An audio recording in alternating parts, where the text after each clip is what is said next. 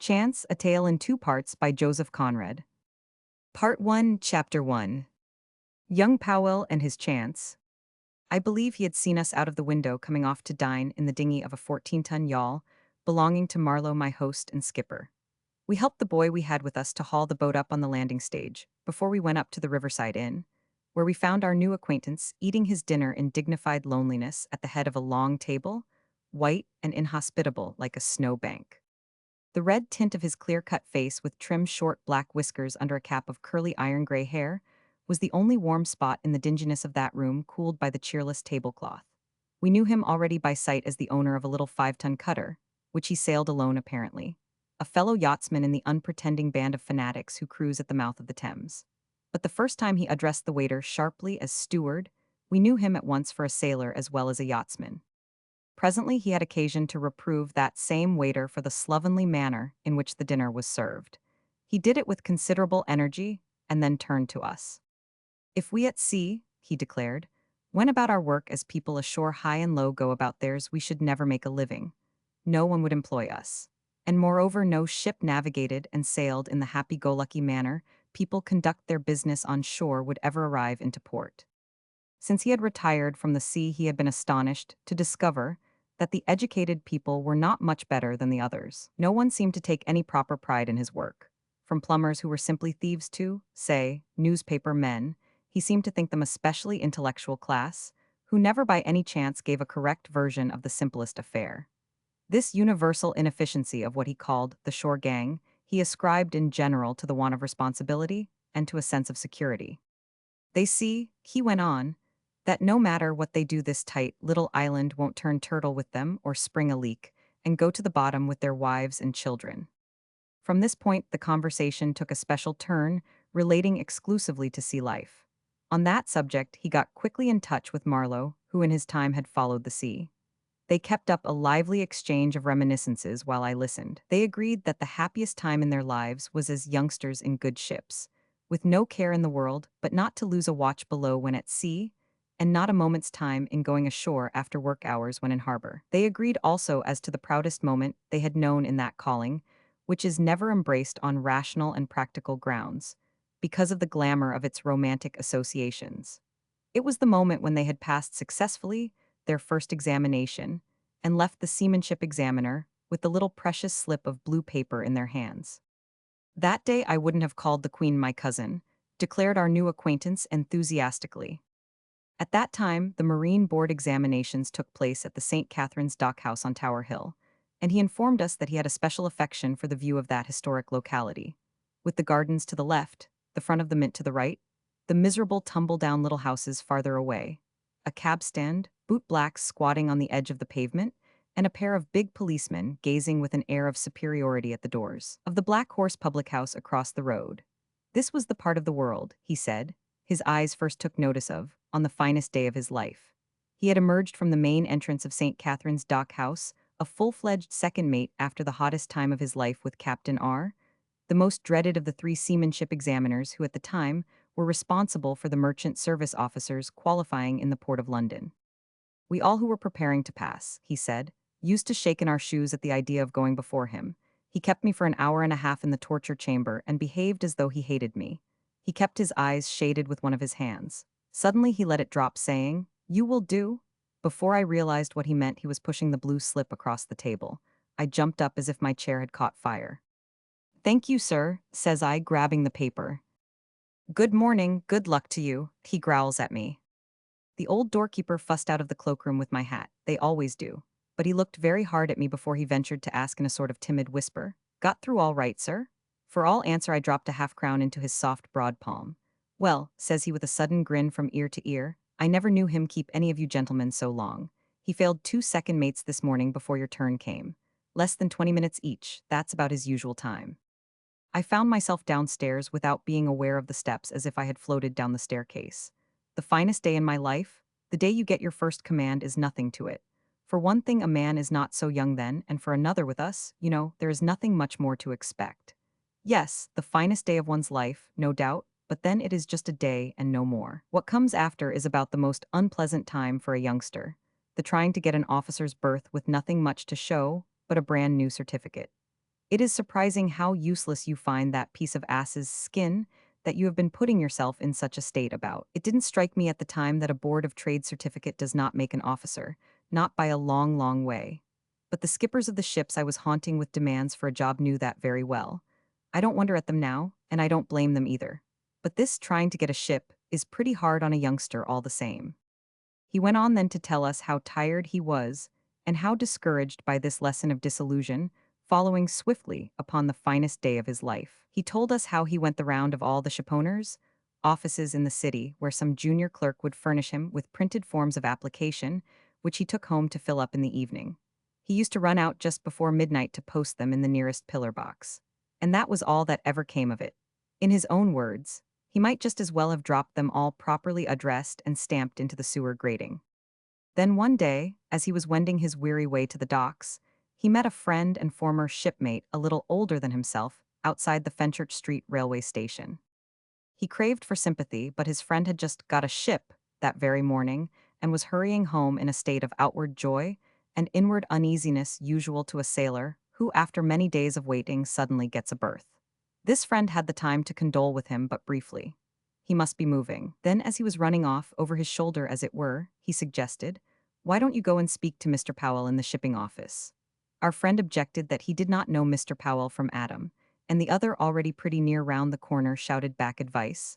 "Go to the private door of the shipping office and walk right up to him. His desk is by the window. Go up boldly and say I sent you."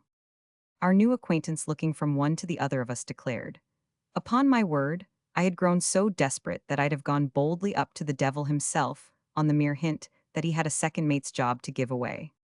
It was at this point that, interrupting his flow of talk to light his pipe, but holding us with his eye, he inquired whether we had known Powell. Marlowe, with a slight reminiscent smile, murmured that he remembered him very well. Then there was a pause. Our new acquaintance had become involved in a vexatious difficulty with his pipe, which had suddenly betrayed his trust and disappointed his anticipation of self-indulgence. To keep the ball rolling, I asked Marlowe if this Powell was remarkable in any way. "He was not exactly remarkable," Marlowe answered with his usual nonchalance. "In a general way, it's very difficult for one to become remarkable. People won't take sufficient notice of one, don't you know? I remember Powell so well simply because, as one of the shipping masters in the port of London, he dispatched me to sea on several long stages of my sailor's pilgrimage. He resembled Socrates. I mean, he resembled him genuinely, that is, in the face. A philosophical mind is but an accident. He reproduced exactly the familiar bust of the immortal sage, if you will imagine the bust with a high top hat riding far on the back of the head and a black coat over the shoulders. As I never saw him except from the other side of the long official counter bearing the 5 writing desks of the 5 shipping masters, Mr. Powell has remained a bust to me." Our new acquaintance advanced now from the mantelpiece with his pipe in good working order. "What was the most remarkable about Powell," he enunciated dogmatically with his head in a cloud of smoke, "is that he should have had just that name. You see, my name happens to be Powell too." It was clear that this intelligence was not imparted to us for social purposes. It required no acknowledgement. We continued to gaze at him with expectant eyes. He gave himself up to the vigorous enjoyment of his pipe for a silent minute or two. Then, picking up the thread of his story, he told us how he had started hot foot for Tower Hill. He had not been that way since the day of his examination, the finest day of his life, the day of his overweening pride. It was very different now. He would not have called the Queen his cousin still, but this time it was from a sense of profound abasement. He didn't think himself good enough for anybody's kinship. He envied the purple-nosed old cab drivers on the stand, the boot-black boys at the edge of the pavement, the 2 large bobbies pacing slowly along the Tower Garden's railings in the consciousness of their infallible might, and the bright scarlet sentries walking smartly to and fro before the Mint. He envied them their places in the scheme of world's labor. And he envied also the miserable, sallow, thin-faced loafers blinking their obscene eyes and rubbing their greasy shoulders against the doorjambs of the Black Horse pub, because they were too far gone to feel their degradation. I must render the man the justice that he conveyed very well to us the sense of his youthful hopelessness, surprised at not finding its place in the sun, and no recognition of its right to live. He went up the outer steps of St. Catherine's Dock House, the very steps from which he had some 6 weeks before surveyed the cab stand, the buildings, the policemen, the bootblacks, the paint, gilt, and plate glass of the Black Horse, with the eye of a conqueror. At the time he had been at the bottom of his heart, surprised that all this had not greeted him with songs and incense. But now, he made no secret of it. He made his entry in a slinking fashion past the doorkeeper's glass box. I hadn't any half-crowns to spare for tips, he remarked grimly. The man, however, ran out after him asking, "What do you require?" But with a grateful glance up at the first floor in remembrance of Captain Ar's examination room, how easy and delightful all that had been, he bolted down a flight leading to the basement and found himself in a place of dusk and mystery and many doors. He had been afraid of being stopped by some rule of no admittance. However, he was not pursued. The basement of St. Catherine's Dock House is vast in extent and confusing in its plan. Pale shafts of light slant from above into the gloom of its chilly passages. Powell wandered up and down there like an early Christian refugee in the catacombs, but what little faith he had in the success of his enterprise was oozing out at his fingertips. At a dark turn under a gas bracket whose flame was half turned down, his self-confidence abandoned him altogether. "I stood there to think a little," he said. "A foolish thing to do because of course I got scared. What could you expect? It takes some nerve to tackle a stranger with a request for a favor. I wished my namesake Powell had been the devil himself. I felt somehow it would have been an easier job. You see, I never believed in the devil enough to be scared of him, but a man can make himself very unpleasant. I looked at a lot of doors, all shut tight, with a growing conviction that I would never have the pluck to open one of them. Thinking's no good for one's nerve. I concluded I would give up the whole business. But I didn't give up in the end, and I'll tell you what stopped me. It was the recollection of that confounded doorkeeper who had called after me. I felt sure the fellow would be on the lookout at the head of the stairs. If he asked me what I had been after, as he had the right to do, I wouldn't know what to answer that wouldn't make me look silly, if no worse. I got very hot. There was no chance of slinking out of this business. I had lost my bearings somehow down there. Of the many doors of various sizes, right and left, a good few had glazed lights above. Some, however, must have led merely into lumber rooms or such like, because when I brought myself to try one or two, I was disconcerted to find that they were locked. I stood there irresolute and uneasy like a baffled thief. The confounded basement was as still as a grave, and I became aware of my heart beats. Very uncomfortable sensation. Never happened to me before or since. A bigger door to the left of me, with a large brass handle, looked as if it might lead into the shipping office. I tried it, setting my teeth. Here goes. It came open quite easily. And lo, the place it opened into was hardly any bigger than a cupboard. Anyhow, it wasn't more than 10 feet by 12. And as I in a way expected to see the big, shadowy cellar-like extent of the shipping office where I had been once or twice before, I was extremely startled. A gas bracket hung from the middle of the ceiling over a dark, shabby writing desk covered with a litter of yellowish, dusty documents. Under the flame of the single burner which made the place ablaze with light, a plump little man was writing hard, his nose very near the desk. His head was perfectly bald and about the same drab tint as the papers. He appeared pretty dusty too. I didn't notice whether there were any cobwebs on him, but I shouldn't wonder if there were because he looked as though he had been imprisoned for years in that little hole. The way he dropped his pen and sat blinking my way upset me very much. And his dungeon was hot and musty. It smelt of gas and mushrooms, and seemed to be somewhere 120 feet below the ground. Solid, heavy stacks of paper filled all the corners halfway up to the ceiling. And when the thought flashed upon me that these were the premises of the Marine Board, and that this fellow must be connected in some way with ships and sailors and the sea, my astonishment took my breath away. One couldn't imagine why the Marine Board should keep that bald, fat creature slaving down there. For some reason or other, I felt sorry and ashamed to have found him out in his wretched captivity. I asked gently and sorrowfully, "The shipping office, please." He piped up in a contemptuous, squeaky voice which made me start. "Not here. Try the passage on the other side. Street side. This is the dock side. You've lost your way." He spoke in such a spiteful tone that I thought he was going to round off with the words, "You fool," and perhaps he meant to, but what he finished sharply with was, "Shut the door quietly after you." And I did shut it quietly. You bet. Quick and quiet. The indomitable spirit of that chap impressed me. I wonder sometimes whether he has succeeded in writing himself into liberty and a pension at last, or had to go out of his gas-lighted grave straight into that other dark one, where nobody would want to intrude. My humanity was pleased to discover he had so much kick left in him, but I was not comforted in the least. It occurred to me that if Mr. Powell had the same sort of temper. However, I didn't give myself time to think and scuttled across the space at the foot of the stairs into the passage where I'd been told to try. And I tried the first door I came to, right away, without any hanging back. because coming loudly from the hall above an amazed and scandalized voice wanted to know what sort of game I was up to down there. Don't you know there's no admittance that way? It roared. But if there was anything more, I shut it out of my hearing by means of a door marked private on the outside. It let me into a 6 feet wide strip between a long counter and the wall, taken off a spacious, vaulted room with a grated window and a glazed door giving daylight to the further end. The first thing I saw right in front of me were three middle-aged men having a sort of romp together round about another fellow with a thin, long neck and sloping shoulders who stood up at a desk writing on a large sheet of paper and taking no notice except that he grinned quietly to himself. They turned very sour at once when they saw me. I heard one of them mutter, "Hullo, what have we here?" "I want to see Mr. Powell, please," I said, very civil but firm. I would let nothing scare me away now. This was the shipping office right enough. It was after 3 o'clock, and the business seemed over for the day with them. The long-necked fellow went on with his writing steadily. I observed that he was no longer grinning.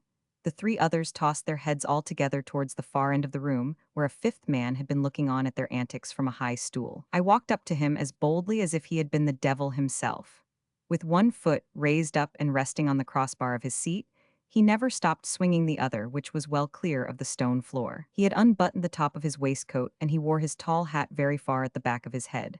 He had a full, unwrinkled face and such clear shining eyes that his gray beard looked quite false on him, stuck on for a disguise.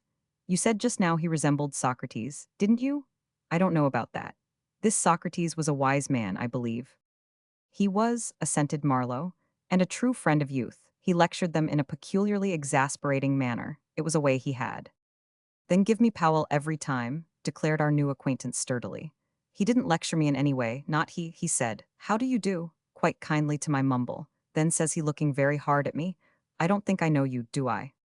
"No, sir," I said, and down went my heart sliding into my boots, just as the time had come to summon up all my cheek. There's nothing meaner in the world than a piece of impudence that isn't carried off well. For fear of appearing shamefaced, I started about it so free and easy as almost to fright myself. He listened for a while, looking at my face with surprise and curiosity, and then held up his hand. I was glad enough to shut up, I can tell you. "Well, you are a cool hand," says he. "And that friend of yours, too. He pestered me coming here every day for a fortnight till a captain I'm acquainted with was good enough to give him a berth. And no sooner he's provided for than he turns you on. You youngsters don't seem to mind whom you get into trouble." It was my turn now to stare with surprise and curiosity. He hadn't been talking loud, but he lowered his voice still more. "Don't you know it's illegal?" I wondered what he was driving at till I remembered that procuring a berth for a sailor is a penal offense under the Act. That clause was directed, of course, against the swindling practices of the boarding-house crimps. It had never struck me it would apply to everybody alike, no matter what the motive, because I believed then that people on shore did their work with care and foresight. I was confounded at the idea, but Mr. Powell made me soon see that an Act of Parliament hasn't any sense of its own. It has only the sense that's put into it, and that's precious little sometimes. He didn't mind helping a young man to a ship now, and then, he said, but if we kept on coming constantly, it would soon get about that he was doing it for money.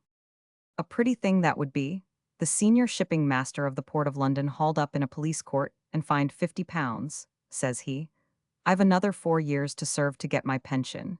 It could be made to look very black against me, and don't you make any mistake about it," he says. And all the time with one knee well up, he went on swinging his other leg like a boy on a gate and looking at me very straight with his shining eyes. I was confounded, I tell you. It made me sick to hear him imply that somebody would make a report against him. "Oh," I asked, shocked, "who would think of such a scurvy trick, sir?" I was half disgusted with him for having the mere notion of it. "Who?" says he, speaking very low. "Anybody. One of the office messengers, maybe. I've risen to be the senior of this office, and we are all very good friends here, but don't you think that my colleague that sits next to me wouldn't like to go up to this desk by the window 4 years in advance of the regulation time? Or even 1 year for that matter, it's human nature." I could not help turning my head. The three fellows who had been skylarking when I came in were now talking together very soberly, and the long-necked chap was going on with his writing still. He seemed to me the most dangerous of the lot. I saw him side-face, and his lips were set very tight. I had never looked at mankind in that light before, when one's young human nature shocks one. But what startled me most was to see the door I had come through open slowly and give passage to a head in a uniform cap with a Board of Trade badge. It was that blamed old doorkeeper from the hall. He had run me to earth and meant to dig me out too. He walked up the office smirking craftily, cap in hand. "What is it, Simmons?" asked Mr. Powell. "I was only wondering where this gentleman 'ad gone to, sir. He slipped past me upstairs, sir." I felt mighty uncomfortable. "That's all right, Simmons. I know the gentleman," says Mr. Powell as serious as a judge. "Very well, sir. Of course, sir. I saw the gentleman running races all by itself down air, so one." "It's all right, I tell you." Mr. Powell cut him short with a wave of his hand, and, as the old fraud walked off at last, he raised his eyes to me. I did not know what to do, stay there, or clear out, or say that I was sorry. "Let's see," says he, "what did you tell me your name was?" Now, observe, I hadn't given him my name at all, and his question embarrassed me a bit. Somehow or other, it didn't seem proper for me to fling his own name at him, as it were. So I merely pulled out my new certificate from my pocket and put it into his hand unfolded, so that he could read Charles Powell written, very plain on the parchment. He dropped his eyes onto it, and after a while laid it quietly on the desk by his side. I didn't know whether he meant to make any remark on this coincidence. Before he had time to say anything, the glass door came open with a bang, and a tall, active man rushed in with great strides. His face looked very red below his high silk hat. You could see at once he was the skipper of a big ship. Mr. Powell, after telling me in an undertone to wait a little, addressed him in a friendly way. "I've been expecting you in every moment to fetch away your articles, Captain. Here they're all ready for you." And turning to a pile of agreements lying at his elbow, he took up the topmost of them. From where I stood, I could read the words, "Ship Ferndale," written in a large round hand on the first page. "No, Mr. Powell, they aren't ready, worse luck," says that skipper. "I've got to ask you to strike out my second officer." He seemed excited and bothered. He explained that his second mate had been working on board all the morning. At 1 o'clock, he went out to get a bit of dinner and didn't turn up at 2 as he ought to have done. Instead, there came a messenger from the hospital with a note signed by a doctor. Collarbone and one arm broken. Let himself be knocked down by a pair-horse van while crossing the road outside the dock gate, as if he had neither eyes nor ears. And the ship ready to leave the dock at 6 o'clock tomorrow morning. Mr. Powell dipped his pen and began to turn the leaves of the agreement over. "We must then take his name off," he says, in a kind of unconcerned sing-song. "What am I to do?" burst out the skipper. "This office closes at 4 o'clock. I can't find a man in half an hour." "This office closes at 4, repeats Mr. Powell, glancing up and down the pages and touching up a letter here and there with perfect indifference. "Even if I managed to lay hold some time today of a man ready to go at such short notice, I couldn't ship him regularly here, could I?" Mr. Powell was busy drawing his pen through the entries relating to that unlucky second mate and making a note in the margin. "You could sign him on yourself on board," says he without looking up, "but I don't think you'll find easily an officer for such a pierhead jump." Upon this, the fine-looking skipper gave signs of distress. The ship mustn't miss the next morning's tide. He had to take on board 40 tons of dynamite and 120 tons of gunpowder at a place down the river before proceeding to sea. It was all arranged for next day. There would be no end of fuss and complications if the ship didn't turn up in time. I couldn't help hearing all this while wishing him to take himself off, because I wanted to know why Mr. Powell had told me to wait. After what he had been saying, there didn't seem any object in my hanging about. If I had had my certificate in my pocket, I should have tried to slip away quietly. But Mr. Powell had turned about into the same position I found him in at first and was again swinging his leg. My certificate open on the desk was under his left elbow, and I couldn't very well go up and jerk it away. "I don't know," says he carelessly, addressing the helpless captain, but looking fixedly at me with an expression as if I hadn't been there. "I don't know whether I ought to tell you that I know of a disengaged second mate at hand." "Do you mean you've got him here?" shouts the other, looking all over the empty public part of the office, as if he were ready to fling himself bodily upon anything resembling a second mate. He had been so full of his difficulty that I verily believe he had never noticed me. Or perhaps seeing me inside, he may have thought I was some understrapper belonging to the place. But when Mr. Powell nodded in my direction, he became very quiet and gave me a long stare. Then he stooped to Mr. Powell's ear. I suppose he imagined he was whispering, but I heard him well enough. "Looks very respectable." "Certainly," says the shipping master, quite calm and staring all the time at me. "His name S. Powell." "Oh, I see," says the skipper as if struck all of a heap. "But is he ready to join at once?" I had a sort of vision of my lodgings, in the north of London, 2, beyond Dalston, away to the devil, and all my gear scattered about, and my empty sea chest somewhere in an outhouse the good people I was staying with had at the end of their sooty strip of garden. I heard the shipping master say in the coolest sort of way, "He'll sleep on board tonight." "He had better," says the captain of the Ferndale very businesslike, as if the whole thing were settled. I can't say I was dumb for joy as you may suppose. It wasn't exactly that. I was more by way of being out of breath with the quickness of it. It didn't seem possible that this was happening to me. But the skipper, after he had talked for a while with Mr. Powell, too low for me to hear, became visibly perplexed. I suppose he had heard I was freshly passed and without experience as an officer, because he turned about and looked me over as if I had been exposed for sale. "He's young," he mutters. "Looks smart, though. You're smart and willing, this to me very sudden and loud and all that, aren't you?" I just managed to open and shut my mouth, no more, being taken unawares. But it was enough for him. He made as if I had deafened him with protestations of my smartness and willingness. Of course, all right." And then turning to the shipping master who sat there swinging his leg, he said that he certainly couldn't go to sea without a second officer. I stood by as if all these things were happening to some other chap whom I was seeing through with it. Mr. Powell stared at me with those shining eyes of his.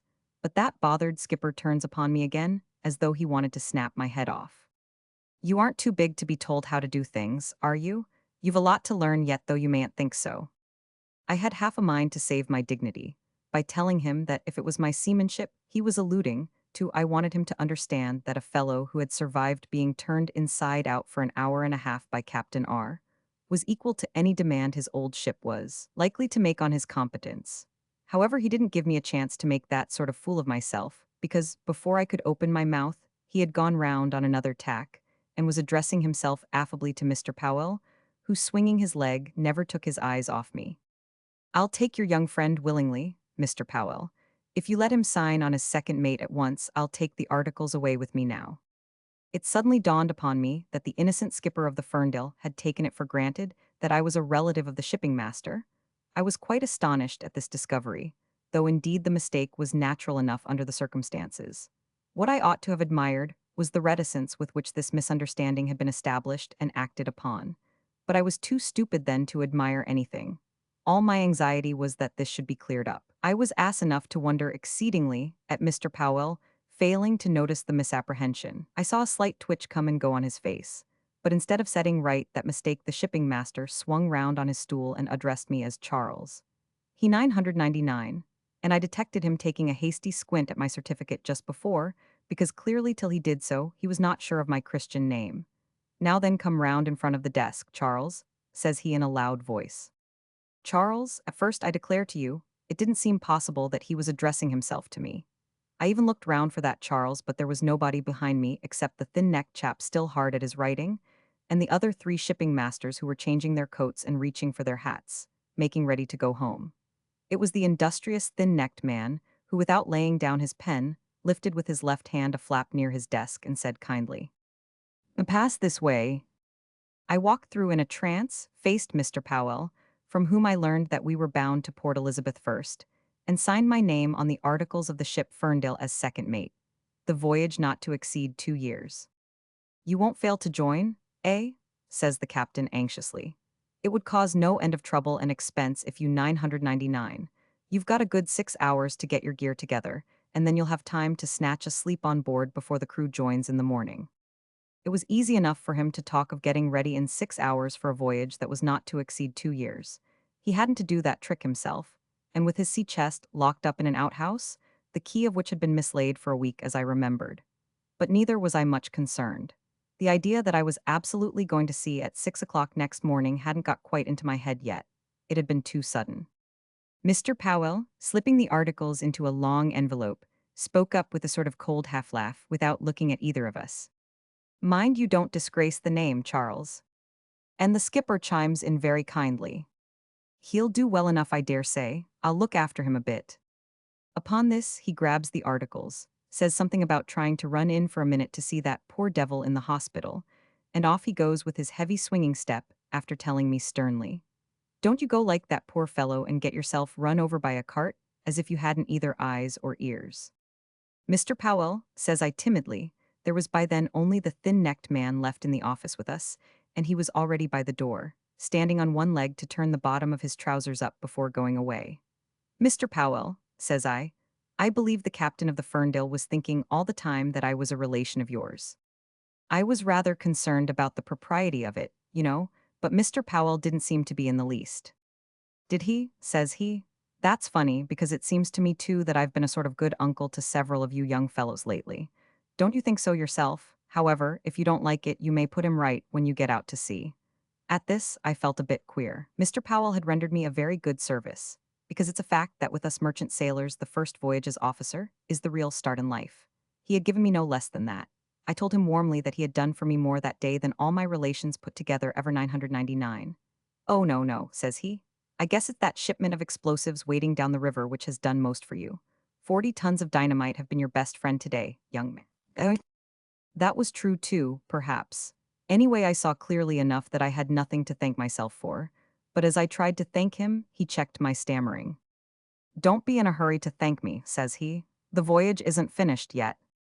Our new acquaintance paused, then added meditatively, "Queer man, as if it made any difference, queer man." It's certainly unwise to admit any sort of responsibility for our actions, whose consequences we are never able to foresee, remarked Marlowe by way of assent.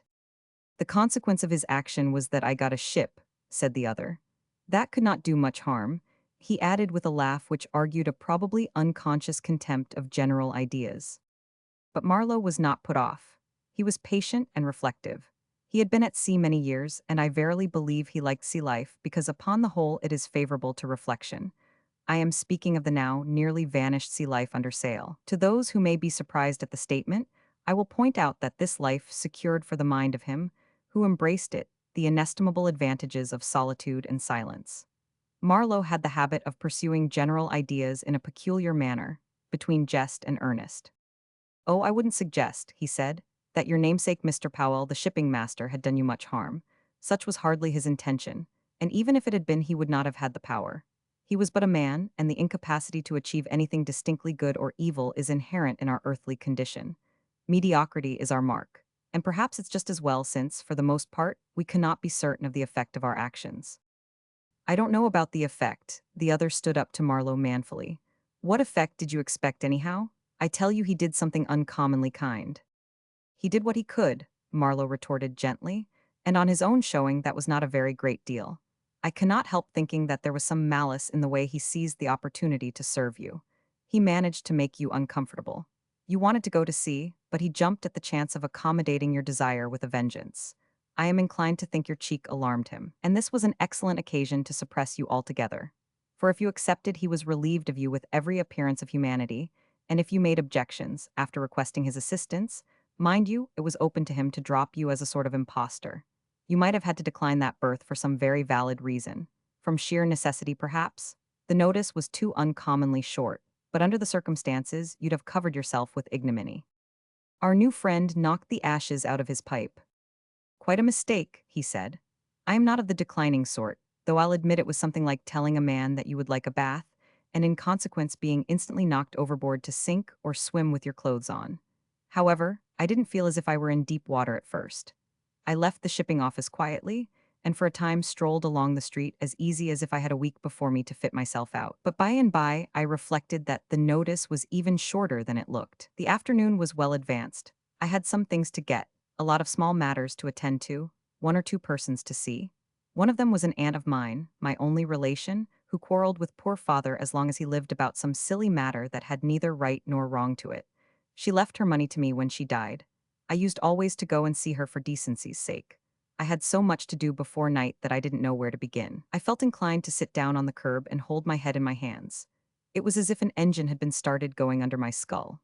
Finally, I sat down in the first cab that came along, and it was a hard matter to keep on sitting there, I can tell you, while we rolled up and down the streets, pulling up here and there, the parcels accumulating round me, and the engine in my head gathering more weight every minute. The composure of the people on the pavements was provoking to a degree, and as to the people in shops, they were benumbed, more than half frozen, imbecile. Funny how it affects you to be in a peculiar state of mind. Everybody that does not act up to your excitement seems so confoundedly unfriendly. And my state of mind, what with the hurry, the worry, and a growing exultation, was peculiar enough. That engine in my head went round at its top speed hour after hour, till at about 11 at night, it let up on me suddenly at the entrance to the dock, before large iron gates in a dead wall. These gates were closed and locked. The cabbie, after shooting his things off the roof of his machine into young Powell's arms, drove away leaving him alone with his sea chest, a sailcloth bag, and a few parcels on the pavement about his feet. It was a dark, narrow thoroughfare, he told us. A mean row of houses on the other side looked empty. There wasn't the smallest gleam of light in them. The white-hot glare of a gin palace, a good way off, made the intervening piece of the street pitch black. Some human shapes appearing mysteriously, as if they had sprung up from the dark ground, shunned the edge of the faint light thrown down by the gateway lamps. These figures were wary in their movements and perfectly silent of foot, like beasts of prey slinking about a campfire. Powell gathered up his belongings and hovered over them like a hen over her brood. A gruffly insinuating voice said, "Let's carry your things in, Captain. I've got my pal Air." He was a tall, bony, gray-haired ruffian with a bulldog jaw, in a torn cotton shirt and moleskin trousers. The shadow of his hobnailed boots was enormous and coffin-like. His pal, who didn't come up much higher than his elbow, stepping forward, exhibited a pale face with a long, drooping nose and no chin to speak of. He seemed to have just scrambled out of a dustbin in a tam o' shanter cap and a tattered soldier's coat much too long for him. Being so deadly white, he looked like a horrible, dirty invalid in a ragged dressing gown. The coat flapped open in front, and the rest of his apparel consisted of one brace which crossed his naked, bony chest and a pair of trousers. He blinked rapidly as if dazed by the faint light, while his patron, the old bandit, glowered at young Powell from under his beetling brow. "Say the word, Captain. The bobby'll let us in all right. He knows both of us." "I didn't answer him," continued Mr. Powell. "I was listening to footsteps on the other side of the gate, echoing between the walls of the warehouses, as if, in an uninhabited town of very high buildings dark from basement to roof, you could never have guessed that within a stone's throw there was an open sheet of water and big ships lying afloat. The few gas lamps showing up a bit of brickwork here and there appeared in the blackness like penny dips in a range of cellars, and the solitary footsteps came on, tramp, tramp. A dock policeman strode into the light on the other side of the gate, very broad-chested and stern. "Hallo, what's up here?"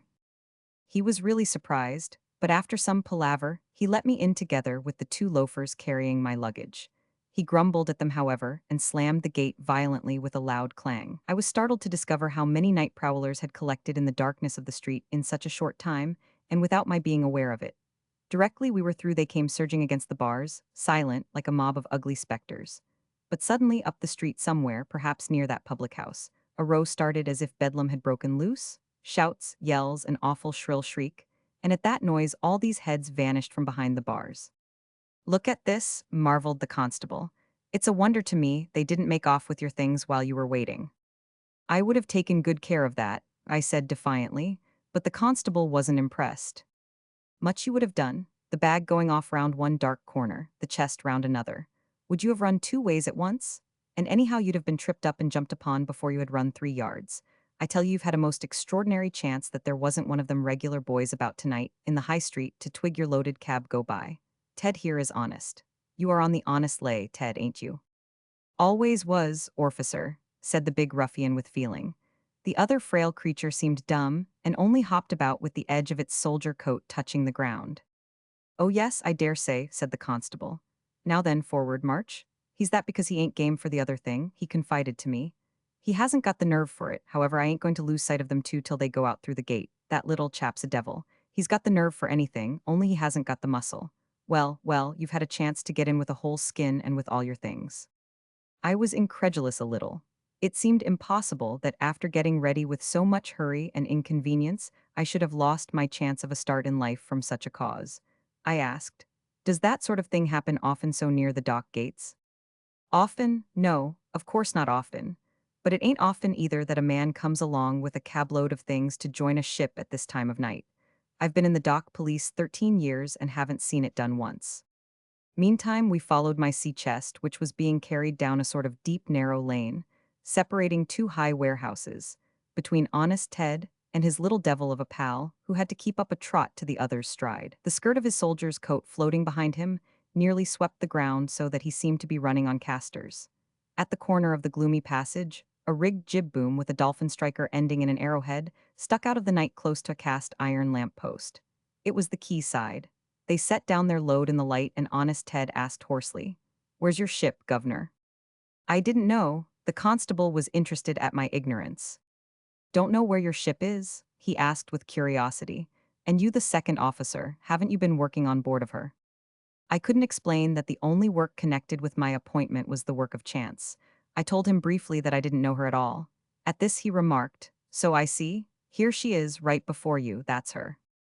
At once the headgear and the gaslight inspired me with interest and respect. The spars were big, the chains and ropes stout, and the whole thing looked powerful and trustworthy. Barely touched by the light, her bows rose faintly alongside the narrow strip of the quay. The rest of her was a black smudge in the darkness. Here I was face to face with my start in life. We walked in a body a few steps on a greasy pavement between her side and the towering wall of a warehouse, and I hit my shins cruelly against the end of the gangway. The constable hailed her quietly in a bass undertone, "Ferndale there." A feeble and dismal sound, something in the nature of a buzzing groan, answered from behind the bulwarks. I distinguished vaguely an irregular round knob, of wood, perhaps, resting on the rail. It did not move in the least, but as another broken-down buzz like a still fainter echo of the first dismal sound proceeded from it, I concluded it must be the head of the shipkeeper. The stalwart constable jeered in a mock-official manner. "Second officer coming to join, move yourself a bit." The truth of the statement touched me in the pit of the stomach. You know that's the spot where emotion gets home on a man? For it was borne upon me that really and truly I was nothing but a second officer of a ship, just like any other second officer, to that constable. I was moved by this solid evidence of my new dignity. Only his tone offended me. Nevertheless, I gave him the tip he was looking for. Thereupon he lost all interest in me, humorous or otherwise, and walked away driving sternly before him the honest Ted, who went off grumbling to himself like a hungry ogre, and his horrible dumb little pal in the soldier's coat, who, from first to last, never emitted the slightest sound. It was very dark on the quarterdeck of the Ferndale, between the deep bulwarks overshadowed by the break of the poop, and frowned upon by the front of the warehouse. I plumped down onto my chest, near the after hatch, as if my legs had been jerked from under me. I felt suddenly very tired and languid. The shipkeeper, whom I could hardly make out, hung over the capstan in a fit of weak, pitiful coughing. He gasped out very low, oh, dear," and struggled for breath so long that I got up alarmed and irresolute. "I've been took like this since last Christmas 12-month. It ain't nothing." He seemed 100 years old at least. I never saw him properly because he was gone ashore and out of sight when I came on deck in the morning, but he gave me the notion of the feeblest creature that ever breathed. His voice was thin like the buzzing of a mosquito. As it would have been cruel to demand assistance from such a shadowy wreck, I went to work myself, dragging my chest along a pitch-black passage under the poop deck, while he sighed and moaned around me, as if my exertions were more than his weakness could stand. At last, as I banged pretty heavily against the bulkheads, he warned me in his faint, breathless wheeze to be more careful. "What's the matter?" I asked rather roughly, not relishing to be admonished by this forlorn, broken-down ghost. "Nothing, nothing, sir." He protested so hastily that he lost his poor breath again, and I felt sorry for him. "Only the captain and his missus are sleeping on board. She's a lady that mustn't be disturbed. They came about 8:30, and we had a permit to have lights in the cabin till 10 tonight."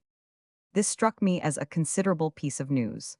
I had never been in a ship where the captain had his wife with him.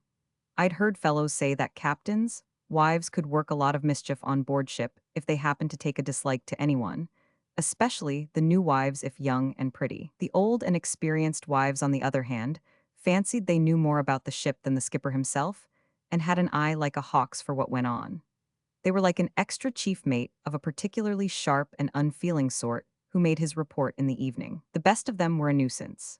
In the general opinion, a skipper with his wife on board was more difficult to please, but whether to show off his authority before an admiring female, or from loving anxiety for her safety, or simply from irritation at her presence, nobody I ever heard on the subject could tell for certain. After I had bundled in my things, somehow I struck a match and had a dazzling glimpse of my berth. Then I pitched the roll of my bedding into the bunk, but took no trouble to spread it out. I wasn't sleepy now, neither was I tired, and the thought that I was done with the earth for many, many months to come made me feel very quiet and self-contained, as it were. Sailors will understand what I mean. Marlowe nodded. "It is a strictly professional feeling," he commented. "But other professions or trades know nothing of it. It is only this calling whose primary appeal lies in the suggestion of restless adventure, which holds out that deep sensation to those who embrace it. It is difficult to define, I admit. I should call it the peace of the sea, said Mr. Charles Powell in an earnest tone, but looking at us as though he expected to be met by a laugh of derision, and were half prepared to salve his reputation for common sense by joining in it. But neither of us laughed at Mr. Charles Powell, in whose start in life we had been called to take a part. He was lucky in his audience. A very good name, said Marlowe, looking at him approvingly. A sailor finds a deep feeling of security in the exercise of his calling. The exacting life of the sea has this advantage over the life of the earth, that its claims are simple and cannot be evaded. Gospel truth, assented Mr. Powell. No, they cannot be evaded. That an excellent understanding should have established itself between my old friend and our new acquaintance was remarkable enough, for they were exactly dissimilar, one individuality projecting itself in length and the other in breadth, which is already a sufficient ground for irreconcilable difference. Marlowe, who was lanky, loose, quietly composed in varied shades of brown robbed of every vestige of gloss, had a narrow, veiled glance, the neutral bearing and the secret irritability which go together with a predisposition to congestion of the liver. The other, compact, broad, and sturdy of limb, seemed extremely full of sound organs functioning vigorously all the time in order to keep up the brilliance of his coloring, the light curl of his coal-black hair, and the luster of his eyes, which asserted themselves roundly in an open, manly face. Between two such organisms, one would not have expected to find the slightest temperamental accord. But I have observed that profane men living in ships, like the holy men gathered together in monasteries, develop traits of profound resemblance. This must be because the service of the sea and the service of a temple are both detached from the vanities and errors of a world, which follows no severe rule. The men of the sea understand each other very well in their view of earthly things, for simplicity is a good counselor and isolation, not a bad educator. A turn of mind composed of innocence and skepticism is common to them all, with the addition of an unexpected insight into motives, as of disinterested lookers-on at a game. Mr. Powell took me aside to say, "I like the things he says." "You understand each other pretty well," I observed. "I know his sort," said Powell, going to the window to look at his cutter still riding to the flood. "He's the sort that's always chasing some notion or other round and round his head just for the fun of the thing." "Keeps them in good condition," I said. "Lively enough, I dare say," he admitted. "Would you like better a man who let his notions lie curled up?" "That I wouldn't," answered our new acquaintance. Clearly he was not difficult to get on with. "I like him very well," he continued, "though it isn't easy to make him out. He seems to be up to a thing or two. What's he doing?" I informed him that our friend Marlowe had retired from the sea in a sort of half-hearted fashion some years ago. Mr. Powell's comment was, "Fancied he'd had enough of it." Fancied's the very word to use in this connection, I observed, remembering the subtly provisional character of Marlowe's long sojourn amongst us. From year to year he dwelt on land as a bird rests on the branch of a tree, so tense with the power of brusque flight into its true element that it is incomprehensible why it should sit still minute after minute. The sea is the sailor's true element, and Marlowe, lingering on shore, was to me an object of incredulous commiseration, like a bird, which secretly should have lost its faith in the high virtue of flying. Part 1, Chapter 2. The Fines and the Girlfriend. We were on our feet in the room by then, and Marlowe, brown and deliberate, approached the window where Mr. Powell and I had retired. "What was the name of your chance again?" he asked. Mr. Powell stared for a moment. "Oh, the Ferndale, a Liverpool ship, composite built."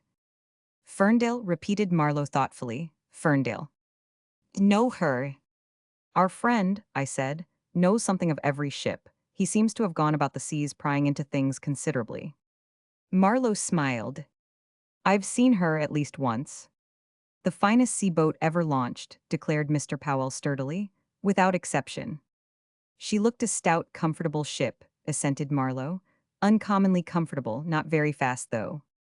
"She was fast enough for any reasonable man, when I was in her," growled Mr. Powell with his back to us. "Any ship is that for a reasonable man," generalized Marlowe in a conciliatory tone. "A sailor isn't a globetrotter." "No," muttered Mr. Powell. "Time's nothing to him," advanced Marlowe. "I don't suppose it's much," said Mr. Powell. "All the same, a quick passage is a feather in a man's cap." True, but that ornament is for the use of the master only. And by the by, what was his name? The master of the Ferndale? Anthony, Captain Anthony. Just so, quite right, approved Marlowe thoughtfully. Our new acquaintance looked over his shoulder. What do you mean? Why is it more right than if it had been Brown? He has known him probably, I explained. Marlowe here appears to know something of every soul that ever went afloat in a sailor's body. Mr. Powell seemed wonderfully amenable to verbal suggestions for looking again out of the window. He muttered. He was a good soul. This clearly referred to Captain Anthony of the Ferndale. Marlowe addressed his protest to me. I did not know him, I really didn't. He was a good soul. That's nothing very much out of the way, is it? And I didn't even know that much of him. All I knew of him was an accident called fine. At this, Mr. Powell, who evidently could be rebellious too, turned his back squarely on the window. What on earth do you mean? He asked. An accident called fine, he repeated, separating the words with emphasis. Marlowe was not disconcerted. I don't mean accident in the sense of a mishap. Not in the least. Fine was a good little man in the civil service. By accident I mean that which happens blindly and without intelligent design. That's generally the way a brother-in-law happens into a man's life.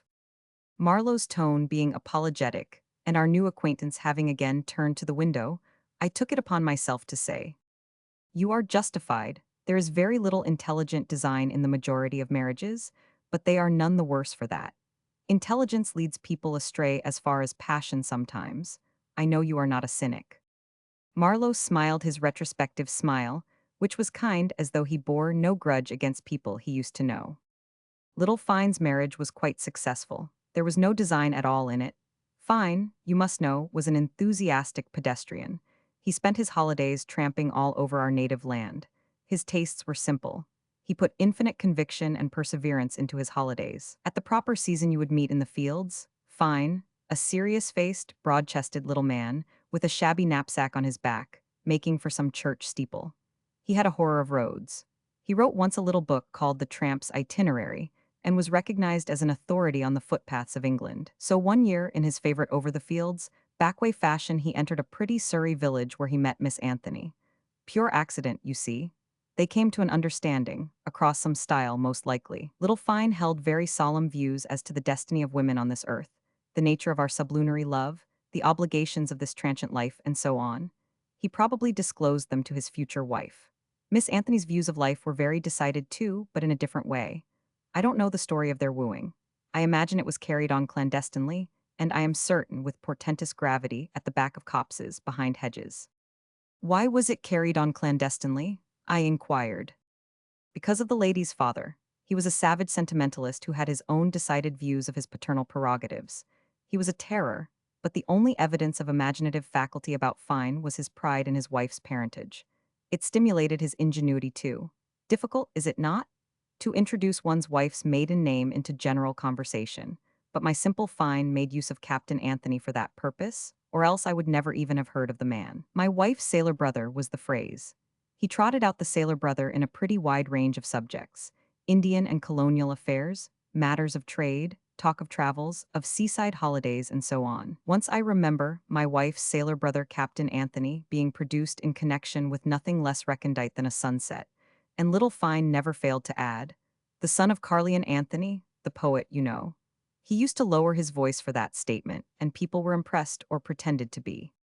The late Carleon Anthony, the poet, sang in his time of the domestic and social amenities of our age with a most felicitous versification, his object being, in his own words, to glorify the result of 6,000 years' evolution towards the refinement of thought, manners, and feelings. Why he fixed the term at 6,000 years I don't know. His poems read like sentimental novels told in verse of a really superior quality. You felt as if you were being taken out for a delightful country drive by a charming lady in a pony carriage. But in his domestic life, that same Carleon Anthony showed traces of the primitive cave dweller's temperament. He was a massive, implacable man with a handsome face, arbitrary, and exacting with his dependents, but marvelously suave in his manner to admiring strangers. These contrasted displays must have been particularly exasperating to his long-suffering family. After his second wife's death, his boy, whom he persisted by a mere whim in educating at home, ran away in conventional style, and, as if disgusted with the amenities of civilization, threw himself, figuratively speaking, into the sea. The daughter, the elder of the two children, either from compassion or because women are naturally more enduring, remained in bondage to the poet for several years, till she too seized a chance of escape by throwing herself into the arms, the muscular arms, of the pedestrian Fine. This was either great luck or great sagacity. A civil servant is, I should imagine, the last human being in the world to preserve those traits of the cave dweller from which she was fleeing. Her father would never consent to see her after the marriage. Such unforgiving selfishness is difficult to understand unless, as a perverse sort of refinement. There were also doubts as to Carleon Anthony's complete sanity for some considerable time before he died. Most of the above I elicited from Marlowe, for all I knew of Carleon Anthony was his unexciting but fascinating verse. Marlowe assured me that the fine marriage was perfectly successful and even happy, in an earnest, unplayful fashion, being blessed besides by three healthy, active, self-reliant children, all girls. They were all pedestrians too. Even the youngest would wander away for miles if not restrained. Mrs. Fine had a ruddy out-of-doors complexion and wore blouses with a starched front like a man's shirt, a stand-up collar, and a long necktie.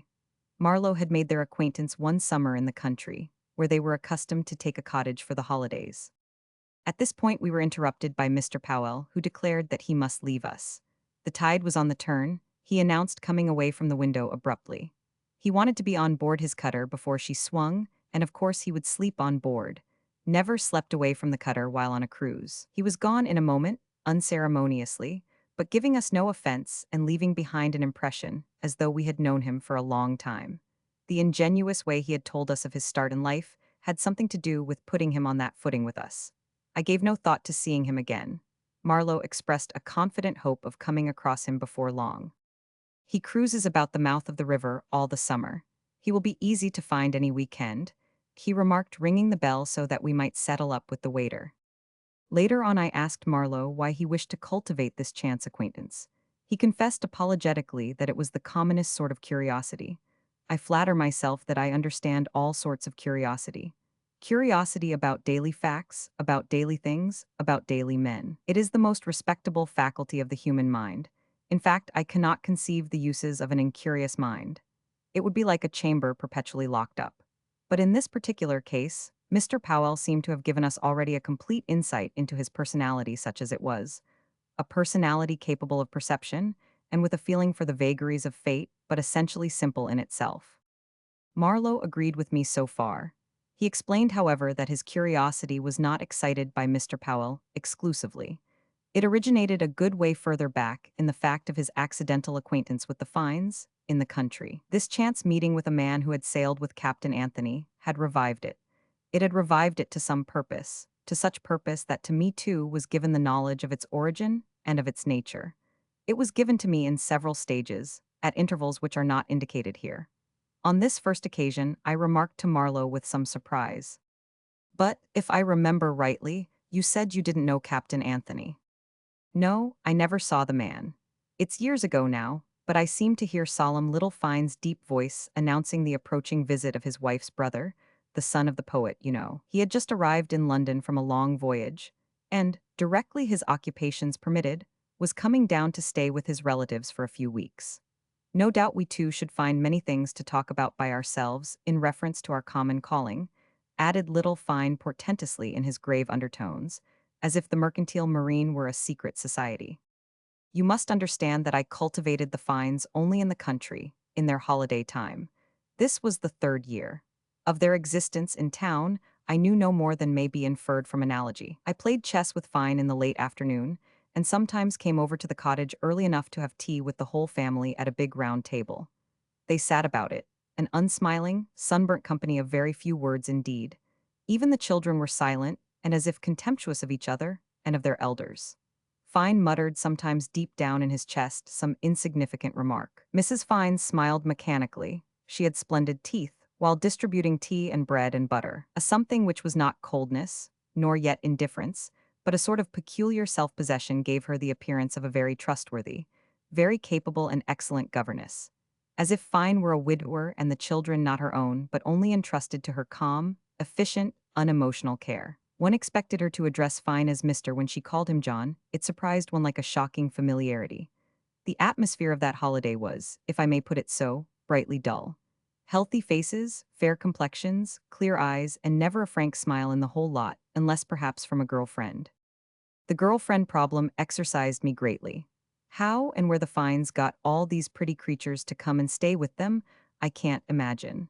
I had at first the wild suspicion that they were obtained to amuse Fine, but I soon discovered that he could hardly tell one from the other, though obviously their presence met with his solemn approval.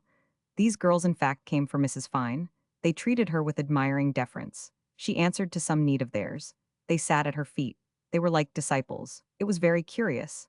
Of Fine they took but scanty notice. As to myself, I was made to feel that I did not exist.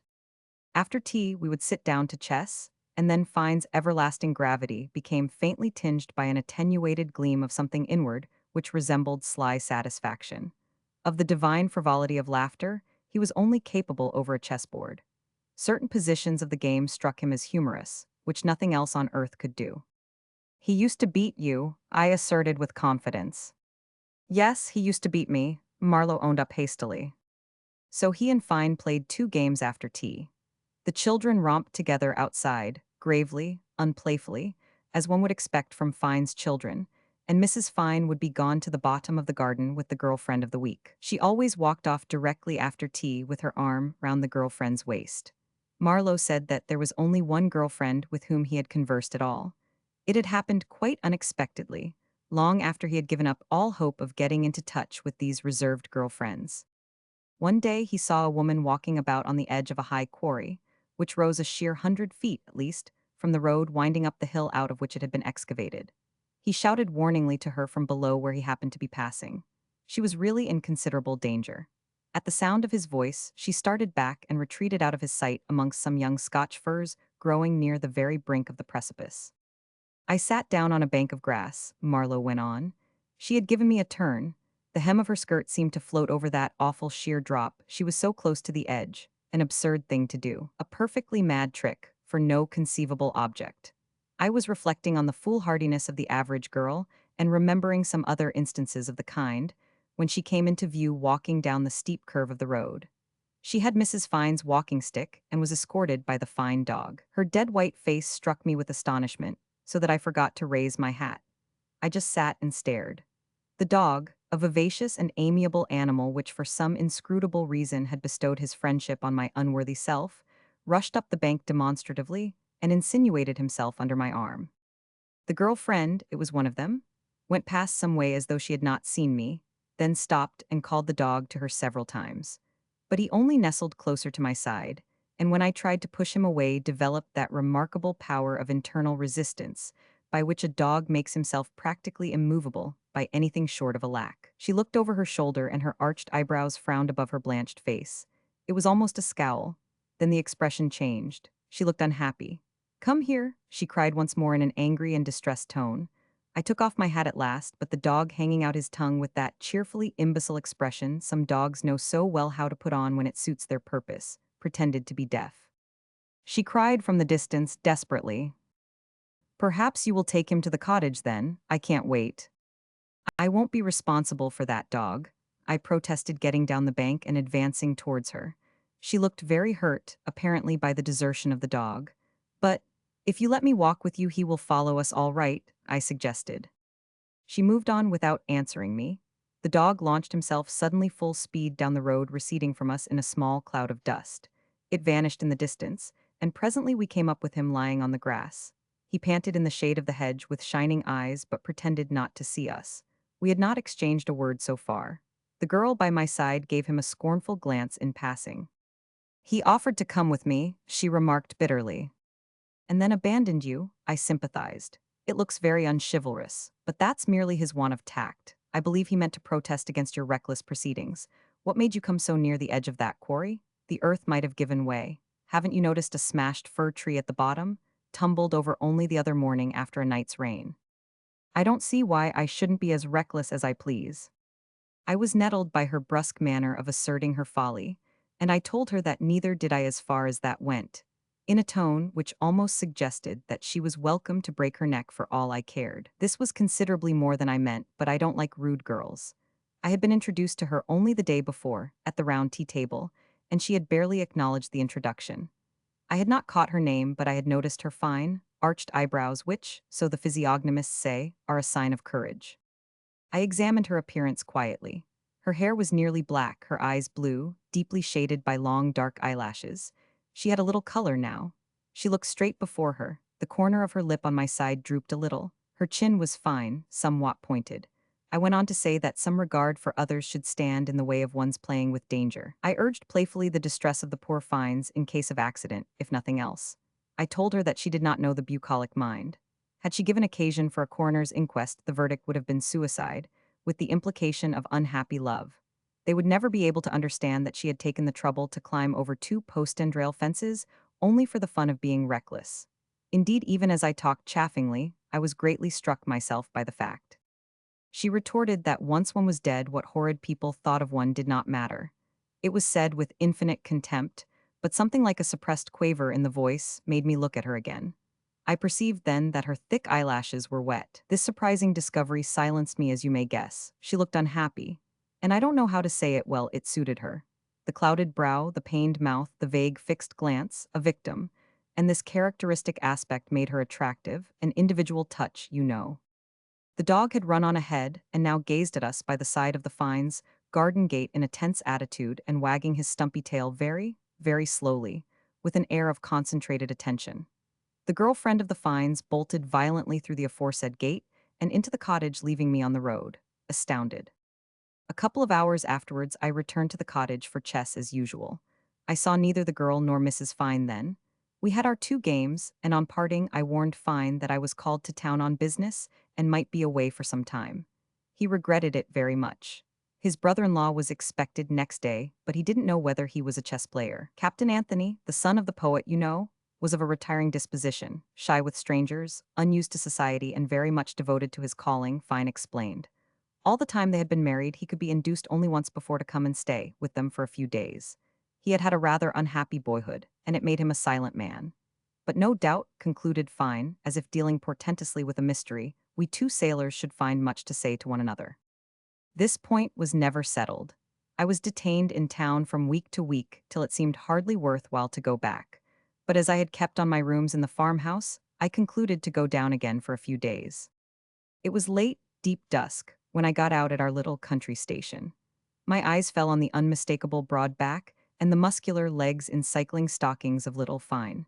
He passed along the carriages rapidly towards the rear of the train, which presently pulled out and left him solitary at the end of the rustic platform. When he came back to where I waited, I perceived that he was much perturbed, so perturbed as to forget the convention of the usual greetings.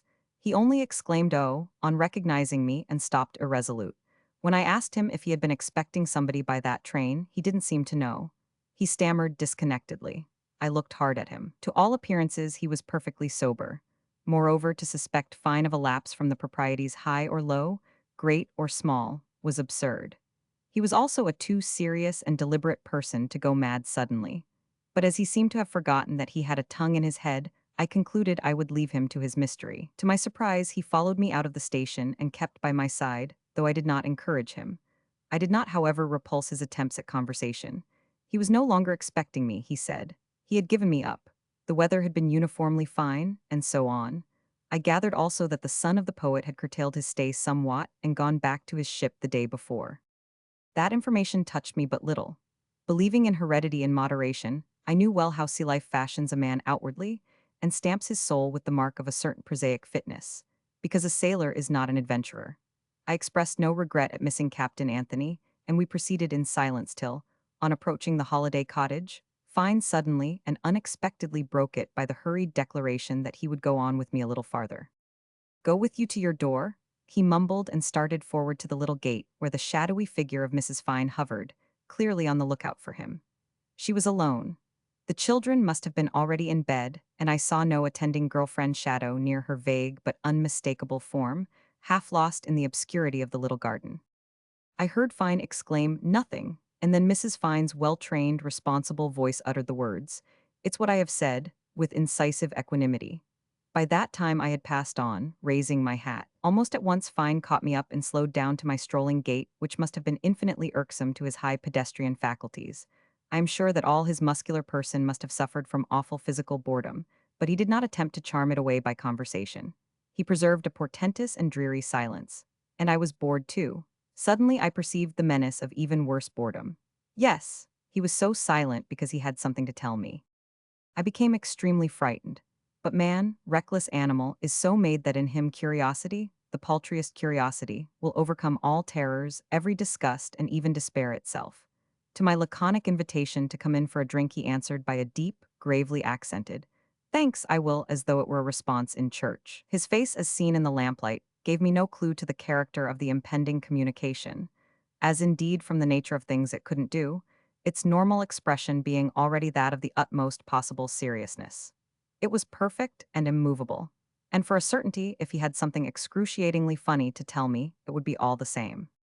He gazed at me earnestly, and delivered himself of some weighty remarks on Mrs. Fine's desire to befriend, counsel, and guide young girls of all sorts on the path of life.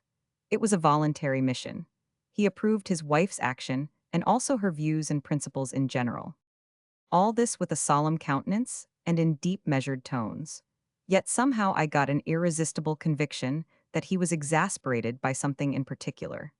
In the unworthy hope of being amused by the misfortunes of a fellow creature, I asked him point blank what was wrong now. What was wrong was that a girlfriend was missing. She had been missing precisely since 6 o'clock that morning. The woman who did the work of the cottage saw her going out at that hour for a walk. The pedestrian Fine's ideas of a walk were extensive, but the girl did not turn up for lunch, nor yet for tea, nor yet for dinner. She had not turned up by footpath, road, or rail. He had been reluctant to make inquiries. It would have set all the village talking. The Fines had expected her to reappear every moment, till the shades of the night and the silence of slumber had stolen gradually over the wide and peaceful rural landscape commanded by the cottage. After telling me that much Fine sat helpless in unconclusive agony. Going to bed was out of the question, neither could any steps be taken just then. What to do with himself he did not know. I asked him if this was the same young lady I saw a day or two before I went to town. He really could not remember. Was she a girl with dark hair and blue eyes? I asked further. He really couldn't tell what color her eyes were. He was very unobservant except as to the peculiarities of footpaths, on which he was an authority. I thought with amazement and some admiration that Mrs. Fine's young disciples were to her husband's gravity no more than evanescent shadows. However, with but little hesitation Fine ventured to affirm that, yes, her hair was of some dark shade. We had a good deal to do with that girl first and last, he explained solemnly, then getting up as if moved by a spring he snatched his cap off the table. She may be back in the cottage, he cried in his bass voice. I followed him out on the road. It was one of those dewy, clear, starry nights, oppressing our spirit, crushing our pride, by the brilliant evidence of the awful loneliness, of the hopeless obscure insignificance of our globe lost in the splendid revelation of a glittering, soulless universe. I hate such skies. Daylight is friendly to man toiling under a sun which warms his heart, and cloudy soft nights are more kindly to our littleness. I nearly ran back again to my lighted parlor, Fine fussing in a knickerbocker suit before the hosts of heaven, on a shadowy earth, about a transient, phantom-like girl, seemed too ridiculous to associate with. On the other hand, there was something fascinating in the very absurdity. He cut along in his best pedestrian style, and I found myself let in for a spell of severe exercise at 11 o'clock at night. In the distance over the fields and trees smudging and blotching the vast obscurity, one lighted window of the cottage with the blind up was like a bright beacon kept alight to guide the lost wanderer. Inside, at the table bearing the lamp, we saw Mrs. Fine sitting with folded arms and not a hair of her head out of place. She looked exactly like a governess who had put the children to bed, and her manner to me was just the neutral manner of a governess. To her husband, too, for that matter. Fine told her that I was fully informed. Not a muscle of her ruddy, smooth, handsome face moved. She had schooled herself into that sort of thing. Having seen two successive wives of the delicate poet chivied and worried into their graves, she had adopted that cool, detached manner to meet her gifted father's outbreaks of selfish temper. It had now become a second nature. I suppose she was always like that, even in the very hour of elopement with Fine. That transaction, when one remembered it in her presence, acquired a quaintly marvelous aspect to one's imagination. But somehow her self-possession matched very well little Fine's invariable solemnity. I was rather sorry for him. Wasn't he worried? The agony of solemnity. At the same time I was amused. I didn't take a gloomy view of that vanishing girl trick. Somehow I couldn't, but I said nothing. None of us said anything. We sat about that big round table as if assembled for a conference and looked at each other in a sort of fatuous consternation. I would have ended by laughing outright if I had not been saved from that impropriety by poor Fine becoming preposterous.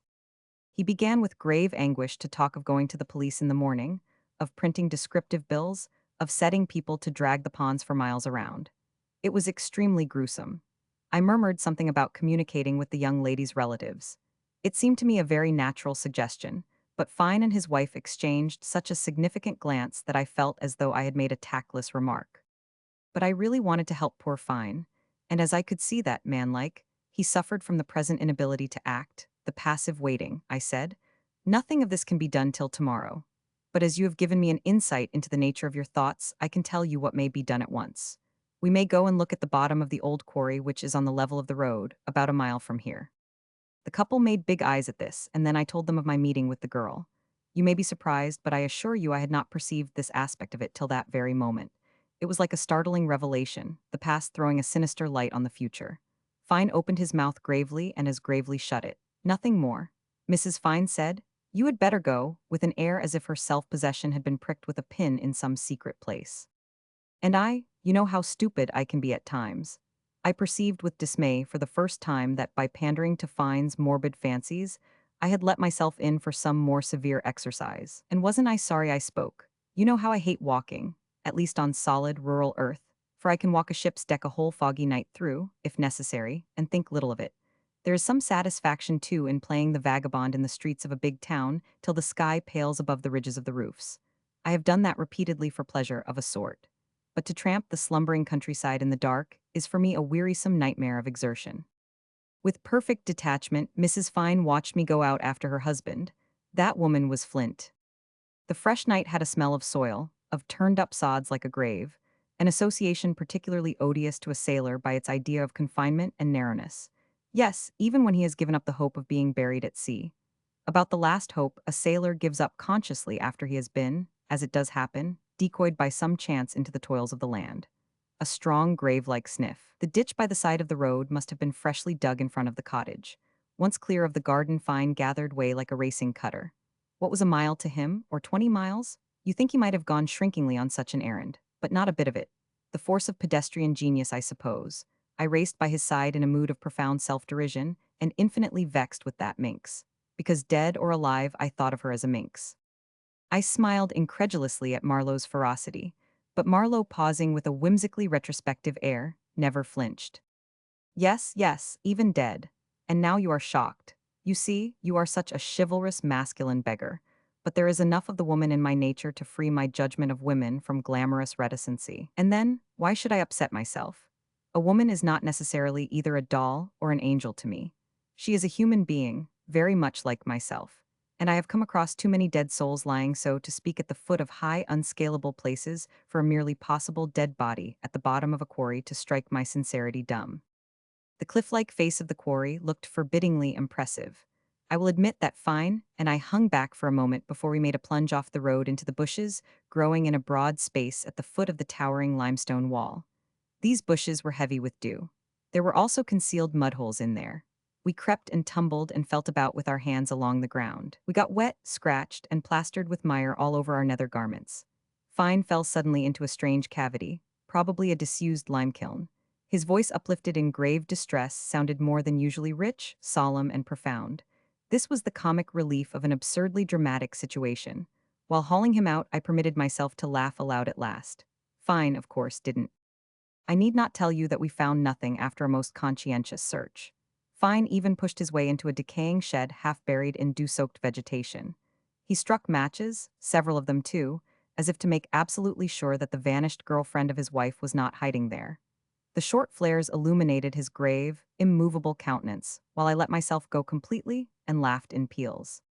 I asked him if he really and truly supposed that any sane girl would go and hide in that shed, and if so, why. Disdainful of my mirth, he merely muttered his basso profundo thankfulness that we had not found her anywhere about there. Having grown extremely sensitive, an effect of irritation to the tonalities, I may say, of this affair, I felt that it was only an imperfect, reserved thankfulness, with one eye still on the possibilities of the several ponds in the neighborhood. And I remember I positively snorted at that poor Fine. What really jarred upon me was the rate of his walking. Differences in politics, in ethics, and even in aesthetics need not arouse angry antagonism. One's opinion may change, one's tastes may alter, in fact, they do. One's very conception of virtue is at the mercy of some felicitous temptation, which may be sprung on one any day. All these things are perpetually on the swing. But a temperamental difference, temperament being immutable, is the parent of hate. That's why religious quarrels are the fiercest of all. My temperament, in matters pertaining to solid land, is the temperament of leisurely movement, of deliberate gait. And there was that little Fine pounding along the road in a most offensive manner. A man wedded to thick-soled, laced boots.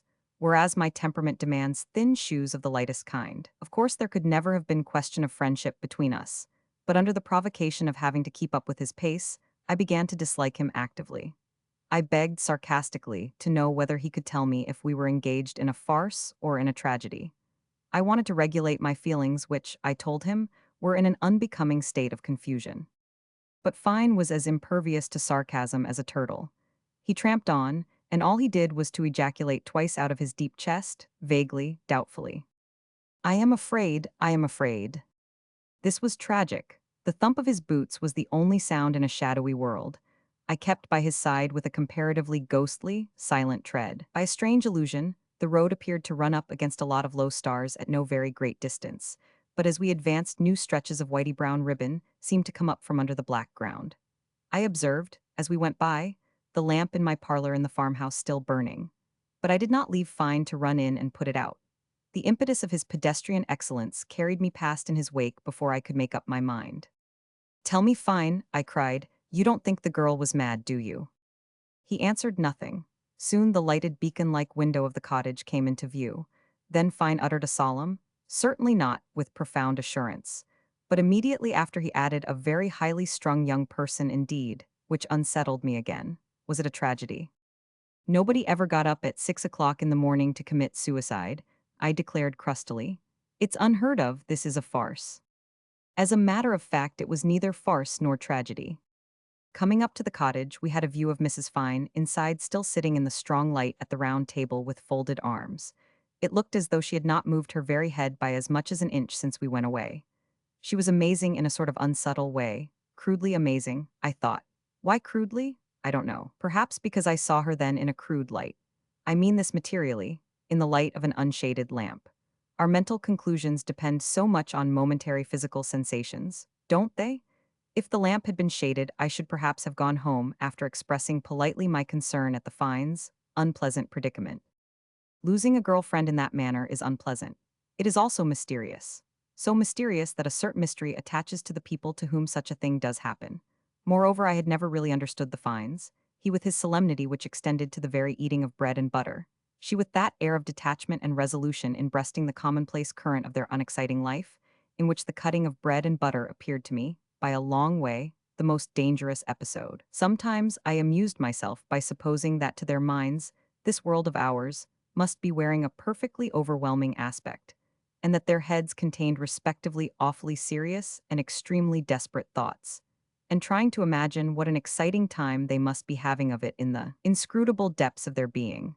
This last was difficult to a volatile person.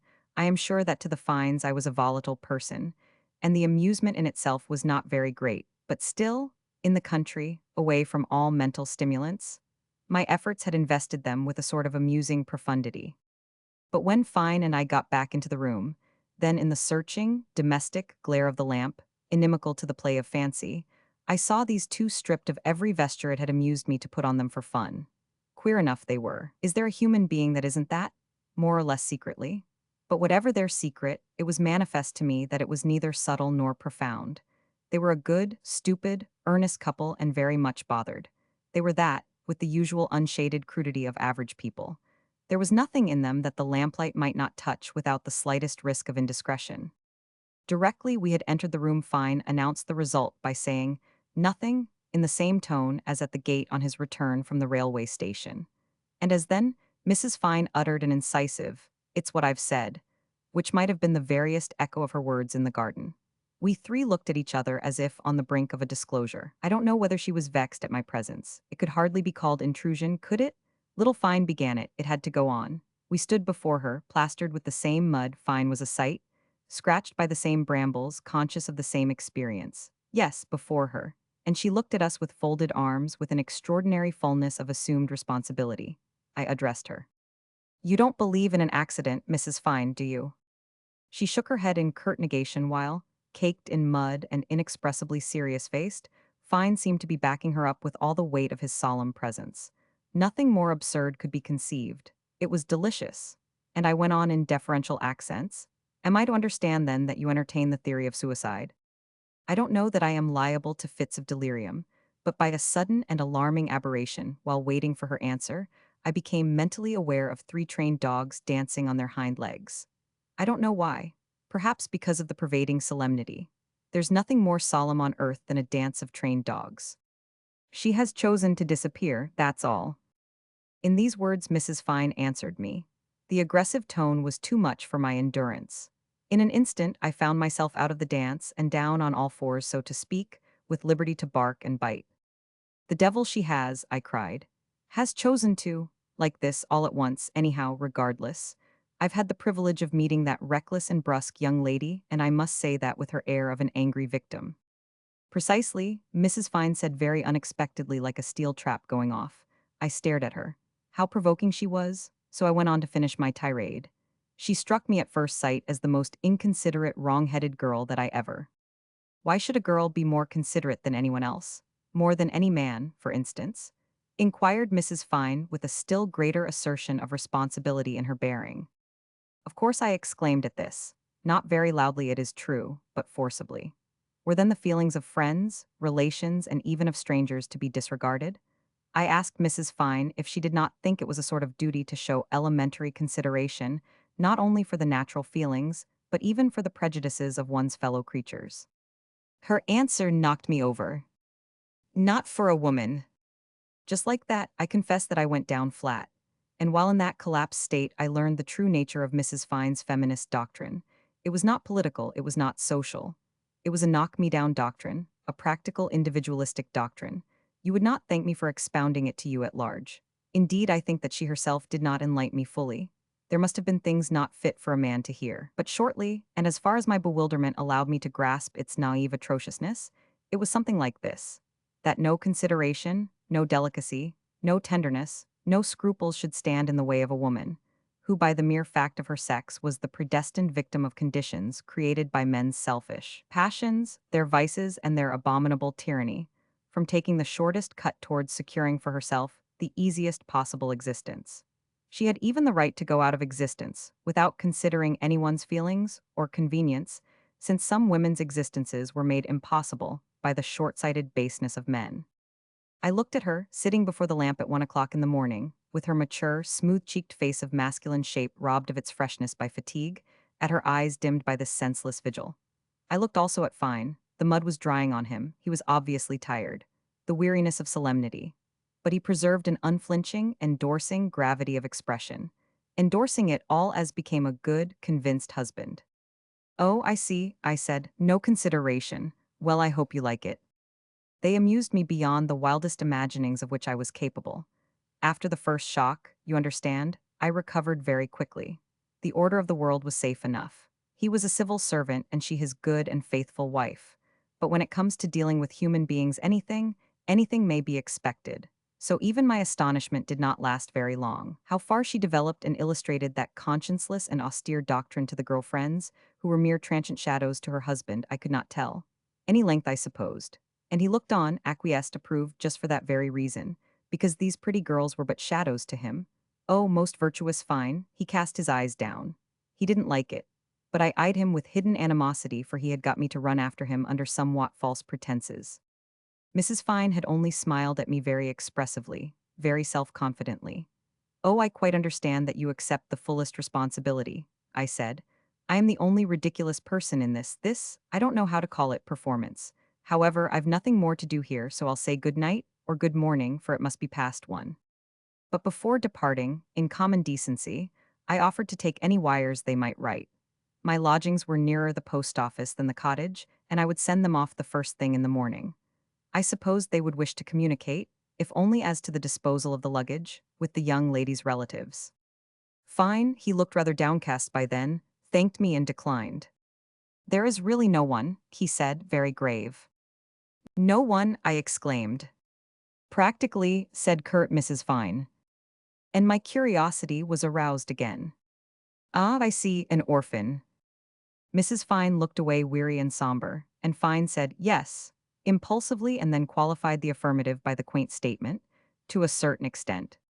I became conscious of a languid, exhausted embarrassment, bowed to Mrs. Fine, and went out of the cottage to be confronted outside its door by the bespangled, cruel revelation of the immensity of the universe. The night was not sufficiently advanced for the stars to have paled, and the earth seemed to me more profoundly asleep, perhaps because I was alone now.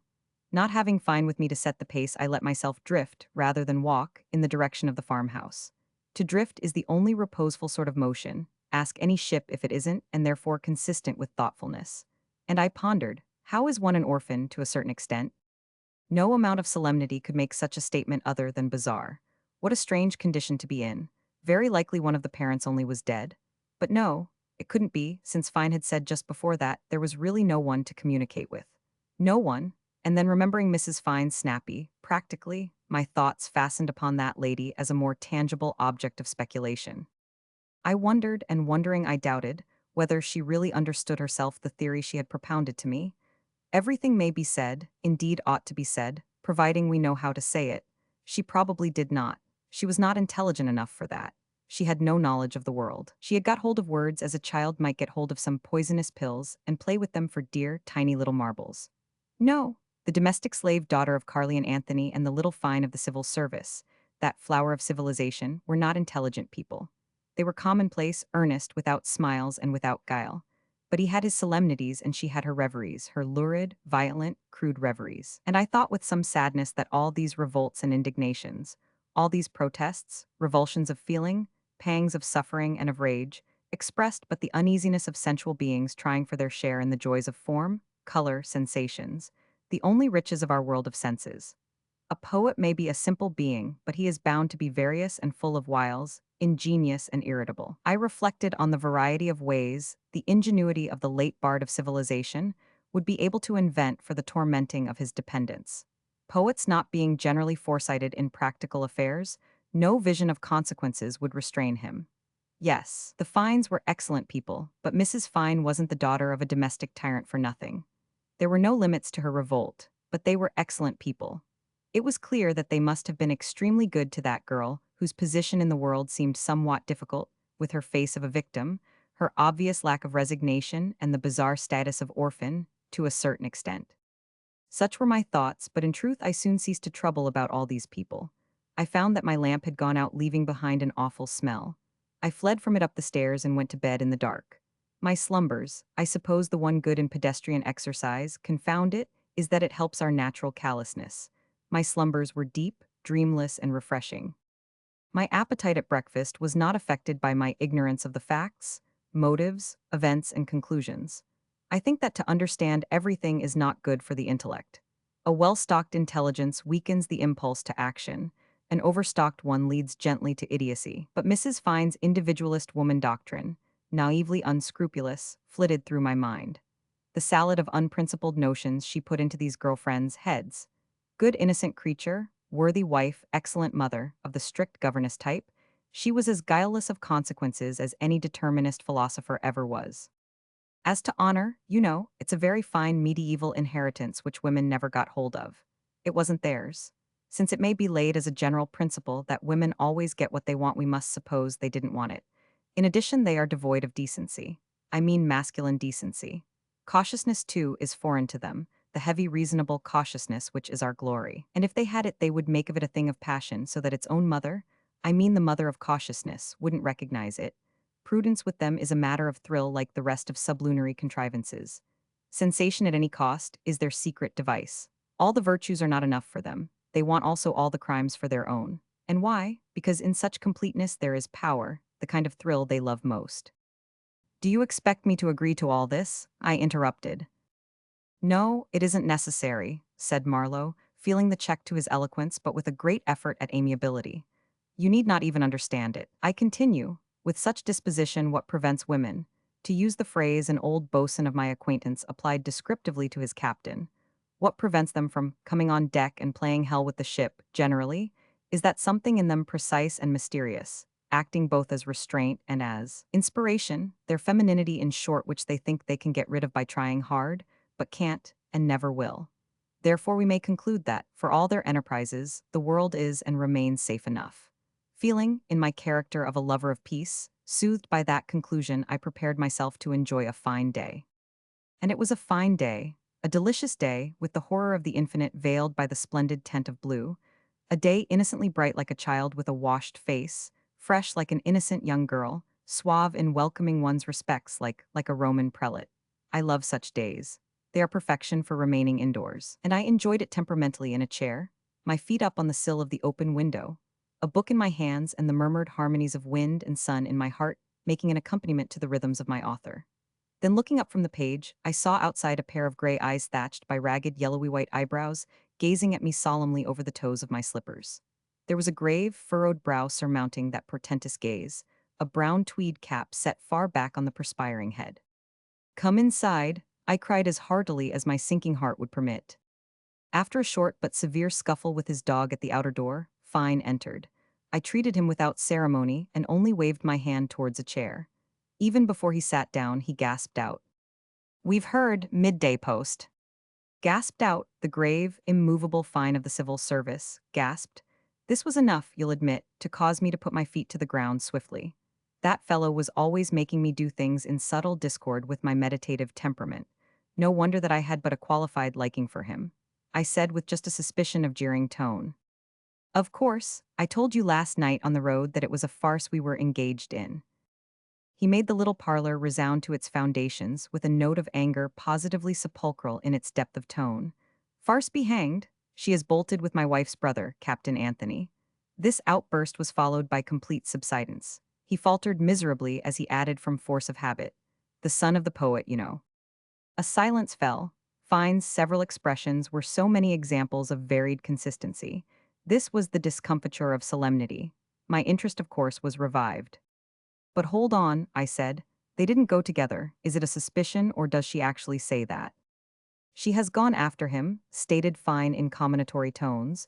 "By previous arrangement. She confesses that much." He added that it was very shocking. I asked him whether he should have preferred them going off together, and on what ground he based that preference. This was sheer fun for me in regard of the fact that Fine S2 was a runaway match, which even got into the papers in its time, because the late indignant poet had no discretion and sought to avenge this outrage publicly in some absurd way before a bewigged judge. The dejected gesture of little Fine's hand disarmed my mocking mood, but I could not help expressing my surprise that Mrs. Fine had not detected at once what was brewing. Women were supposed to have an unerring eye. He told me that his wife had been very much engaged in a certain work. I had always wondered how she occupied her time. It was in writing. Like her husband, she too published a little book. Much later on I came upon it. It had nothing to do with pedestrianism. It was a sort of handbook for women with grievances, and all women had them, a sort of compendious theory and practice of feminine free morality. It made you laugh at its transparent simplicity. But that authorship was revealed to me much later. I didn't, of course, ask Fine what work his wife was engaged on, but I marveled to myself at her complete ignorance of the world, of her own sex, and of the other kind of sinners. Yet, where could she have got any experience? Her father had kept her strictly cloistered. Marriage with Fine was certainly a change, but only to another kind of claustration. You may tell me that the ordinary powers of observation ought to have been enough. Why, yes. But then, as she had set up for a guide and teacher, there was nothing surprising for me in the discovery that she was blind. That's quite in order. She was a profoundly innocent person, only it would not have been proper to tell her husband so. Part 1, Chapter 3. Thrift and the Child. But there was nothing improper in my observing to find that last night. Mrs. Fine seemed to have some idea where that enterprising young lady had gone to. Fine shook his head. No, his wife had been by no means so certain as she had pretended to be. She merely had her reasons to think, to hope, that the girl might have taken a room somewhere in London, had buried herself in town, in readiness or perhaps in horror of the approaching day. He ceased and sat solemnly dejected, in a brown study. "What day?" I asked at last, but he did not hear me apparently. He diffused such portentous gloom into the atmosphere that I lost patience with him. "What on earth are you so dismal about?" I cried, being genuinely surprised and puzzled. "One would think the girl was a state prisoner under your care." And suddenly, I became still more surprised at myself, at the way I had somehow taken for granted things which did appear queer when one thought them out. But why this secrecy? Why did they elope if it is an elopement? Was the girl afraid of your wife? And your brother-in-law? What on earth possesses him to make a clandestine match of it? Was he afraid of your wife too? Fine made an effort to rouse himself. "Of course my brother-in-law, Captain Anthony, the son of—" He checked himself as if trying to break a bad habit. "He would be persuaded by her. We have been most friendly to the girl. She struck me as a foolish and inconsiderate little person. But why should you and your wife take to heart so strongly mere folly, or even a want of consideration? It's the most unscrupulous action," declared Fine weightily and sighed. "I suppose she is poor," I observed after a short silence, "but after all—" "You don't know who she is." Fine had regained his average solemnity. I confessed that I had not caught her name when his wife had introduced us to each other. "It was something beginning with an S, wasn't it?" And then, with the utmost coolness, Fine remarked that it did not matter. The name was not her name. "Do you mean to say that you made a young lady known to me under a false name?" I asked, with the amused feeling that the days of wonders and portents had not passed away yet. That the eminently serious Fines should do such an exceptional thing was simply staggering. With a more hasty enunciation than usual, little Fine was sure that I would not demand an apology for this irregularity if I knew what her real name was. A sort of warmth crept into his deep tone. "We have tried to befriend that girl in every way. She is the daughter and only child of de Barrel." Evidently he expected to produce a sensation. He kept his eyes fixed upon me, prepared for some sign of it. But I merely returned his intense, awaiting gaze. For a time we stared at each other. Conscious of being reprehensibly dense, I groped in the darkness of my mind. De Barrel, and all at once noise and light burst on me as if a window of my memory had been suddenly flung open on a street in the city. De Barrel, but could it be the same? Surely not. "The financier," I suggested, half incredulous. "Yes," said Fine, and in this instance his native solemnity of tone seemed to be strangely appropriate. "The convict." Marlowe looked at me, significantly, and remarked in an explanatory tone. One somehow never thought of de Barrel as having any children, or any other home than the offices of the Orb, or any other existence, associations, or interests than financial. I see you remember the crash. "I was away in the Indian seas at the time," I said, "but of course—" "Of course," Marlowe struck in. "All the world. You may wonder at my slowness in recognizing the name, but you know that my memory is merely a mausoleum of proper names. There they lie inanimate, awaiting the magic touch, and not very prompt in arising when called, either. The name is the first thing I forget of a man. It is but just to add that frequently it is also the last. And this accounts for my possession of a good many anonymous memories. In de Barrel's case, he got put away in my mausoleum in company, with so many names of his own creation, that really he had to throw off a monstrous heap of grisly bones before he stood before me at the call of the wizard Fine. The fellow had a pretty fancy in names: the Orb Deposit Bank, the Scepter Mutual Aid Society, the Thrift and Independence Association. Yes, a very pretty taste in names, and nothing else besides, absolutely nothing, no other merit. Well, yes.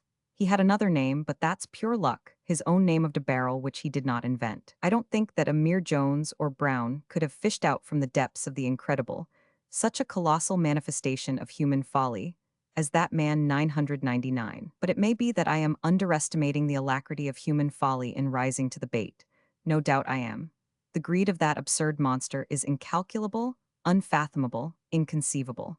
The career of de Barrel demonstrates that it will rise to a naked hook. He didn't lure it with a fairy tale. He hadn't enough imagination for it. "Was he a foreigner?" I asked. "It's clearly a French name. I suppose it was his name." "Oh, he didn't invent it.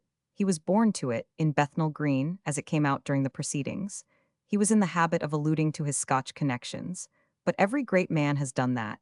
The mother, I believe, was Scotch, right enough. The father de Barrel, whatever his origins, retired from the customs service, tidewaiter, I think, and started lending money in a very, very small way in the East End to people connected with the docks, stevedores, minor barge owners, ship chandlers, tally clerks, all sorts of very small fry.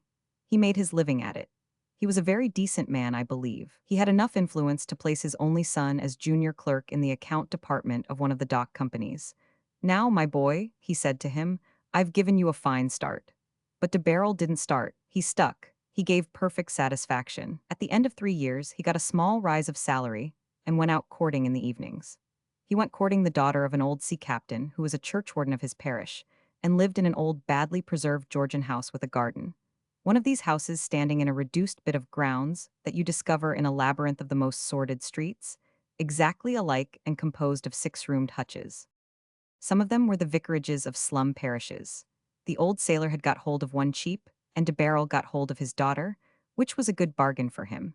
The old sailor was very good to the young couple and very fond of their little girl.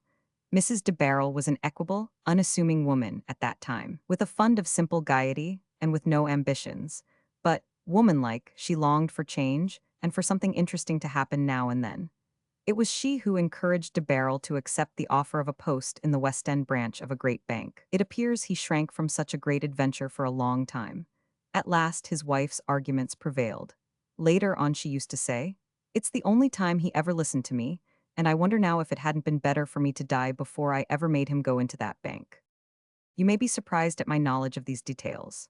Well, I had them ultimately from Mrs. Fine.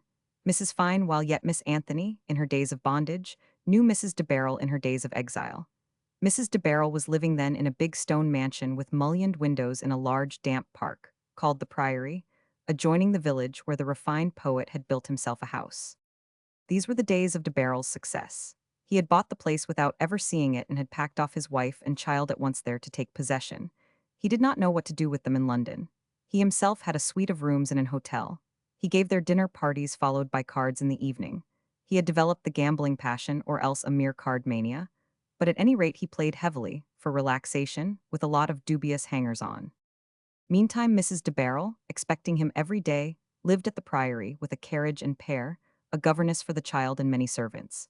The village people would see her through the railings wandering under the trees with her little girl lost in her strange surroundings. Nobody ever came near her. And there she died as some faithful and delicate animals die from neglect, absolutely from neglect, rather unexpectedly and without any fuss. The village was sorry for her because, though obviously worried about something, she was good to the poor and was always ready for a chat with any of the humble folks. Of course they knew that she wasn't a lady, not what you would call a real lady. And even her acquaintance with Miss Anthony was only a cottage door, a village street acquaintance. Carleon Anthony was a tremendous aristocrat. His father had been a restoring architect, and his daughter was not allowed to associate with anyone but the county young ladies. Nevertheless, in defiance of the poet's wrathful concern for undefiled refinement, there were some quiet, melancholy strolls to and fro in the great avenue of chestnuts leading to the park gate, during which Mrs. de Barrel came to call Miss Anthony, "my dear," and even "my poor dear." The lonely soul had no one to talk to but that not very happy girl. The governess despised her. The housekeeper was distant in her manner. Moreover, Mrs. de Barrel was no foolish, gossiping woman, but she made some confidences to Miss Anthony. Such wealth was a terrific thing to have thrust upon one, she affirmed. Once she went so far as to confess that she was dying with anxiety.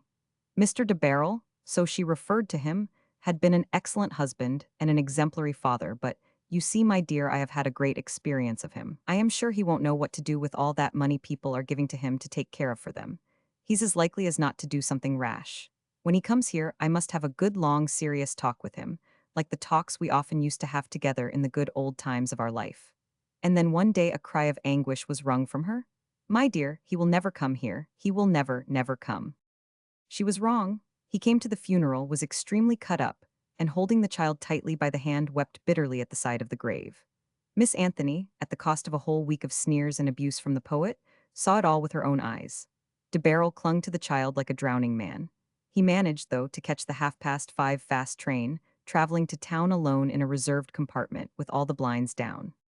"Leaving the child?" I said interrogatively. "Yes, leaving," he shirked the problem. He was born that way. He had no idea what to do with her, or for that matter with anything or anybody, including himself.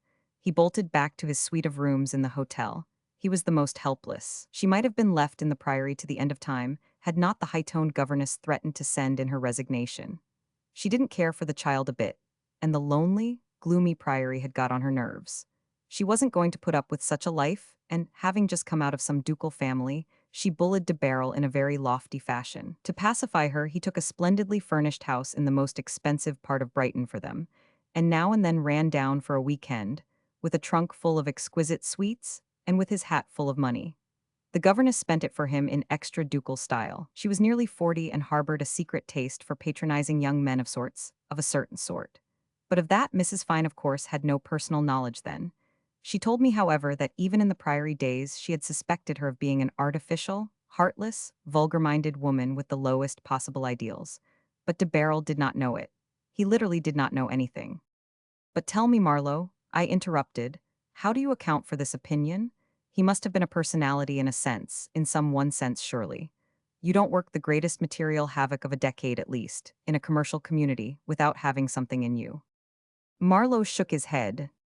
He was a mere sign, a portent. There was nothing in him. Just about that time the word thrift was to the fore. You know the power of words.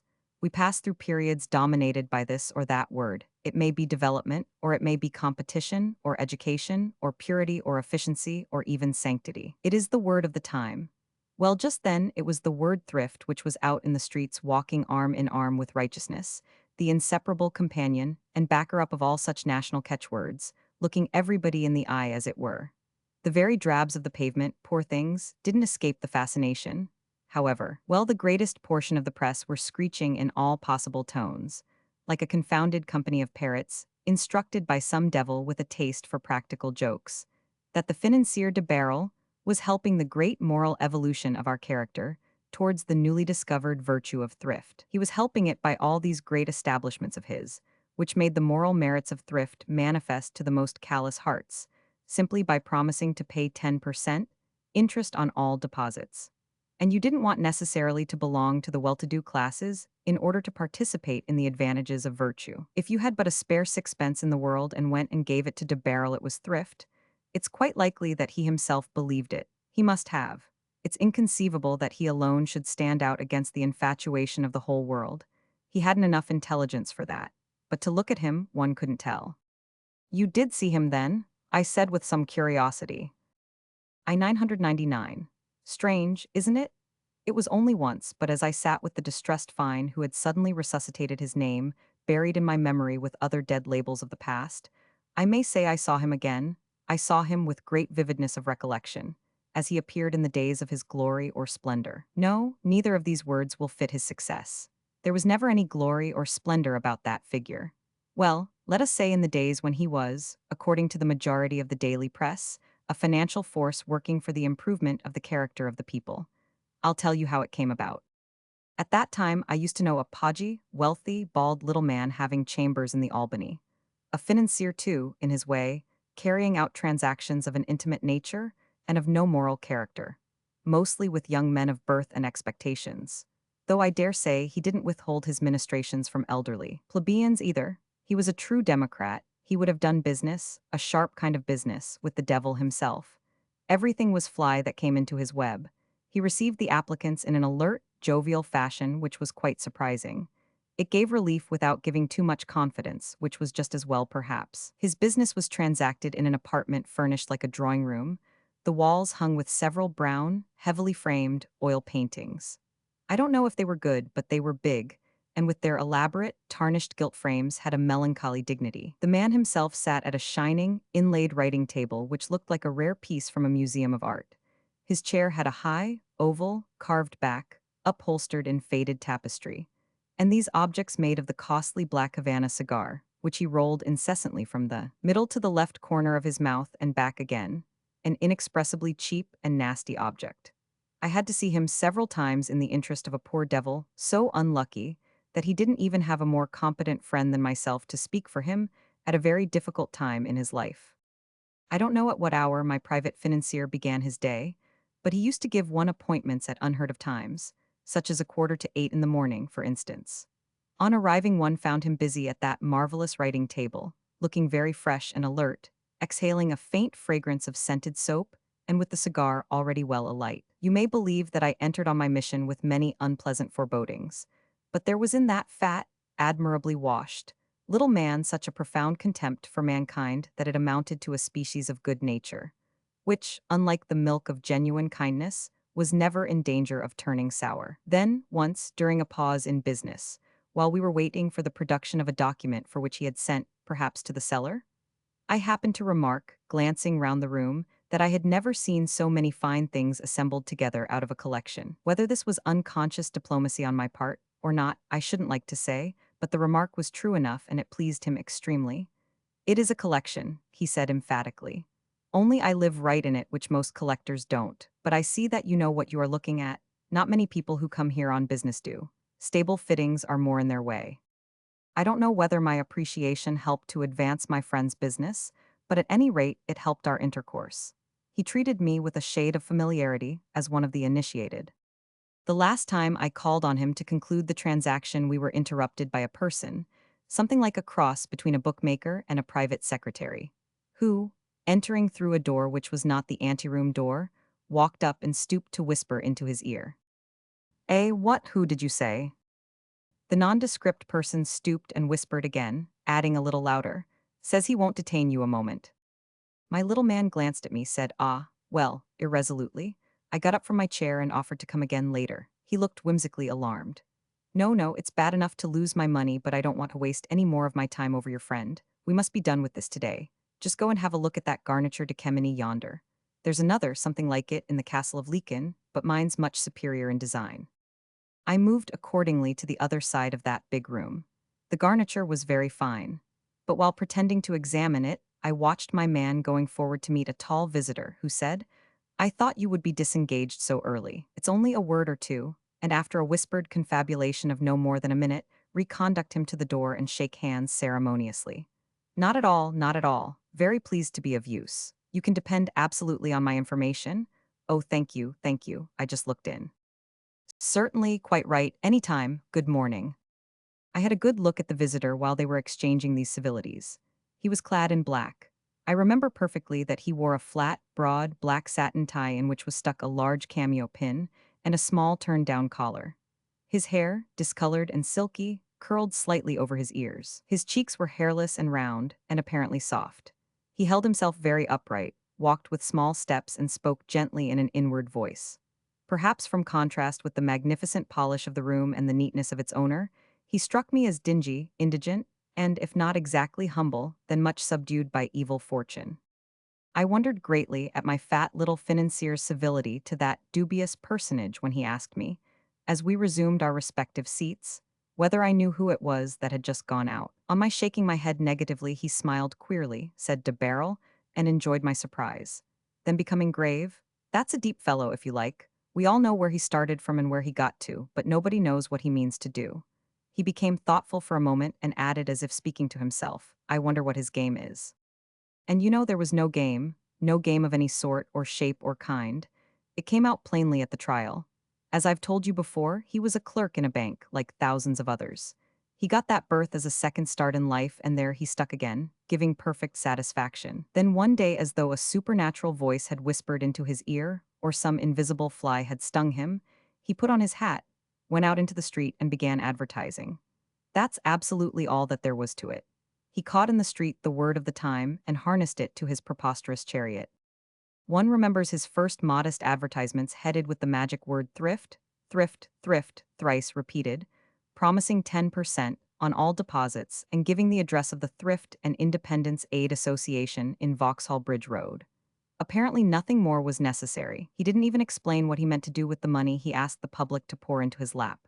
Of course he meant to lend it out at high rates of interest. He did so, but he did it without system, plan, foresight, or judgment. And as he frittered away the sums that flowed in, he advertised for more and got it. During a period of general business prosperity, he set up the Orb Bank and the Scepter Trust, simply, it seems, for advertising purposes. They were mere names. He was totally unable to organize anything, to promote any sort of enterprise if it were only for the purpose of juggling with the shares. At that time, he could have had for the asking any number of dukes, retired generals, active 1,000. Peace, ex-ambassadors, and so on as directors to sit at the wildest boards of his invention. But he never tried. He had no real imagination. All he could do was to publish more advertisements and open more branch offices of the Thrift and Independence, of the Orb, of the Scepter, for the receipt of deposits. First in this town, then in that town, north and south. everywhere where he could find suitable premises at a moderate rent. For this was the great characteristic of the management: modesty, moderation, simplicity. Neither the orb nor the scepter nor, yet their parent the thrift and independence had built for themselves the usual palaces. For this abstention they were praised in silly public prints as illustrating in their management the principle of thrift for which they were founded. The fact is that de Barrel simply didn't think of it. Of course he had soon moved from Vauxhall Bridge Road. He knew enough for that.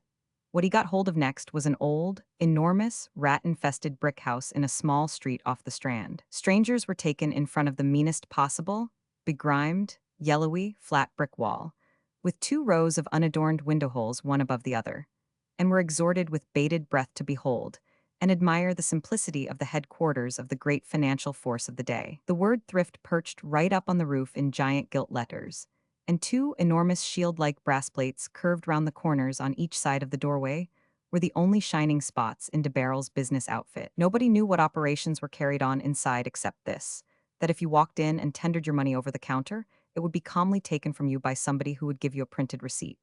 That and no more. It appears that such knowledge is irresistible.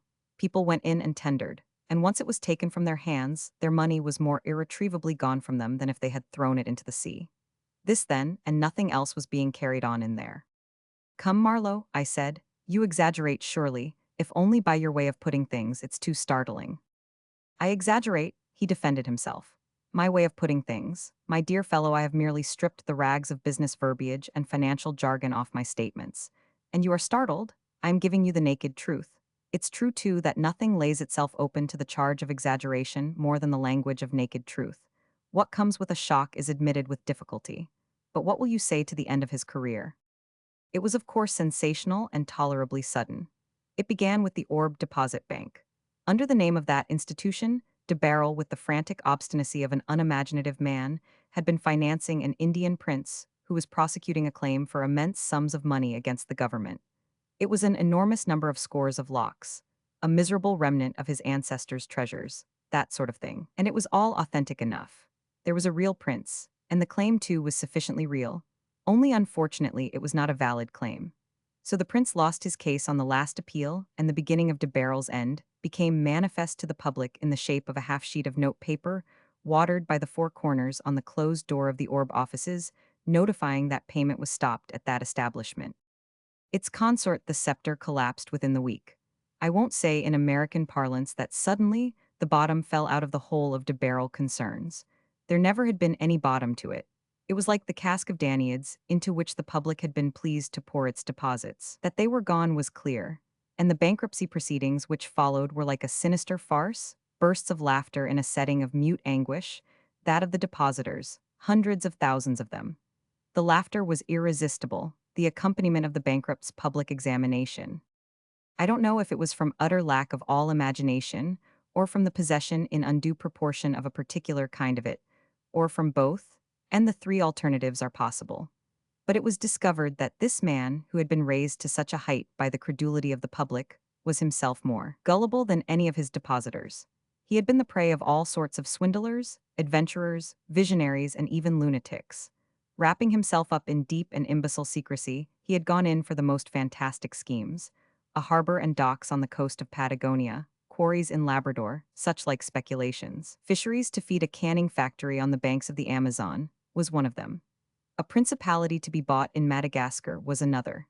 As the grotesque details of these incredible transactions came out one by one, ripples of laughter ran over the closely packed court, each one a little louder than the other. The audience ended by fairly roaring under the cumulative effect of absurdity. The registrar laughed, the barristers laughed, the reporters laughed, the serried ranks of the miserable depositors watching anxiously every word laughed like one man. They laughed hysterically, the poor wretches on the verge of tears. There was only one person who remained unmoved. It was de Barrel himself. He preserved his serene, gentle expression, I am told, for I have not witnessed those scenes myself, and looked around at the people with an air of placid sufficiency, which was the first hint to the world of the man's overweening, immeasurable conceit, hidden hitherto under a diffident manner. It could be seen, too, in his dogged assertion that if he had been given enough time and a lot more money, everything would have come right.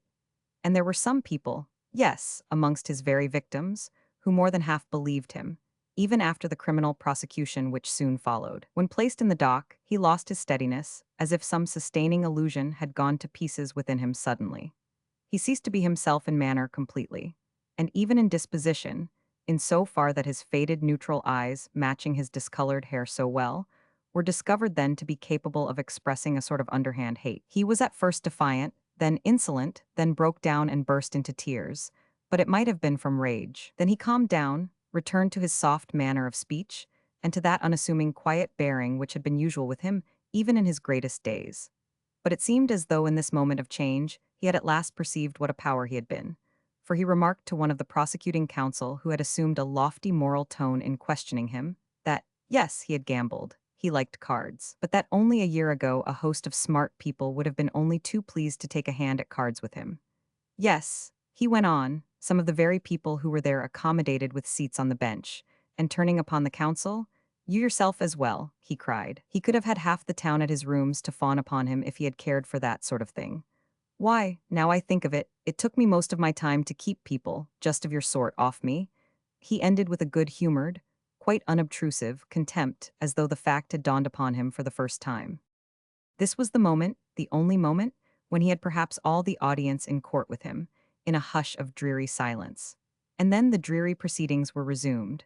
For all the outside excitement, it was the most dreary of all celebrated trials. The bankruptcy proceedings had exhausted all the laughter there was in it. Only the fact of widespread ruin remained, and the resentment of a mass of people for having been fooled by means too simple to save their self-respect from a deep wound which the cleverness of a consummate scoundrel would not have inflicted. A shamefaced amazement attended these proceedings in which de Barrel was not being exposed alone. For himself his only cry was, "Time, time, time would have set everything right." In time some of these speculations of his were certain to have succeeded. He repeated this defense, this excuse, this confession of faith with wearisome iteration. Everything he had done or left undone had been to gain time. He had hypnotized himself with the word. Sometimes, I am told, his appearance was ecstatic. His motionless pale eyes seemed to be gazing down the vista of future ages. Time, and of course more money. "Ah, if only you had left me alone for a couple of years more," he cried once in accents of passionate belief. The money was coming in all right. The deposits, you understand, the savings of thrift. Oh yes, they had been coming in to the very last moment, and he regretted them. He had arrived to regard them as his own by a sort of mystical persuasion. And yet it was a perfectly true cry when he turned once more on the counsel who was beginning a question with the words, "You have had all these immense sums." With the indignant retort, "What have I had out of them?" It was perfectly true. He had had nothing out of them, nothing of the prestigious or the desirable things of the earth, craved for by predatory natures. He had gratified no tastes, had known no luxury. He had built no gorgeous palaces, had formed no splendid galleries out of these immense sums. He had not even a home. He had gone into these rooms in an hotel and had stuck there for years, giving no doubt perfect satisfaction to the management. They had twice raised his rent to show, I suppose, their high sense of his distinguished patronage. He had bought for himself out of all the wealth streaming through his fingers, neither adulation nor love, neither splendor nor comfort. There was something perfect in his consistent mediocrity.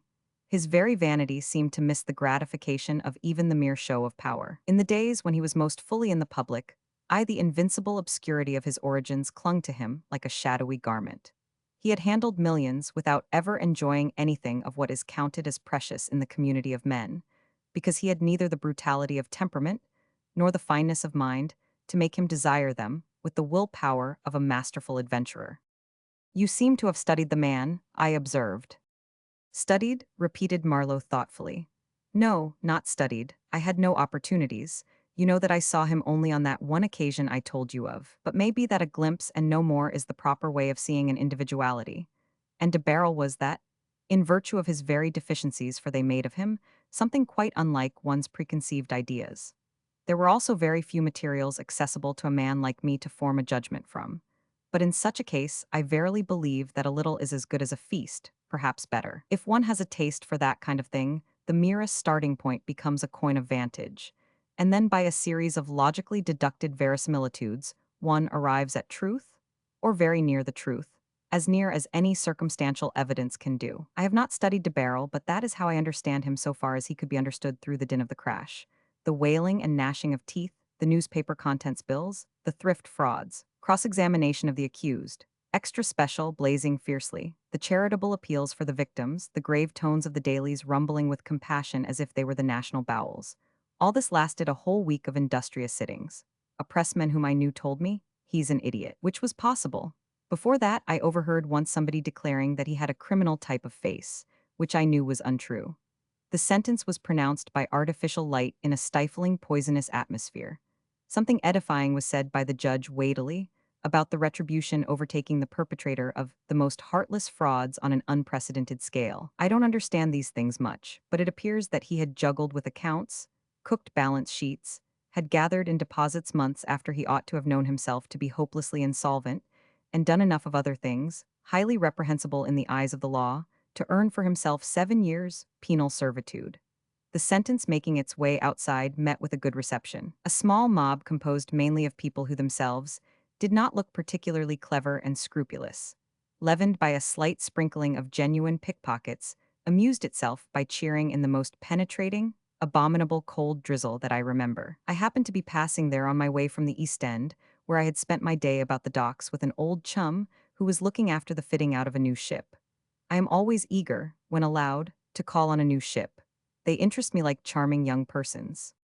I got mixed up in that crowd, seething with an animosity as senseless as things of the street always are, and it was while I was laboriously making my way out of it that the pressman of whom I spoke was jostled against me. He did me the justice to be surprised. "What? You here, the last person in the world, if I had known I could have got you inside. Plenty of room. Interest been over for the last 3 days, got 7 years. Well, I am glad." "Why are you glad? Because he's got 7 years?" I asked, greatly incommoded by the pressure of a hulking fellow who was remarking to some of his equally oppressive friends that the beggar ought to have been poleaxed. I don't know whether he had ever confided his savings to de Barrel, but if so, judging from his appearance, they must have been the proceeds of some successful burglary. The pressman by my side said no to my question. He was glad because it was all over. He had suffered greatly from the heat and the bad air of the court. The clammy, raw chill of the street seemed to affect his liver instantly. He became contemptuous and irritable and plied his elbows, viciously making way for himself and me. A dull affair this. All such cases were dull. No really dramatic moments. The bookkeeping of the Orb and all the rest of them was certainly a burlesque revelation, but the public did not care for revelations of that kind. "Dull dog that de Barrel," he grumbled. He could not or would not take the trouble to characterize for me the appearance of that man, now officially a criminal. We had gone across the road for a drink, but told me with a sourly, derisive snigger that, after the sentence had been pronounced, the fellow clung to the dock long enough to make a sort of protest. "You haven't given me time. If I had been given time, I would have ended by being made a peer like some of them." And he had permitted himself his very first and last gesture in all these days, raising a hard-clenched fist above his head. The pressman disapproved of that manifestation. It was not his business to understand it. Is it ever the business of any pressman to understand anything? I guess not. It would lead him too far away from the actualities which are the daily bread of the public mind. He probably thought the display worth very little from a picturesque point of view. The weak voice, the colorless personality as incapable of an attitude as a bedpost, the very fatuity of the clenched hand so ineffectual at that time and place. No, it wasn't worth much. And then, for him, an accomplished craftsman in his trade, thinking was distinctly bad business. His business was to write a readable account. But I, who had nothing to write, I permitted myself to use my mind as we sat before our still untouched glasses. And the disclosure which so often rewards a moment of detachment from mere visual impressions gave me a thrill very much approaching a shudder. I seemed to understand that, with the shock of the agonies and perplexities of his trial, the imagination of that man, whose moods, notions, and motives wore frequently an air of grotesque mystery, that his imagination had been at last roused into activity. And this was awful. Just try to enter into the feelings of a man whose imagination wakes up at the very moment he is about to enter the tomb. "You must not think," went on Marlowe after a pause, "that on that morning with Fine I went consciously in my mind over all this. Let us call it information. No, better say, this fund of knowledge which I had, or rather which existed, in me in regard to de Barrel. Information is something one goes out to seek and puts away when found as you might do a piece of lead. Ponderous, useful, unvibrating, dull. Whereas knowledge comes to one, this sort of knowledge, a chance acquisition preserving in its repose a fine resonant quality. But as such distinctions touch upon the transcendental, I shall spare you the pain of listening to them. There are limits to my cruelty. No, I didn't reckon up carefully in my mind all this I have been telling you. How could I have done so with Fine right there in the room? He sat perfectly still, statuesque in homely fashion, after having delivered himself of his effective assent. Yes, the convict and I, far from indulging in a reminiscent excursion into the past, remained sufficiently in the present to muse in a vague, absent-minded way on the respectable proportions, and on the upon the whole comely shape of his great pedestrian's calves, for he had thrown one leg over his knee, carelessly, to conceal the trouble of his mind by an air of ease. But all the same the knowledge was in me, the awakened resonance of which I spoke just now. I was aware of it on that beautiful day, so fresh, so warm and friendly, so accomplished, an exquisite courtesy of the much abused English climate when it makes up its meteorological mind to behave like a perfect gentleman. Of course, the English climate is never rough. It suffers from spleen somewhat frequently, but that is gentlemanly too, and I don't mind going to meet him in that mood. He has his days of gray, veiled, polite melancholy, in which he is very fascinating. How seldom he lapses into a blustering manner, after all. And then it is mostly in a season when, appropriately enough, one may go out and kill something. But his fine days are the best for stopping at home, to read, to think, to muse, even to dream. In fact, to live fully, intensely, and quietly in the brightness of comprehension, in that receptive glow of the mind, the gift of the clear, luminous, and serene weather. That day I had intended to live intensely and quietly, basking in the weather's glory which would have lent enchantment to the most unpromising of intellectual prospects. For a companion I had found a book, not bemused with the cleverness of the day, a fine weather book, simple and sincere like the talk of an unselfish friend. But looking at little Fine, seated in the room, I understood that nothing would come of my contemplative aspirations, that in one way or another I should be let in for some form of severe exercise. Walking, it would be, I feared, since, for me, that idea was inseparably associated with the visual impression of Fine. Where, why, how, a rapid striding rush could be brought in helpful relation to the good Fine's present trouble and perplexity, I could not imagine, except on the principle that senseless pedestrianism was Fine's panacea for all the ills and evils bodily and spiritual of the universe. It could be of no use for me to say or do anything. It was bound to come. Contemplating his muscular limb encased in a golf stocking, and under the strong impression of the information he had just imparted, I said, wondering, rather irrationally. And so de Barrel had a wife and child? That girl's his daughter, and how?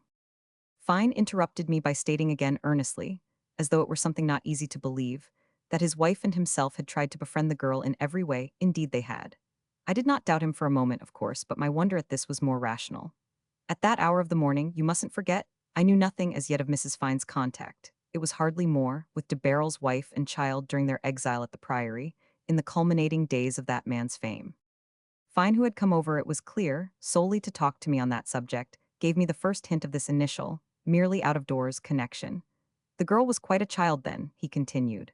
Later on she was removed out of Mrs. Fine's reach in charge of a governess, a very unsatisfactory person, he explained.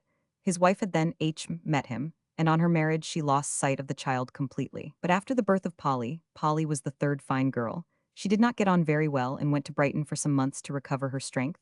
And there, one day in the street, the child, she wore her hair down her back still, recognized her outside a shop and actually rushed into Mrs. Fine's arms, rather touching this. And so, disregarding the cold impertinence of that governess, his wife naturally responded. He was solemnly fragmentary. I broke in with the observation that it must have been before the crash. Fine nodded with deepened gravity, stating in his bass tone, just before, and indulged himself with a weighty period of solemn silence. De Barrel, he resumed suddenly, was not coming to Brighton for weekends regularly, then. Must have been conscious already of the approaching disaster. Mrs. Fine avoided being drawn into making his acquaintance, and this suited the views of the governess person, very jealous of any outside influence. But in any case, it would not have been an easy matter. Extraordinary, stiff-backed, thin figure all in black, the observed of all, while walking hand in hand with the girl, apparently shy, but, and here Fine came very near showing something like insight, probably nursing under a diffident manner a considerable amount of secret arrogance. Mrs. Fine pitied Flora de Barrel's fate long before the catastrophe. Most unfortunate guidance. Very unsatisfactory surroundings. The girl was known in the streets, was stared at in public places as if she had been a sort of princess, but she was kept with a very ominous consistency from making any acquaintances. Though of course there were many people, no doubt, who would have been more than willing to make themselves agreeable to Miss de Barrel. But this did not enter into the plans of the governess, an intriguing person hatching a most sinister plot under her severe air of distant, fashionable exclusiveness. Good little Fine's eyes bulged with solemn horror as he revealed to me, in agitated speech, his wife's more than suspicions, at the time of that, Mrs. What's her name's perfidious conduct. She actually seemed to have, Mrs. Fine asserted, formed a plot already to marry eventually her charge to an impecunious relation of her own, a young man with furtive eyes and something impudent in his manner, whom that woman called her nephew, and whom she was always having down to stay with her. And perhaps not her nephew. No relation at all. Fine emitted with a convulsive effort this, the most awful part of the suspicions Mrs. Fine used to impart to him piecemeal when he came down to spend his weekends gravely with her and the children. The Fines, in their good-natured concern for the unlucky child of the man, busied in stirring casually so many millions, spent the moments of their weekly reunion in wondering earnestly what could be done to defeat the most wicked of conspiracies, trying to invent some tactful line of conduct in such extraordinary circumstances. I could see them, simple and scrupulous, worrying honestly about that unprotected big girl while looking at their own little girls playing on the seashore. Fine assured me that his wife's rest was disturbed by the great problem of interference. It was very acute of Mrs. Fine to spot such a deep game. I said, wondering to myself where her acuteness had gone to now, to let her be taken unawares by a game so much simpler and played to the end under her very nose. But then, at that time, when her nightly rest was disturbed by the dread of the fate preparing for de Barrel's unprotected child, she was not engaged in writing a compendious and ruthless handbook on the theory and practice of life, for the use of women with a grievance. She could as yet, before the task of evolving the philosophy of rebellious action, had affected her intuitive sharpness, perceive things which were, I suspect, moderately plain.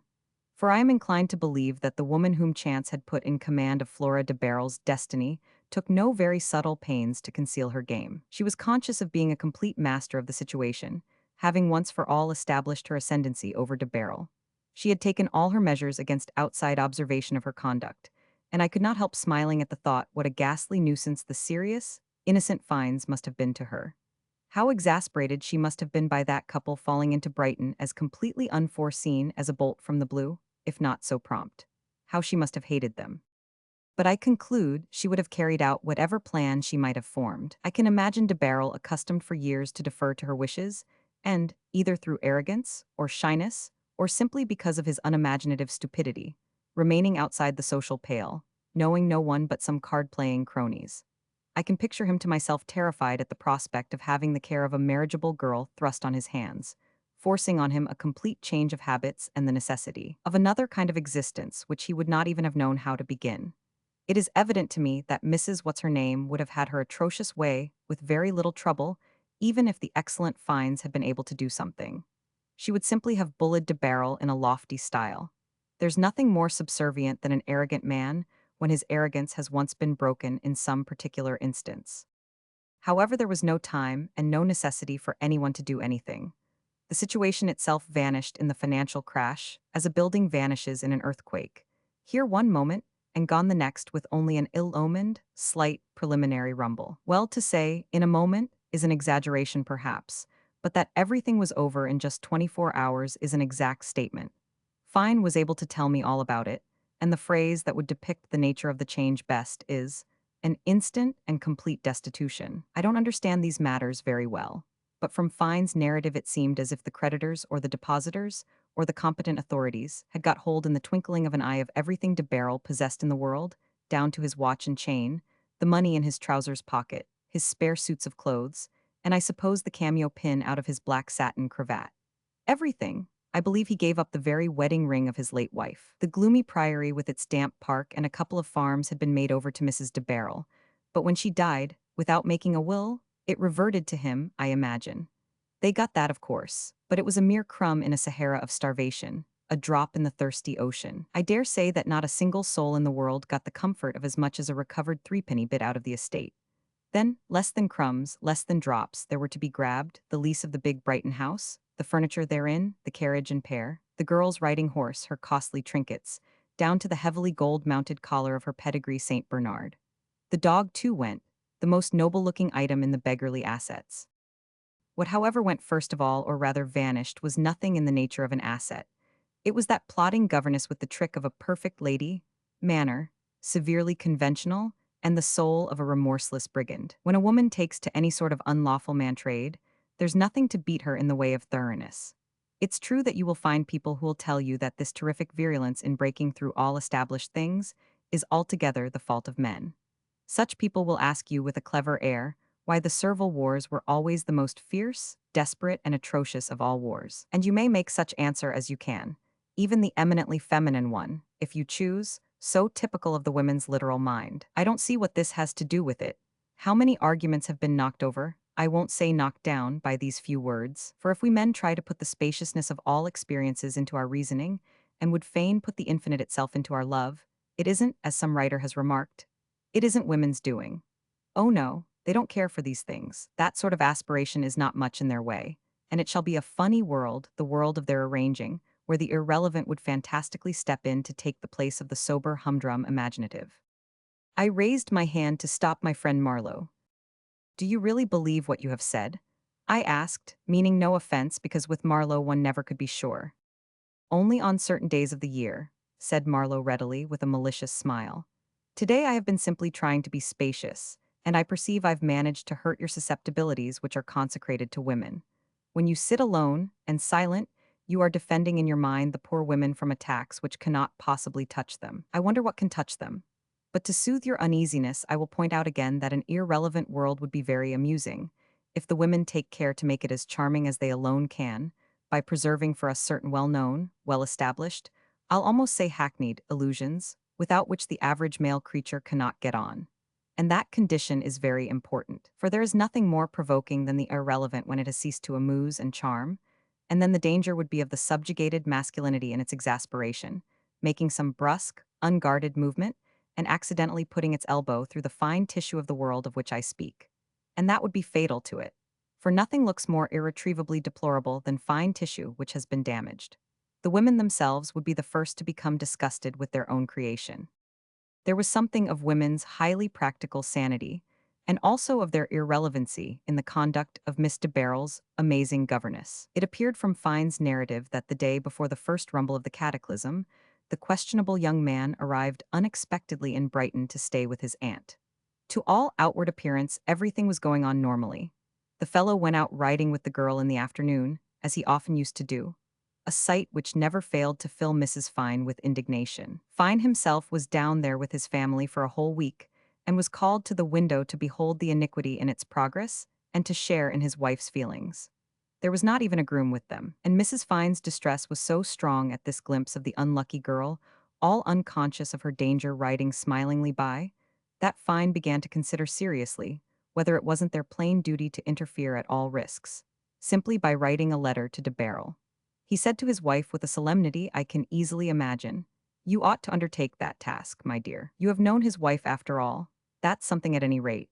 On the other hand, the fear of exposing Mrs. Fine to some nasty rebuff worried him exceedingly. Mrs. Fine on her side gave way to despondency. Success seemed impossible. Here was a woman for more than 5 years in charge of the girl, and apparently enjoying the complete confidence of the father. What, that would be effective, could one say, without proofs, without.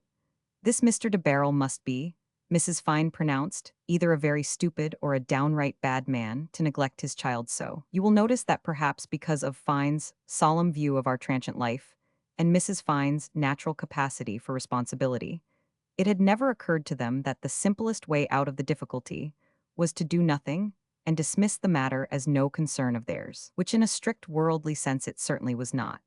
But they spent, Fine told me, a most disturbed afternoon, considering the ways and means of dealing with the danger hanging over the head of the girl out for a ride, and no doubt enjoying herself with an abominable scamp. Part 1, Chapter 4. The Governess. And the best of it was that the danger was all over already. There was no danger anymore. The supposed nephew's appearance had a purpose. He had come, full to trembling, with the bigness of his news. There must have been rumors already as to the shaky position of the de Barrel's concerns, but only amongst those in the very inmost know. No rumor or echo of rumor had reached the profane in the West End, let alone in the guileless marine suburb of Hove. The Fines had no suspicion.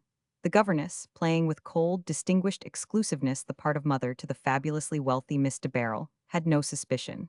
The masters of music, of drawing, of dancing to Miss de Barrel had no idea.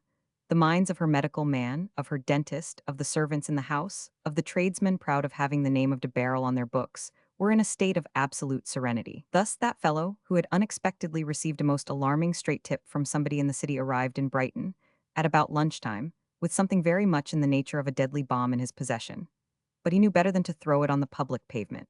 He ate his lunch impenetrably, sitting opposite Flora de Barrel, and then, on some excuse, closeted himself with the woman whom Little Fine's Charity described, with a slight hesitation of speech, however, as his aunt. What they said to each other in private we can imagine. She came out of her own sitting room with red spots on her cheekbones, which, having provoked a question from her beloved charge, were accounted for by a curt, "I have a headache coming on." But we may be certain that the talk being over, she must have said to that young blackguard, "You had better take her out for a ride as usual." We have proof positive of this in Fine, and Mrs. Fine, observing them mount at the door and pass under the windows of their sitting room, talking together, and the poor girl all smiles, because she enjoyed in all innocence the company of Charlie. She made no secret of it whatever to Mrs. Fine. In fact, she had confided to her, long before, that she liked him very much. A confidence which had filled Mrs. Fine with desolation, and that sense of powerless anguish which is experienced in certain kinds of nightmare. For how could she warn the girl? She did venture to tell her once that she didn't like Mr. Charlie. Miss de Barrel heard her with astonishment. How was it possible not to like Charlie? Afterwards, with naive loyalty, she told Mrs. Fine that, immensely as she was fond of her, she could not hear a word against Charlie, the wonderful Charlie. The daughter of de Barrel probably enjoyed her jolly ride with the jolly Charlie, infinitely more jolly than going out with a stupid old writing master, very much indeed, because the Fines saw them coming back at a later hour than usual. In fact, it was getting nearly dark. On dismounting, helped off by the delightful Charlie, she patted the neck of her horse and went up the steps. Her last ride. She was then within a few days of her 16th birthday, a slight figure in a riding habit, rather shorter than the average height for her age, in a black bowler hat from under which her fine, rippling dark hair cut square at the ends was hanging well down her back. The delightful Charlie mounted again to take the two horses round to the mews. Mrs. Fine, remaining at the window, saw the house door close on Miss de Barrel, returning from her last ride. And meantime, what had the governess, out of a nobleman's family, so judiciously selected a lady, and connected with well-known county people, as she said, to direct the studies, guard the health, form the mind, polish the manners, and generally play the perfect mother to that luckless child? What had she been doing? Well, having got rid of her charge by the most natural device possible, which proved her practical sense, she started packing her belongings, an act which showed her clear view of the situation. She had worked methodically, rapidly, and well, emptying the drawers, clearing the tables in her special apartment of that big house, with something silently passionate in her thoroughness, taking everything belonging to her and some things of less unquestionable ownership, a jeweled penholder, an ivory and gold paper knife. The house was full of common, costly objects, some chased silver boxes presented by de Barrel and other trifles, but the photograph of Flora de Barrel, with the loving inscription which stood on her writing desk, of the most modern and expensive style, in a silver-gilt frame, she neglected to take. Having accidentally, in the course of the operations, knocked it off on the floor, she let it lie there after a downward glance. Thus it, or the frame at least, became, I suppose, part of the assets in the de Barrel bankruptcy. At dinner that evening the child found her company dull and brusque. It was uncommonly slow. She could get nothing from her governess but monosyllables, and the jolly Charlie actually snubbed the various cheery openings of his little chum, as he used to call her at times, but not at that time. No doubt the couple were nervous and preoccupied. For all this we have evidence.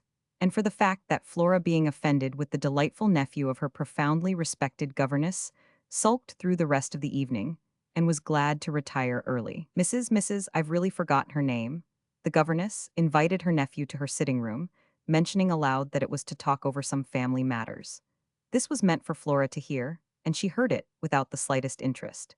In fact, there was nothing sufficiently unusual in such an invitation to arouse in her mind even a passing wonder.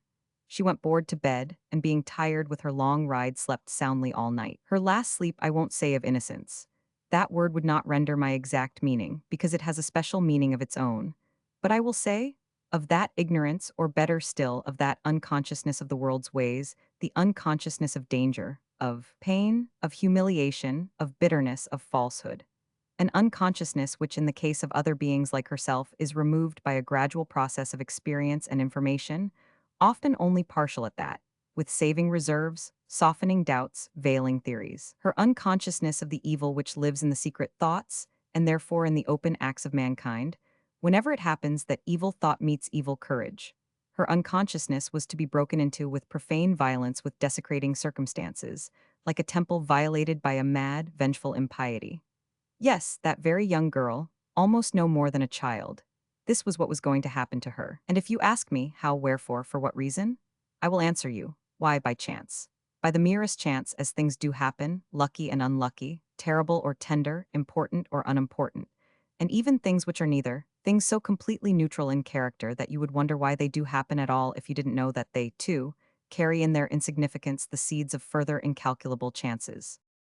Of course, all the chances were that de Barrel should have fallen upon a perfectly harmless, naive, usual, inefficient specimen of respectable governess for his daughter, or on a commonplace silly adventuress who would have tried, say, to marry him or work some other sort of common mischief in a small way. Or again, he might have chanced on a model of all the virtues, or the repository of all knowledge, or anything equally harmless, conventional, and middle class. All calculations were in his favor, but chance being incalculable, he fell upon an individuality whom it is much easier to define by opprobrious names than to classify in a calm and scientific spirit, but an individuality certainly, and a temperament as well. Rare?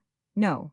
There is a certain amount of what I would politely call unscrupulousness in all of us. Think, for instance, of the excellent Mrs. Fine, who herself, and in the bosom of her family, resembled a governess of a conventional type. Only her mental excesses were theoretical, hedged in by so much humane feeling and conventional reserves, that they amounted to no more than mere libertinage of thought. Whereas the other woman, the governess of Flora de Barrel, was, as you may have noticed, severely practical, terribly practical. No, hers was not a rare temperament, except in its fierce resentment of repression, a feeling which, like genius or lunacy, is apt to drive people into sudden irrelevancy. Hers was feminine irrelevancy. A male genius, a male ruffian, or even a male lunatic would not have behaved exactly as she did behave. There is a softness in masculine nature, even the most brutal, which acts as a check.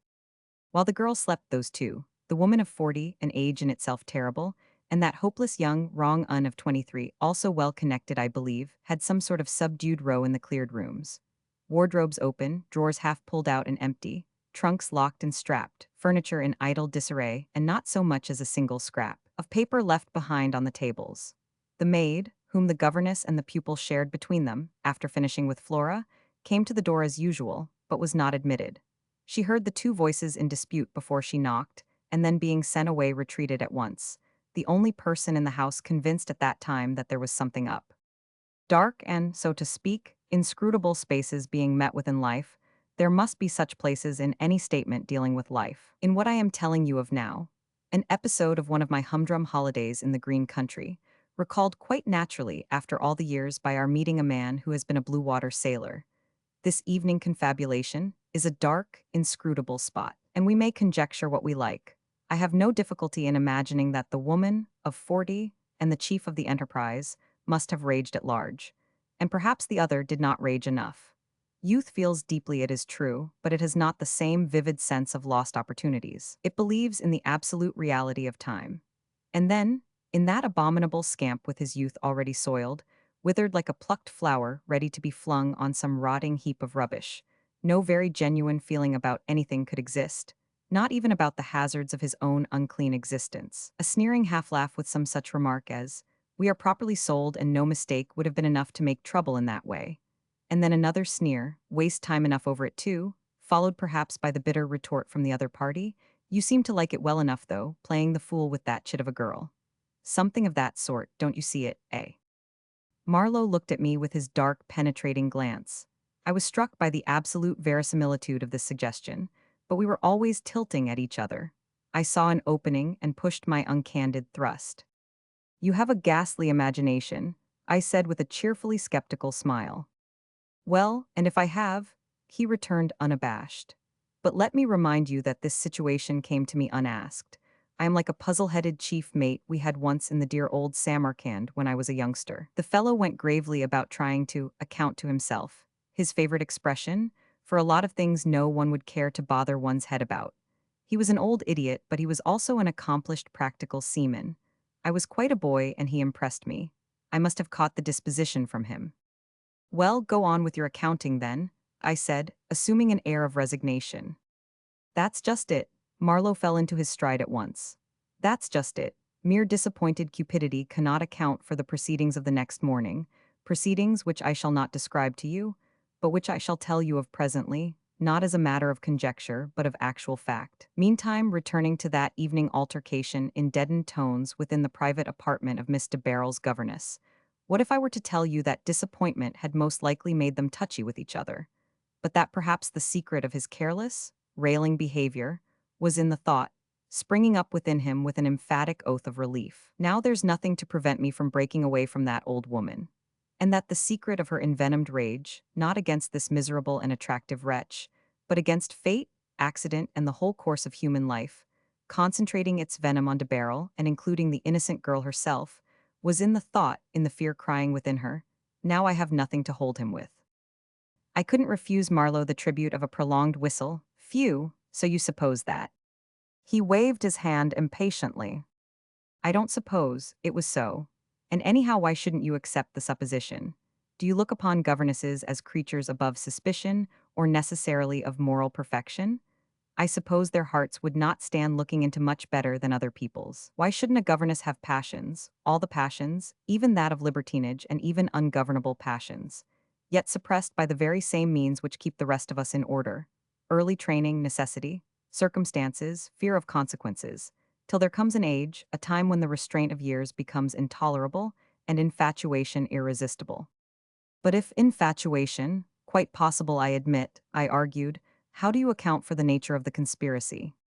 You expect a cogency of conduct not usual in women, said Marlowe. The subterfuges of a menaced passion are not to be fathomed.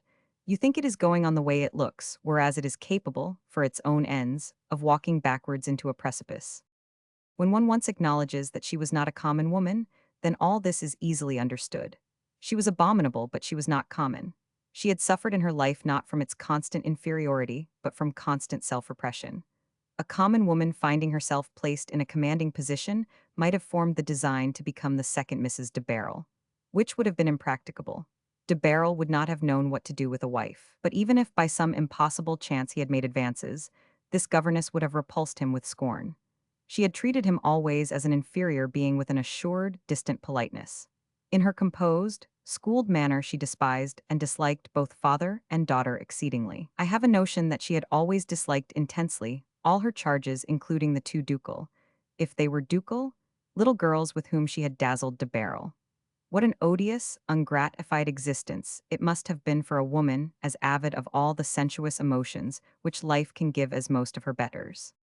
She had seen her youth vanish, her freshness disappear, her hopes die, and now she felt her flaming middle age slipping away from her. No wonder that with her admirably dressed, abundant hair, thickly sprinkled with white threads, and adding to her elegant aspect the piquant distinction of a powdered coiffure. No wonder, I say, that she clung desperately to her last infatuation for that graceless young scamp, even to the extent of hatching for him that amazing plot. He was not so far gone in degradation as to make him utterly hopeless for such an attempt. She hoped to keep him straight with that enormous bribe. She was clearly a woman uncommon enough to live without illusions, which, of course, does not mean that she was reasonable. She had said to herself, perhaps with a fury of self-contempt, "In a few years I shall be too old for anybody. Meantime I shall have him, and I shall hold him by throwing to him the money of that ordinary, silly little girl of no account." Well, it was a desperate expedient, but she thought it worthwhile. And besides, there is hardly a woman in the world, no matter how hard, depraved, or frantic, in whom something of the maternal instinct does not survive, unconsumed like a salamander, in the fires of the most abandoned passion. Yes, there might have been that sentiment for him too. There was no doubt. So I say again, no wonder. No wonder that she raged at everything, and perhaps even at him, with contradictory reproaches. For regretting the girl, a little fool who would never in her life be worth anybody's attention, and for taking the disaster itself with a cynical levity in which she perceived a flavor of revolt. And so the altercation in the night went on, over the irremediable. He arguing, "What's the hurry? Why clear out like this?" Perhaps a little sorry for the girl, and as usual without a penny in his pocket, appreciating the comfortable quarters, wishing to linger on as long as possible in the shameless enjoyment of this already doomed luxury. There was really no hurry for a few days. always time enough to vanish. And with that, a touch of masculine softness, a sort of regard for appearances surviving his degradation. You might behave decently at the last, Eliza, but there was no softness in the sallow face under the gala effect of powdered hair, its formal calmness gone, the dark-ringed eyes glaring at him with a sort of hunger. No, no. If it is as you say, then not a day, not an hour, not a moment. She stuck to it, very determined that there should be no more of that boy and girl philandering since the object of it was gone, angry with herself for having suffered from it so much in the past, furious at its having been all in vain. But she was reasonable enough not to quarrel with him finally. What was the good? She found means to placate him. The only means, as long as there was some money to be got, she had hold of him. Now go away. We shall do no good by any more of this sort of talk. I want to be alone for a bit. He went away, sulkily acquiescent. There was a room always kept ready for him on the same floor, at the further end of a short, thickly carpeted passage. How she passed the night, this woman with no illusions to help her through the hours which must have been sleepless, I shouldn't like to say. It ended at last, and this strange victim of the de Barrel failure, whose name would never be known to the official receiver, came down to breakfast, impenetrable in her everyday perfection. From the very first, somehow, she had accepted the fatal news for true. All her life she had never believed in her luck, with that pessimism of the passionate who at bottom feel themselves to be the outcasts of a morally restrained universe. But this did not make it any easier, on opening the morning paper feverishly, to see the thing confirmed. Oh yes, it was there. The orb had suspended payment, the first growl of the storm faint as yet, but to the initiated the forerunner of a deluge. As an item of news it was not indecently displayed. It was not displayed at all in a sense. The serious paper, the only one of the great dailies which had always maintained an attitude of reserve towards the de Barrel group of banks, had its manner. Yes, a modest item of news, but there was also, on another page, a special financial article in a hostile tone beginning with the words, "We have always feared," and a guarded half-column leader, opening with the phrase, "It is a deplorable sign of the times," what was, in effect, an austere, general rebuke to the absurd infatuations of the investing public. She glanced through these articles, a line here and a line there. No more was necessary to catch beyond doubt the murmur of the oncoming flood. Several slighting references by name to de Barrel revived her animosity against the man, suddenly, as by the effect of unforeseen moral support. The miserable wretch. You understand, Marlowe interrupted the current of his narrative, that in order to be consecutive in my relation of this affair, I am telling you at once the details which I heard from Mrs. Fine later in the day, as well as what little Fine imparted to me with his usual solemnity during that morning call. As you may easily guess, the Fines, in their apartments, had read the news at the same time, and, as a matter of fact, in the same august and highly moral newspaper, as the governess in the luxurious mansion a few doors down on the opposite side of the street. But they read them with different feelings. They were thunderstruck. Fine had to explain the full purport of the intelligence to Mrs. Fine, whose first cry was that of relief. Then that poor child would be safe from these designing, horrid people. Mrs. Fine did not know what it might mean to be suddenly reduced from riches to absolute penury. Fine, with his masculine imagination, was less inclined to rejoice extravagantly at the girl's escape from the moral dangers which had been menacing her defenseless existence. It was a confoundedly big price to pay. What an unfortunate little thing she was. We might be able to do something to comfort that poor child at any rate for the time she is here, said Mrs. Fine. She felt under a sort of moral obligation not to be indifferent, but no comfort for anyone could be got by rushing out into the street at this early hour. And so, following the advice of Fine not to act nastily, they both sat down at the window and stared feelingly at the great house, awful to their eyes in its stolid, prosperous, expensive respectability, with ruin absolutely standing at the door. By that time, or very soon after, all Brighton had the information and formed a more or less just appreciation of its gravity. The butler in Miss de Barrel's big house had seen the news, perhaps earlier than anybody within a mile of the parade, in the course of his morning duties, of which one was to dry the freshly delivered paper before the fire, an occasion to glance at it which no intelligent man could have neglected. He communicated to the rest of the household his vaguely forcible impression that something had gone damnably wrong with the affairs of her father in London. This brought an atmosphere of constraint through the house, which Flora de Barrel, coming down somewhat later than usual, could not help noticing in her own way. Everybody seemed to stare so stupidly somehow. She feared a dull day. In the dining room, the governess in her place, a newspaper half concealed under the cloth on her lap. After a few words exchanged with lips that seemed hardly to move, remaining motionless, her eyes fixed before her in an enduring silence. And presently Charlie coming in, to whom she did not even give a glance. He hardly said good morning, though he had a half-hearted try to smile at the girl, and sitting opposite her with his eyes on his plate and slight quivers passing along the line of his clean-shaven jaw, he too had nothing to say. It was dull, horribly dull to begin one's day like this, but she knew what it was. These never-ending family affairs? It was not for the first time that she had suffered from their depressing after-effects on these two.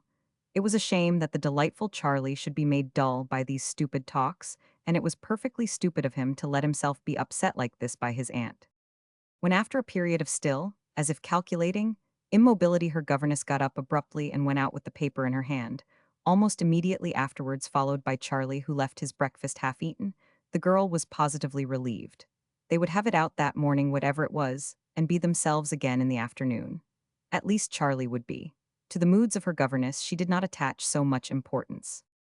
For the first time that morning, the Fines saw the front door of the awful house open, and the objectionable young man issue forth, his rascality visible to their prejudiced eyes in his very bowler hat and in the smart cut of his short fawn overcoat. He walked away rapidly like a man hurrying to catch a train, glancing from side to side as though he were carrying something off. Could he be departing for good? Undoubtedly, undoubtedly. But Mrs. Fine's fervent "thank goodness" turned out to be a bit, as some Americans, say previous.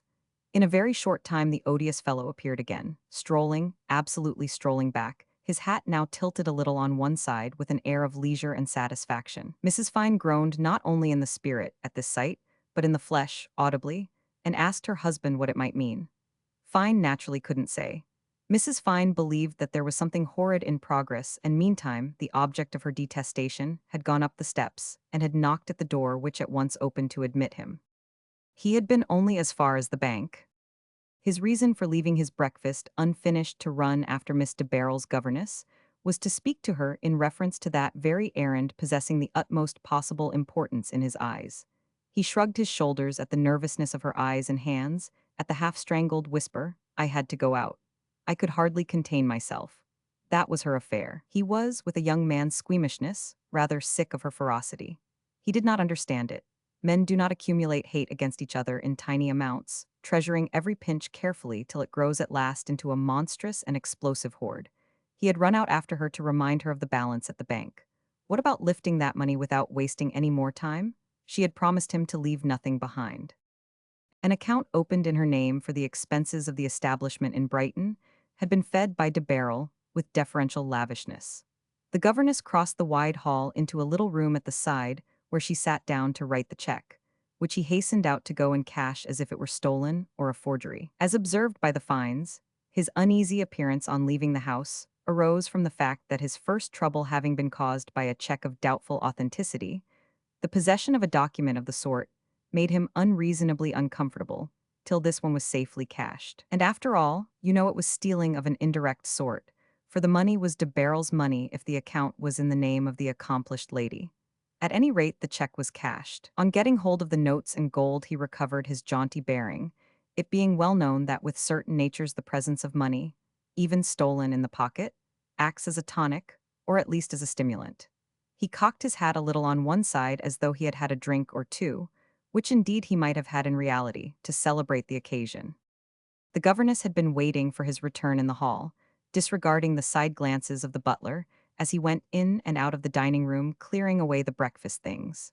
It was she herself who had opened the door so promptly. "It's all right," he said, touching his breast pocket, and she did not dare, the miserable wretch without illusions, she did not dare ask him to hand it over. They looked at each other in silence. He nodded significantly. "Where is she now?" And she whispered, "Gone into the drawing-room. Want to see her again?"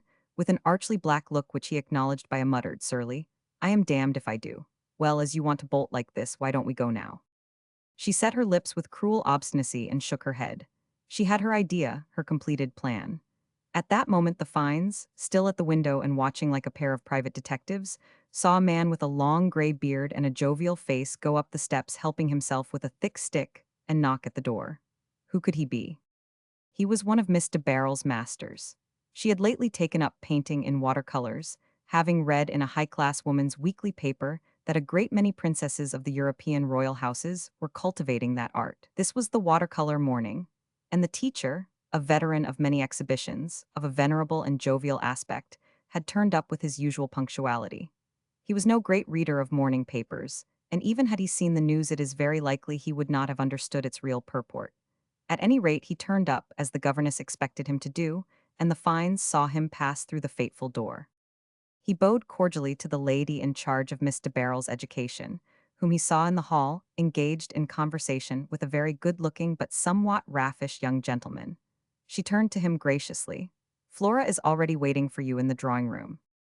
The cultivation of the art said to be patronized by princesses was pursued in the drawing-room from considerations of the right kind of light. The governess preceded the master up the stairs and into the room where Miss de Barrel was found arrayed in a holland pinafore, also of the right kind for the pursuit of the art, and smilingly expectant. The watercolor lesson enlivened by the jocular conversation of the kindly, humorous old man was always great fun, and she felt she would be compensated for the tiresome beginning of the day.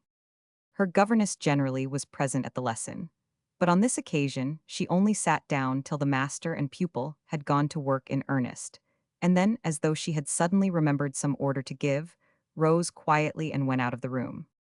Once outside, the servants summoned by the passing maid without a bell being rung, and quick, quick, let all this luggage be taken down into the hall, and let one of you call a cab. She stood outside the drawing-room door on the landing, looking at each piece, trunk, leather cases, portmanteaus, being carried past her, her brows knitted and her aspect so somber, and absorbed that it took some little time for the butler to muster courage enough to speak to her. But he reflected that he was a free-born Briton and had his rights. He spoke straight to the point, but in the usual respectful manner. "Beg you pardon, ma'am, but are you going away for good?" He was startled by her tone. Its unexpected, unladylike harshness fell on his trained ear with the disagreeable effect of a false note. "Yes, I am going away. And the best thing for all of you is to go away too, as soon as you like. You can go now today, this moment. You had your wages paid you only last week. The longer you stay, the greater your loss, but I have nothing to do with it now. You are the servants of Mr. de Barrel, you know." The butler was astounded by the manner of this advice, and as his eyes wandered to the drawing-room door, the governess extended her arm as if to bar the way. "Nobody goes in there." And that was said still in another tone, such a tone that all trace of the trained respectfulness vanished from the butler's bearing. He stared at her with a frank, wondering gaze. "Not till I am gone," she added, and there was such an expression on her face that the man was daunted by the mystery of it. He shrugged his shoulders slightly, and without another word went down the stairs on his way to the basement, brushing in the hall past Mr. Charles, who had on head, and both hands rammed deep into his overcoat pockets, paced up and down, as though on sentry duty there. The lady's maid was the only servant upstairs, hovering in the passage on the first floor, curious and as if fascinated by the woman who stood there guarding the door. Being beckoned closer imperiously, and asked by the governess to bring out of the now empty rooms the hat and veil, the only objects besides the furniture still to be found there. She did so in silence, but inwardly fluttered, and while waiting uneasily, with the veil, before that woman who, without moving a step away from the drawing-room door, was pinning with careless haste her hat on her head, she heard within a sudden burst of laughter from Miss de Barrel, enjoying the fun of the watercolor lesson given her for the last time by the cheery old man. Mr. and Mrs. Fine, ambushed at their window, a most incredible occupation for people of their kind, saw with renewed anxiety a cab come to the door and watched some luggage being carried out and put on its roof. The butler appeared for a moment, then went in again. What did it mean? Was Flora going to be taken to her father, or were these people, that woman and her horrible nephew, about to carry her off somewhere? Fine couldn't tell. He doubted the last, Flora having now, he judged, no value, either positive or speculative. Though no great reader of character, he did not credit the governess with humane intentions. He confessed to me naively that he was excited as if watching some action on the stage. Then the thought struck him that the girl might have had some money settled on her, be possessed of some means, of some little fortune of her own, and therefore. He imparted this theory to his wife, who shared fully his consternation. "I can't believe the child will go away without running in to say good-bye to us," she murmured. "We must find out, I shall ask her." But at that very moment the cab rolled away, empty inside, and the door of the house, which had been standing slightly ajar till then, was pushed to. They remained silent, staring at it, till Mrs. Fine whispered doubtfully, "I really think I must go over." Fine didn't answer for a while. His is a reflective mind, you know? And then, as if Mrs. Fine's whispers had an occult power over that door, it opened wide again, and the white-bearded man issued, astonishingly active in his movements, using his stick almost like a leaping pole to get down the steps and hobbled away briskly along the pavement. Naturally, the fines were too far off to make out the expression of his face, but it would not have helped them very much to a guess at the conditions inside the house. The expression was humorously puzzled, nothing more. For, at the end of his lesson, seizing his trusty stick and coming out with his habitual vivacity, he very nearly cannoned just outside the drawing-room door into the back of Miss de Barrel's governess. He stopped himself in time and she turned round swiftly. It was embarrassing, he apologized, but her face was not startled, it was not aware of him, it wore a singular expression of resolution. A very singular expression which, as it were, detained him for a moment. In order to cover his embarrassment, he made some inane remark on the weather, upon which, instead of returning another inane remark according to the tacit rules of the game, she only gave him a smile of unfathomable meaning. Nothing could have been more singular. The good-looking young gentleman of questionable appearance took not the slightest notice of him in the hall. No servant was to be seen. He let himself out, pulling the door to behind him with a crash, as, in a manner, he was forced to do to get it shut at all. When the echo of it had died away, the woman on the landing leaned over the banister and called out bitterly to the man below, "Don't you want to come up and say good-bye?" He had an impatient movement of the shoulders and went on pacing to and fro as though he had not heard. But suddenly he checked himself, stood still for a moment, then with a gloomy face and without taking his hands out of his pockets ran smartly up the stairs. Already facing the door, she turned her head for a whispered taunt. "Come, confess you were dying to see her stupid little face once more," to which he disdained to answer. Flora de Barrel, still seated before the table at which she had been working on her sketch, raised her head at the noise of the opening door. The invading manner of their entrance gave her the sense of something she had never seen before.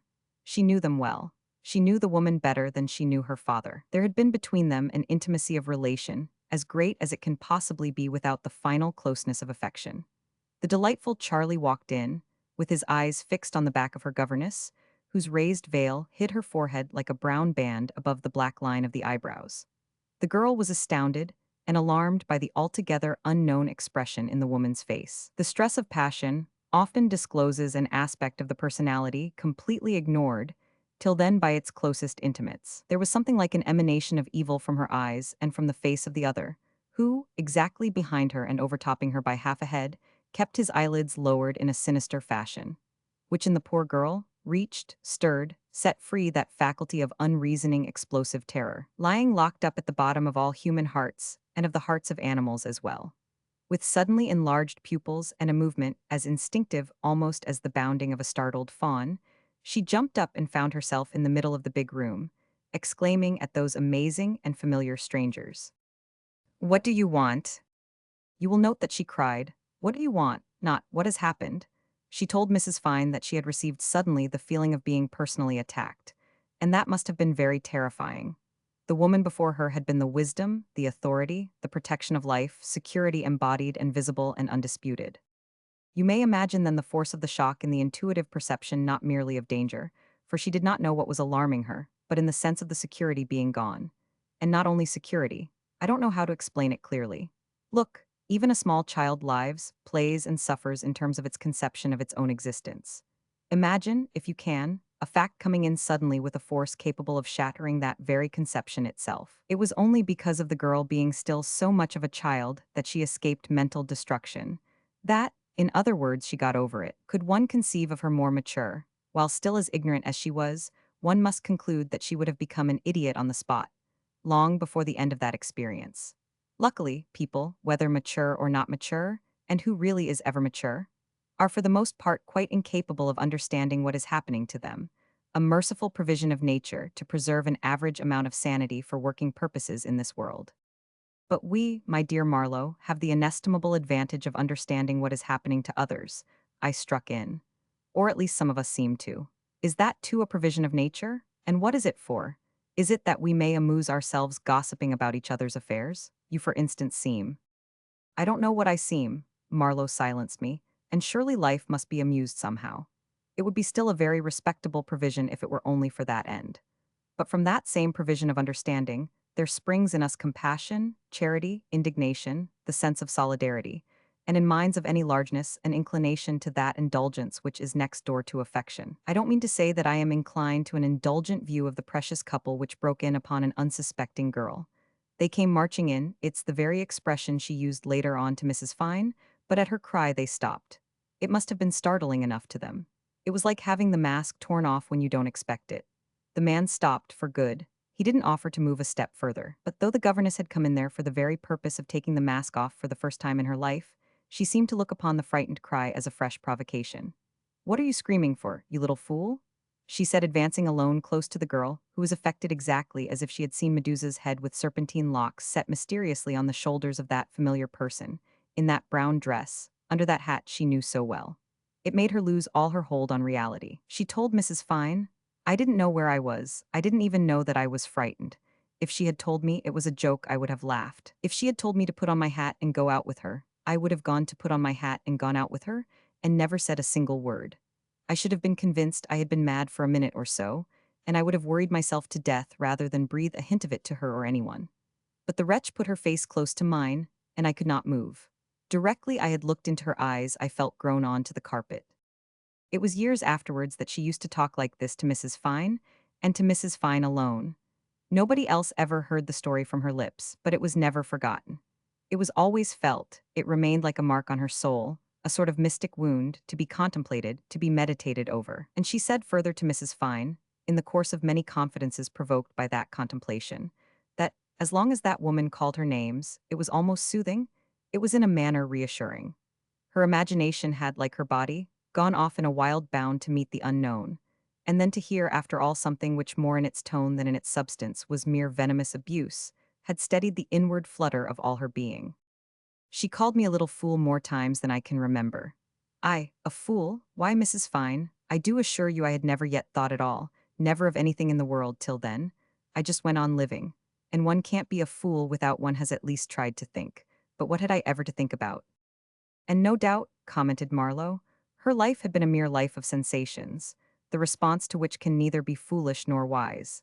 It can only be temperamental, and I believe that she was of a generally happy disposition, a child of the average kind. Even when she was asked violently whether she imagined that there was anything in her, apart from her money, to induce any intelligent person to take any sort of interest in her existence, she only caught her breath in one dry sob and said nothing, made no other sound, made no movement.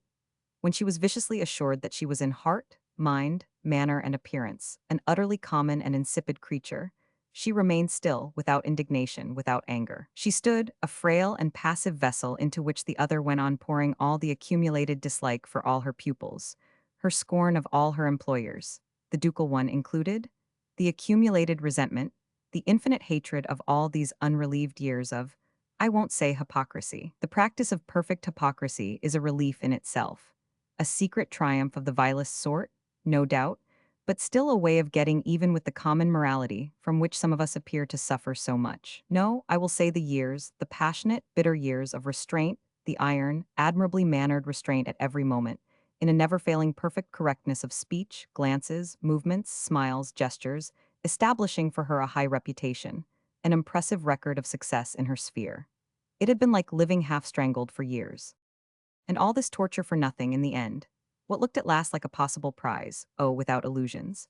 But still a prize broken in her hands, fallen in the dust, the bitter dust of disappointment. She reveled in the miserable revenge, pretty safe too, only regretting the unworthiness of the girlish figure which stood for so much she had longed to be able to spit venom at, if only once, in perfect liberty. The presence of the young man at her back increased both her satisfaction and her rage. But the very violence of the attack seemed to defeat its end, by rendering the representative victim, as it were, insensible. The cause of this outrage, naturally escaping the girl's imagination her attitude, was in effect that of dense, hopeless stupidity. And it is a fact that the worst shocks of life are often received without outcries, without gestures, without a flow of tears, and the convulsions of sobbing. The insatiable governess missed these signs exceedingly. This pitiful stolidity was only a fresh provocation, yet the poor girl was deadly pale. I was cold, she used to explain to Mrs. Fine. I had had time to get terrified. She had pushed her face so near mine, and her teeth looked as though she wanted to bite me. Her eyes seemed to have become quite dry, hard, and small in a lot of horrible wrinkles. I was too afraid of her to shudder, too afraid of her to put my fingers to my ears. I didn't know what I expected her to call me next, but when she told me I was no better than a beggar, that there would be no more masters, no more servants, no more horses for me, I said to myself, is that all? I should have laughed if I hadn't been too afraid of her to make the least little sound. Seemed that poor Flora had to know all the possible phases of that sort of anguish, beginning with instinctive panic, through the bewildered stage, the frozen stage, and the stage of blanched apprehension, down to the instinctive prudence of extreme terror, the stillness of the mouse. But when she heard herself called the child of a cheat and a swindler, the very monstrous unexpectedness of this caused in her a revulsion towards letting herself go. She screamed out all at once, "You mustn't speak like this of Papa." The effort of it uprooted her from that spot where her little feet seemed dug deep into the thick, luxurious carpet, and she retreated backwards to a distant part of the room, hearing herself repeat, you mustn't," as if it were somebody else screaming. She came to a chair and flung herself into it. Thereupon the somebody else ceased screaming and she lolled, exhausted, sightless, in a silent room, as if indifferent to everything and without a single thought in her head. The next few seconds seemed to last for ever so long, a black abyss of time separating what was past and gone from the reappearance of the governess and the reawakening of fear. And that woman was forcing the words through her set teeth. "You say I mustn't, I mustn't. All the world will be speaking of him like this tomorrow. They will say it and they'll print it. You shall hear it and you shall read it, and then you shall know whose daughter you are." Her face lighted up with an atrocious satisfaction. "He's nothing but a thief," she cried, "this father of yours. As to you, I have never been deceived in you for a moment. I have been growing more and more sick of you for years. You are a vulgar, silly nonentity, and you shall go back to where you belong, whatever low place you have sprung from, and beg your bread. That is if anybody's charity will have anything to do with you, which I doubt." She would have gone on regardless of the enormous eyes, of the open mouth of the girl who sat up suddenly, with the wild, staring expression of being choked by invisible fingers on her throat, and yet horribly pale. The effect on her constitution was so profound, Mrs. Fine told me, that she who as a child had a rather pretty delicate coloring, showed a white bloodless face for a couple of years afterwards, and remained always liable at the slightest emotion to an extraordinary ghost-like whiteness. The end came in the abomination of desolation of the poor child's miserable cry for help. "Charlie, Charlie," coming from her throat in hidden gasping efforts. Her enlarged eyes had discovered him where he stood motionless and dumb. He started from his immobility, a hand withdrawn brusquely from the pocket of his overcoat, strode up to the woman, seized her by the arm from behind, saying in a rough commanding tone, "Come away, Eliza." In an instant the child saw them close together and remote, near the door, gone through the door, which she neither heard nor saw being opened or shut. But it was shut. Oh yes, it was shut. Her slow, unseeing glance wandered all over the room. For some time longer she remained leaning forward, collecting her strength, doubting if she would be able to stand. She stood up at last. Everything about her spun round in an oppressive silence.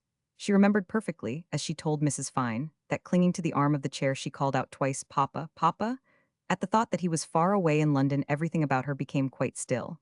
Then, frightened suddenly by the solitude of that empty room, she rushed out of it blindly. With that fatal diffidence in well-doing, inherent in the present condition of humanity, the Fines continued to watch at their window. "It's always so difficult to know what to do for the best," Fine assured me. "It is. Good intentions stand in their own way so much. Whereas if you want to do harm to anyone, you needn't hesitate. You have only to go on. No one will reproach you with your mistakes or call you a confounded, clumsy meddler." The Fines watched the door, the closed street door inimical somehow to their benevolent thoughts, the face of the house cruelly impenetrable. It was just as on any other day. The unchanged daily aspect of inanimate things is so impressive that Fine went back into the room for a moment, picked up the paper again, and ran his eyes over the item of news. No doubt of it. It looked very bad. He came back to the window and Mrs. Fine. Tired out as she was, she sat there resolute and ready for responsibility. But she had no suggestion to offer. People do fear a rebuff wonderfully, and all her audacity was in her thoughts. She shrank from the incomparably insolent manner of the governess. Fine stood by her side, as in those old-fashioned photographs of married couples where you see a husband with his hand on the back of his wife's chair. And they were about as efficient as an old photograph, and as still, till Mrs. Fine started slightly. The street door had swung open, and, bursting out, appeared the young man, his hat, Mrs. Fine observed, tilted forward over his eyes. After him, the governess slipped through, turning round at once to shut the door behind her with care. Meantime, the man went down the white steps and strode along the pavement, his hands rammed deep into the pockets of his fawn overcoat. The woman, that woman of composed movements, of deliberate superior manner, took a little run to catch up with him, and directly she had caught up with him tried to introduce her hand under his arm. Mrs. Fine saw the brusque half-turn of the fellow's body as one avoids an importunate contact, defeating her attempt rudely. She did not try again but kept pace with his stride, and Mrs. Fine watched them, walking independently, turn the corner of the street side by side, disappear forever. The Fines looked at each other eloquently, doubtfully. "What do you think of this?" Then with common accord turned their eyes back to the street door. Closed, massive, dark. The great, clear brass knocker shining in a quiet slant of sunshine, cut by a diagonal line of heavy shade, filling the further end of the street. Could the girl be already gone? Sent away to her father? Had she any relations? Nobody but de Barrel himself ever came to see her, Mrs. Fine remembered, and she had the instantaneous, profound maternal perception of the child's loneliness, and a girl too. It was irresistible. And besides, the departure of the governess was not without its encouraging influence. "I am going over at once to find out," she declared resolutely but still staring across the street. Her intention was arrested by the sight of that awful, somberly glistening door, swinging back suddenly on the yawning darkness of the hall, out of which literally flew out, right out on the pavement almost without touching the white steps, a little figure swathed in a holland pinafore up to the chin, its hair streaming back from its head, darting past a lamp-post, past the red pillar box. "Here," cried Mrs. Fine. "She's coming here. Run, John, run." Fine bounded out of the room. This is his own word. Bounded, he assured me with intensified solemnity that he bounded. And the sight of the short and muscular Fine, bounding gravely about the circumscribed passages and staircases of a small, very high-class private hotel, would have been worth any amount of money to a man greedy of memorable impressions. But as I looked at him, the desire of laughter at my very lips, I asked myself, how many men could be found ready to compromise their cherished gravity for the sake of the unimportant child of a ruined financier with an ugly black cloud already wreathing his head? I didn't laugh at little Fine. I encouraged him. "You did, very good, well." His main thought was to save the child from some unpleasant interference. There was a porter downstairs, page boys, some people going away with their trunks in the passage, a railway omnibus at the door, white-breasted waiters dodging about the entrance. He was in time. He was at the door before she reached it in her blind course. She did not recognize him. Perhaps she did not see him. He caught her by the arm as she ran past and very sensibly, without trying to check her, simply darted in with her and up the stairs, causing no end of consternation amongst the people in his way. They scattered. What might have been their thoughts at the spectacle of a shameless middle-aged man abducting headlong into the upper regions of a respectable hotel a terrified young girl obviously underage, I don't know. And Fine, he told me so, did not care for what people might think. All he wanted was to reach his wife before the girl collapsed. For a time she ran with him, but at the last flight of stairs, he had to seize and half drag, half carry her to his wife. Mrs. Fine waited at the door with her quite unmoved physiognomy and her readiness to confront any sort of responsibility, which already characterized her, long before she became a ruthless theorist. Relieved, his mission accomplished, Fine closed hastily the door of the sitting room. But before long both Fines became frightened. After a period of immobility in the arms of Mrs. Fine, the girl, who had not said a word, tore herself out from that slightly rigid embrace. She struggled dumbly between them, they did not know why, soundless and ghastly, till she sank exhausted on a couch. Luckily the children were out with the two nurses. The hotel housemaid helped Mrs. Fine to put Flora de Barrel to bed. She was as if gone speechless and insane. She lay on her back, her face white like a piece of paper, her dark eyes staring at the ceiling, her awful immobility broken by sudden shivering fits with a loud chattering of teeth in the shadowy silence of the room, the blinds pulled down, Mrs. Fine sitting by patiently, her arms folded, yet inwardly moved by the riddle of that distress of which she could not guess the word, and saying to herself, "That child is too emotional, much too emotional to be ever really sound. As if anyone not made of stone could be perfectly sound in this world. And then how sound?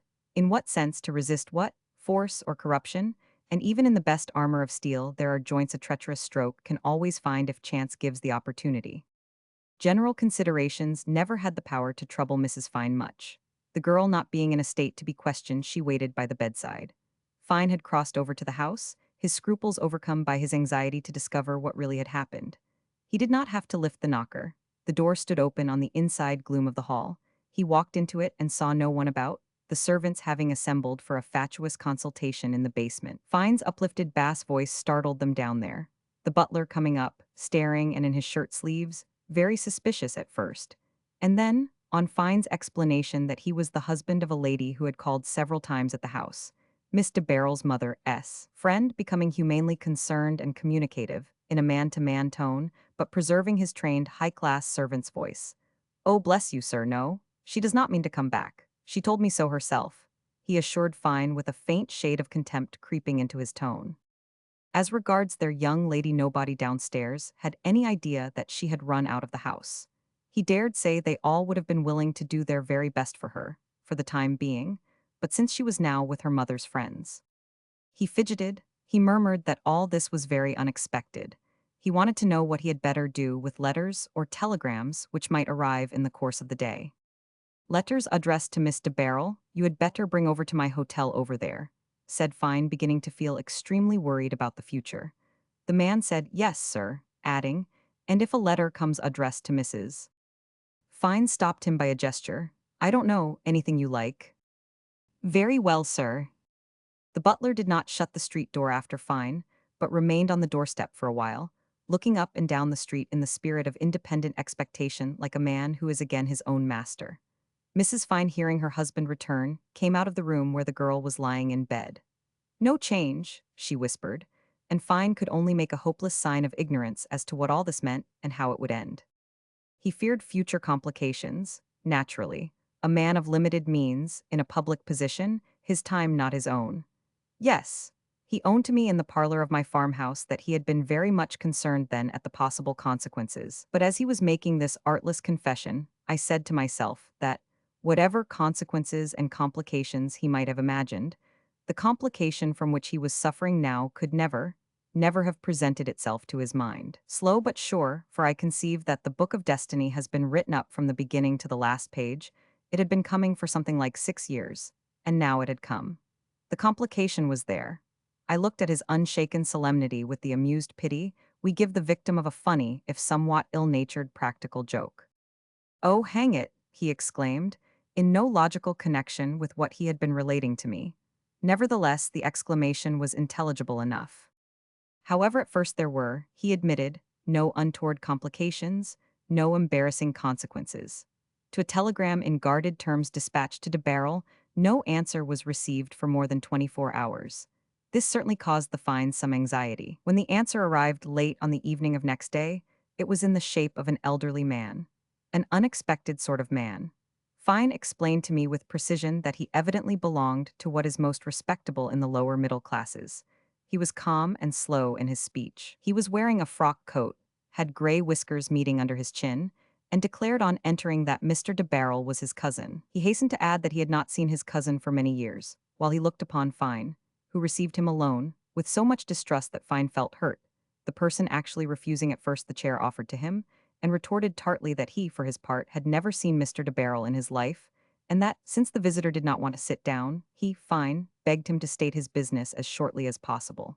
The man in black sat down then with a faint, superior smile. He had come for the girl.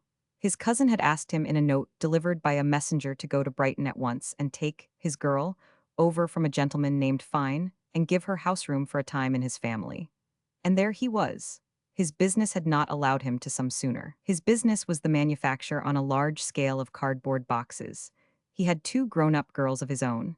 He had consulted his wife, and so that was all right. The girl would get a welcome in his home. His home most likely was not what she had been used to, but etc., etc. All the time Fine felt subtly in that man's manner a derisive disapproval of everything that was not lower middle class, a profound respect for money, a mean sort of contempt for speculators that fail, and a conceited satisfaction with his own respectable vulgarity. With Mrs. Fine, the manner of the obscure cousin of de Barrel was but little less offensive. He looked at her rather slyly, but her cold, decided demeanor impressed him. Mrs. Fine on her side was simply appalled by the personage, but did not show it outwardly, not even when the man remarked with false simplicity that Florrie, her name was Florrie, wasn't it, would probably miss at first all her grand friends. And when he was informed that the girl was in bed, not feeling well at all, he showed an unsympathetic alarm. She wasn't an invalid, was she? No, what was the matter with her then? An extreme distaste for that respectable member of society was depicted in Fine's face, even as he was telling me of him after all these years. He was a specimen of precisely the class of which people like the Fines have the least experience, and I imagine he jarred on them painfully. He possessed all the civic virtues in their very meanest form, and the finishing touch was given by a low sort of consciousness he manifested of possessing them. His industry was exemplary. He wished to catch the earliest possible train next morning. It seems that for 7 and 20 years he had never missed being seated on his office stool at the factory punctually at 10 o'clock every day. He listened to Mrs. Fine's objections with undisguised impatience. Why couldn't Florrie get up and have her breakfast at 8 like other people? In his house the breakfast was at 8 sharp. Mrs. Fine's polite stoicism overcame him at last. He had come down at a very great personal inconvenience, he assured her with displeasure, but he gave up the early train. The good Fines didn't dare to look at each other before this unforeseen but perfectly authorized guardian, the same thoughts springing up in their minds. Poor girl, if the women of the family were like this too? And of course they would be, poor girl, but what could they have done even if they had been prepared to raise objections? The person in the frock coat had the father's note, he had shown it to Fine, just a request to take care of the girl, as her nearest relative, without any explanation or a single allusion to the financial catastrophe, its tone strangely detached, and in its very silence on the point giving occasion to think that the writer was not uneasy as to the child's future. Probably it was that very idea which had set the cousins so readily in motion. Men had come before out of commercial crashes with estates in the country and a comfortable income, if not for themselves then for their wives. And if a wife could be made comfortable by a little dexterous management, then why not a daughter? Yes, this possibility might have been discussed in the person's household and judged worth acting upon. Man actually hinted broadly that such was his belief, and in face of Fine's guarded replies, gave him to understand that he was not the dupe of such reticences. Obviously, he looked upon the Fines as being disappointed because the girl was taken away from them. They, by a diplomatic sacrifice in the interests of poor Flora, had asked the man to dinner. He accepted ungraciously, remarking that he was not used to late hours. He had generally a bit of supper about 8:30 or 9. However, he gazed contemptuously round the prettily decorated dining room. He wrinkled his nose in a puzzled way at the dishes offered to him by the waiter, but refused none, devouring the food with a great appetite and drinking, swilling, Fine called it, gallons of ginger beer, which was procured for him in stone bottles at his request. The difficulty of keeping up a conversation with that being exhausted Mrs. Fine herself, who had come to the table armed with adamantine resolution. The only memorable thing he said was when, in a pause of gorging himself with these French dishes, he deliberately let his eyes roam over the little tables occupied by parties of diners, and remarked that his wife did for a moment think of coming down with him, but that he was glad she didn't do so. She wouldn't have been at all happy seeing all this alcohol about. Not at all happy, he declared weightily. You must have had a charming evening, I said to Fine, if I may judge from the way you have kept the memory green. Delightful, he growled with, positively, a flash of anger at the recollection, but lapsed back into his solemnity at once. After we had been silent for a while, I asked whether the man took away the girl next day. Fine said that he did, in the afternoon, in a fly, with a few clothes the maid had got together and brought across from the big house. He only saw Flora again 10 minutes before they left for the railway station, in the Fines' sitting room at the hotel. It was a most painful 10 minutes for the Fines. The respectable citizen addressed Miss de Barrel as Florrie and my dear, remarking to her that she was not very big, there's not much of you, my dear, in a familiarly disparaging tone. Then turning to Mrs. Fine and quite loud, she's very white in the face. Why est that? To this Mrs. Fine made no reply. She had put the girl's hair up that morning with her own hands. It changed her very much, observed Fine. He, naturally, played a subordinate, merely approving part. All he could do for Miss de Barrel personally was to go downstairs and put her into the fly himself, while Miss de Barrel's nearest relation, having been shouldered out of the way, stood by, with an umbrella and a little black bag, watching this proceeding with grim amusement, as it seemed. It was difficult to guess what the girl thought or what she felt. She no longer looked a child. She whispered to Fine a faint "thank you" from the fly, and he said to her in very distinct tones, and while still holding her hand, "Pray don't forget to write fully to my wife in a day or two, Miss de Barrel."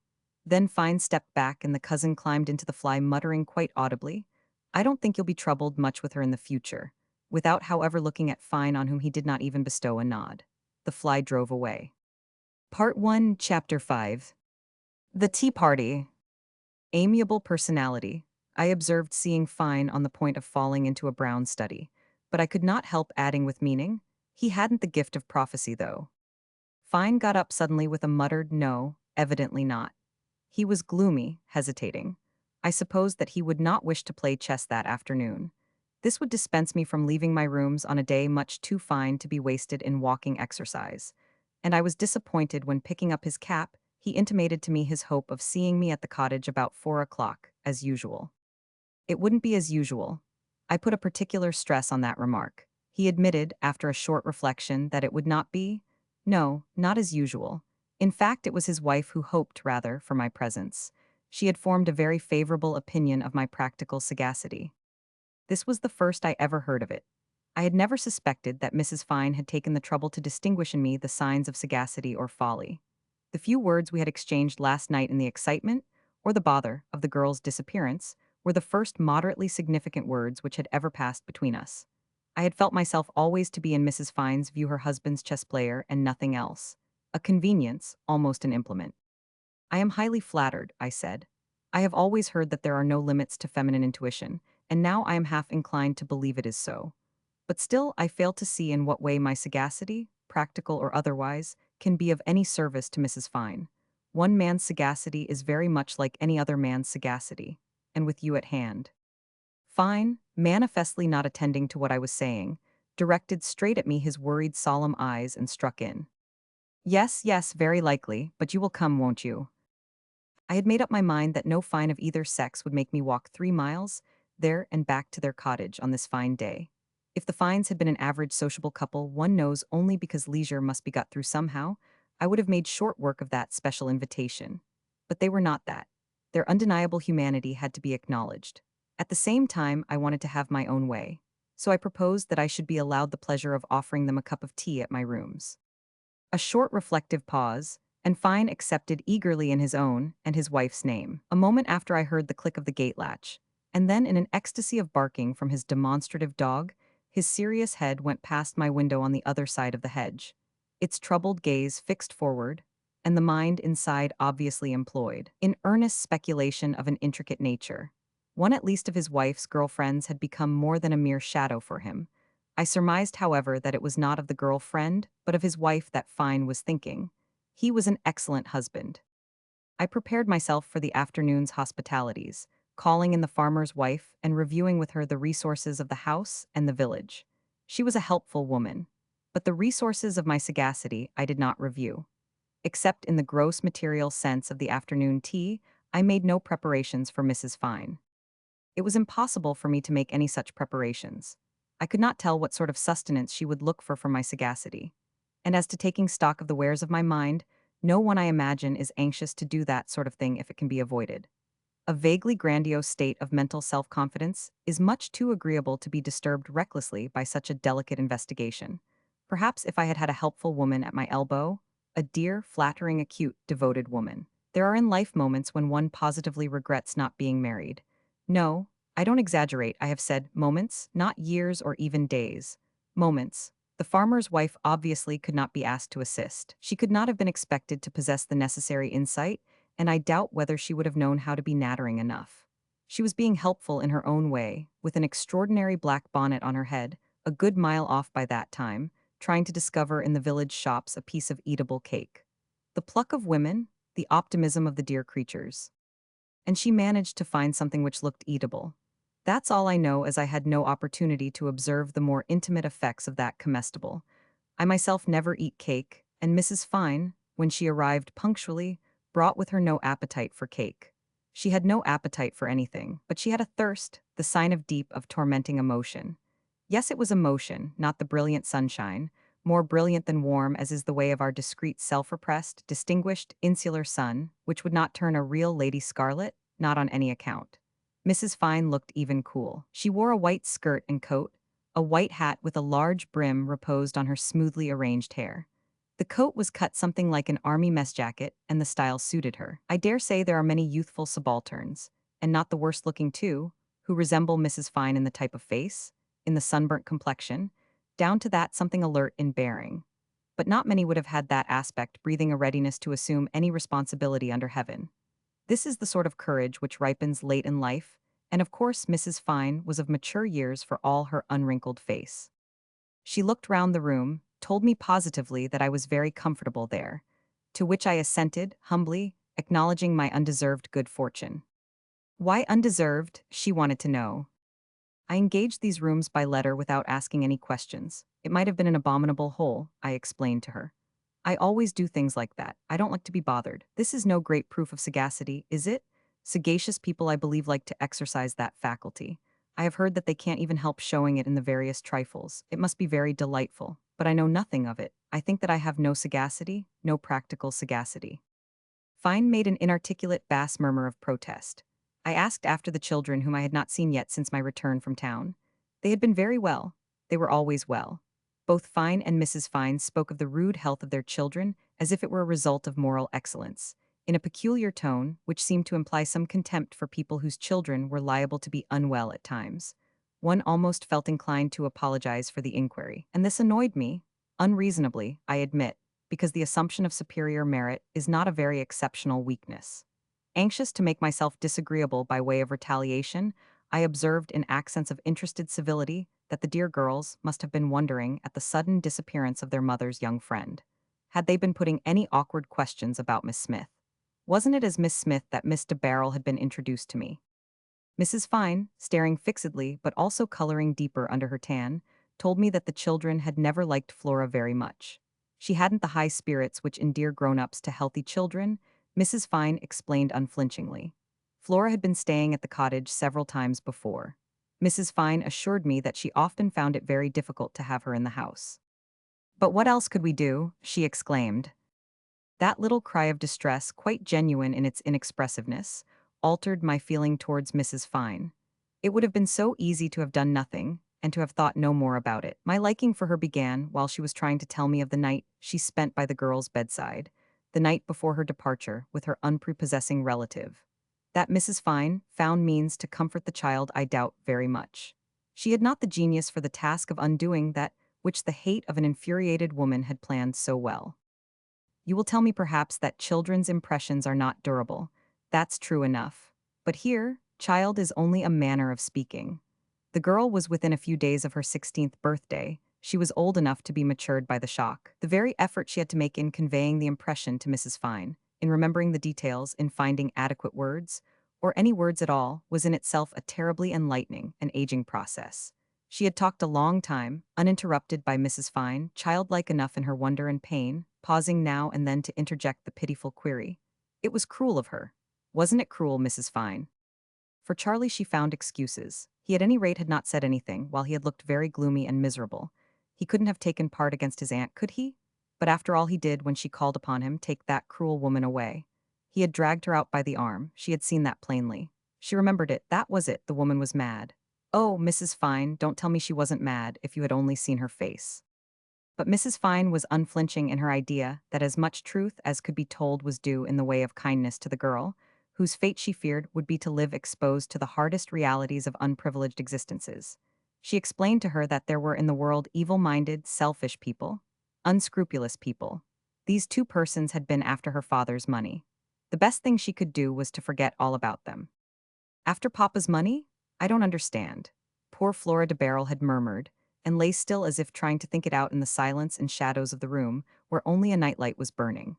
Then she had a long shivering fit while holding tight the hand of Mrs. Fine, whose patient immobility by the bedside of that brutally murdered childhood did infinite honor to her humanity. That vigil must have been the more trying because I could see very well that at no time did she think the victim particularly charming or sympathetic. It was a manifestation of pure compassion, of compassion in itself, so to speak. Not many women would have been capable of displaying with that unflinching steadiness.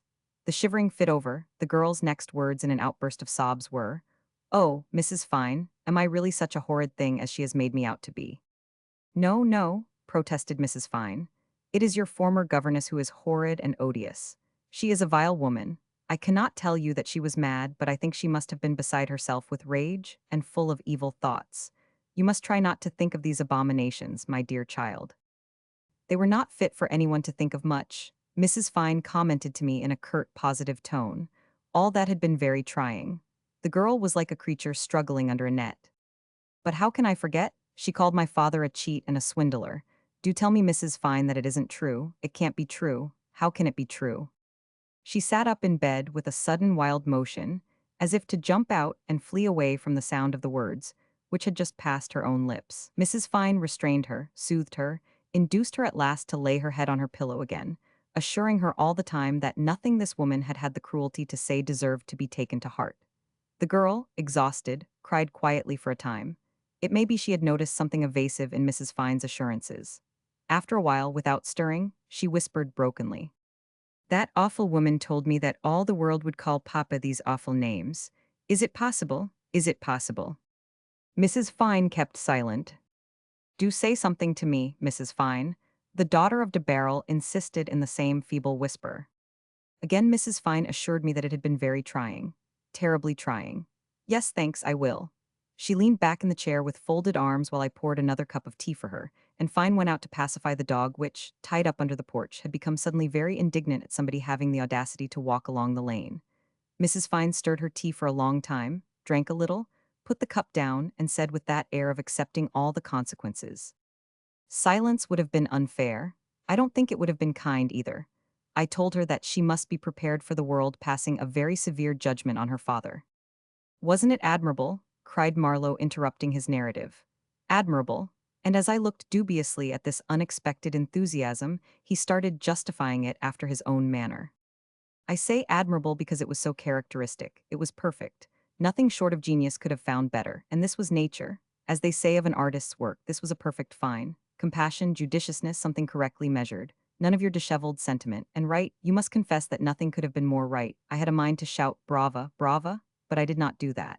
I took a piece of cake and went out to bribe the fine dog into some sort of self-control. His sharp comical yapping was unbearable, like stabs through one's brain, and Fine's deeply modulated remonstrances abashed the vivacious animal no more than the deep, patient murmur of the sea abashes a nigger minstrel on a popular beach. Fine was beginning to swear at him in low, sepulchral tones when I appeared. The dog became at once wildly demonstrative, half strangling himself in his collar, his eyes and tongue hanging out in the excess of his incomprehensible affection for me. This was before he caught sight of the cake in my hand. A series of vertical springs high up in the air followed, and then, when he got the cake, he instantly lost his interest in everything else. Fine was slightly vexed with me. As kind a master as any dog could wish to have, he yet did not approve of cake being given to dogs. The fine dog was supposed to lead a Spartan existence on a diet of repulsive biscuits, with an occasional dry, hygienic bone thrown in. Fine looked down gloomily at the appeased animal. I too looked at that fool dog. And, you know how one's memory gets suddenly stimulated. I was reminded visually, with an almost painful distinctness, of the ghostly white face of the girl I saw last accompanied by that dog, deserted by that dog. I almost heard her distressed voice as if on the verge of resentful tears calling to the dog, the unsympathetic dog. Perhaps she had not the power of evoking sympathy, that personal gift of direct appeal to the feelings. I said to Fine, mistrusting the supine attitude of the dog, "Why don't you let him come inside?" "Oh dear no, he couldn't think of it."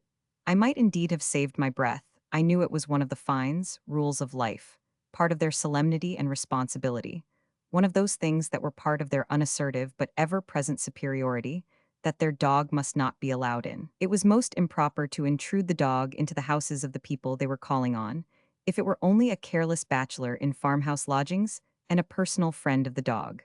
It was out of the question, but they would let him bark one's sanity away outside one's window. They were strangely consistent in their lack of imaginative sympathy.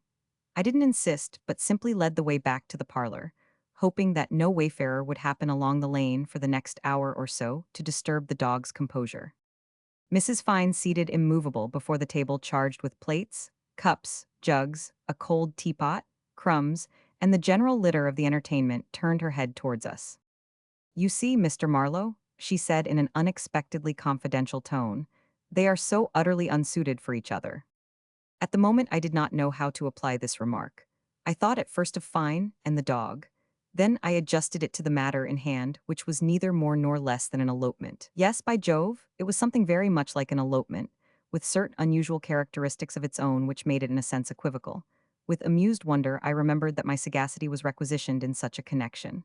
How unexpected. But we never know what tests our gifts may be put to. Sagacity dictated caution first of all. I believe caution to be the first duty of sagacity. Fine sat down as if preparing himself to witness a joust, I thought. "Do you think so, Mrs. Fine?" I said sagaciously. "Of course you are in a position. I was continuing with caution when she struck out vivaciously for immediate assent. Obviously, dearly, you yourself must admit. But, Mrs. Fine, I remonstrated, you forget that I don't know your brother. This argument, which was not only sagacious but true, overwhelmingly true, unanswerably true, seemed to surprise her. Wondered why? I did not know enough of her brother for the remotest guess at what he might be like. I had never set eyes on the man. I didn't know him so completely that by contrast I seemed to have known Miss de Barrel, whom I had seen twice altogether about 60 minutes, and with whom I had exchanged about 60 words from the cradle, so to speak. And perhaps, I thought, looking down at Mrs. Fine, I had remained standing. Perhaps she thinks that this ought to be enough for a sagacious assent. Yeah. She kept silent, and I, looking at her with polite expectation, went on addressing her mentally in a mood of familiar approval which would have astonished her had it been audible. You, my dear, at any rate, are a sincere woman. I call a woman sincere, Marlowe began again after giving me a cigar and lighting one himself. I call a woman sincere when she volunteers a statement resembling remotely in form what she really would like to say, what she really thinks ought to be said if it were not for the necessity to spare the stupid sensitiveness of men. The women's rougher, simpler, more upright judgment embraces the whole truth which their tact, their mistrust of masculine idealism, ever prevents them from speaking in its entirety. And their tact is unerring. We could not stand women speaking the truth, we could not bear it. It would cause infinite misery and bring about most awful disturbances in this rather mediocre, but still idealistic fool's paradise in which each of us lives his own little life, the unit in the great sum of existence. And they know it. They are merciful. This generalization does not apply exactly to Mrs. Fine's outburst of sincerity in a matter in which neither my affections nor my vanity were engaged. That's why, maybe, she ventured so far. For a woman, she chose to be as open as the day with me. There was not only the form but almost the whole substance of her thought in what she said. She believed she could risk it. She had reasoned somewhat in this way. There's a man possessing a certain amount of sagacity. Marlowe paused with a whimsical look at me. The last few words he had spoken with the cigar in his teeth. He took it out now by an ample movement of his arm and blew a thin cloud. You smile, it would have been more kind to spare my blushes, but as a matter of fact I need not blush. This is not vanity, it is analysis. We'll let sagacity stand, but we must also note what sagacity in this connection stands for. When you see this you shall see also that there was nothing in it to alarm my modesty. I don't think Mrs. Fine credited me with the possession of wisdom tempered by common sense, and had I had the wisdom of the 7 sages of antiquity, she would not have been moved to confidence or admiration. The secret scorn of women for the capacity to consider judiciously, and to express profoundly, a meditated conclusion is unbounded. They have no use for these lofty exercises which they look upon as a sort of purely masculine game. Game, meaning a respectable occupation, devised to kill time in this man-arranged life, which must be got through somehow. What women's acuteness really respects are the inept ideas and the sheep-like impulses by which our actions and opinions are determined in matters of real importance. For if women are not rational, they are indeed acute. Even Mrs. Fine was acute. The good woman was making up to her husband's chess player simply because she had scented in him that small portion of femininity, that drop of superior essence of which I am myself aware, which, I gratefully acknowledge, has saved me from 1 or 2 misadventures in my life, either ridiculous or lamentable. I am not very certain which. It matters very little. Anyhow, misadventures. Observe that I say femininity, a privilege, not feminism, an attitude. I am not a feminist. It was Fine who on certain solemn grounds had adopted that mental attitude, but it was enough to glance at him sitting on one side to see that he was purely masculine to his fingertips, masculine solidly, densely, amusingly, hopelessly. I did glance at him. You don't get your sagacity recognized by a man's wife without feeling the propriety and even the need to glance at the man now and again. So I glanced at him, very masculine, so much so that hopelessly was not the last word of it. He was helpless. He was bound and delivered by it. And if by the obscure promptings of my composite temperament I beheld him with malicious amusement, yet being in fact, by definition and especially from profound conviction, a man, I could not help sympathizing with him largely. Seeing him thus disarmed, so completely captive by the very nature of things, I was moved to speak to him kindly. Well, and what do you think of it? I don't know, how's one to tell? But I say that the thing is done now, and there's an end of it, said the masculine creature as bluntly as his innate solemnity permitted. Mrs. Fine moved a little in her chair.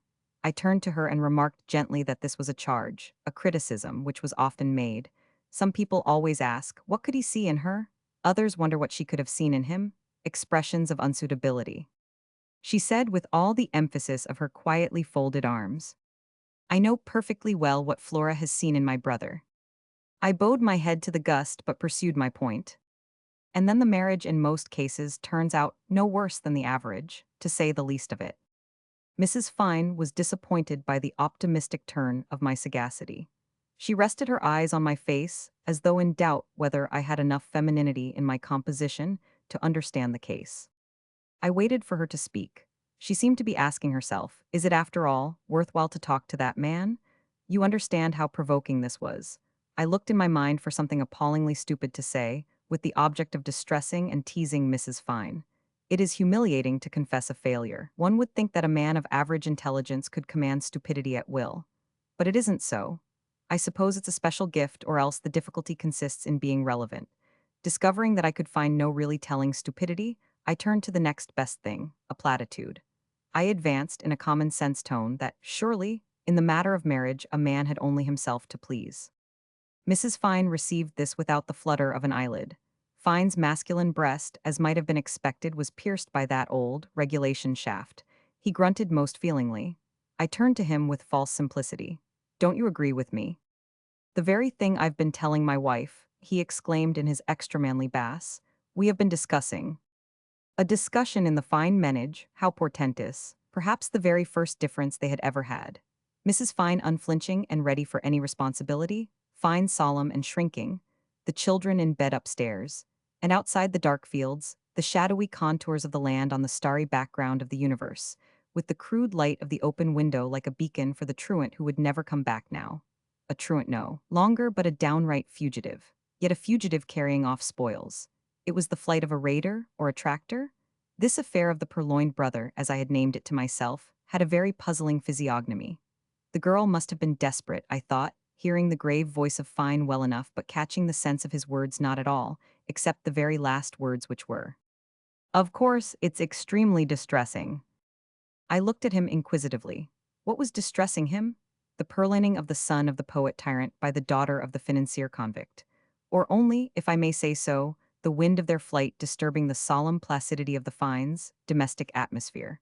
My incertitude did not last long, for he added, Mrs. Fine urges me to go to London at once. One could guess at, almost see, his profound distaste for the journey, his distress at a difference of feeling with his wife, with his serious view of the sublunary comedy. Fine suffered from not being able to agree solemnly with her sentiment, as he was accustomed to do, in recognition of having had his way in one supreme instance.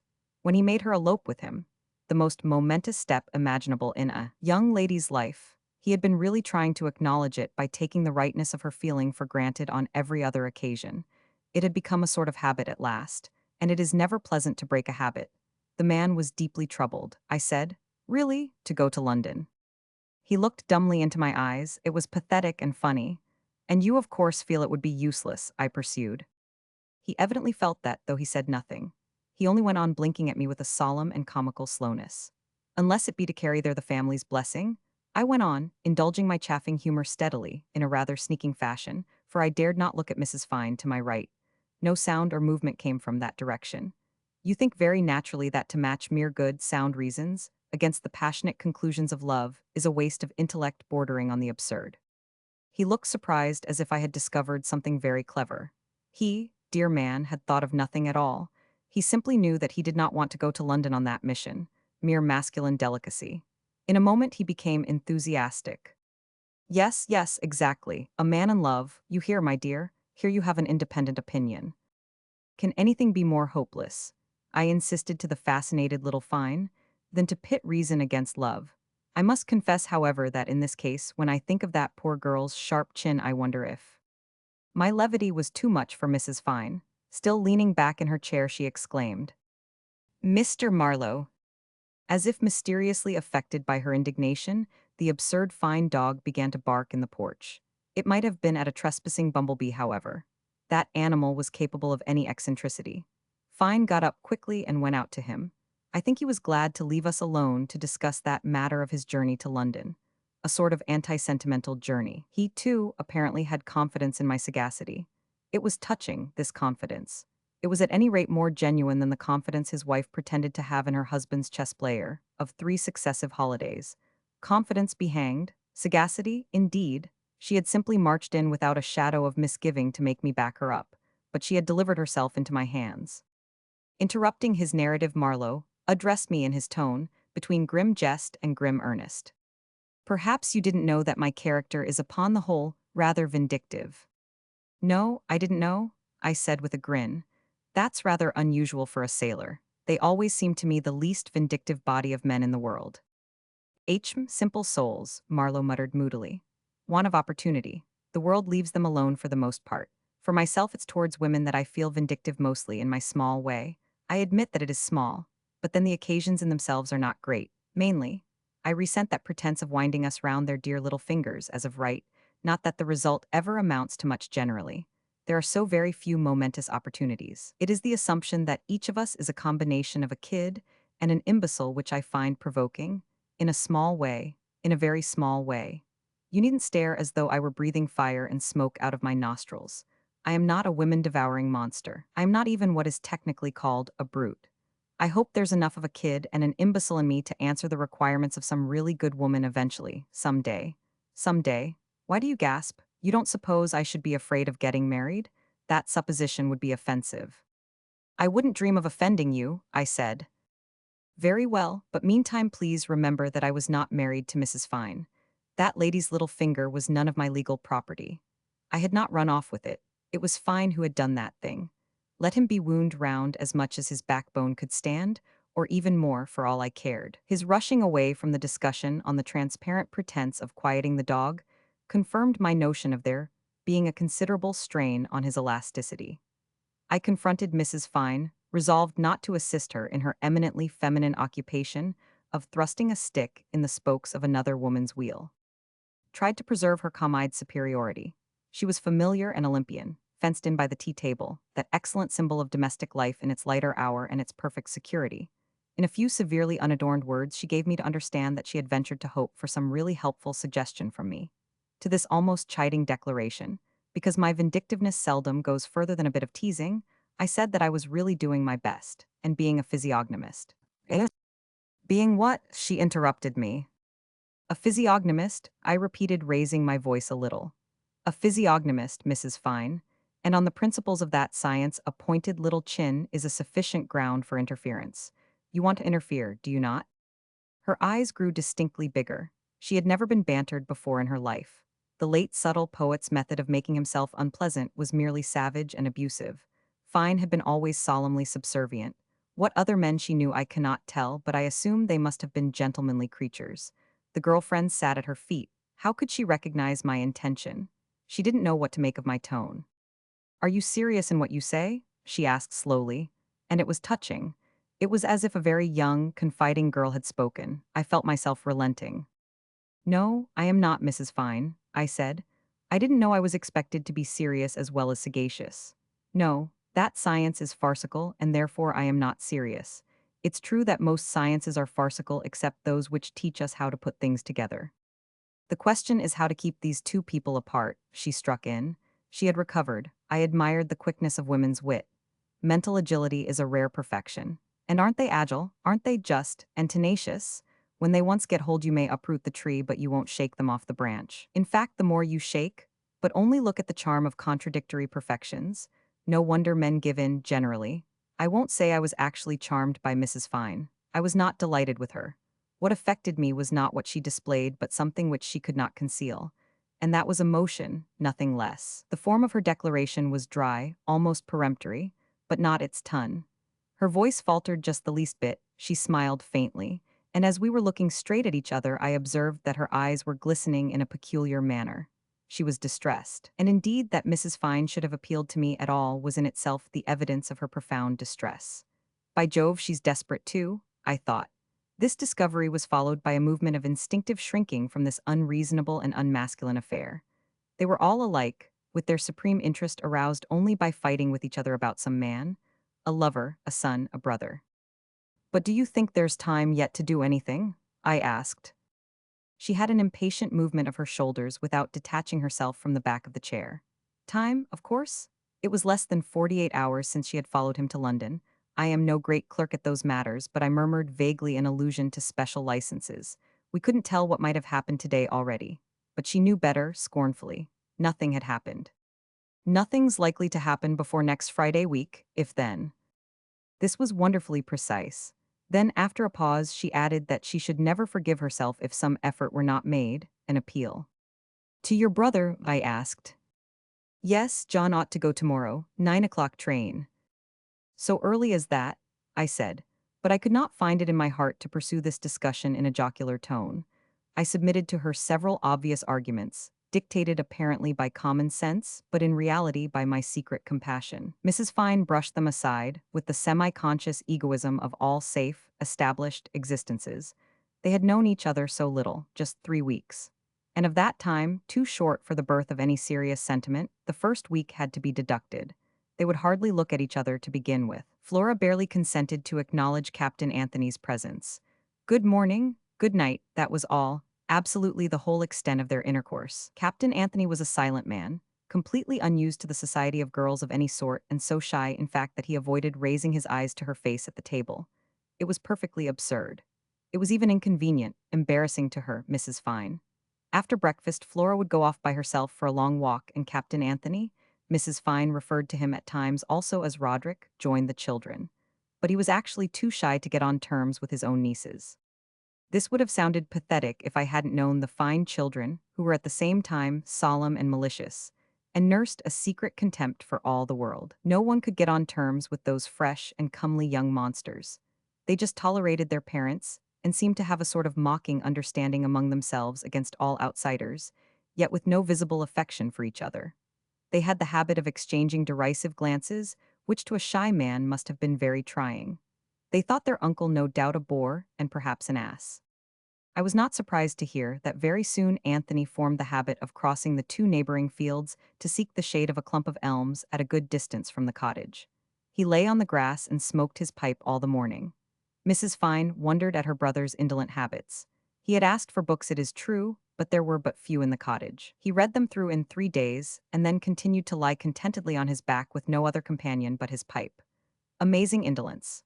The livelong morning, Mrs. Fine, busy writing upstairs in the cottage, could see him out of the window. She had a very long sight, and these elms were grouped on a rise of the ground. His indolence was plainly exposed to her criticism on a gentle green slope. Mrs. Fine wondered at it, she was disgusted too. But having just then commenced author, as you know, she could not tear herself away from the fascinating novelty. She let him wallow in his vice. I imagine Captain Anthony must have had a rather pleasant time in a quiet way. It was, I remember, a hot, dry summer, favorable to contemplative life out of doors, and Mrs. Fine was scandalized. Women don't understand the force of a contemplative temperament. It simply shocks them. They feel instinctively that it is the one which escapes best the domination of feminine influences. The dear girls were exchanging jeering remarks about lazy Uncle Roderick openly in her indulgent hearing. And it was so strange, she told me, because as a boy he was anything but indolent. On the contrary, always active. I remarked that a man of 35 was no longer a boy. It was an obvious remark, but she received it without favor. She told me positively that the best, the nicest men remained boys all their lives. She was disappointed not to be able to detect anything boyish in her brother. Very, very sorry. She had not seen him for 15 years or thereabouts, except on 3 or 4 occasions for a few hours at a time. No, not a trace of the boy he used to be left in him. She fell silent for a moment, and I mused idly on the boyhood of little Fine. I could not imagine what it might have been like. His dominant trait was clearly the remnant of still earlier days, because I've never seen such staring solemnity as Fine's, except in a very young baby. But where was he all that time? Didn't he suffer contamination from the indolence of Captain Anthony? I inquired. I was told that Mr. Fine was very little at the cottage at the time. Some colleague of his was convalescing after a severe illness in a little seaside village in the neighborhood, and Fine went off every morning by train to spend the day with the elderly invalid who had no one to look after him. It was a very praiseworthy excuse for neglecting his brother-in-law, the son of the poet, you know, with whom he had nothing in common even in the remotest degree. If Captain Anthony, Roderick, had been a pedestrian, it would have been sufficient, but he was not. Still, in the afternoon, he went sometimes for a slow, casual stroll. By himself, of course. The children having definitely cold-shouldered him, and his only sister being busy with that inflammatory book which was to blaze upon the world a year or more afterwards. It seems, however, that she was capable of detaching her eyes from her task now and then, if only for a moment, because it was from that garret fitted out for a study that one afternoon she observed her brother and Flora de Barrel coming down the road side by side. They had met somewhere accidentally. Which of them crossed the other's path? As the saying is, I don't know, and were returning to tea together. She noticed that they appeared to be conversing without constraint. I had the simplicity to be pleased, Mrs. Fine commented with a dry little laugh. Pleased for both their sakes. Captain Anthony shook off his indolence from that day forth, and accompanied Miss Flora frequently on her morning walks. Mrs. Fine remained pleased. She could now forget them comfortably and give herself up to the delights of audacious thought and literary composition. Only a week before the blow fell, she, happening to raise her eyes from the paper, saw two figures seated on the grass under the shade of the elms. She could make out the white blouse. There could be no mistake. I suppose they imagined themselves concealed by the hedge. They forgot, no doubt, I was working in the garret, she said bitterly. Or perhaps they didn't care. They were right, I am rather a simple person. She laughed again. I was incapable of suspecting such duplicity. Duplicity is a strong word, Mrs. Fine, isn't it? I expostulated. And considering that Captain Anthony himself. Oh well, perhaps, she interrupted me. Her eyes, which never strayed away from mine, her set features, her whole immovable figure, how well I knew those appearances of a person who has made up her mind. A very hopeless condition that, especially in women. I mistrusted her concession so easily, so stonily made. She reflected a moment. Yes, I ought to have said, ingratitude, perhaps. After having thus disengaged her brother and pushed the poor girl a little further off, as it were, isn't women's cleverness perfectly diabolic when they are really put on their mettle? After having done these things and also made me feel that I was no match for her, she went on scrupulously. One doesn't like to use that word either. The claim is very small. It's so little one could do for her, still. I dare say, I exclaimed, throwing diplomacy to the winds. But really, Mrs. Fine, it's impossible to dismiss your brother like this out of the business. She threw herself at his head, Mrs. Fine uttered firmly. He had no business to put his head in the way, then, I retorted with an angry laugh.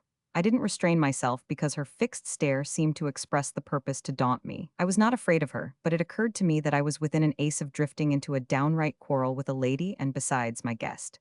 There was the cold teapot, the emptied cups, emblems of hospitality. It could not be.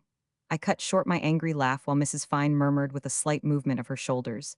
He, poor man, oh come.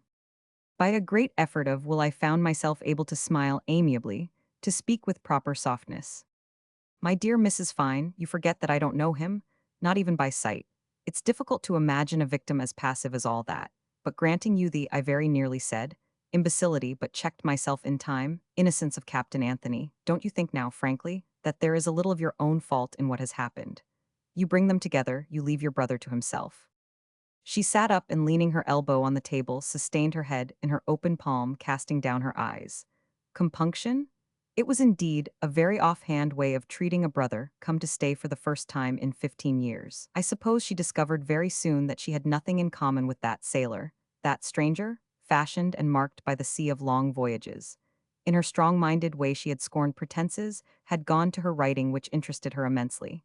A very praiseworthy thing your sincere conduct, if it didn't at times resemble brutality so much. But I don't think it was compunction. That sentiment is rare in women. Is it? I interrupted indignantly. You know more women than I do, retorted the unabashed Marlowe. You make it your business to know them, don't you? You go about a lot amongst all sorts of people. You are a tolerably honest observer. Well, just try to remember how many instances of compunction you have seen. I am ready to take your bare word for it. Compunction, have you ever seen as much as its shadow? Have you ever, just a shadow, a passing shadow? I tell you it is so rare that you may call it non-existent. They are too passionate, too pedantic, too courageous with themselves, perhaps. No, I don't think for a moment that Mrs. Fine felt the slightest compunction at her treatment of her seagoing brother. What he thought of it, who can tell? It is possible that he wondered why he had been so insistently urged to come. It is possible that he wondered bitterly, or contemptuously, or humbly. And it may be that he was only surprised and bored. Had he been as sincere in his conduct as his only sister, he would have probably taken himself off at the end of the second day. But perhaps he was afraid of appearing brutal. I am not far removed from the conviction that between the sincerities of his sister and of his dear nieces, Captain Anthony of the Ferndale must have had his loneliness brought home to his bosom for the first time of his life. At an age, 35 or thereabouts, when one is mature enough to feel the pang of such a discovery. Angry or simply sad, but certainly disillusioned, he wanders about and meets the girl one afternoon, and under the sway of a strong feeling forgets his shyness. This is no supposition. It is a fact. There was such a meeting in which the shyness must have perished before we don't know what encouragement, or in the community of mood, made apparent by some casual word. You remember that Mrs. Fine saw them one afternoon coming back to the cottage together. Don't you think that I have hit on the psychology of the situation? Doubtless, I began to ponder. I was very certain of my conclusions at the time, Marlowe went on impatiently. But don't think for a moment that Mrs. Fine in her new attitude and toying thoughtfully with a teaspoon was about to surrender. She murmured, "It's the last thing I should have thought could happen." "You didn't suppose they were romantic enough," I suggested dryly. She let it pass and with great decision, but as if speaking to herself, "Roderick really must be warned." She didn't give me the time to ask of what precisely. She raised her head and addressed me. "I am surprised and grieved more than I can tell you at Mr. Fine's resistance. We have been always completely at one on every question, and that we should differ now on a point touching my brother so closely is a most painful surprise to me." Her hand rattled the teaspoon brusquely by an involuntary movement. "It is intolerable," she added tempestuously, "for Mrs. Fine, that is. I suppose she had nerves of her own like any other woman." Under the porch where Fine had sought refuge with the dog there was silence. I took it for a proof of deep sagacity. I don't mean on the part of the dog. He was a confirmed fool. I said, "You want absolutely to interfere?" Mrs. Fine nodded just perceptibly. "Well, for my part, but I don't really know how matters stand at the present time. You have had a letter from Miss de Barrel. What does that letter say?" "She asks for her valise to be sent to her town address." Mrs. Fine uttered reluctantly and stopped. I waited a bit, then exploded. "Well, what's the matter? Where's the difficulty? Does your husband object to that? You don't mean to say that he wants you to appropriate the girl's clothes?" "Mr. Marlowe." "Well, but you talk of a painful difference of opinion with your husband. And then, when I ask for information on the point, you bring out a valise. And only a few moments ago you reproached me for not being serious. I wonder who is the serious person of us two now." She smiled faintly and in a friendly tone, from which I concluded at once that she did not mean to show me the girl's letter. She said that undoubtedly the letter disclosed an understanding between Captain Anthony and Flora de Barrel. "What understanding?" I pressed her. "An engagement is an understanding." "There is no engagement, not yet," she said decisively. "That letter, Mr. Marlowe, is couched in very vague terms, that is why." I interrupted her without ceremony. "You still hope to interfere to some purpose. Isn't it so?" "Yes, but how should you have liked it if anybody had tried to interfere between you and Mr. Fine at the time when your understanding with each other could still have been described in vague terms?" She had a genuine movement of astonished indignation. It is with the accent of perfect sincerity that she cried out at me. "But it isn't at all the same thing, how can you?" "Indeed, how could I? The daughter of a poet and the daughter of a convict are not comparable in the consequences of their conduct, if their necessity may wear at times a similar aspect. Amongst these consequences, I could perceive undesirable cousins for these dear healthy girls, and such like, possible, causes of embarrassment in the future." "No, you can't be serious." Mrs. Fine's smoldering resentment broke out again. "You haven't thought." "Oh yes, Mrs. Fine, I have thought. I am still thinking. I am even trying to think like you." "Mr. Marlowe," she said earnestly, "believe me that I really am thinking of my brother in all this." I assured her that I quite believed she was, for there is no law of nature making it impossible to think of more than one person at a time. Then I said, "She has told him all about herself, of course." "All about her life," assented Mrs. Fine with an air, however, of making some mental reservation which I did not pause to investigate. "Her life," I repeated. "That girl must have had a mighty bad time of it." "Horrible," Mrs. Fine admitted with a ready frankness very creditable under the circumstances, and a warmth of tone which made me look at her with a friendly eye. "Horrible? No. You can't imagine the sort of vulgar people she became dependent on. You know her father never attempted to see her while he was still at large. After his arrest, he instructed that relative of his, the odious person who took her away from Brighton, not to let his daughter come to the court during the trial. He refused to hold any communication with her whatever. I remembered what Mrs. Fine had told me before of the view she had years ago of de Barrel, clinging to the child at the side of his wife's grave, and later, on of these two walking hand in hand, the observed of all eyes by the sea. Pictures from Dickens, pregnant with pathos. Part 1, Chapter 6. Flora, a very singular prohibition, remarked Mrs. Fine after a short silence.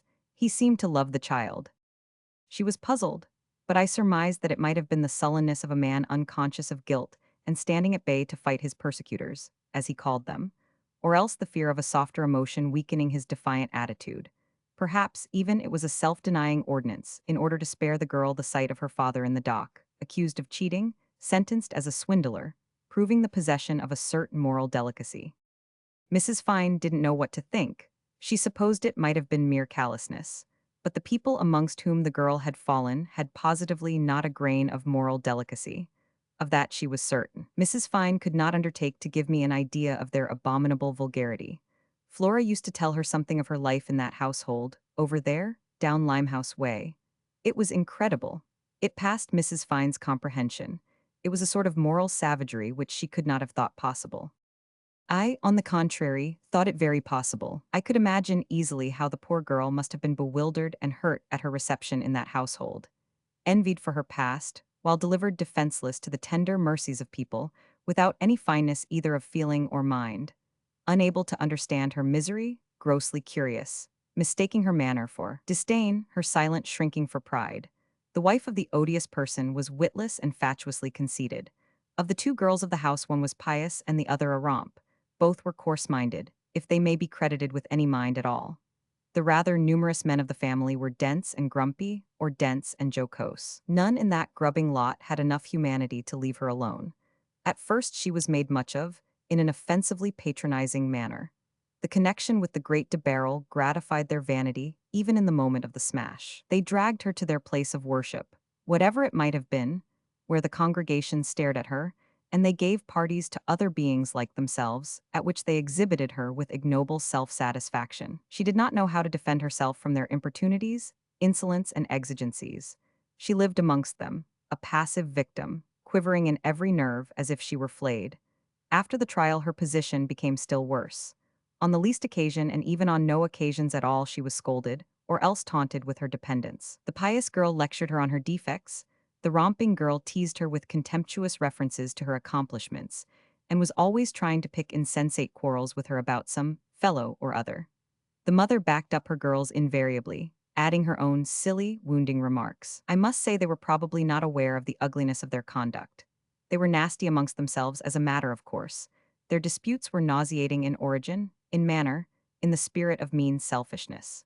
These women, too, seemed to enjoy greatly any sort of row, and were always ready to combine together to make awful scenes to the luckless girl on incredibly flimsy pretenses. Thus Flora on one occasion had been reduced to rage and despair, had her most secret feelings lacerated, had obtained a view of the utmost baseness to which common human nature can descend.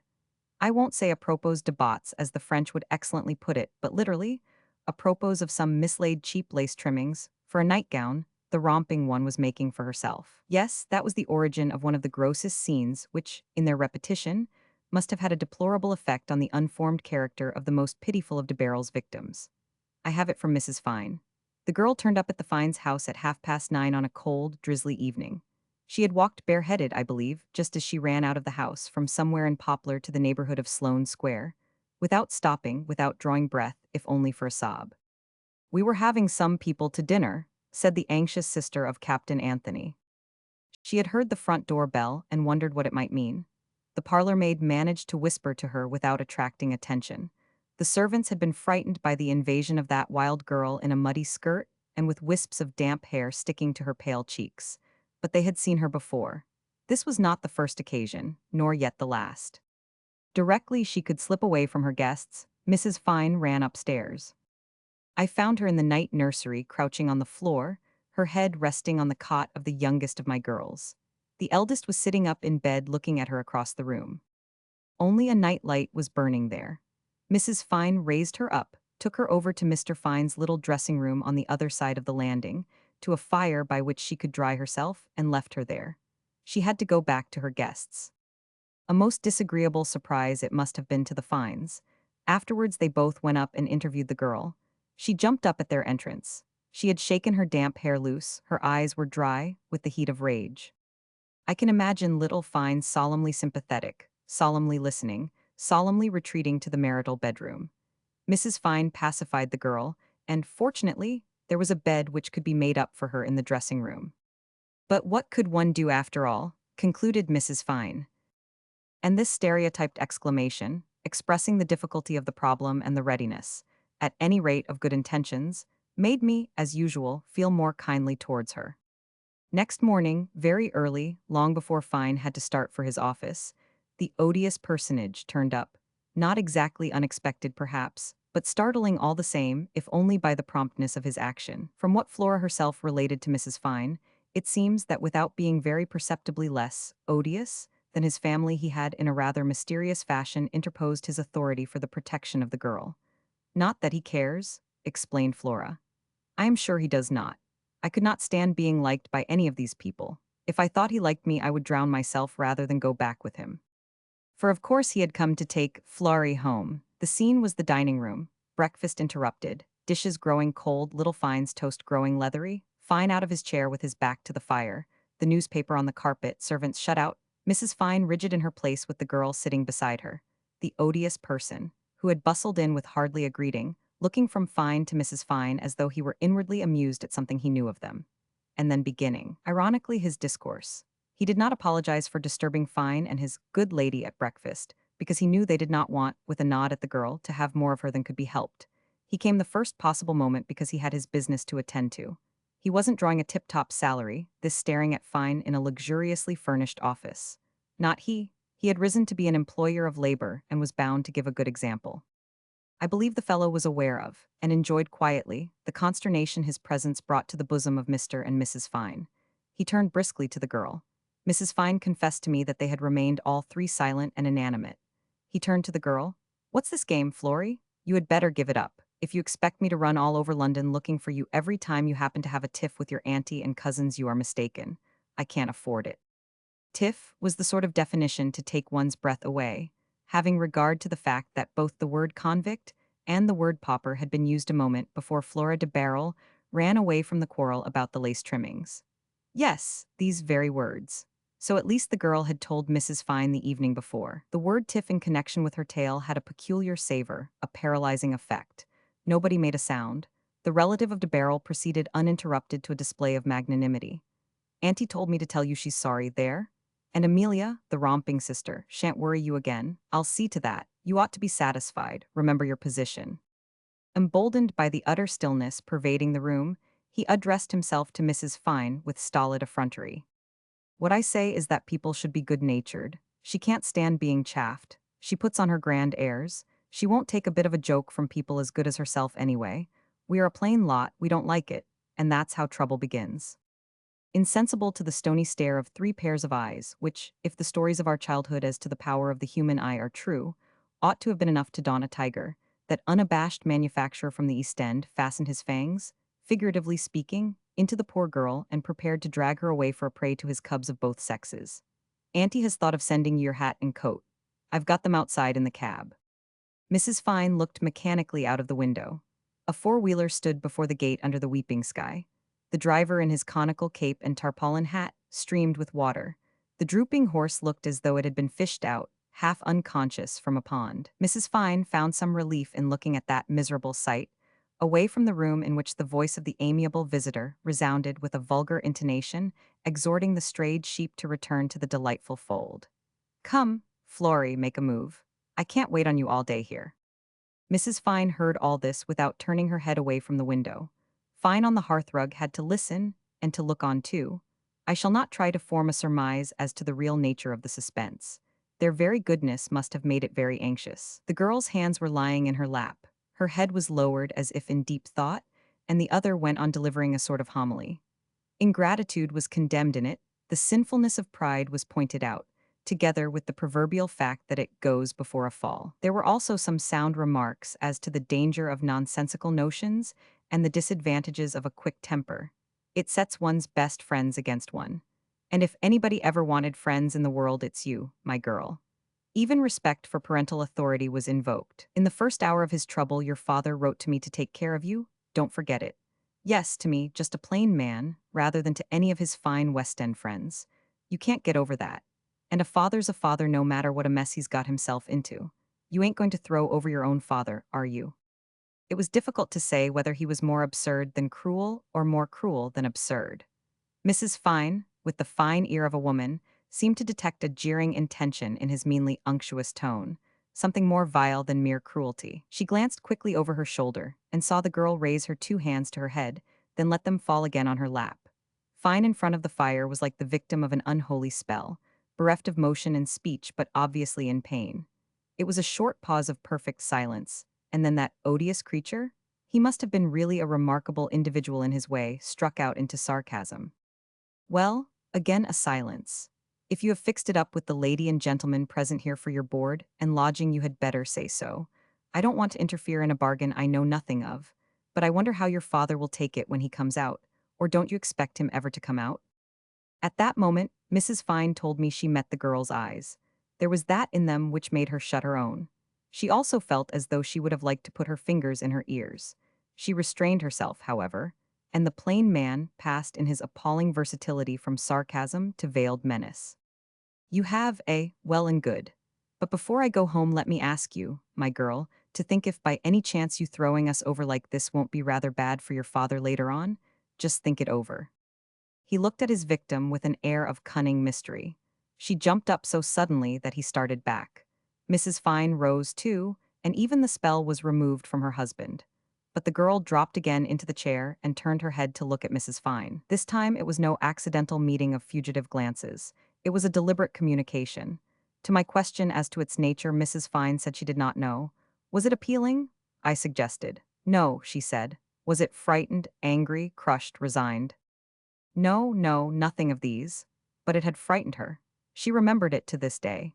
She had been ever since fancying she could detect the lingering reflection of that look in all the girl's glances.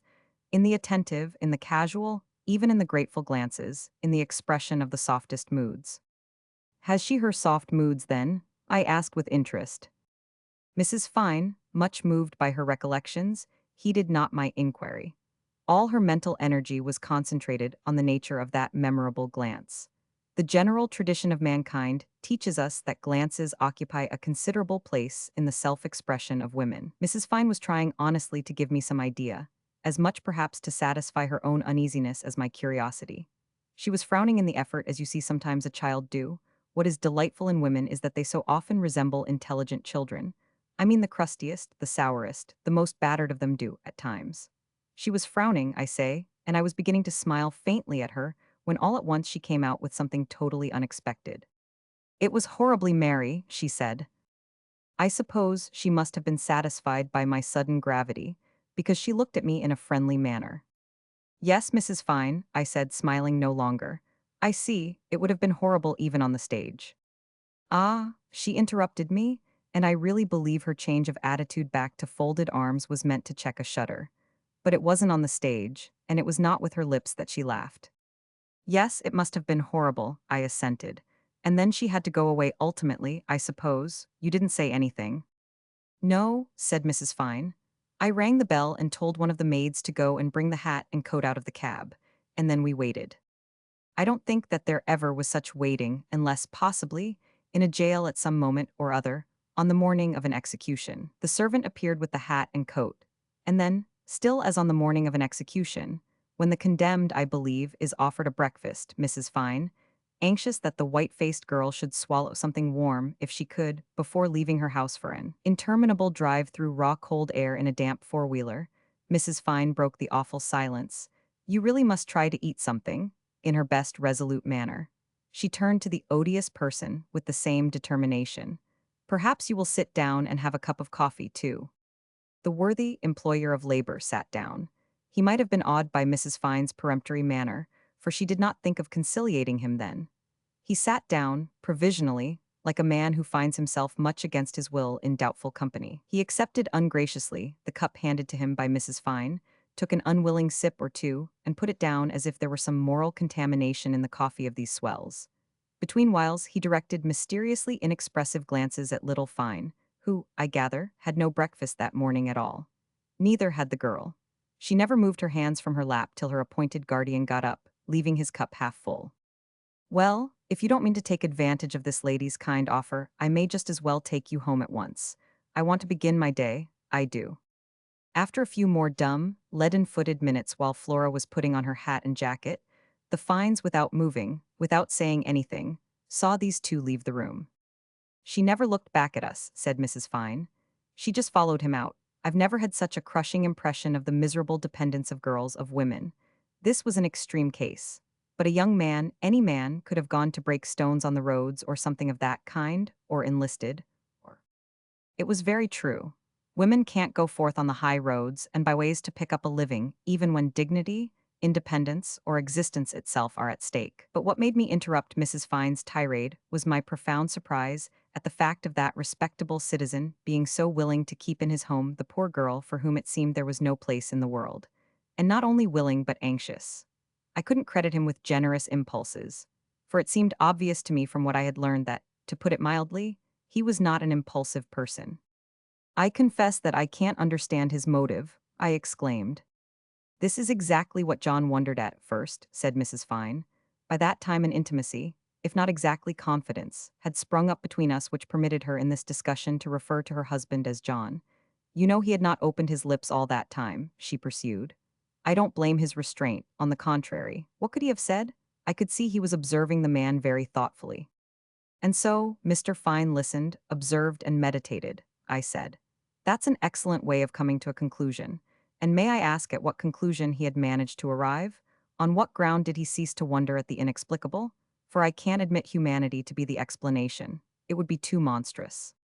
It was nothing of the sort, Mrs. Fine assured me with some resentment, as though I had aspersed little Fine's sanity. Fine very sensibly had set himself the mental task of discovering the self-interest. I should not have thought him capable of so much cynicism. He said to himself that for people of that sort, religious fears or the vanity of righteousness put aside, money, not great wealth, but money, just a little money, is the measure of virtue, of expediency, of wisdom, of pretty well everything. But the girl was absolutely destitute. The father was in prison after the most terribly complete and disgraceful smash of modern times. And then it dawned upon Fine that this was just it. The great smash, in the great dust of vanishing millions. Was it possible that they all had vanished to the last penny? Wasn't there somewhere something palpable, some fragment of the fabric left? That's it, had exclaimed Fine, startling his wife by this explosive unsealing of his lips less than half an hour after the departure of de Barrel's cousin with de Barrel's daughter. It was still in the dining room, very near the time for him to go forth affronting the elements in order to put in another day's work in his country's service. All he could say at the moment in elucidation of this breakdown from his usual placid solemnity was, "The fellow imagines that de Barrel has got some plunder put away somewhere." This being the theory arrived at by Fine, his comment on it was that a good many bankrupts had been known to have taken such a precaution. It was possible in de Barrel's case.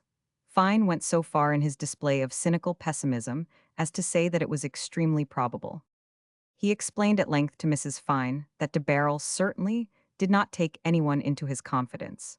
But the beastly relative had made up his low mind that it was so. He was selfish and pitiless in his stupidity, but he had clearly conceived the notion of making a claim on de Barrel when de Barrel came out of prison on the strength of having looked after, as he would have himself expressed it, his daughter.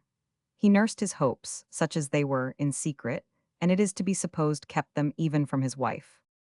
I could see it very well. That belief accounted for his mysterious air while he interfered in favor of the girl. He was the only protector she had.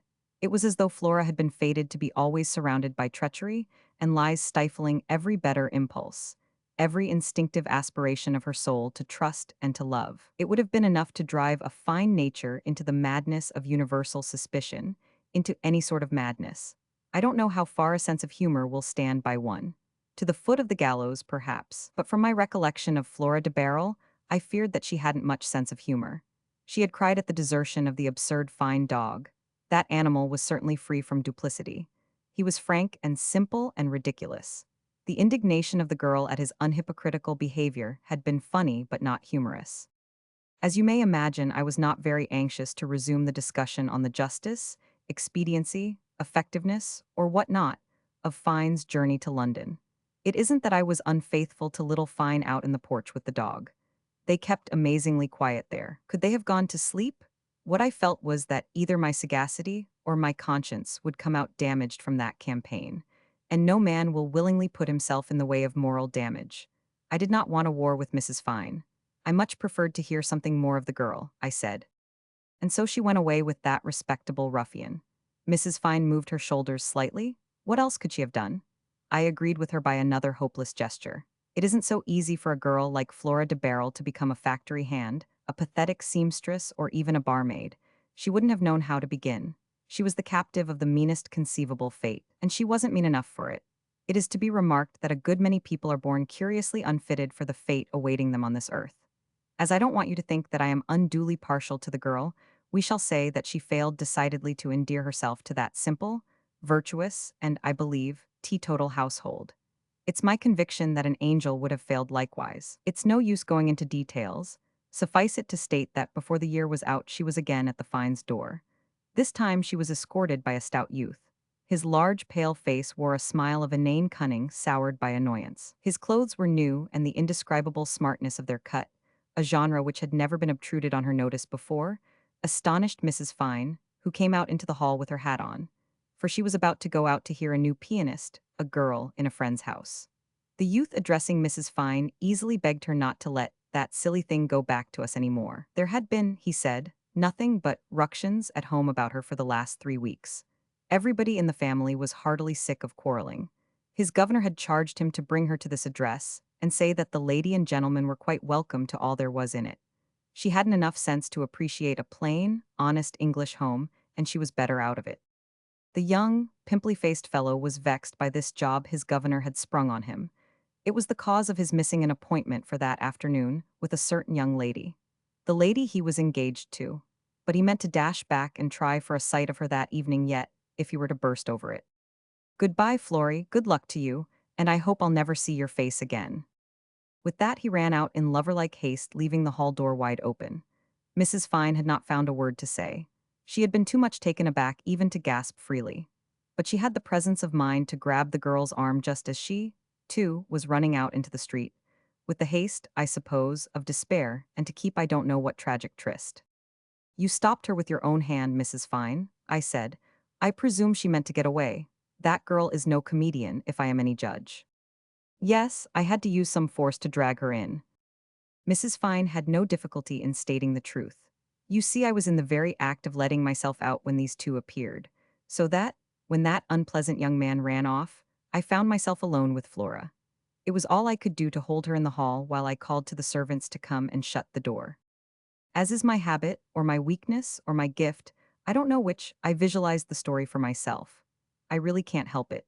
And the vision of Mrs. Fine dressed for a rather special afternoon function, engaged in wrestling with a wild-eyed, white-faced girl, had a certain dramatic fascination.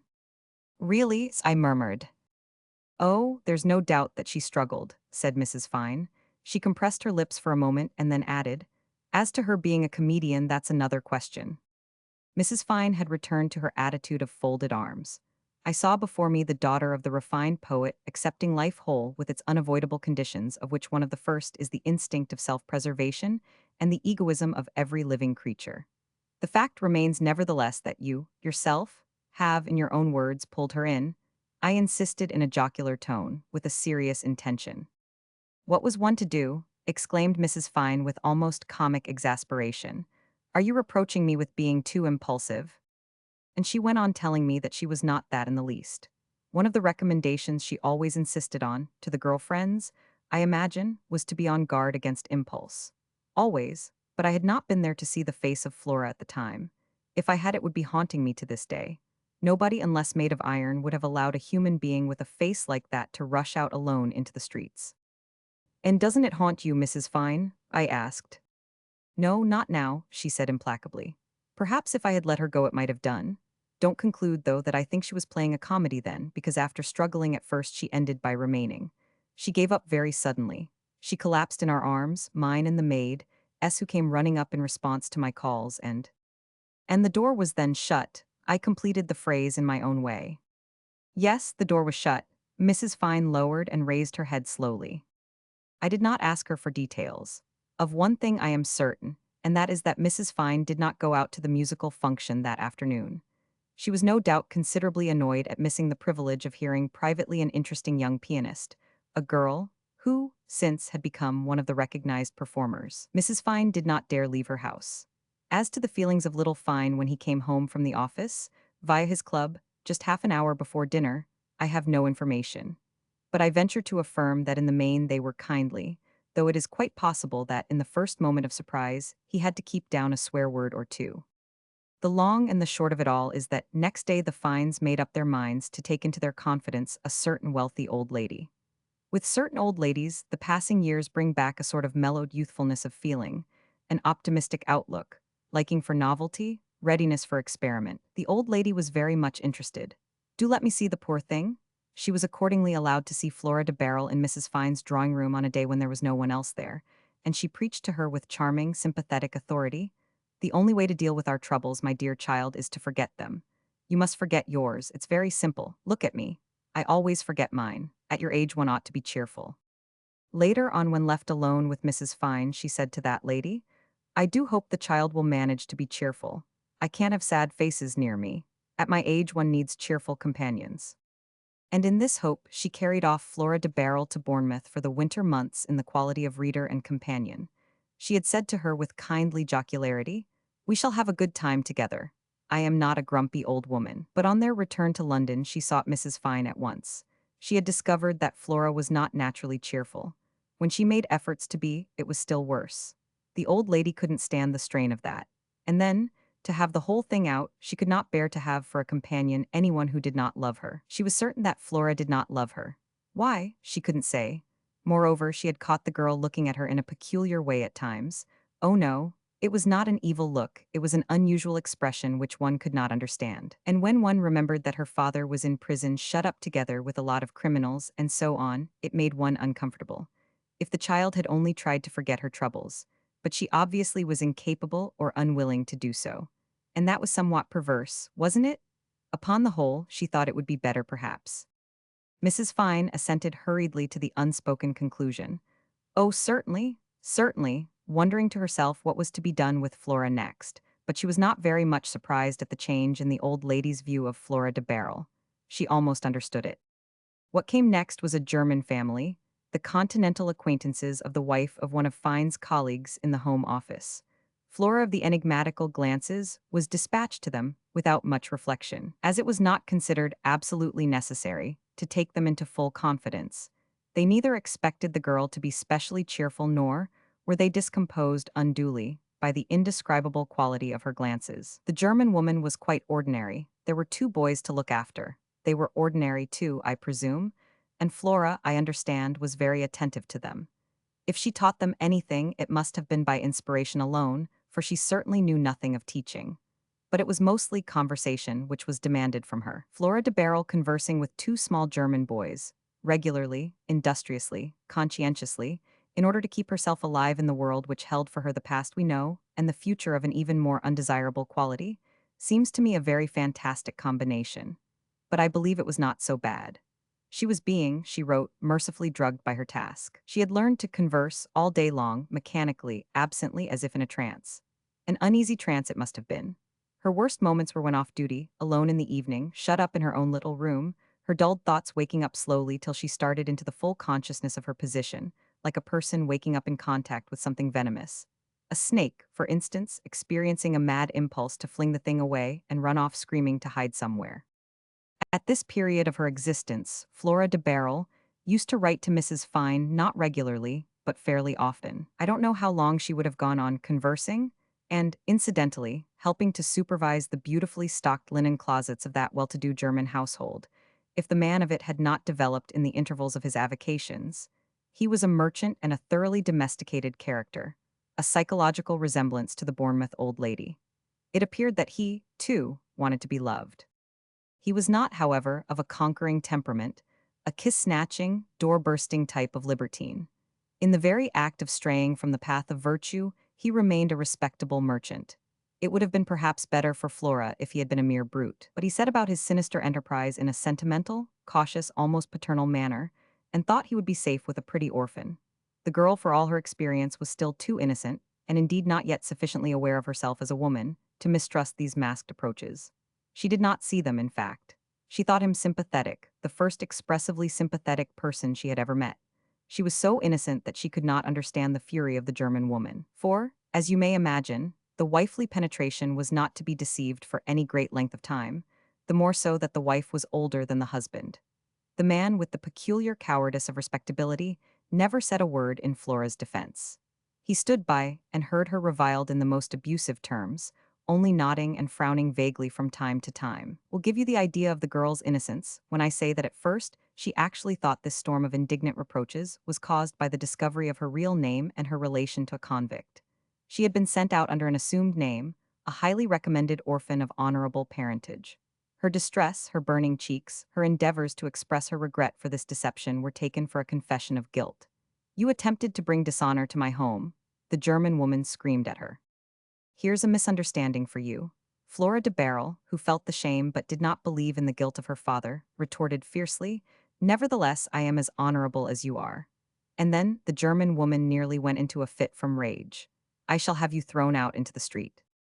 Flora was not exactly thrown out into the street, I believe, but she was bundled bag and baggage on board a steamer for London. Did I tell you these people lived in Hamburg?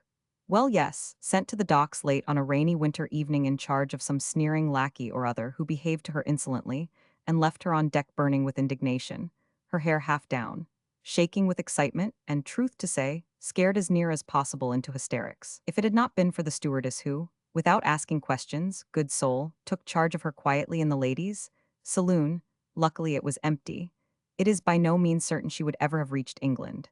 I can't tell if a straw ever saved a drowning man, but I know that a mere glance is enough to make despair pause. For in truth, we who are creatures of impulse are not creatures of despair. Suicide, I suspect, is very often the outcome of mere mental weariness, not an act of savage energy, but the final symptom of complete collapse. The quiet, matter-of-fact attentions of a ship's stewardess, who did not seem aware of other human agonies than seasickness, who talked of the probable weather of the passage. It would be a rough night, she thought, and who insisted in a professionally busy manner, "Let me make you comfortable down below at once, miss," as though she were thinking of nothing else but her tip, was enough to dissipate the shades of death gathering round the mortal weariness of bewildered thinking, which makes the idea of non-existence welcome so often to the young. Flora de Barrel did lie down, and it may be presumed she slept.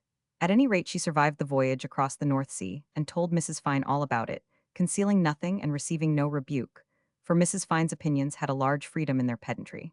She held, I suppose, that a woman holds an absolute right, or possesses a perfect excuse, to escape in her own way from a man-mismanaged world. What is to be noted is that even in London, having had time to take a reflective view, poor Flora was far from being certain as to the true inwardness of her violent dismissal. She felt the humiliation of it with an almost maddened resentment. "And did you enlighten her on the point?" I ventured to ask.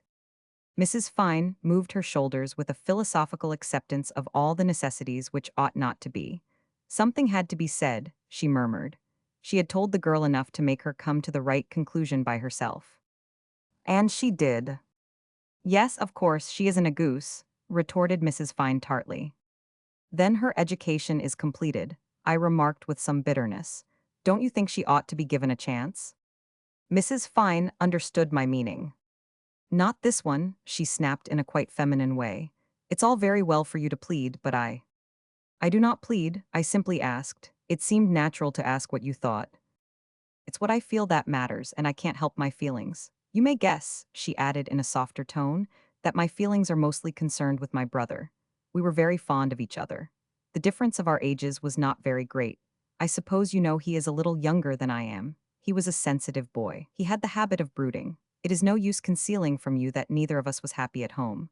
You have heard, no doubt?" "Yes. Well, I was made still more unhappy and hurt. I don't mind telling you that. He made his way to some distant relations of our mother's people who I believe were not known to my father at all. I don't wish to judge their action." I interrupted Mrs. Fine here. I had heard. Fine was not very communicative in general, but he was proud of his father-in-law. Carly and Anthony, the poet, you know? Proud of his celebrity without approving of his character. It was on that account, I strongly suspect, that he seized with avidity upon the theory of poetical genius being allied to madness, which he got hold of in some idiotic book everybody was reading a few years ago. It struck him as being truth itself, illuminating like the sun. He adopted it devoutly. He bored me with it sometimes. Once, just to shut him up, I asked quietly if this theory, which he regarded as so incontrovertible, did not cause him some uneasiness about his wife and the dear girls.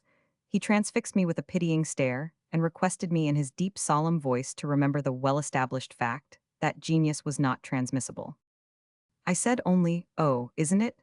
And he thought he had silenced me by an unanswerable argument, but he continued to talk of his glorious father-in-law, and it was in the course of that conversation that he told me how, when the Liverpool relations of the poet's late wife naturally addressed themselves to him in considerable concern, suggesting a friendly consultation as to the boy's future, the incensed, but always refined, poet wrote in answer a letter of mere polished badinage, which offended mortally the Liverpool people.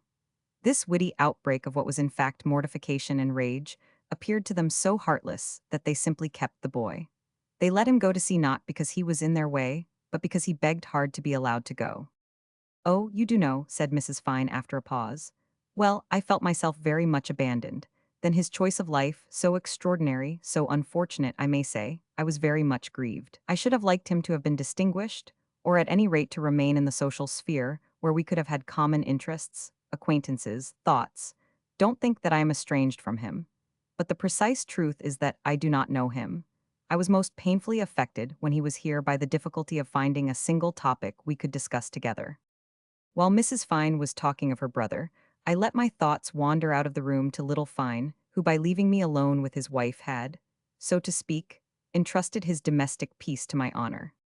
"Well then, Mrs. Fine, does it not strike you that it would be reasonable, under the circumstances, to let your brother take care of himself? And suppose I have grounds to think that he can't take care of himself in a given instance." She hesitated in a funny, bashful manner which roused my interest. Then, "Sailors, I believe, are very susceptible," she added with forced assurance. I burst into a laugh which only increased the coldness of her observing stare.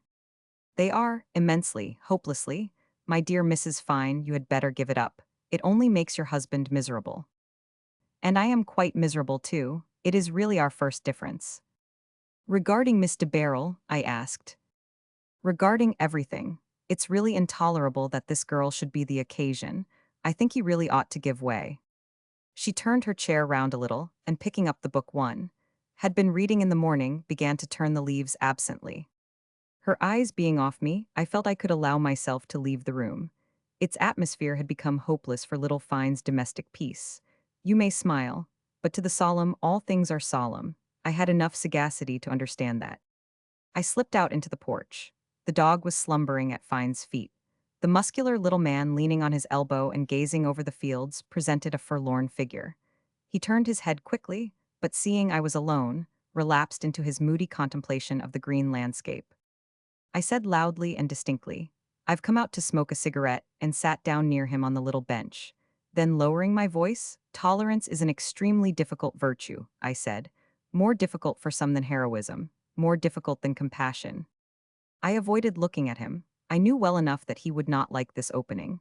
General ideas were not to his taste. He mistrusted them. I lighted a cigarette, not that I wanted to smoke, but to give another moment to the consideration of the advice, the diplomatic advice I had made up my mind to bowl him over with, and I continued in subdued tones. "I have been led to make these remarks by what I have discovered since you left us. I suspected from the first, and now I am certain. What your wife cannot tolerate in this affair is Miss de Barrel being what she is."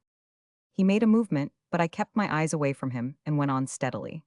"That is, her being a woman. I have some idea of Mrs. Fine's mental attitude towards society with its injustices, with its atrocious or ridiculous conventions. As against them, there is no audacity of action your wife's mind refuses to sanction. The doctrine which I imagine she stuffs into the pretty heads of your girl guests is almost vengeful. A sort of moral fire and sword doctrine. How far the lesson is wise is not for me to say. I don't permit myself to judge. I seem to see her very delightful disciples singeing themselves with the torches and cutting their fingers with the swords of Mrs. Fine's furnishing." "My wife holds her opinions very seriously," murmured Fine suddenly.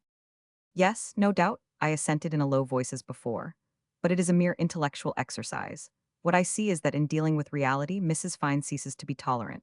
In other words, that she can't forgive Miss de Barrel for being a woman and behaving like a woman. And yet this is not only reasonable and natural, but it is her only chance. A woman against the world has no resources but in herself. Her only means of action is to be what she is. You understand what I mean. Fine mumbled between his teeth that he understood, but he did not seem interested. What he expected of me was to extricate him from a difficult situation. I don't know how far credible this may sound to less solemn married couples, but to remain at variance with his wife seemed to him a considerable incident, almost a disaster. It looks as though I didn't care what happened to her brother, he said, and after all, if anything. I became a little impatient, but without raising my tone. What thing? I asked. The liability to get penal servitude is so far like genius that it isn't hereditary. And what else can be objected to the girl? All the energy of her deeper feelings, which she would use up vainly in the danger and fatigue of a struggle with society, may be turned into devoted attachment to the man who offers her a way of escape from what can be only a life of moral anguish. I don't mention the physical difficulties. Glancing at Fine out of the corner of one eye, I discovered that he was attentive. He made the remark that I should have said all this to his wife. It was a sensible enough remark, but I had given Mrs. Fine up. I asked him if his impression was that his wife meant to entrust him with a letter for her brother. No, he didn't think so. There were certain reasons which made Mrs. Fine unwilling to commit her arguments to paper. Fine was to be primed with them, but he had no doubt that if he persisted in his refusal, she would make up her mind to write. She does not wish me to go unless with a full conviction that she is right, said Fine solemnly. She's very exacting, I commented, and then I reflected that she was used to it. Would nothing less do for once? You don't mean that I should give way, do you? Asked Fine in a whisper of alarmed suspicion. As this was exactly what I meant, I let his fright sink into him. He fidgeted. If the word may be used of so solemn a personage, he wriggled. And when the horrid suspicion had descended into his very heels, so to speak, he became very still. He sat gazing stonily into space, bounded by the yellow, burnt-up slopes of the rising ground a couple of miles away. The face of the down showed the white scar of the quarry, where not more than 16 hours before Fine, and I had been groping in the dark, with horrible apprehension of finding under our hands the shattered body of a girl. For myself, I had in addition the memory of my meeting with her. She was certainly walking very near the edge, courting a sinister solution. But now, having by the most unexpected chance come upon a man, she had found another way to escape from the world. Such world as was open to her, without shelter, without bread, without honor. The best she could have found in it would have been a precarious dole of pity diminishing as her years increased. The appeal of the abandoned child Flora to the sympathies of the Fines had been irresistible. But now she had become a woman, and Mrs. Fine was presenting an implacable front to a particularly feminine transaction. I may say triumphantly feminine. It is true that Mrs. Fine did not want women to be women. Her theory was that they should turn themselves into unscrupulous, sexless nuisances. An offended theorist dwelt in her bosom somewhere. In what way she expected Flora de Barrel to set about saving herself from a most miserable existence I can't conceive, but I verily believe that she would have found it easier to forgive the girl an actual crime, say the rifling of the Bournemouth old lady's desk, for instance. And then, for Mrs. Fine was very much of a woman herself. Her sense of proprietorship was very strong within her, and though she had not much use for her brother, yet she did not like to see him annexed by another woman, by a chit of a girl. And such a girl, too. Nothing is truer than that, in this world, the luckless have no right to their opportunities, as if misfortune were a legal disqualification. Fine sentiments, as they naturally would be in a man, had more stability. A good deal of his sympathy survived. Indeed, I heard him murmur, ghastly nuisance, but I knew it was of the integrity of his domestic accord that he was thinking. With my eyes on the dog lying curled up in sleep in the middle of the porch, I suggested in a subdued, impersonal tone, "Yes, why not let yourself be persuaded?" I never saw little Fine less solemn. He hissed through his teeth in unexpectedly figurative style that it would take a lot to persuade him to push under the head of a poor devil of a girl quite sufficiently plucky, and snorted. He was still gazing at the distant quarry, and I think he was affected by that sight. I assured him that I was far from advising him to do anything so cruel. I am convinced he had always doubted the soundness of my principles, because he turned on me swiftly as though he had been on the watch for a lapse from the straight path. Then what do you mean, that I should pretend? No, what nonsense. It would be immoral. I may, however, tell you that if I had to make a choice, I would rather do something immoral than something cruel. What I meant was that, not believing in the efficacy of the interference, the whole question is reduced to your consenting to do what your wife wishes you to do. That would be acting like a gentleman, surely. And acting unselfishly too, because I can very well understand how distasteful it may be to you. Generally speaking, an unselfish action is a moral action. I'll tell you what, I'll go with you. He turned round and stared at me with surprise and suspicion. You would go with me? He repeated. You don't understand, I said, amused at the incredulous disgust of his tone. I must run up to town tomorrow morning. Let us go together. You have a set of traveling chessmen. His physiognomy, contracted by a variety of emotions, relaxed to a certain extent at the idea of a game. I told him that as I had business at the docks, he should have my company to the very ship. We shall beguile the way to the wilds of the East by improving conversation. I encouraged him. My brother-in-law is staying at an hotel, the Eastern Hotel, he said, becoming somber again. I haven't the slightest idea where it is. I know the place. I shall leave you at the door with the comfortable conviction that you are doing what's right since it pleases a lady, and cannot do any harm to anybody whatever. You think so, no harm to anybody, he repeated doubtfully. I assure you it's not the slightest use, I said with all possible emphasis, which seemed only to increase the solemn discontent of his expression. But in order that my going should be a perfectly candid proceeding, I must first convince my wife that it isn't the slightest use. He objected portentously. Oh, you casuist, I said. And I said nothing more because at that moment Mrs. Fine stepped out into the porch. We rose together at her appearance. Her clear, colorless, unflinching glance enveloped us both critically. I sustained the chill smilingly, but Fine stooped at once to release the dog. He was some time about it. Then simultaneously with his recovery of upright position, the animal passed at one bound from profoundest slumber into most tumultuous activity. Enveloped in the tornado of his inane scurryings and barkings, I took Mrs. Fine's hand extended to me woodenly and bowed over it with deference. She walked down the path without a word. Fine had preceded her and was waiting by the open gate. They passed out and walked up the road surrounded by a low cloud of dust, raised by the dog gyrating madly about their two figures progressing side by side with rectitude and propriety, and I don't know why looking to me as if they had annexed the whole countryside. Perhaps it was that they had impressed me somehow with the sense of their superiority. What superiority? Perhaps it consisted just in their limitations.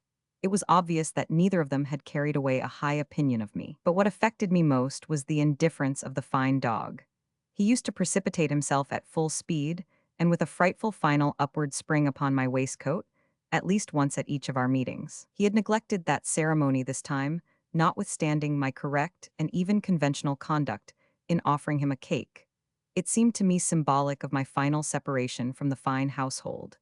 And I remembered against him how on a certain day he had abandoned poor Flora de Barrel, who was morbidly sensitive. I sat down in the porch and, maybe inspired by secret antagonism to the Fines, I said to myself deliberately that Captain Anthony must be a fine fellow. Yet on the facts as I knew them, he might have been a dangerous trifler or a downright scoundrel. He had made a miserable, hopeless girl follow him clandestinely to London. It is true that the girl had written since, only Mrs. Fine had been remarkably vague as to the contents. They were unsatisfactory. They did not positively announce imminent nuptials as far as I could make it out from her rather mysterious hints.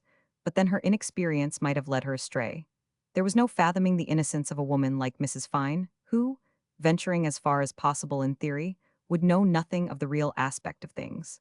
It would have been comic if she were making all this fuss for nothing. But I rejected this suspicion for the honor of human nature. I imagined to myself Captain Anthony as simple and romantic. It was much more pleasant. Genius is not hereditary, but temperament may be.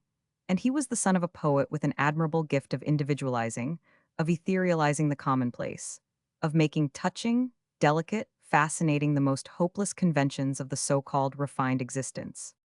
What I could not understand was Mrs. Fine's dog-in-the-manger attitude. Sentimentally, she needed that brother of hers so little. What could it matter to her one way or another? Setting aside common humanity, which would suggest at least a neutral attitude. Unless indeed it was the blind working of the law that, in our world of chances, the luckless must be put in the wrong somehow. And musing thus on the general inclination of our instincts towards injustice, I met unexpectedly, at the turn of the road, as it were, a shape of duplicity. It might have been unconscious on Mrs. Fine's part, but her leading idea appeared to me to be not to keep, not to preserve her brother, but to get rid of him definitely. She did not hope to stop anything. She had too much sense for that. Almost anyone out of an idiot asylum would have had enough sense for that. She wanted the protest to be made, emphatically, with Fine's fullest concurrence in order to make all intercourse for the future impossible. Such an action would estrange the pair forever from the Fines. She understood her brother and the girl, too. Happy together, they would never forgive that outspoken hostility, and should the marriage turn out badly, well, it would be just the same. Neither of them would be likely to bring their troubles to such a good prophet of evil. Yes, that must have been her motive, the inspiration of a possibly unconscious Machiavellism. Either she was afraid of having a sister-in-law to look after during the husband's long absences, or dreaded the more or less distant eventuality of her brother being persuaded to leave the sea, the friendly refuge of his unhappy youth, and to settle on shore, bringing to her very door this undesirable, this embarrassing connection. She wanted to be done with it, maybe simply from the fatigue of continuous effort in good or evil, which, in the bulk of common mortals, accounts for so many surprising inconsistencies of conduct. I don't know that I had classed Mrs. Fine, in my thoughts, amongst common mortals. She was too quietly sure of herself for that, but little Fine, as I spied him next morning, out of the carriage window speeding along the platform, looked very much like a common, flustered mortal who has made a very near thing of catching his train. The starting wild eyes, the tense and excited face, the distracted gait, all the common symptoms were there, rendered more impressive by his native solemnity which flapped about him like a disordered garment. Had he, I asked myself with interest, resisted his wife to the very last minute, and then bolted up the road from the last conclusive argument, as though it had been a loaded gun suddenly produced? I opened the carriage door, and a vigorous porter shoved him in from behind just as the end of the rustic platform went gliding swiftly from under his feet. He was very much out of breath, and I waited with some curiosity for the moment he would recover his power of speech. That moment came. He said good morning with a slight gasp, remained very still for another minute, and then pulled out of his pocket the traveling chessboard, and holding it in his hand, directed at me a glance of inquiry. Yes, certainly, I said, very much disappointed. Part 1, Chapter 7. On the pavement. Fine was not willing to talk, but as I had been already let into the secret, the fair-minded little man recognized that I had some right to information if I insisted on it. And I did insist after the third game. We were yet some way from the end of our journey. Oh, if you want to know, was his somewhat impatient opening. And then he talked rather volubly. First of all, his wife had not given him to read the letter received from Flora. I had suspected him of having it in his pocket, but had told him all about the contents. It was not at all what it should have been even if the girl had wished to affirm her right to disregard the feelings of all the world. Her own had been trampled in the dirt out of all shape. Extraordinary thing to say, I would admit, for a young girl of her age. The whole tone of that letter was wrong, quite wrong. It was certainly not the product of of a well-balanced mind. If she were given some sort of footing in this world, I said, if only no bigger than the palm of my hand, she would probably learn to keep a better balance. Fine ignored this little remark. His wife, he said, was not the sort of person to be addressed mockingly on a serious subject. There was an unpleasant strain of levity in that letter, extending even to the references to Captain Anthony himself. Such a disposition was enough, his wife had pointed out to him, to alarm one for the future, had all the circumstances of that preposterous project been as satisfactory as in fact they were not. Other parts of the letter seemed to have a challenging tone, as if daring them the Fines to approve her conduct, and at the same time implying that she did not care, that it was for their own sakes that she hoped they would go against the horrid world which had crushed poor Papa. Fine called upon me to admit that this was pretty cool, considering. And there was another thing, too. It seems that for the last 6 months, she had been assisting two ladies who kept a kindergarten school in Bayswater.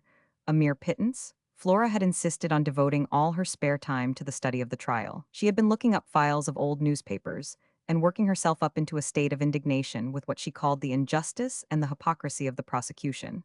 Her father, Fine reminded me, had made some palpable hits in his answers in court, and she had fastened on them triumphantly. She had reached the conclusion of her father's innocence, and had been brooding over it. Mrs. Fine had pointed out to him the danger of this.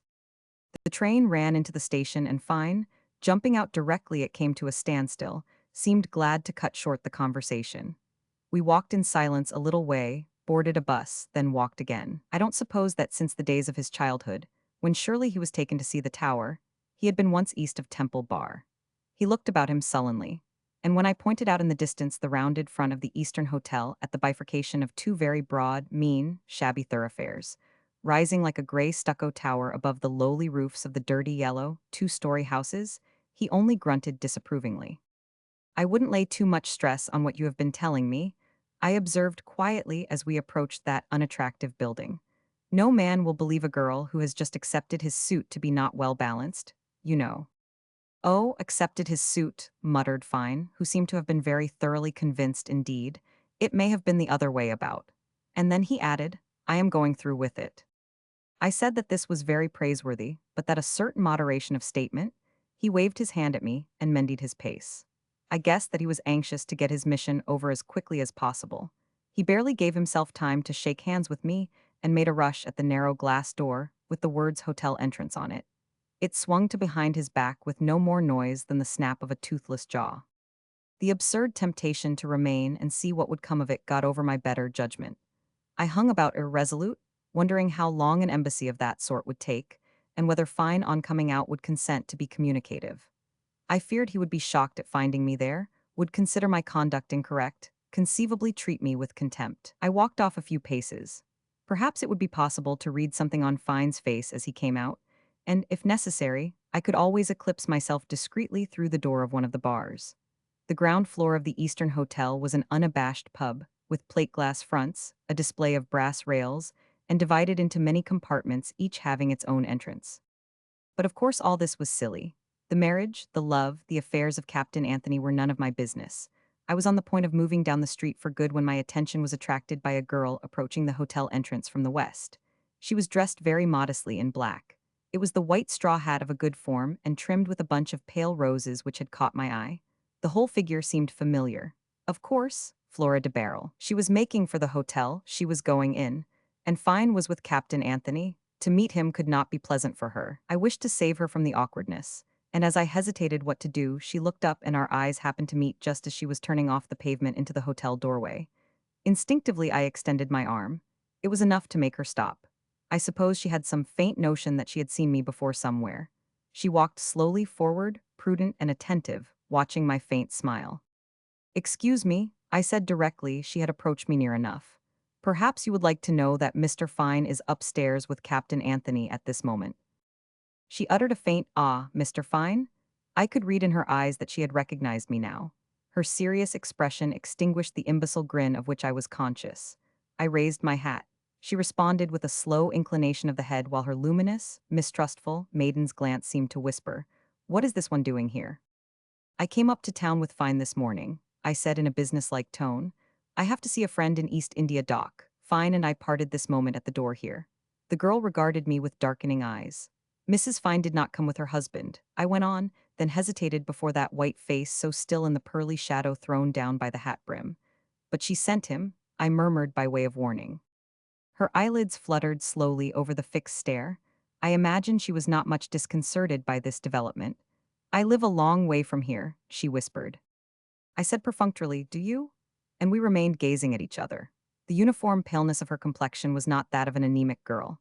It had a transparent vitality, and at that particular moment the faintest possible rosy tinge, the merest suspicion of color, an equivalent, I suppose, in any other girl to blushing like a peony, while she told me that Captain Anthony had arranged to show her the ship that morning.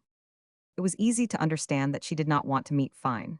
And when I mentioned in a discreet murmur that he had come because of her letter, she glanced at the hotel door quickly and moved off a few steps to a position where she could watch the entrance without being seen. I followed her. At the junction of the two thoroughfares, she stopped in the thin traffic of the broad pavement and turned to me with an air of challenge. "And so you know." I told her that I had not seen the letter. I had only heard of it. She was a little impatient. "I mean all about me." Yes, I knew all about her. The distress of Mr. and Mrs. Fine, especially of Mrs. Fine, was so great that they would have shared it with anybody almost, not belonging to their circle of friends. I happened to be at hand, that was all. "You understand that I am not their friend, I am only a holiday acquaintance." She was not very much upset, queried Flora de Barrel, meaning, of course, Mrs. Fine, and I admitted that she was less so than her husband, and even less than myself. Mrs. Fine was a very self-possessed person whom nothing could startle out of her extreme theoretical position. She did not seem startled when Fine and I proposed going to the quarry. "You put that notion into their heads," the girl said. I advanced that the notion was in their heads already. But it was much more vividly in my head since I had seen her up there with my own eyes, tempting Providence. She was looking at me with extreme attention and murmured, "Is that what you called it to them, tempting?" "No, I told them that you were making up your mind and I came along just then. I told them that you were saved by me." My shout checked you. She moved her head gently from right to left in negation. "No? Well, have it your own way." I thought to myself, she has found another issue. She wants to forget now, and no wonder. She wants to persuade herself that she had never known such an ugly and poignant minute in her life. After all, I conceded aloud, things are not always what they seem. Her little head with its deep blue eyes, eyes of tenderness and anger under the black arch of fine eyebrows was very still. The mouth looked very red in the white face peeping from under the veil. The little pointed chin had in its form something aggressive. Slight and even angular in her modest black dress, she was an appealing, and yes, she was a desirable little figure. Her lips moved very fast asking me, "And they believed you at once?" "Yes, they believed me at once." Mrs. Fine's word to us was go. A white gleam between the red lips was so short that I remained uncertain whether it was a smile or a ferocious baring of little even teeth. The rest of the face preserved its innocent, tense, and enigmatical expression. She spoke rapidly. "No, it wasn't your shout. I had been there some time before you saw me, and I was not there to tempt Providence, as you call it. I went up there for what you thought I was going to do. Yes, I climbed 2 fences. I did not mean to leave anything to Providence. There seem to be people for whom Providence can do nothing. I suppose you are shocked to hear me talk like that?" I shook my head. I was not shocked. What had kept her back all that time, till I appeared on the scene below, she went on, was neither fear nor any other kind of hesitation. "One reaches a point," she said with appalling youthful simplicity, "where nothing that concerns one matters any longer." But something did keep her back. I should have never guessed what it was. She herself confessed that it seemed absurd to say. It was the fine dog. Flora de Barrel paused, looking at me with a peculiar expression, and then went on. "You see, she imagined the dog had become extremely attached to her. She took it into her head that he might fall over or jump down after her.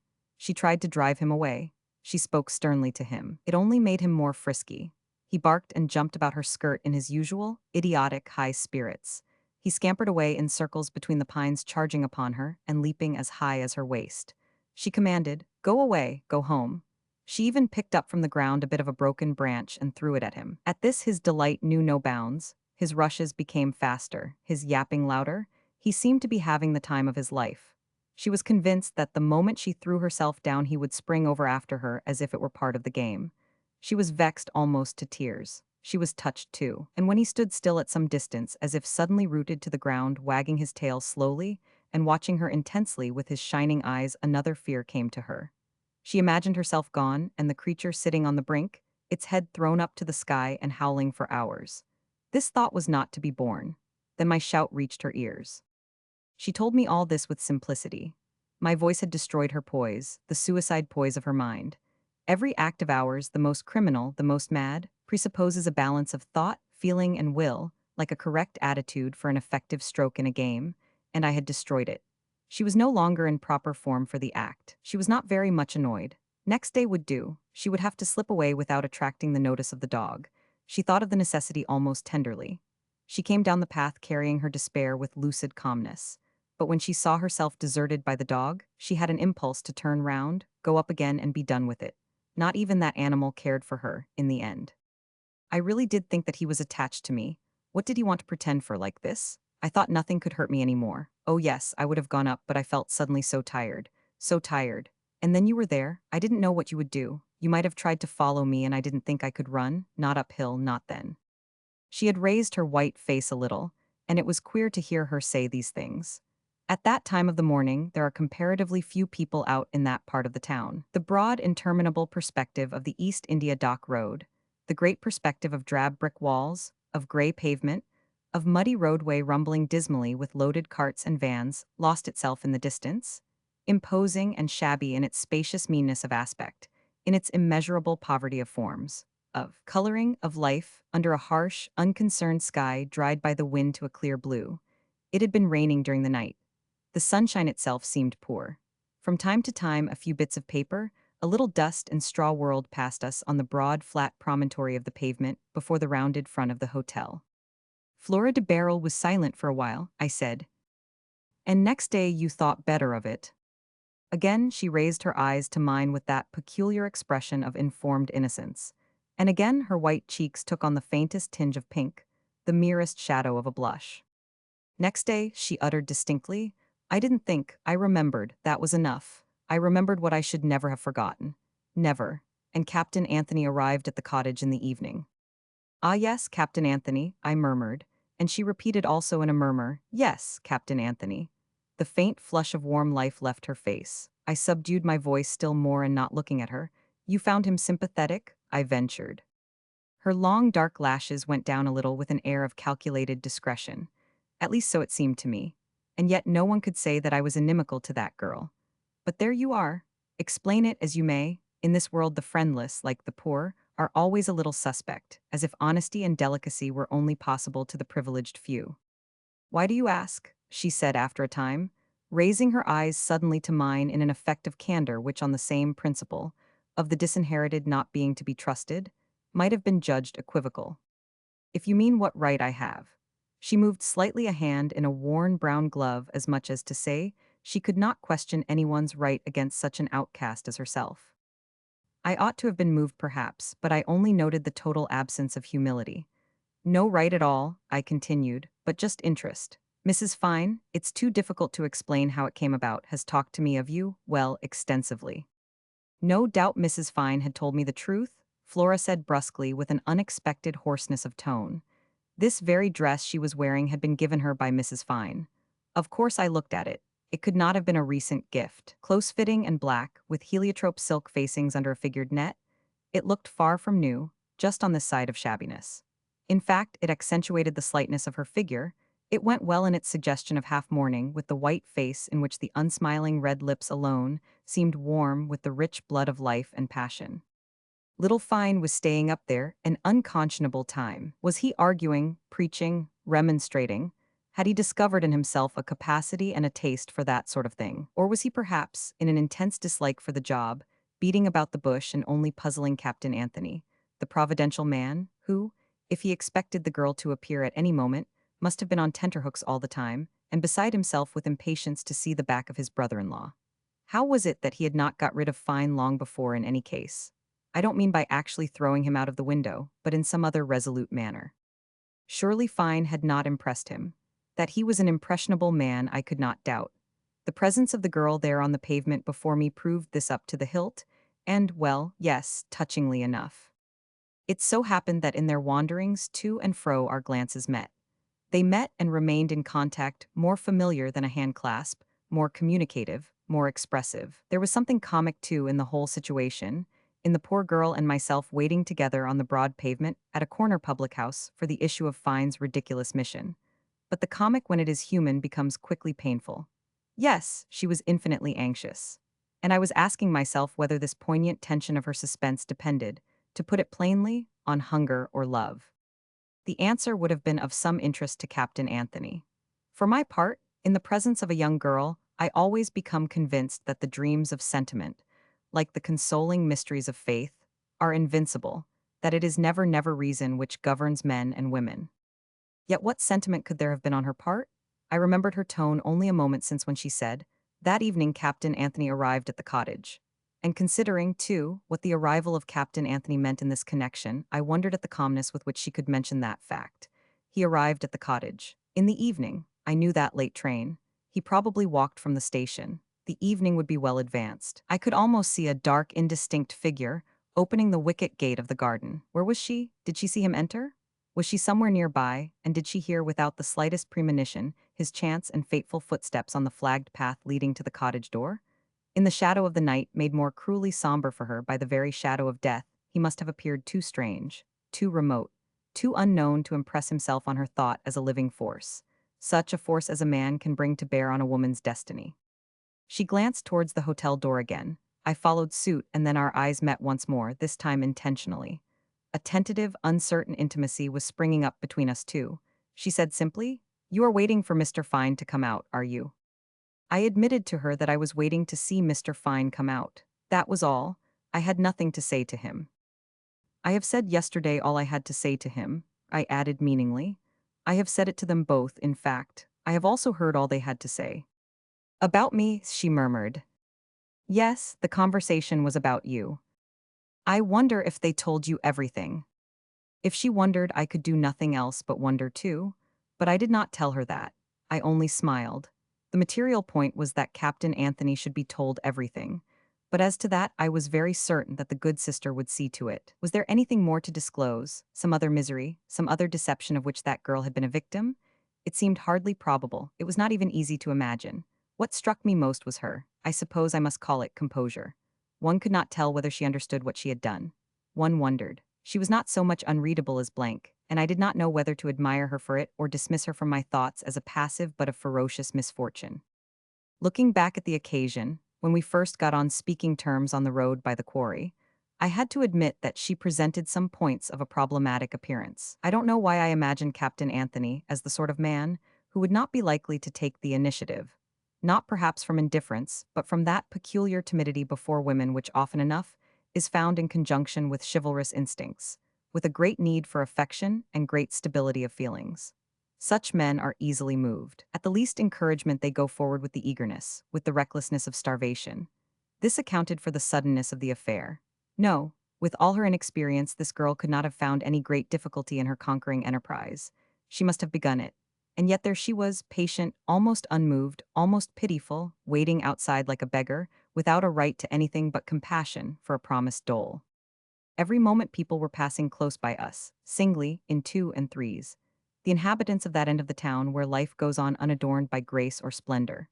They passed us in their shabby garments, with sallow faces, haggard, anxious or weary, or simply without expression, in an unsmiling somber stream not made up of lives but of mere unconsidered existences whose joys, struggles, thoughts, sorrows, and their very hopes were miserable, glamourless, and of no account in the world. And when one thought of their reality to themselves, one's heart became oppressed.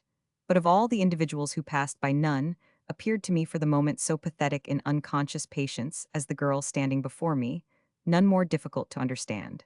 It is perhaps because I was thinking of things which I could not ask her about. In fact, we had nothing to say to each other, but we two, strangers as we really were to each other, had dealt with the most intimate and final of subjects, the subject of death. It had created a sort of bond between us.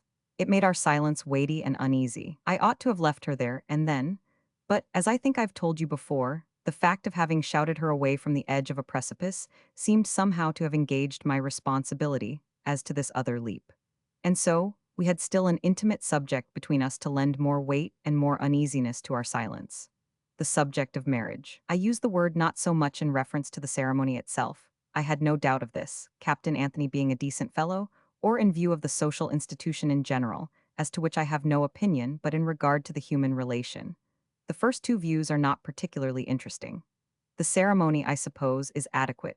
The institution, I dare say, is useful or it would not have endured. But the human relation thus recognized is a mysterious thing in its origins, character, and consequences. Unfortunately, you can't buttonhole familiarly a young girl as you would a young fellow. I don't think that even another woman could really do it. She would not be trusted. There is not between women that fund of at least conditional loyalty which men may depend on in their dealings with each other. I believe that any woman would rather trust a man. The difficulty in such a delicate case was how to get on terms. So we held our peace in the odious uproar of that wide roadway thronged with heavy carts. Great vans carrying enormous piled-up loads advanced swaying like mountains.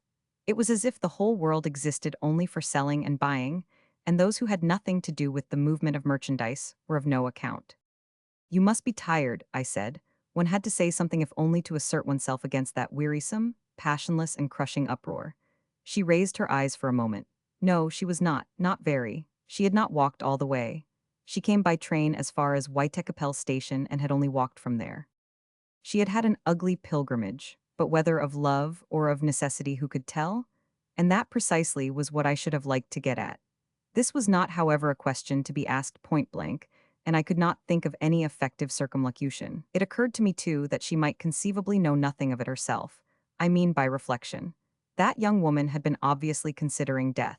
She had gone the length of forming some conception of it, but as to its companion fatality, love, she, I was certain, had never reflected upon its meaning. With that man in the hotel, whom I did not know, and this girl standing before me in the street, I felt that it was an exceptional case. He had broken away from his surroundings. She stood outside the pale. One aspect of conventions which people who declaim against them lose sight of is that conventions make both joy and suffering easier to bear in a becoming manner. But those two were outside all conventions.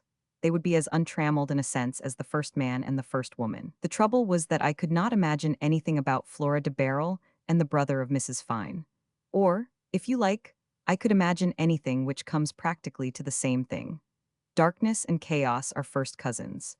I should have liked to ask the girl for a word which would give my imagination its line. But how was one to venture so far? I can be rough sometimes, but I am not naturally impertinent. I would have liked to ask her, for instance, "Do you know what you have done with yourself?" A question like that. Anyhow, it was time for one of us to say something. A question it must be. And the question I asked was, "So he's going to show you the ship?" She seemed glad I had spoken at last, and glad of the opportunity to speak herself. "Yes, he said he would, this morning. Did you say you did not know Captain Anthony?" "No, I don't know him. Is he anything like his sister?" She looked startled and murmured, "Sister?" in a puzzled tone which astonished me. "Oh, Mrs. Fine," she exclaimed, recollecting herself and avoiding my eyes while I looked at her curiously. What an extraordinary detachment. And all the time the stream of shabby people was hastening by us, with the continuous dreary shuffling of weary footsteps on the flagstones. The sunshine falling on the grime of surfaces, on the poverty of tones and form seemed of an inferior quality, its joy faded, its brilliance tarnished and dusty. I had to raise my voice in the dull, vibrating noise of the roadway. "You don't mean to say you have forgotten the connection?" She cried readily enough. I wasn't thinking. And then, while I wondered what could have been the images occupying her brain at this time, she asked me, "You didn't see my letter to Mrs. Fine, did you?" "No, I didn't," I shouted. Just then the racket was distracting, a pair-horse trolley lightly loaded with loose rods of iron passing slowly very near us. I wasn't trusted so far. And remembering Mrs. Fine's hints that the girl was unbalanced, I added, "Was it an unreserved confession you wrote?" She did not answer me for a time, and as I waited I thought that there's nothing like a confession to make one look mad, and that of all confessions, a written one is the most detrimental all round. Never confess. Never, never. An untimely joke is a source of bitter regret always. Sometimes it may ruin a man, not because it is a joke, but because it is untimely. And a confession of whatever sort is always untimely. The only thing which makes it supportable for a while is curiosity. You smile? Ah, but it is so, or else people would be sent to the right about at the second sentence. How many sympathetic souls can you reckon on in the world? 1 in 10, 1 in 100, in 1,000, in 10,000? Ah, what a sell these confessions are. What a horrible sell. You seek sympathy, and all you get is the most evanescent sense of relief, if you get that much. For a confession, whatever it may be, stirs the secret depths of the hearer's character. Often depths that he himself is but dimly aware of. And so the righteous triumph secretly, the lucky are amused, the strong are disgusted, the weak either upset or irritated with you according to the measure of their sincerity with themselves. And all of them in their hearts brand you for either mad or impudent. I had seldom seen Marlowe so vehement, so pessimistic, so earnestly cynical before. I cut his declamation short by asking what answer Flora de Barrel had given to his question. Did the poor girl admit firing off her confidences at Mrs. Fine? 8 pages of close writing, that sort of thing. Marlowe shook his head. She did not tell me. I accepted her silence as a kind of answer and remarked that it would have been better if she had simply announced the fact to Mrs. Fine at the cottage. "Why didn't you do it?" I asked point blank. She said, "I am not a very plucky girl." She looked up at me and added meaningly, "And you know it, and you know why."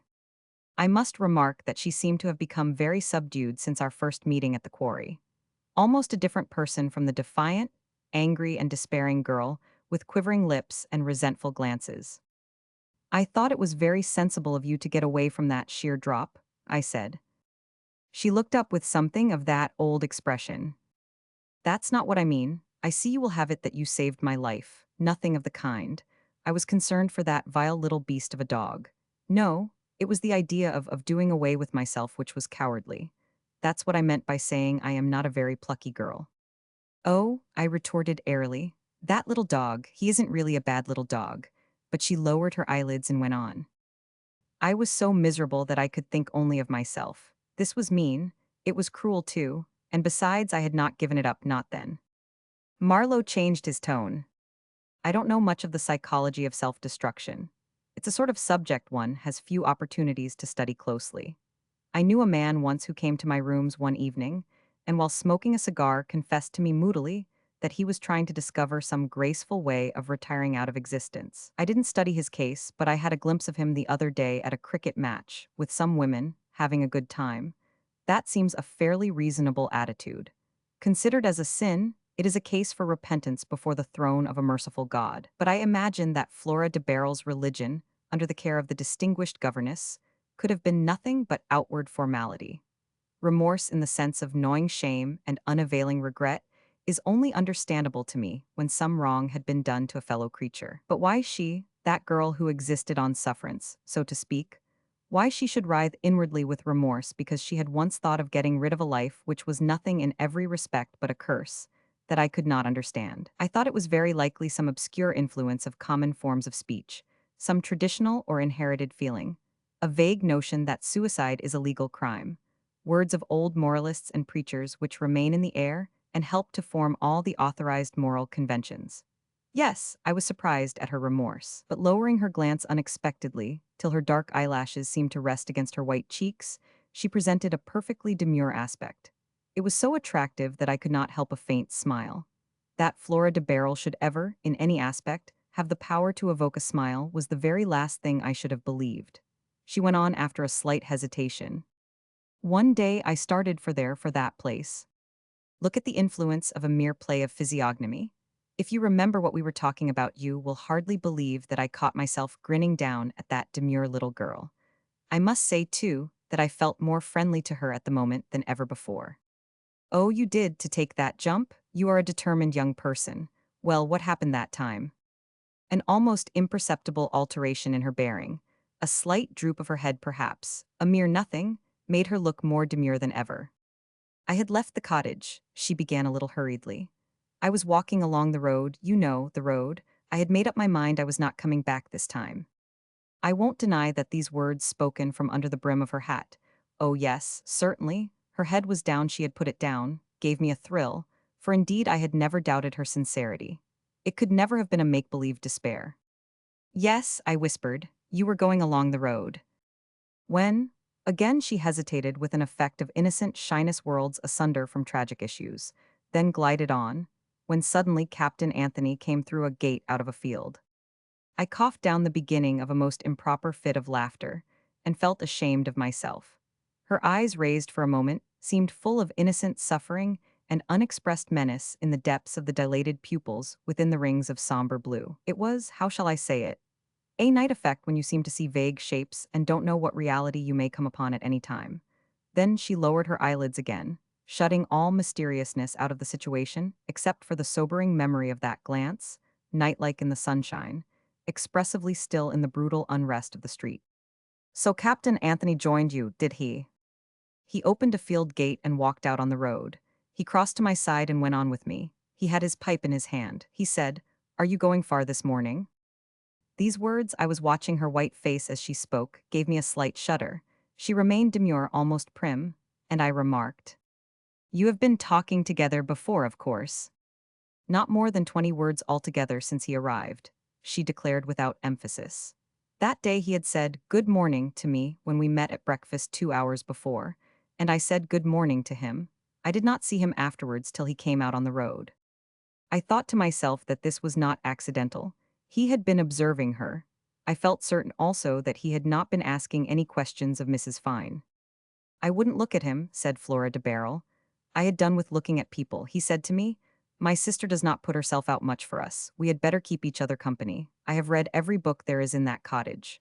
I walked on. He did not leave me. I thought he ought to. But he didn't. He didn't seem to notice that I would not talk to him." She was now perfectly still. The wretched little parasol hung down against her dress from her joined hands. I was rigid with attention. It isn't every day that one culls such a volunteered tale on a girl's lips. The ugly street noises swelling up for a moment covered the next few words she said. It was vexing. The next word I heard was worried. It worried you to have him there, walking by your side. Yes, just that, she went on with downcast eyes. There was something prettily comical in her attitude and her tone, while I pictured to myself a poor white-faced girl walking to her death with an unconscious man striding by her side. Unconscious? I don't know. First of all, I felt certain that this was no chance meeting. Something had happened before.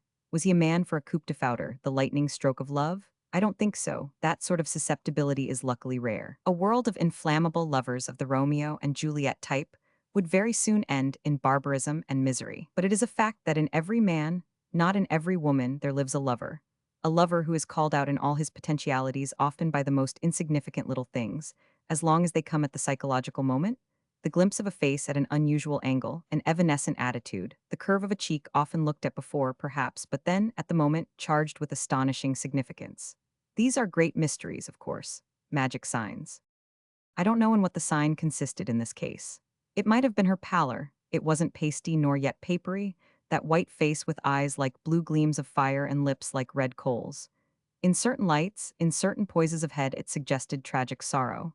Or it might have been her wavy hair, or even just that pointed chin stuck out a little, resentful and not particularly distinguished, doing away with the mysterious aloofness of her fragile presence. But anyway, at a given moment, Anthony must have suddenly seen the girl. And then, that something had happened to him. Perhaps nothing more than the thought coming into his head that this was a possible woman. Followed this waylaying. Its resolute character makes me think it was the chin's doing, that common mortal touch which stands in such good stead to some women. Because men, I mean really masculine men, those whose generations have evolved an ideal woman, are often very timid. Who wouldn't be before the ideal? It's your sentimental trifler, who has just missed being nothing at all, who is enterprising, simply because it is easy to appear enterprising when one does not mean to put one's belief to the test. Well, whatever it was that encouraged him, Captain Anthony stuck to Flora de Barrel in a manner which in a timid man might have been called heroic if it had not been so simple. Whether policy, diplomacy, simplicity, or just inspiration, he kept up his talk, rather deliberate, with very few pauses. Then suddenly, as if recollecting himself, "It's funny, I don't think you are annoyed with me for giving you my company unasked, but why don't you say something?" I asked Miss de Barrel what answer she made to this query. "I made no answer," she said in that even, unemotional low voice which seemed to be her voice for delicate confidences. I walked on. He did not seem to mind. We came to the foot of the quarry where the road winds uphill, past the place where you were sitting by the roadside that day. I began to wonder what I should do. After we reached the top, Captain Anthony said that he had not been for a walk with a lady for years and years, almost since he was a boy. We had then come to where I ought to have turned off and struck across a field. I thought of making a run of it, but he would have caught me up. I knew he would, and of course he would not have allowed me. I couldn't give him the slip. "Why didn't you ask him to leave you?" I inquired curiously. "He would not have taken any notice," she went on steadily. "And what could I have done then? I could not have started quarreling with him, could I? I hadn't enough energy to get angry. I felt very tired suddenly. I just stumbled on straight along the road. Captain Anthony told me that the family, some relations of his mother, he used to know in Liverpool, was broken up now, and he had never made any friends since. All gone their different ways, all the girls married. Nice girls they were and very friendly to him when he was but little more than a boy." He repeated, "Very nice, cheery, clever girls." I sat down on a bank against a hedge and began to cry. "You must have astonished him not a little," I observed. Anthony, it seems, remained on the road looking down at her. He did not offer to approach her, neither did he make any other movement or gesture. Flora de Barrel told me all this. She could see him through her tears, blurred to a mere shadow on the white road, and then again becoming more distinct, but always absolutely still, and as if lost in thought before a strange phenomenon which demanded the closest possible attention. Flora learned later that he had never seen a woman cry, not in that way at least. He was impressed and interested by the mysteriousness of the effect. She was very conscious of being looked at, but was not able to stop herself crying. In fact, she was not capable of any effort. Suddenly he advanced 2 steps, stooped, caught hold of her hands lying on her lap and pulled her up to her feet. She found herself standing close to him almost before she realized what he had done. Some people were coming briskly along the road and Captain Anthony muttered, "You don't want to be stared at. What about that stile over there? Can we go back across the fields?" She snatched her hands out of his grasp. It seems he had omitted to let them go, marched away from him, and got over the stile. It was a big field sprinkled profusely with white sheep. A trodden path crossed it diagonally. After she had gone more than halfway, she turned her head for the first time. Keeping 5 feet or so behind, Captain Anthony was following her with an air of extreme interest. Interest or eagerness. At any rate, she caught an expression on his face which frightened her, but not enough to make her run. And indeed, it would have had to be something incredibly awful to scare into a run a girl who had come to the end of her courage to live. As if encouraged by this glance over the shoulder, Captain Anthony came up boldly, and now that he was by her side, she felt his nearness intimately, like a touch. She tried to disregard this sensation, but she was not angry with him now. It wasn't worthwhile. She was thankful that he had the sense not to ask questions as to this crying. Of course, he didn't ask because he didn't care. No one in the world cared for her, neither those who pretended nor yet those who did not pretend. She preferred the latter. Captain Anthony opened for her a gate into another field. When they got through, he kept walking abreast, elbow to elbow almost. His voice growled pleasantly in her very ear.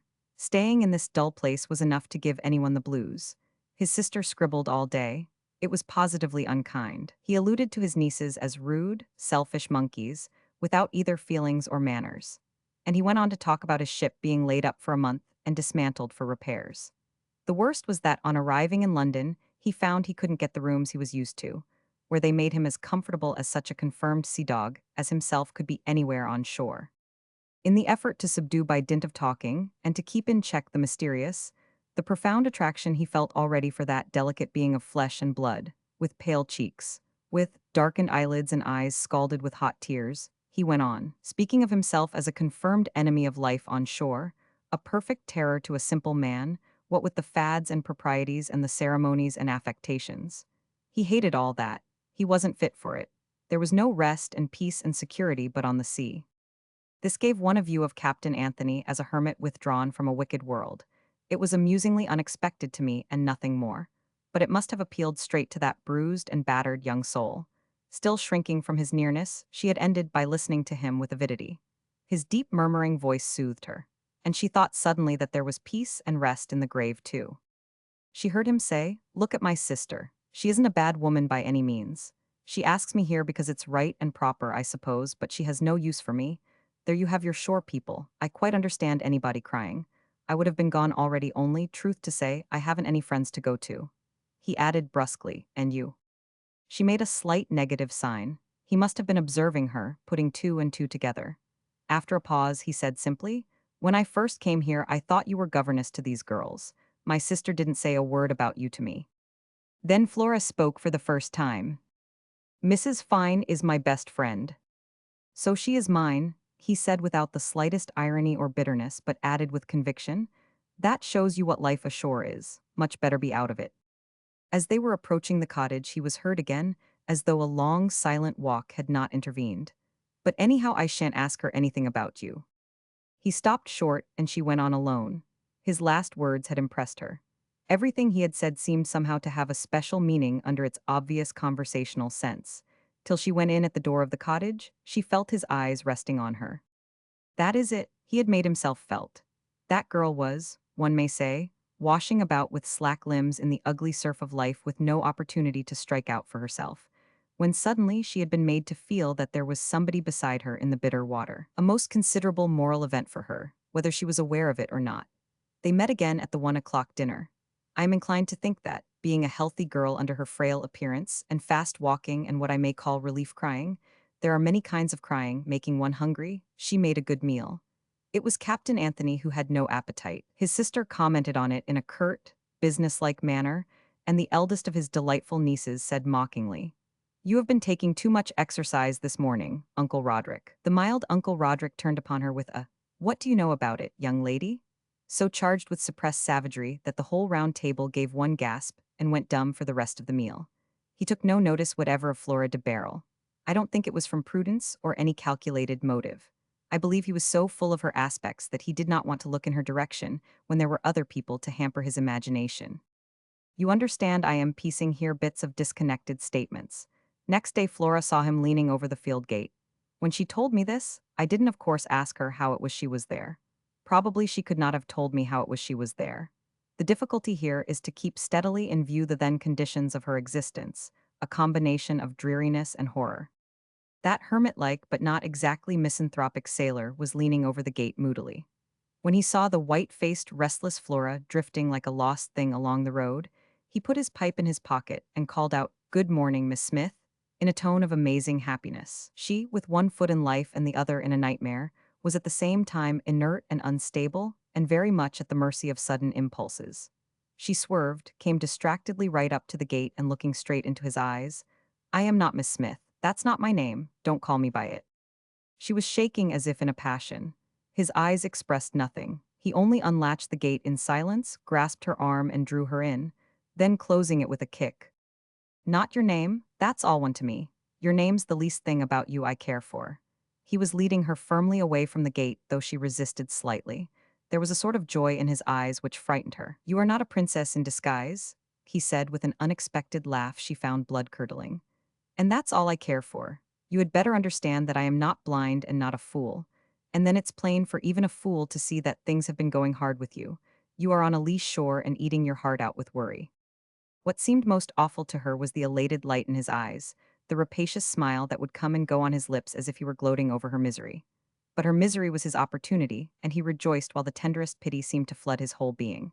He pointed out to her that she knew who he was. He was Mrs. Fine's brother.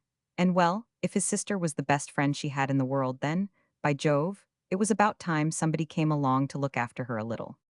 Flora had tried more than once to free herself, but he tightened his grasp of her arm each time and even shook it a little without ceasing to speak. The nearness of his face intimidated her. He seemed striving to look her through.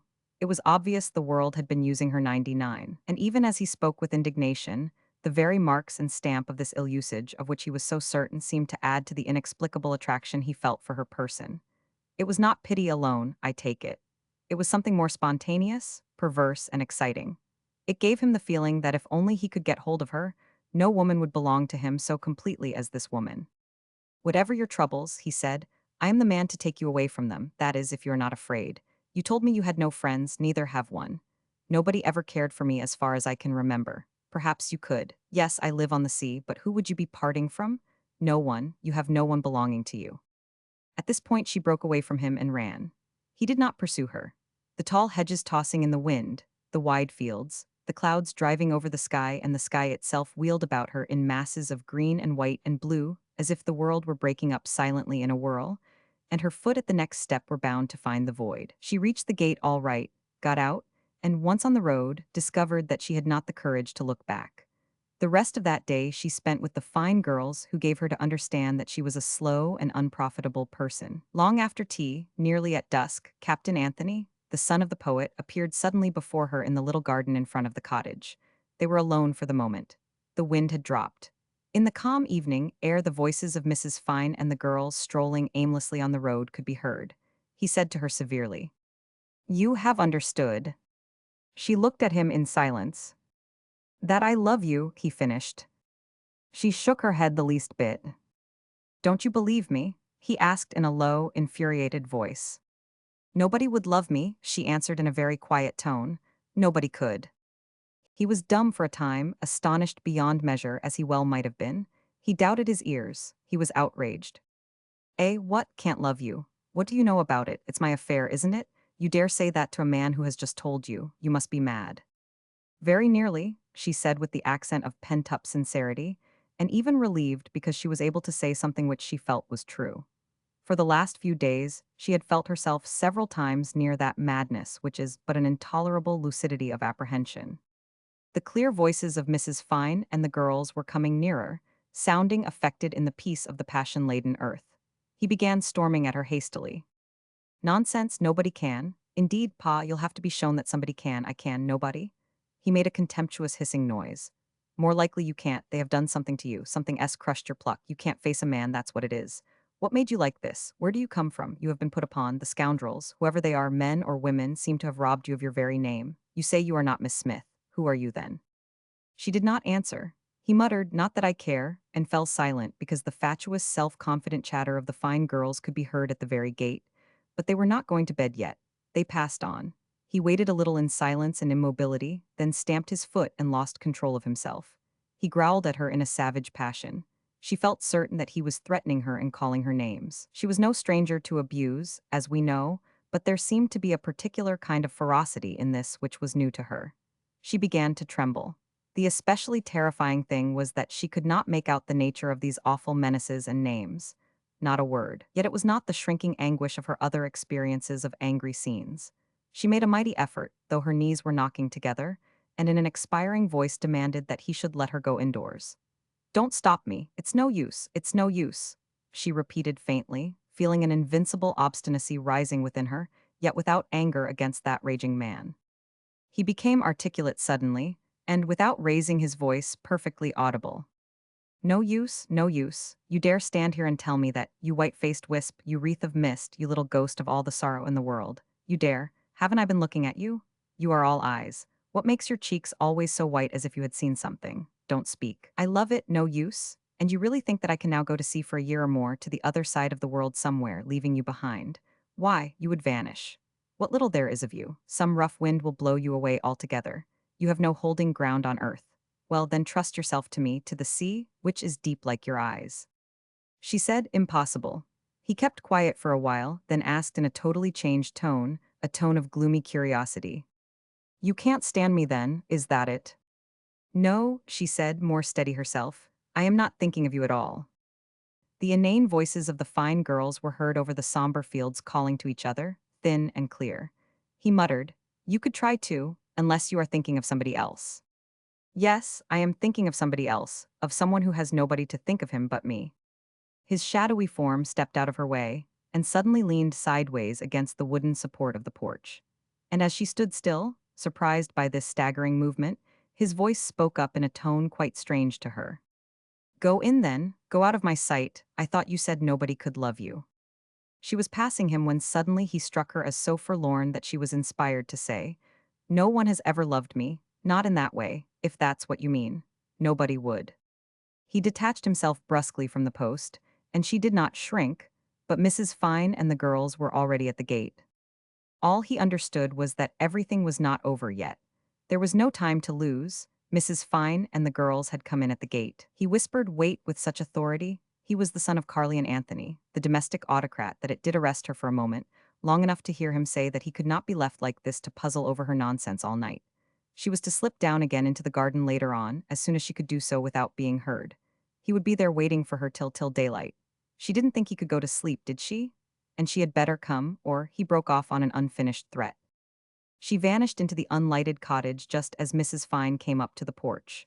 Nervous, holding her breath in the darkness of the living room, she heard her best friend say, "You ought to have joined us, Roderick." And then, "Have you seen Miss Smith anywhere?" Flora shuddered, expecting Anthony to break out into betraying imprecations on Miss Smith's head and cause a painful and humiliating explanation. She imagined him full of his mysterious ferocity. To her great surprise, Anthony's voice sounded very much as usual, with perhaps a slight tinge of grimness. "Miss Smith? No, I've seen no Miss Smith." Mrs. Fine seemed satisfied, and not much concerned really. Flora, relieved, got clear away to her room upstairs, and shutting her door quietly, dropped into a chair. She was used to reproaches, abuse, to all sorts of wicked ill-usage, short of actual beating on her body. Otherwise inexplicable angers had cut and slashed and trampled down her youth without mercy. And mainly, it appeared, because she was the financier de Barrel's daughter, and also condemned to a degrading sort of poverty, through the action of treacherous men who had turned upon her father in his hour of need. And she thought with the tenderest possible affection of that upright figure buttoned up in a long frock coat, soft-voiced and having but little to say to his girl. She seemed to feel his hand closed round hers. On his flying visits to Brighton he would always walk hand in hand with her. People stared covertly at them, the band was playing, and there was the sea, the blue gaiety of the sea. They were quietly happy together. It was all over. An immense anguish of the present wrung her heart, and she nearly cried aloud. That dread of what was before her, which had been eating up her courage slowly in the course of odious years, flamed up into an access of panic, that sort of headlong panic which had already driven her out twice to the top of the cliff-like quarry. She jumped up saying to herself, "Why not now, at once? Yes, I'll do it now in the dark." The very horror of it seemed to give her additional resolution. She came down the staircase quietly, and only on the point of opening the door, and because of the discovery that it was unfastened, she remembered Captain Anthony's threat to stay in the garden all night. She hesitated. She did not understand the mood of that man clearly. He was violent, but she had gone beyond the point where things matter. What would he think of her coming down to him, as he would naturally suppose? And even that didn't matter. He could not despise her more than she despised herself. She must have been lightheaded because the thought came into her mind that should he get into ungovernable fury from disappointment, and perchance strangle her, it would be as good a way to be done with it as any. "You had that thought?" I exclaimed in wonder. With downcast eyes and speaking with an almost painstaking precision, her very lips, her red lips, seemed to move just enough to be heard and no more. She said that, yes, the thought came into her head. This makes one shudder at the mysterious ways girls acquire knowledge. For this was a thought, wild enough, I admit, but which could only have come from the depths of that sort of experience which she had not had, and went far beyond a young girl's possible conception of the strongest and most veiled of human emotions. "He was there, of course," I said. Yes, he was there. She saw him on the path directly she stepped outside the porch. He was very still. It was as though he had been standing there with his face to the door for hours. Shaken up by the changing moods of passion and tenderness, he must have been ready for any extravagance of conduct. Knowing the profound silence each night brought to that nook of the country, I could imagine them having the feeling of being the only two people on the wide earth. A row of 6 or 7 lofty elms, just across the road, opposite the cottage, made the night more obscure in that little garden. If these two could just make out each other, that was all. "Well, and were you very much terrified?" I asked. She made me wait a little before she said, raising her eyes, "He was gentleness itself." I noticed 3 abominable, drink-sodden loafers, sallow and dirty, who had come to range themselves in a row within 10 feet of us against the front of the public house. They stared at Flora de Barrel's back with unseeing, mournful fixity. "Let's move this way a little," I proposed. She turned at once and we made a few paces, not too far to take us out of sight of the hotel door, but very nearly.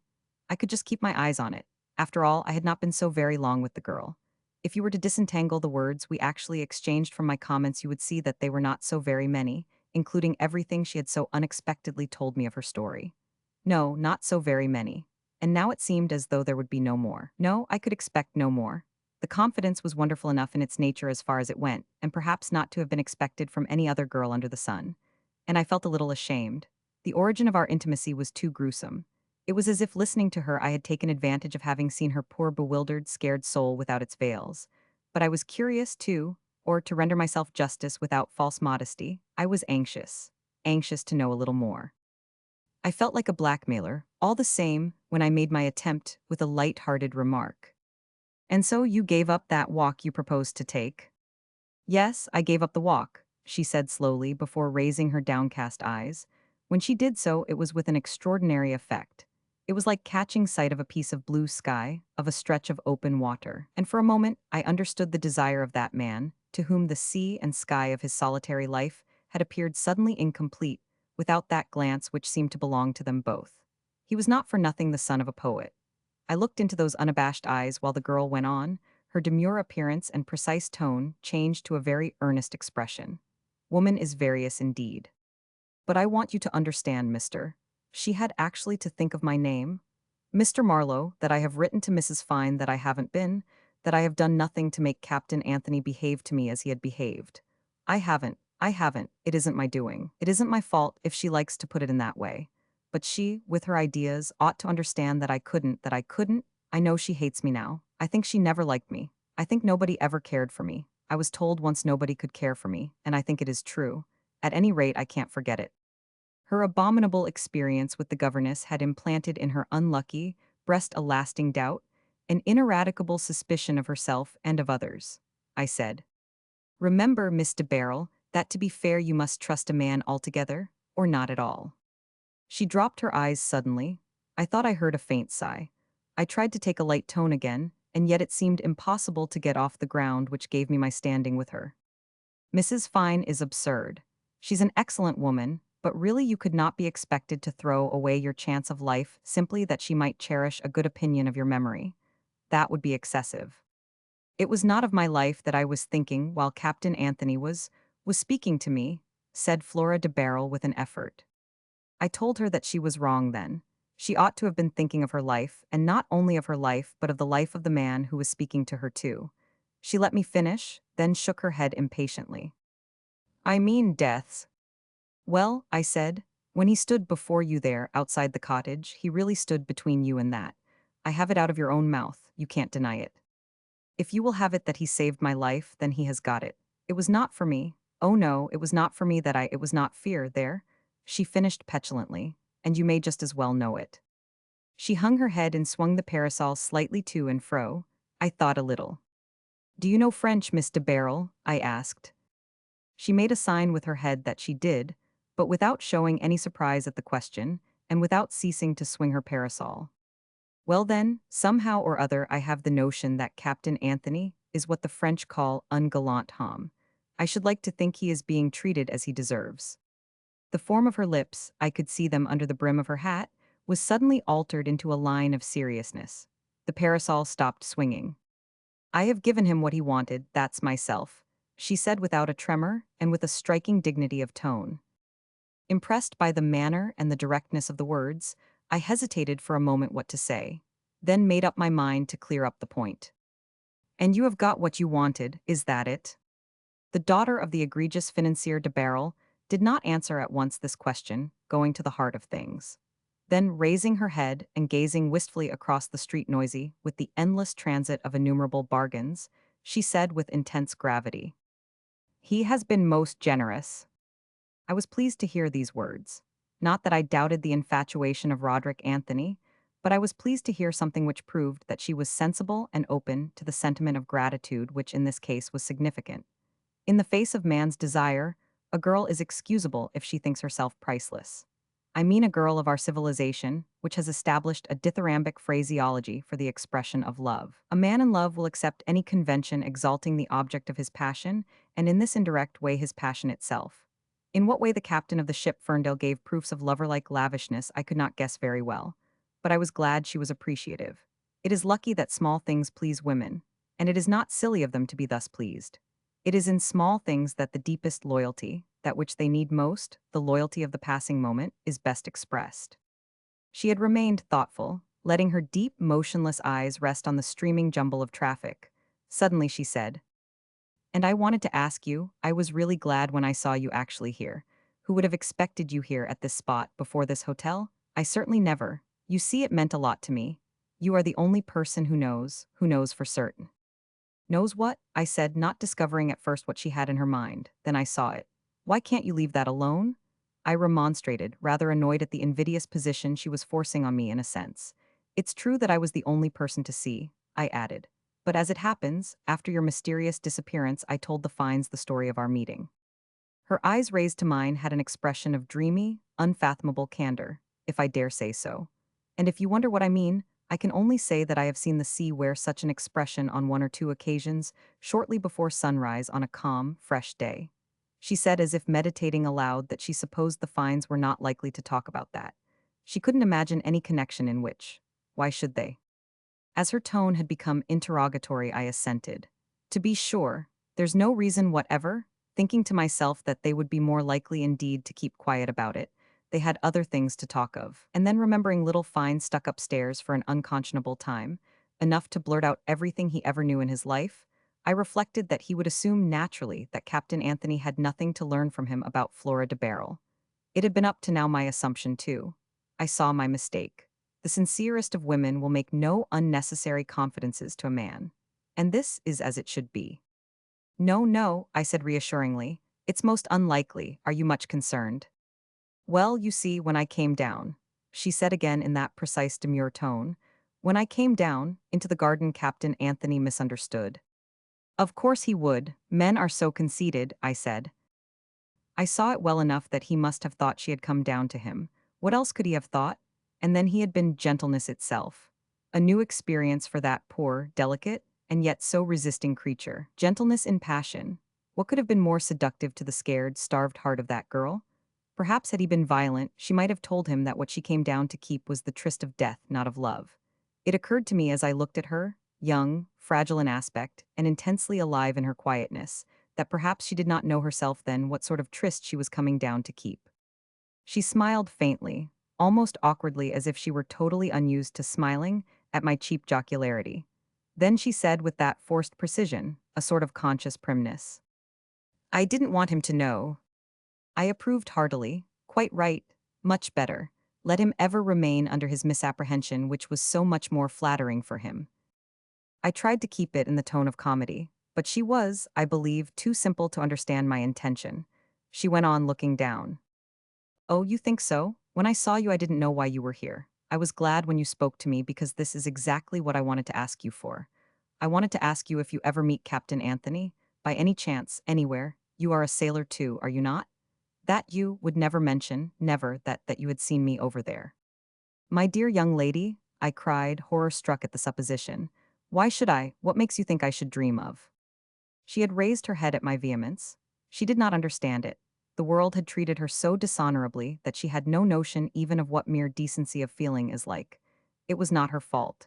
Indeed, I don't know why she should have put her trust in anybody's promises, but I thought it would be better to promise. So I assured her that she could depend on my absolute silence.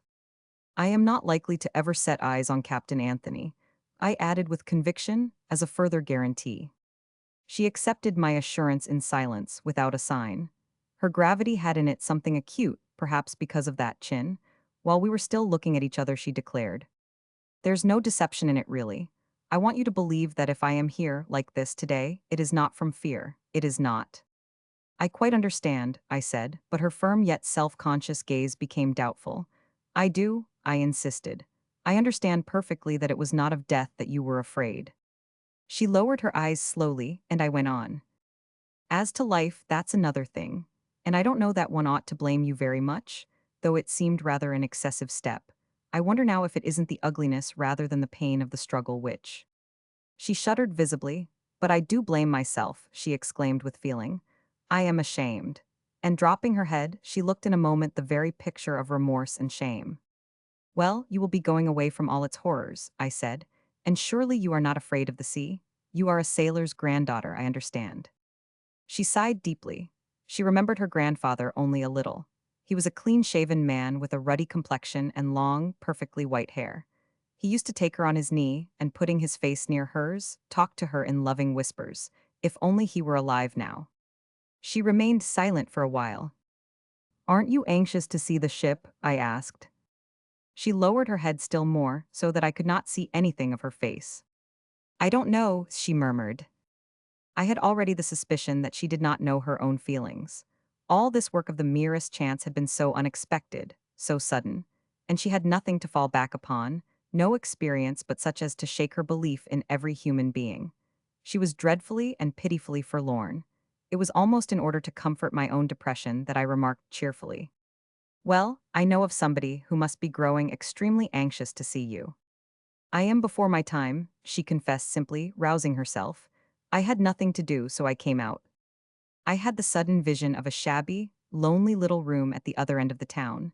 It had grown intolerable to her restlessness. The mere thought of it oppressed her. Flora de Barrel was looking frankly at her chance confidant.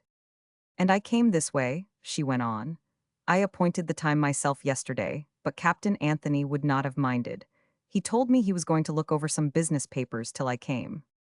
The idea of the son of the poet, the rescuer of the most forlorn damsel of modern times, the man of violence, gentleness, and generosity, sitting up to his neck in ship's accounts amused me.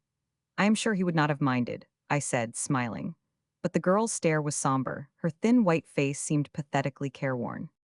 "I can hardly believe yet," she murmured anxiously.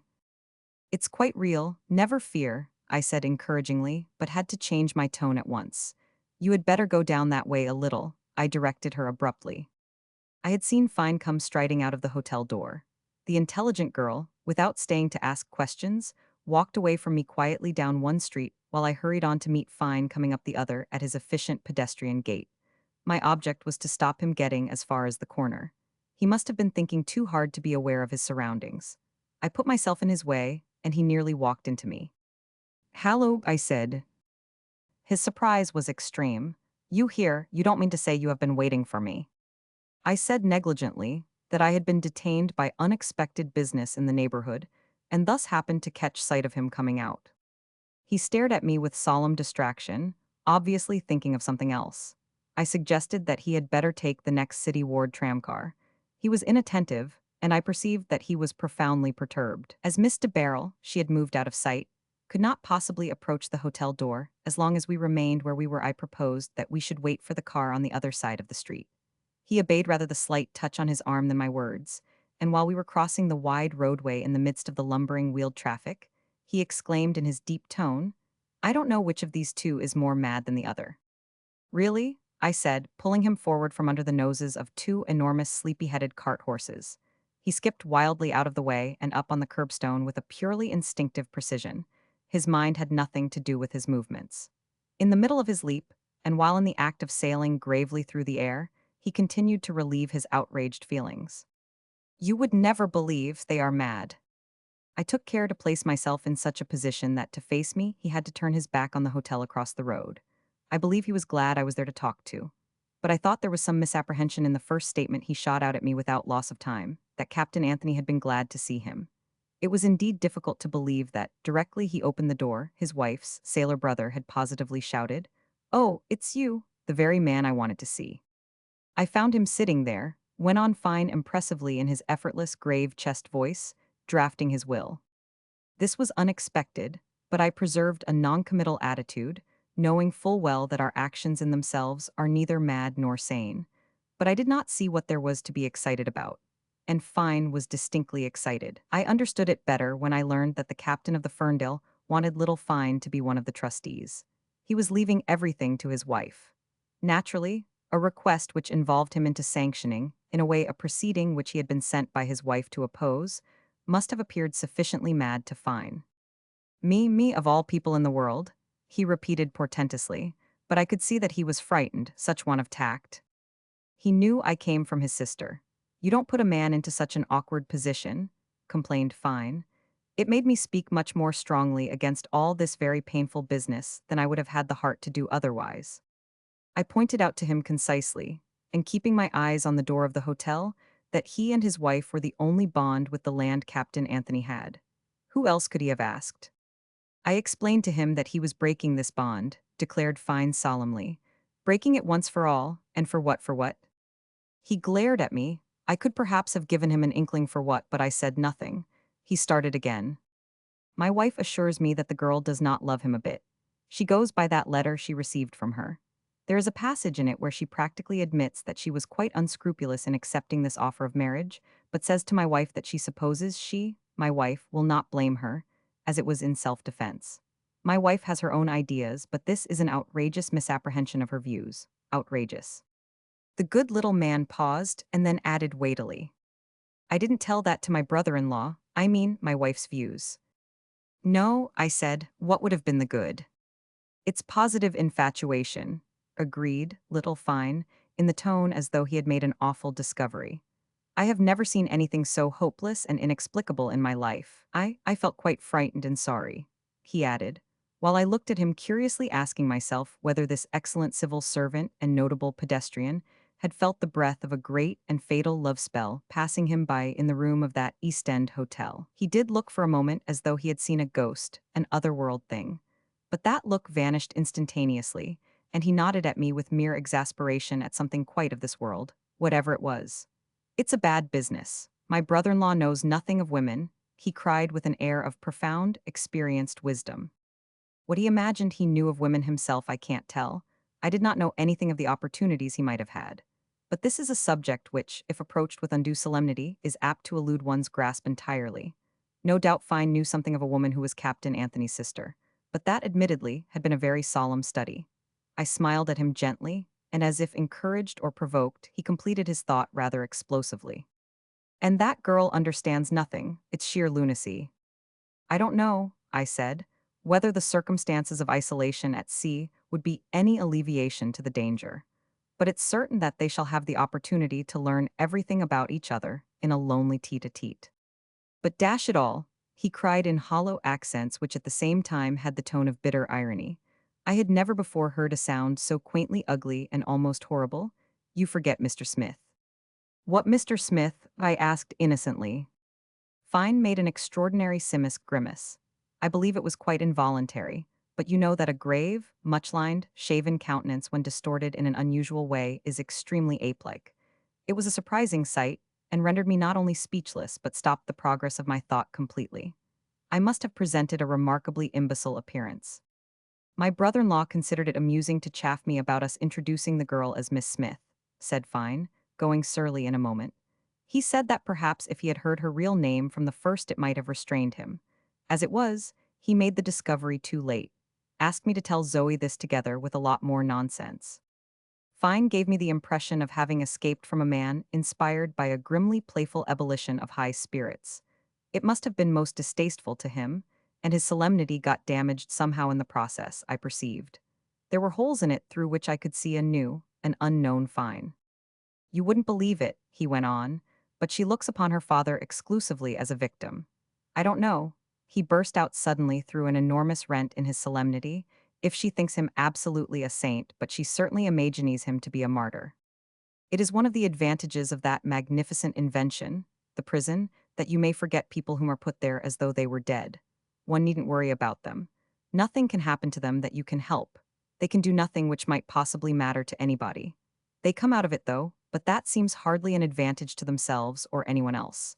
I had completely forgotten the financier de Barrel. The girl for me was an orphan, but now I perceived suddenly the force of Fine's qualifying statement, to a certain extent. It would have been infinitely more kind all round for the law to have shot, beheaded, strangled, or otherwise destroyed this absurd de Barrel, who was a danger to a moral world inhabited by a credulous multitude not fit to take care of itself. But I observed to find that, however insane was the view she held, one could not declare the girl mad on that account. So she thinks of her father, does she? I suppose she would appear to us saner if she thought only of herself. I am positive, Fine said earnestly, that she went and made desperate eyes at Anthony. Oh come, I interrupted. You haven't seen her make eyes, you don't know the color of her eyes. Very well, it don't matter, but it could hardly have come to that if she hadn't. It's all one, though. I tell you she has led him on, or accepted him, if you like, simply because she was thinking of her father. She doesn't care a bit about Anthony, I believe. She cares for no one. Never cared for anyone. Ask Zoe. For myself, I don't blame her, added Fine, giving me another view of unsuspected things through the rags and tatters of his damaged solemnity. No, by heavens, I don't blame her, the poor devil. I agreed with him silently. I suppose affections are, in a sense, to be learned. If there exists a native spark of love in all of us, it must be fanned while we are young. Hers, if she ever had it, had been drenched in as ugly a lot of corrosive liquid as could be imagined. But I was surprised at Fine obscurely feeling this. She loves no one except that preposterous advertising shark, he pursued venomously, but in a more deliberate manner. And Anthony knows it. Does he? I said doubtfully. She's quite capable of having told him herself, affirmed Fine with amazing insight. But whether or no, I've told him. You did, from Mrs. Fine, of course. Fine only blinked owlishly at this piece of my insight. And how did Captain Anthony receive this interesting information? I asked further. Most improperly, said Fine, who really was in a state in which he didn't mind what he blurted out. He isn't himself. He begged me to tell his sister that he offered no remarks on her conduct, very improper and inconsequent. He said, I was tired of this wrangling. I told him I made allowances for the state of excitement he was in. You know, Fine, I said, a man in jail seems to me such an incredible, cruel, nightmarish sort of thing that I can hardly believe in his existence. Certainly not in relation to any other existences. But dash it all, cried Fine, he isn't shut up for life. They are going to let him out. He's coming out, that's the whole trouble. What is he coming out to, I want to know? It seems a more cruel business than the shutting him up was. This has been the worry for weeks. Do you see now? I saw all sorts of things. Immediately before me I saw the excitement of little Fine, mere food for wonder. Further off, in a sort of gloom and beyond the light of day and the movement of the street, I saw the figure of a man, stiff like a ramrod, moving with small steps, a slight girlish figure by his side. And the gloom was like the gloom of villainous slums, of misery, of wretchedness, of a starved and degraded existence. It was a relief that I could see only their shabby, hopeless backs. He was an awful ghost. But indeed to call him a ghost was only a refinement of polite speech and a manner of concealing one's terror of such things. Prisons are wonderful contrivances. Shut, open, very neat, shut, open, and out comes some sort of corpse, to wander awfully in a world in which it has no possible connections, and carrying with it the appalling, tainted atmosphere of its silent abode. Marvelous arrangement. It works automatically, and when you look at it, the perfection makes you sick, which for a mere mechanism is no mean triumph. Sick and scared. It had nearly scared that poor girl to her death. Fancy having to take such a thing by the hand. Now I understood the remorseful strain I had detected in her speeches. By Jove, I said, they are about to let him out. I never thought of that. Fine was contemptuous either of me or of things at large. You didn't suppose he was to be kept in jail for life? At that moment I caught sight of Flora de Barrel at the junction of the two streets. Then some vehicles following each other in quick succession hid from my sight the black slight figure with just a touch of color in her hat. She was walking slowly, and it might have been caution or reluctance. While listening to Fine, I stared hard past his shoulder trying to catch sight of her again. He was going on with positive heat, the rags of his solemnity dropping off him at every second sentence. That was just it. His wife and he had been perfectly aware of it. Of course, the girl never talked of her father with Mrs. Fine. I suppose with her theory of innocence she found it difficult. But she must have been thinking of it day and night. What to do with him, where to go, how to keep body and soul together. He had never made any friends. The only relations were the atrocious East End cousins. We know what they were. Nothing but wretchedness, whichever way she turned in an unjust and prejudiced world. And to look at him helplessly she felt would be too much for her. I won't say I was thinking these thoughts. It was not necessary. This complete knowledge was in my head while I stared hard across the wide road, so hard that I failed to hear little Fine till he raised his deep voice indignantly. Don't blame the girl, he was saying. He is infatuated with her. Anybody can see that. Why should have got such a hold on him I can't understand. She said yes to him only for the sake of that fatuous, swindling father of hers. It's perfectly plain if one thinks it over a moment. One needn't even think of it. We have it under her own hand. In that letter to my wife she says she has acted unscrupulously. She has owned up then, for what else can it mean, I should like to know. And so they are to be married before that old idiot comes out. He will be surprised, commented Fine suddenly in a strangely malignant tone. He shall be met at the jail door by a Mrs. Anthony, a Mrs. Captain Anthony. Very pleasant for Zoe. And for all I know, my brother-in-law means to turn up dutifully too.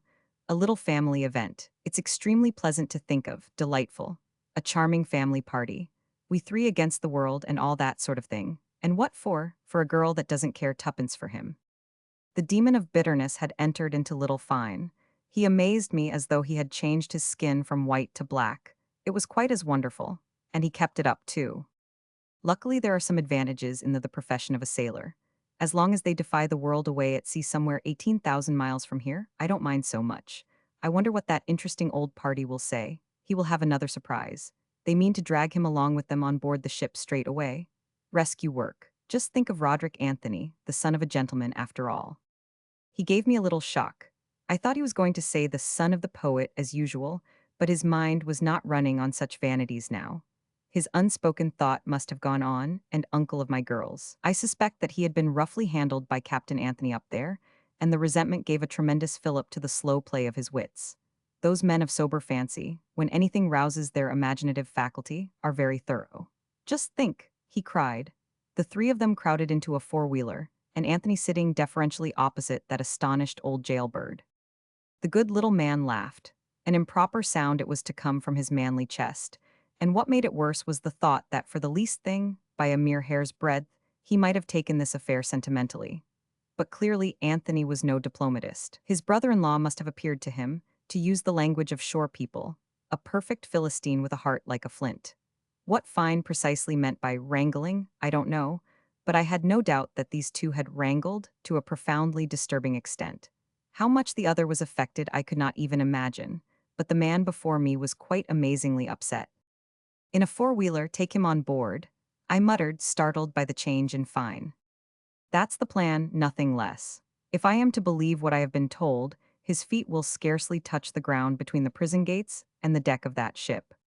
The transformed Fine spoke in a forcibly lowered tone, which I heard without difficulty. The rumbling, composite noises of the street were hushed for a moment, during one of these sudden breaks in the traffic, as if the stream of commerce had dried up at its source.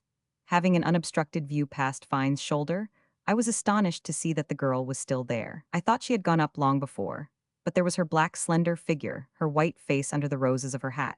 She stood on the edge of the pavement as people stand on the bank of a stream, very still, as if waiting, or as if unconscious of where she was. The three dismal, sodden loafers, I could see them too, they hadn't budged an inch, seemed to me to be watching her, which was horrible. Meantime Fine was telling me rather remarkable things for him. He declared first it was a mercy in a sense. Then he asked me if it were not real madness to saddle one's existence with such a perpetual reminder. The daily existence, the isolated sea-bound existence. To bring such an additional strain into the solitude, already trying enough for two people, was the craziest thing. Undesirable relations were bad enough on shore. One could cut them, or at least forget their existence now and then. He himself was preparing to forget his brother-in-law's existence as much as possible. That was the general sense of his remarks, not his exact words. I thought that his wife's brother's existence had never been very embarrassing to him, but that now, of course, he would have to abstain from his allusions to the son of the poet, you know. I said yes, yes, in the pauses because I did not want him to turn round, and all the time I was watching the girl intently. I thought I knew now what she meant with her. He was most generous. Yes, generosity of character may carry a man through any situation, but why didn't she go then to her generous man? Why stand there as if clinging to this solid earth which she surely hated as one must hate the place where one has been tormented, hopeless, unhappy? Suddenly she stirred. Was she going to cross over? No. She turned and began to walk slowly close to the curbstone, reminding me of the time when I discovered her walking near the edge of a 90-foot sheer drop. It was the same impression, the same carriage, straight, slim, with rigid head, and the two hands hanging lightly clasped in front, only now a small sunshade was dangling from them. I saw something fateful in that deliberate pacing towards the inconspicuous door, with the words hotel entrance on the glass panels. She was abreast of it now, and I thought that she would stop again. But no, she swerved rigidly. At the moment there was no one near her. She had that bit of pavement to herself, with inanimate slowness as if moved by something outside herself. A confounded convict, Fine burst out. With the sound of that word offending my ears, I saw the girl extend her arm, push the door open a little way, and glide in. I saw plainly that movement, the hand put out in advance with the gesture of a sleepwalker. She had vanished, her black figure had melted in the darkness of the open door. For some time Fine said nothing, and I thought of the girl going upstairs, appearing before the man. Were they looking at each other in silence and feeling they were alone in the world, as lovers should at the moment of meeting? But that fine forgetfulness was surely impossible to Anthony the seaman directly after the wrangling interview with Fine, the emissary of an order of things which stops at the edge of the sea. How much he was disturbed I couldn't tell, because I did not know what that impetuous lover had had to listen to. Going to take the old fellow to sea with them, I said. Well, I really don't see what else they could have done with him. You told your brother-in-law what you thought of it? I wonder how he took it. Very improperly, repeated Fine. His manner was offensive, derisive from the first. I don't mean he was actually rude in words. Hang it all, I am not a contemptible ass. But he was exulting at having got hold of a miserable girl. It is pretty certain that she will be much less poor and miserable, I murmured.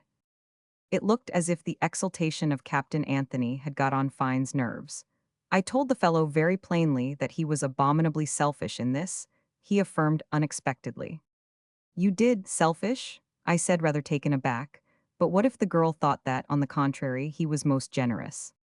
What do you know about it? Growled Fine. The rents and slashes of his solemnity were closing up gradually, but it was going to be a surly solemnity. Generosity? I am disposed to give it another name. No, not folly. He shot out at me as though I had meant to interrupt him. Still another, something worse. I need not tell you what it is, he added with grim meaning. Certainly, you needn't, unless you like, I said blankly. Little Fine had never interested me so much since the beginning of the de Beryl Anthony affair, when I first perceived possibilities in him. The possibilities of dull men are exciting, because when they happen they suggest legendary cases of possession, not exactly by the devil but anyhow, by a strange spirit. I told him it was a shame, said Fine, even if the girl did make eyes at him, but I think with you that she did not. Yes, a shame to take advantage of a girl's distress, a girl that does not love him in the least. You think it's so bad as that? I said, because you know I don't. What can you think about it? He retorted on me with a solemn stare. I go by her letter to my wife. Ah, that famous letter. But you haven't actually read it, I said. No, but my wife told me. Of course it was a most improper sort of letter to write considering the circumstances. It pained Mrs. Fine to discover how thoroughly she had been misunderstood. But what is written is not all. It's what my wife could read between the lines. She says that the girl is really terrified at heart. She had not much in life to give her any very special courage for it, or any great confidence in mankind. That's very true, but this seems an exaggeration. I should like to know what reasons you have to say that, asked Fine with offended solemnity. I really don't see any. But I had sufficient authority to tell my brother-in-law that if he thought he was going to do something chivalrous and fine, he was mistaken. I can see very well that he will do everything she asks him to do, but all the same, it is rather a pitiless transaction. For a moment I felt it might be so. Fine caught sight of an approaching tramcar and stepped out on the road to meet it. Have you a more compassionate scheme ready? I called after him. He made no answer, clambered onto the rear platform, and only then looked back. We exchanged a perfunctory wave of the hand. We also looked at each other, he rather angrily, I fancy, and I with wonder. I may also mention that it was for the last time.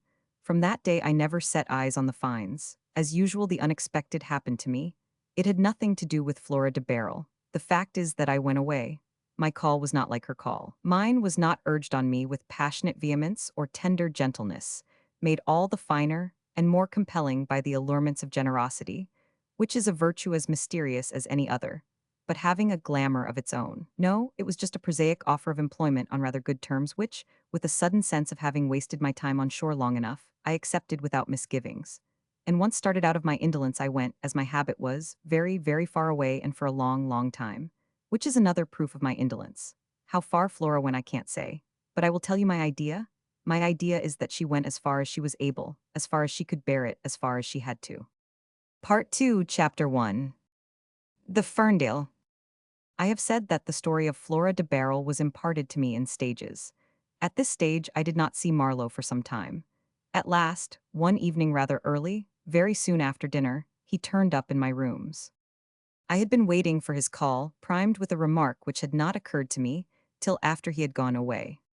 I tackled him at once. How can you be certain that Flora de Barrel ever went to sea? After all, the wife of the captain of the Ferndale, the lady that mustn't be disturbed of the old shipkeeper, may not have been Flora. Well, I do know, he said, if only because I have been keeping in touch with Mr. Powell. You have, I cried. This is the first I hear of it, and since when? Why, since the first day. You went up to town leaving me in the inn. I slept ashore. In the morning Mr. Powell came in for breakfast, and after the first awkwardness of meeting a man you have been yarning with overnight had worn off, we discovered a liking for each other. As I had discovered the fact of their mutual liking before either of them, I was not surprised. And so you kept in touch, I said. It was not so very difficult. As he was always knocking about the river, I hired Dingle's sloop-rigged three-tonner to be more on an equality. Powell was friendly but elusive. I don't think he ever wanted to avoid me, but it is a fact that he used to disappear out of the river in a very mysterious manner sometimes. A man may land anywhere and bolt inland, but what about his 5-ton cutter? You can't carry that in your hand like a suitcase. Then as suddenly he would reappear in the river, after one had given him up. I did not like to be beaten. That's why I hired Dingle's decked boat. There was just the accommodation in her to sleep a man and a dog, but I had no dog friend to invite. Fine's dog who saved Flora de Barrel's life is the last dog friend I had. I was rather lonely cruising about, but that too, on the river has its charm sometimes. I chased the mystery of the vanishing Powell dreamily, looking about me at the ships, thinking of the girl Flora, of life's chances, and do you know it was very simple. What was very simple? I asked innocently. The mystery. They generally are that, I said. Marlowe eyed me for a moment in a peculiar manner. Well, I have discovered the mystery of Powell's disappearances. The fellow used to run into one of these narrow tidal creeks on the Essex shore. These creeks are so inconspicuous that till I had studied the chart pretty carefully, I did not know of their existence. One afternoon, I made Powell's boat out, heading into the shore. By the time I got close to the mudflat, his craft had disappeared inland. But I could see the mouth of the creek by then. The tide being on the turn, I took the risk of getting stuck in the mud suddenly and headed in. All I had to guide me was the top of the roof of some sort of small building. I got in more by good luck than by good management. The sun had set some time before. My boat glided in a sort of winding ditch between two low grassy banks. On both sides of me was the flatness of the Essex marsh, perfectly still. All I saw moving was a heron. He was flying low and disappeared in the murk. Before I had gone half a mile, I was up with the building the roof of which I had seen from the river. It looked like a small barn. A row of piles driven into the soft bank in front of it, and supporting a few planks made a sort of wharf. All this was black in the falling dusk, and I could just distinguish the whitish ruts of a cart track stretching over the marsh towards the higher land, far away. Not a sound was to be heard. Against the low streak of light in the sky, I could see the mast of Powell's cutter moored to the bank some 20 yards, no more, beyond that black barn or whatever it was. I hailed him with a loud shout. Got no answer. After making fast my boat just astern, I walked along the bank to have a look at Powell's. Being so much bigger than mine, she was aground already. Her sails were furled, the slide of her scuttle hatch was closed and padlocked. Powell was gone. He had walked off into that dark, still marsh somewhere. I had not seen a single house anywhere near. There did not seem to be any human habitation for miles. And now as darkness fell denser over the land, I couldn't see the glimmer of a single light. However, I supposed that there must be some village or hamlet not very far away, or only one of these mysterious little inns one comes upon sometimes in most unexpected and lonely places. The stillness was oppressive. I went back to my boat, made some coffee over a spirit lamp, devoured a few biscuits, and stretched myself aft to smoke and gaze at the stars. The earth was a mere shadow, formless and silent and empty, till a bullock turned up from somewhere, quite shadowy too. He came smartly to the very edge of the bank as though he meant to step on board, stretched his muzzle right over my boat, blew heavily once, and walked off contemptuously into the darkness from which he had come. I had not expected a call from a bullock, though a moment's thought would have shown me that there must be lots of cattle and sheep on that marsh. Then everything became still as before. I might have imagined myself arrived on a desert island. In fact, as I reclined smoking, a sense of absolute loneliness grew on me, and just as it had become intense, very abruptly and without any preliminary sound, I heard firm, quick footsteps on the little wharf. Somebody coming along the cart track had just stepped at a swinging gate onto the planks. That somebody could only have been Mr. Powell. Suddenly he stopped short, having made out that there were two masts alongside the bank where he had left only one. Then he came on silent on the grass. When I spoke to him, he was astonished. "Who would have thought of seeing you here?" he exclaimed, after returning my good evening. I told him I had run in for company. It was rigorously true. "You knew I was here," he exclaimed. "Of course," I said. "I tell you I came in for company." "He is a really good fellow," went on Marlowe, "and his capacity for astonishment is quickly exhausted, it seems." It was in the most matter-of-fact manner that he said, "Come on board of me then, I have here enough supper for two." He was holding a bulky parcel in the crook of his arm. I did not wait to be asked twice, as you may guess. His cutter has a very neat little cabin, quite big enough for two men not only to sleep but to sit and smoke in. We left the scuttle wide open, of course. As to his provisions for supper, they were not of a luxurious kind. He complained that the shops in the village were miserable. There was a big village within a mile and a half. It struck me he had been very long doing his shopping, but naturally I made no remark. I didn't want to talk at all except for the purpose of setting him going. "And did you set him going?" I asked. "I did," said Marlowe, composing his features into an impenetrable expression, which somehow assured me of his success better than an air of triumph could have done. "You made him talk," I said after a silence. "Yes, I made him, about himself. And to the point." "If you mean by this," said Marlowe, "that it was about the voyage of the Ferndale, then again, yes. I brought him to talk about that voyage, which, by the by, was not the first voyage of Flora de Barrel. The man himself, as I told you, is simple, and his faculty of wonder not very great. He's one of those people who form no theories about facts. Straightforward people seldom do. Neither have they much penetration. But in this case it did not matter. We have already the inner knowledge. We know the history of Flora de Barrel. We know something of Captain Anthony. We have the secret of the situation. The man was intoxicated with the pity and tenderness of his part. Oh yes, intoxicated is not too strong a word, for you know that love and desire take many disguises. I believe that the girl had been frank with him, with the frankness of women to whom perfect frankness is impossible, because so much of their safety depends on judicious reticences. I am not indulging in cheap sneers. There is necessity in these things, and moreover she could not have spoken with a certain voice in the face of his impetuosity, because she did not have time to understand either the state of her feelings or the precise nature of what she was doing. Had she spoken ever so clearly, he was, I take it, too elated to hear her distinctly. I don't mean to imply that he was a fool. Oh dear no, but he had no training in the usual conventions, and we must remember that he had no experience whatever of women. He could only have an ideal conception of his position. An ideal is often but a flaming vision of reality. To him enters fine, wound up, if I may express myself so irreverently, wound up to a high pitch by his wife's interpretation of the girl's letter. He enters with his talk of meanness and cruelty, like a bucket of water on the flame. Clearly a shock, but the effects of a bucket of water are diverse. They depend on the kind of flame.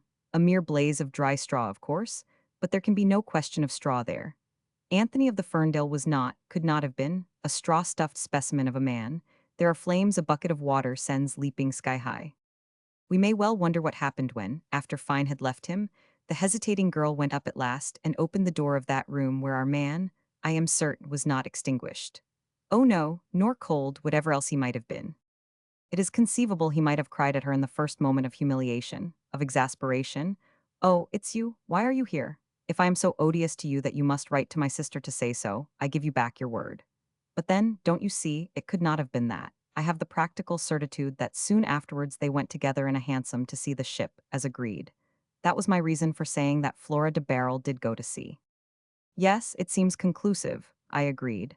But even without that, if, as you seem to think, the very desolation of that girlish figure had a sort of perversely seductive charm, making its way through his compassion to his senses, and everything is possible, then such words could not have been spoken. They might have escaped him involuntarily, observed Marlowe. However, a plain fact settles it. They went off together to see the ship. Do you conclude from this that nothing whatever was said? I inquired. I should have liked to see the first meeting of their glances upstairs there, mused Marlowe. And perhaps nothing was said, but no man comes out of such a wrangle, as Fine called it, without showing some traces of it, and you may be sure that a girl so bruised all over would feel the slightest touch of anything resembling coldness. She was mistrustful. She could not be otherwise, for the energy of evil is so much more forcible than the energy of good that she could not help looking still upon her abominable governess as an authority. How could one have expected her to throw off the unholy prestige of that long domination? She could not help believing what she had been told, that she was in some mysterious way odious and unlovable. It was cruelly true to her. The oracle of so many years had spoken finally. Only other people did not find her out at once. I would not go so far as to say she believed it altogether. That would be hardly possible. But then haven't the most flattered, the most conceited of us their moments of doubt? Haven't they? Well, I don't know. There may be lucky beings in this world unable to believe any evil of themselves. For my own part, I'll tell you that once, many years ago now, it came to my knowledge that a fellow I had been mixed up with in a certain transaction, a clever fellow whom I really despised, was going around telling people that I was a consummate hypocrite. He could know nothing of it. It suited his humor to say so. I had given him no ground for that particular calumny. Yet to this day there are moments when it comes into my mind, and involuntarily I ask myself, what if it were true? It's absurd, but it has on one or two occasions nearly affected my conduct. And yet I was not an impressionable, ignorant young girl. I had taken the exact measure of the fellow's utter worthlessness long before. He had never been for me a person of prestige and power, like that awful governess to Flora de Barrel. See the might of suggestion? We live at the mercy of a malevolent word. A sound, a mere disturbance of the air, sinks into our very soul sometimes. Flora de Barrel had been more astounded than convinced by the first impetuosity of Roderick Anthony. She let herself be carried along by a mysterious force which her person had called into being, as her father had been carried away out of his depth by the unexpected power of successful advertising. They went on board that morning. The Ferndale had just come to her loading berth. The only living creature on board was the shipkeeper, whether the same who had been described to us by Mr. Powell, or another, I don't know. Possibly some other man. He, looking over the side, saw, in his own words, the captain come sailing round the corner of the nearest cargo shed, in company with a girl. He lowered the accommodation ladder down on to the jetty. How do you know all this? I interrupted. Marlowe interjected and impatient. You shall see by and by. Flora went up first, got down on deck and stood stock, still till the captain took her by the arm and led her aft. The shipkeeper let them into the saloon. He had the keys of all the cabins and stumped in after them. The captain ordered him to open all the doors, every blessed door, staterooms, passages, pantry, forecabin, and then sent him away. The Ferndale had magnificent accommodation. At the end of a passage leading from the quarterdeck there was a long saloon, its sumptuosity slightly tarnished perhaps, but having a grand air of roominess and comfort. The harbor carpets were down, the swinging lamps hung, and everything in its place, even to the silver on the sideboard. Two large stern cabins opened out of it, one on each side of the rudder casing. These two cabins communicated through a small bathroom between them, and one was fitted up as the captain's stateroom. The other was vacant and furnished with armchairs and a round table, more like a room on shore, except for the long curved settee following the shape of the ship's stern. In a dim inclined mirror, Flora caught sight down to the waist of a pale-faced girl in a white straw hat trimmed with roses, distant, shadowy, as if immersed in water, and was surprised to recognize herself in those surroundings. They seemed to her arbitrary, bizarre, strange. Captain Anthony moved on, and she followed him. He showed her the other cabins. He talked all the time loudly in a voice she seemed to have known extremely well for a long time, and yet, she reflected, she had not heard it often in her life. What he was saying she did not quite follow. He was speaking of comparatively indifferent things in a rather moody tone, but she felt it round her like a caress. And when he stopped she could hear, alarming in the sudden silence, the precipitated beating of her heart. The shipkeeper dodged about the quarterdeck, out of hearing, and trying to keep out of sight. At the same time, taking advantage of the open doors with skill and prudence, he could see the captain, and that girl the captain had brought aboard. The captain was showing her round very thoroughly. Through the whole length of the passage, far away aft in the perspective of the saloon, the shipkeeper had interesting glimpses of them as they went in and out of the various cabins, crossing from side to side, remaining invisible for a time in one or another of the staterooms, and then reappearing again in the distance. The girl, always following the captain, had her sunshade in her hands. Mostly she would hang her head, but now and then she would look up. They had a lot to say to each other, and seemed to forget they weren't alone in the ship.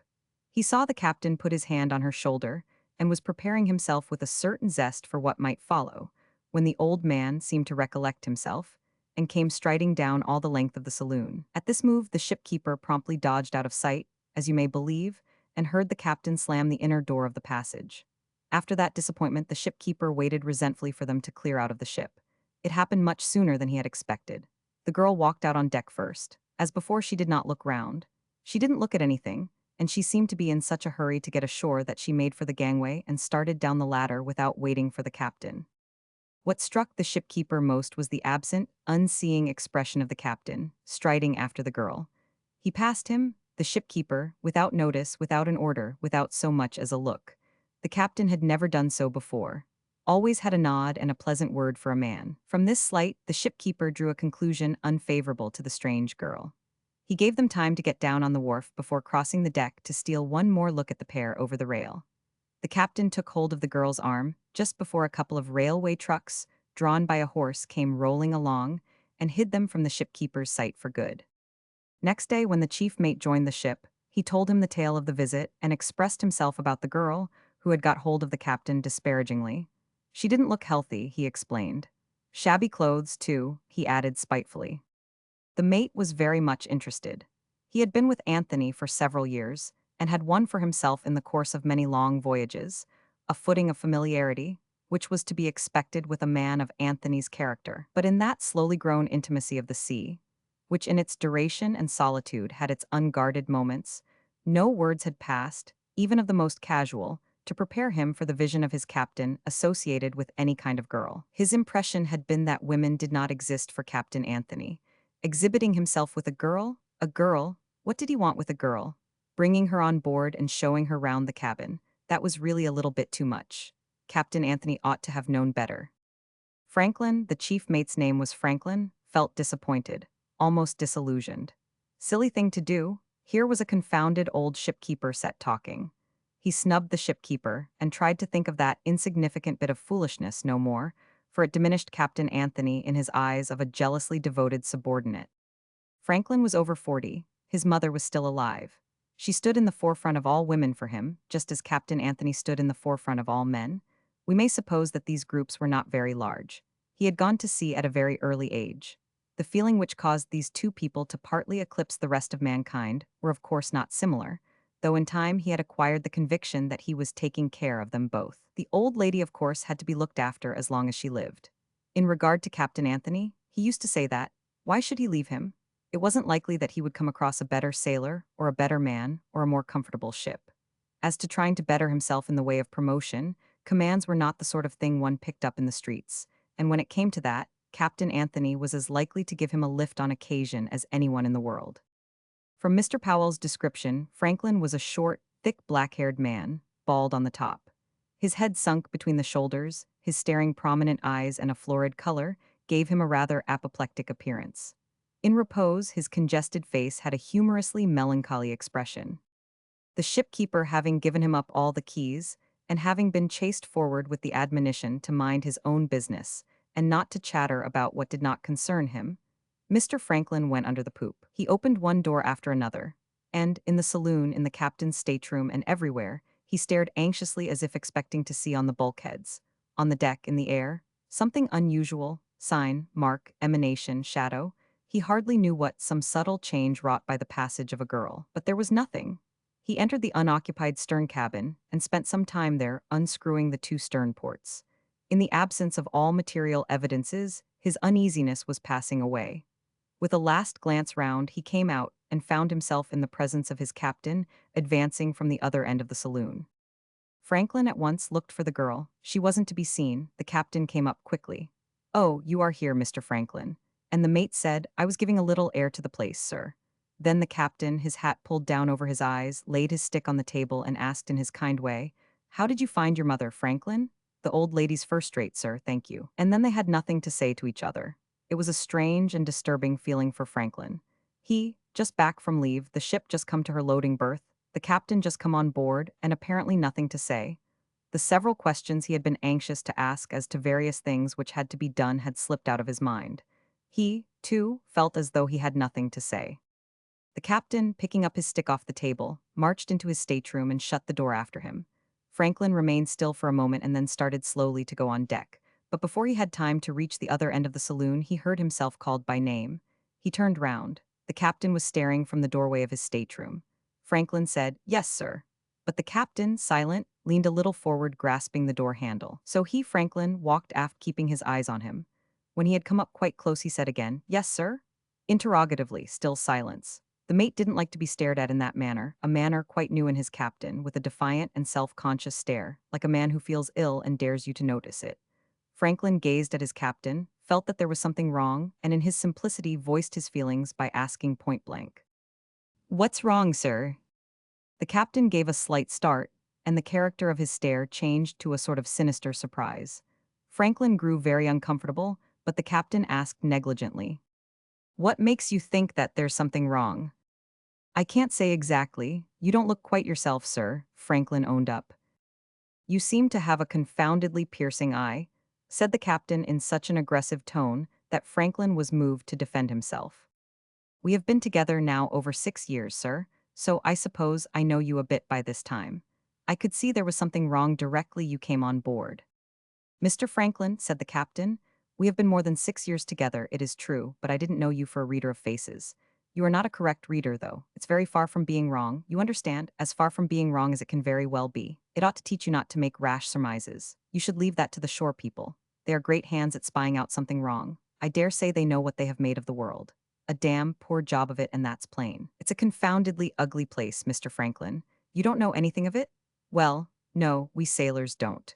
Only now and then one of us runs against something cruel or underhand, enough to make your hair stand on end. And when you do see a piece of their wickedness, you find that to set it right is not so easy as it looks. Oh, I called you back to tell you that there will be a lot of workmen, joiners and all that, sent down on board first thing tomorrow morning to start making alterations in the cabin. You will see to it that they don't loaf. There isn't much time." Franklin was impressed by this unexpected lecture upon the wickedness of the solid world, surrounded by the salt, uncorruptible waters on which he and his captain had dwelt all their lives in happy innocence. What he could not understand was why it should have been delivered, and what connection it could have with such a matter as the alterations to be carried out in the cabin. The work did not seem to him to be called for in such a hurry. What was the use of altering anything? It was a very good accommodation, spacious, well distributed, on a rather old-fashioned plan, and with its decorations somewhat tarnished. But a dab of varnish, a touch of gilding here and there, was all that was necessary. As to comfort, it could not be improved by any alterations. He resented the notion of change, but he said dutifully that he would keep his eye on the workmen if the captain would only let him know what was the nature of the work he had ordered to be done.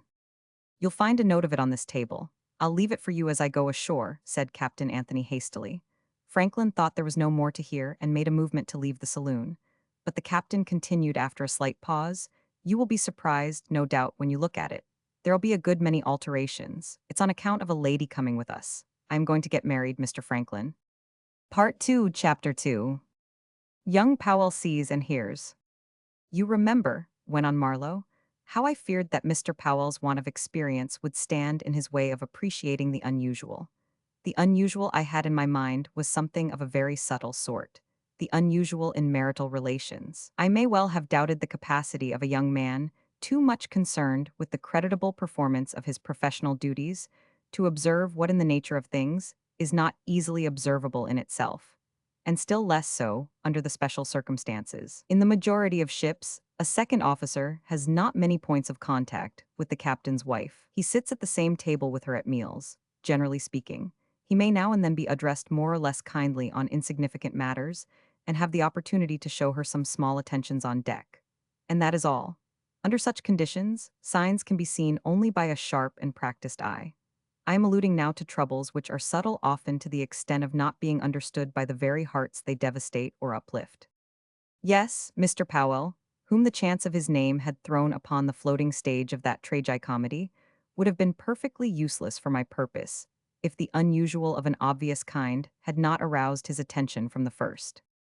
We know how he joined that ship so suddenly offered to his anxious desire to make a real start in his profession. He had come on board breathless with the hurried winding up of his shore affairs, accompanied by two horrible nightbirds, escorted by a dock policeman on the make, received by an asthmatic shadow of a shipkeeper, warned not to make a noise in the darkness of the passage, because the captain and his wife were already on board.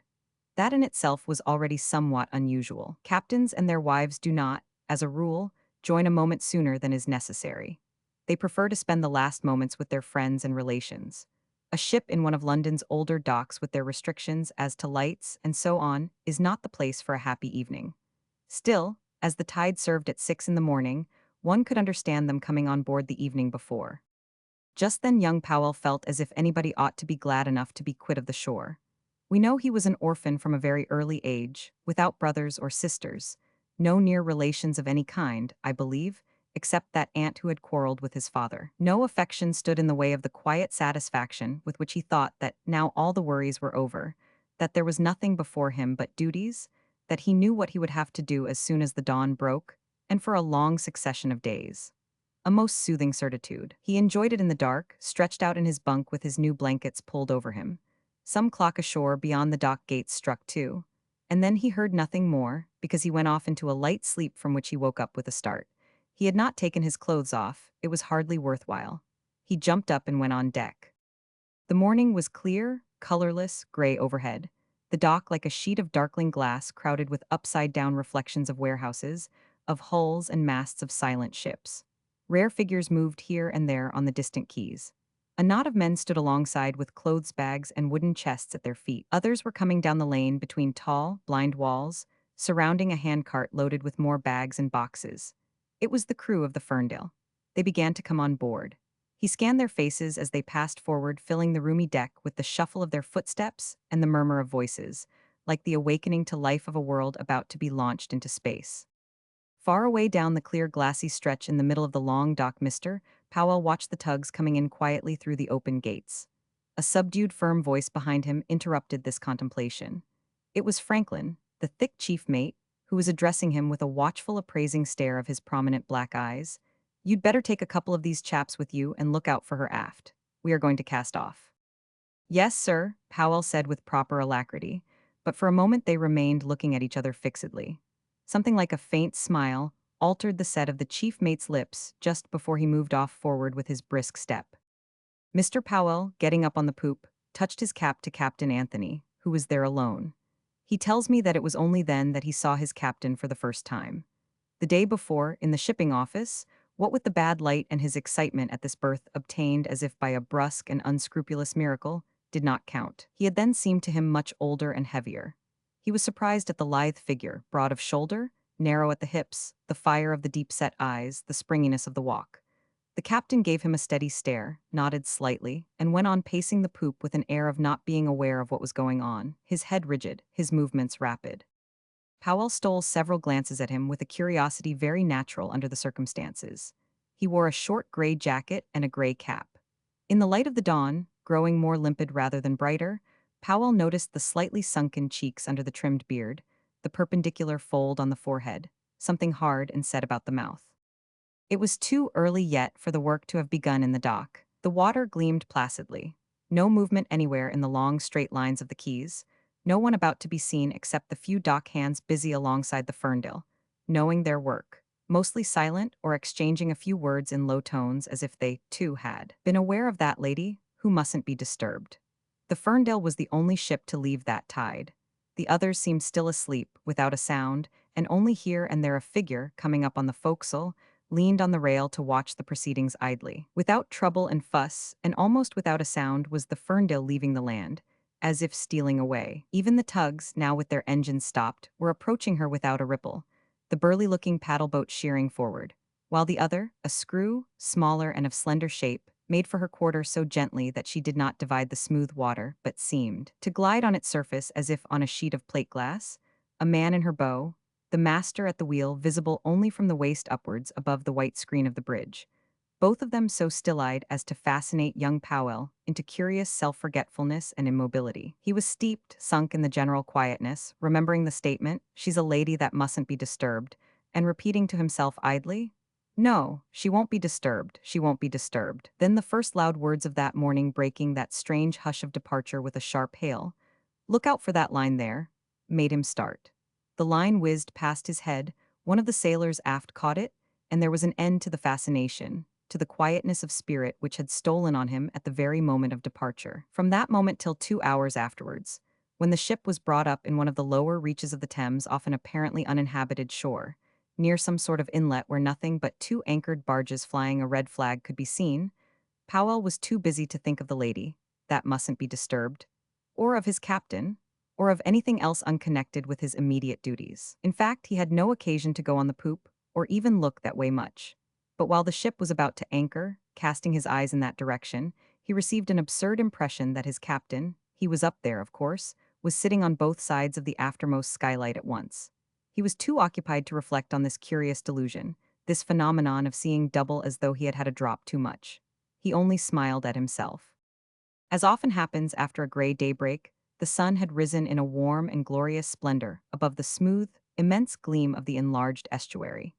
Wisps of mist floated like trails of luminous dust, and in the dazzling reflections of water and vapor, the shores had the murky semi-transparent darkness of shadows cast mysteriously from below. Powell, who had sailed out of London all his young seaman's life, told me that it was then, in a moment of entranced vision an hour or so after sunrise, that the river was revealed to him for all time, like a fair face often seen before, which is suddenly perceived to be the expression of an inner and unsuspected beauty, of that something, unique and only its own, which rouses a passion of wonder and fidelity, and an unappeasable memory of its charm. The hull of the Ferndale, swung head to the eastward, caught the light, her tall spars and rigging steeped in a bath of red gold, from the waterline full of glitter to the truck's slight and gleaming against the delicate expanse of the blue. "Time we had a mouthful to eat," said a voice at his side. It was Mr. Franklin, the chief mate, with his head sunk between his shoulders and melancholy eyes. "Let the men have their breakfast, bosun," he went on, "and have the fire out in the galley in half an hour at the latest, so that we can call these barges of explosives alongside. Come along, young man. I don't know your name. Haven't seen the captain to speak to since yesterday afternoon when he rushed off to pick up a second mate somewhere. How did he get you?" Young Powell, a little shy notwithstanding the friendly disposition of the other, answered him smilingly, aware somehow that there was something marked in this inquisitiveness, natural, after all, something anxious. His name was Powell, and he was put in the way of this berth by Mr. Powell, the shipping master. He blushed. "Ah, I see. Well, you have been smart in getting ready. The shipkeeper, before he went away, told me you joined at 1 o'clock. I didn't sleep on board last night. Not one. There was a time when I never cared to leave this ship for more than a couple of hours in the evening, even while in London, but now, since—" He checked himself with a roll of his prominent eyes towards that youngster, that stranger. Meantime, he was leading the way across the quarterdeck under the poop into the long passage with the door of the saloon at the far end. It was shut, but Mr. Franklin did not go so far. After passing the pantry, he opened suddenly a door on the left of the passage, to Powell's great surprise. "Our mess room," he said, entering a small cabin painted white, bare, lighted from part of the foremost skylight, and furnished only with a table and two settees with movable backs. "That surprises you? Well, it isn't usual. And it wasn't so in this ship either before. It's only since—" He checked himself again. Yes, here we shall feed, you and I, facing each other for the next 12 months or more, God knows how much more. The bosun keeps the deck at mealtimes in fine weather. He talked not exactly wheezing, but like a man whose breath is somewhat short, and the spirit, young Powell could not help thinking, embittered by some mysterious grievance. There was enough of the unusual there to be recognized even by Powell's inexperience. The officers kept out of the cabin against the custom of the service, and then this sort of accent in the mate's talk. Franklin did not seem to expect conversational ease from the new second mate. He made several remarks about the old, deploring the accident. Awkward. Very awkward this thing to happen on the very eve of sailing. Collarbone and arm broken, he sighed. Sad, very sad. Did you notice if the captain was at all affected? A must have been. Before this congested face, these globular eyes turned yearningly upon him. Young Powell. One must keep in mind he was but a youngster then, who could not remember any signs of visible grief, confessed with an embarrassed laugh that, owing to the suddenness of this lucky chance coming to him, he was not in a condition to notice the state of other people. I was so pleased to get a ship at last, he murmured, further disconcerted by the sort of pent-up gravity in Mr. Franklin's aspect. One man's food another man's poison, the mate remarked. That holds true beyond mere victuals. I suppose it didn't occur to you that it was a damn poor way for a good man to be knocked out. Mr. Powell admitted openly that he had not thought of that. He was ready to admit that it was very reprehensible of him. But Franklin had no intention, apparently, to moralize. He did not fall silent either.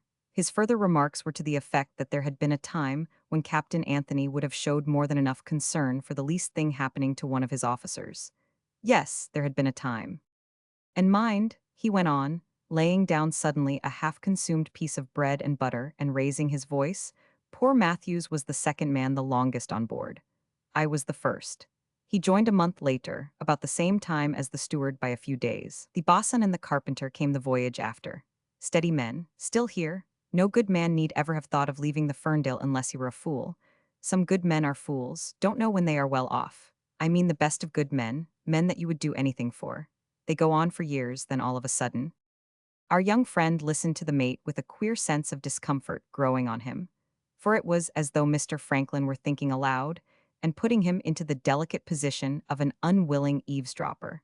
But there was in the mess room another listener. It was the steward who had come in carrying a tin coffee pot with a long handle, and stood quietly by.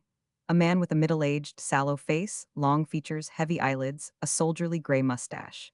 His body encased in a short black jacket with narrow sleeves, his long legs in very tight trousers, made up an agile, youthful, slender figure. He moved forward suddenly and interrupted the mate's monologue. More coffee, Mr. Franklin? Nice fresh lot, piping hot. I am going to give breakfast to the saloon directly, and the cook is raking his fire out. Now's your chance.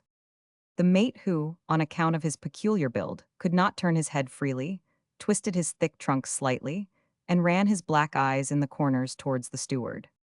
And is the precious pair of them out? He growled. The steward, pouring out the coffee into the mate's cup, muttered moodily but distinctly. The lady wasn't when I was laying the table. Powell's ears were fine enough to detect something hostile in this reference to the captain's wife. For of what other person could they be speaking? The steward added with a gloomy sort of fairness. But she will be before I bring the dishes in. She never gives that sort of trouble, that she doesn't. No, not in that way, Mr. Franklin agreed, and then both he and the steward, after glancing at Powell, the stranger to the ship, said nothing more. But this had been enough to rouse his curiosity. Curiosity is natural to man. Of course, it was not a malevolent curiosity which, if not exactly natural, is to be met fairly frequently in men and perhaps more frequently in women, especially if a woman be in question, and that woman under a cloud in a manner of speaking. For under a cloud Flora de Barrel was fated to be even at sea. Yes, even that sort of darkness which attends a woman for whom there is no clear place in the world hung over her. Yes, even at sea. And this is the pathos of being a woman. A man can struggle to get a place for himself or perish. But a woman's part is passive, say what you like, and shuffle the facts of the world as you may, hinting at lack of energy, of wisdom, of courage.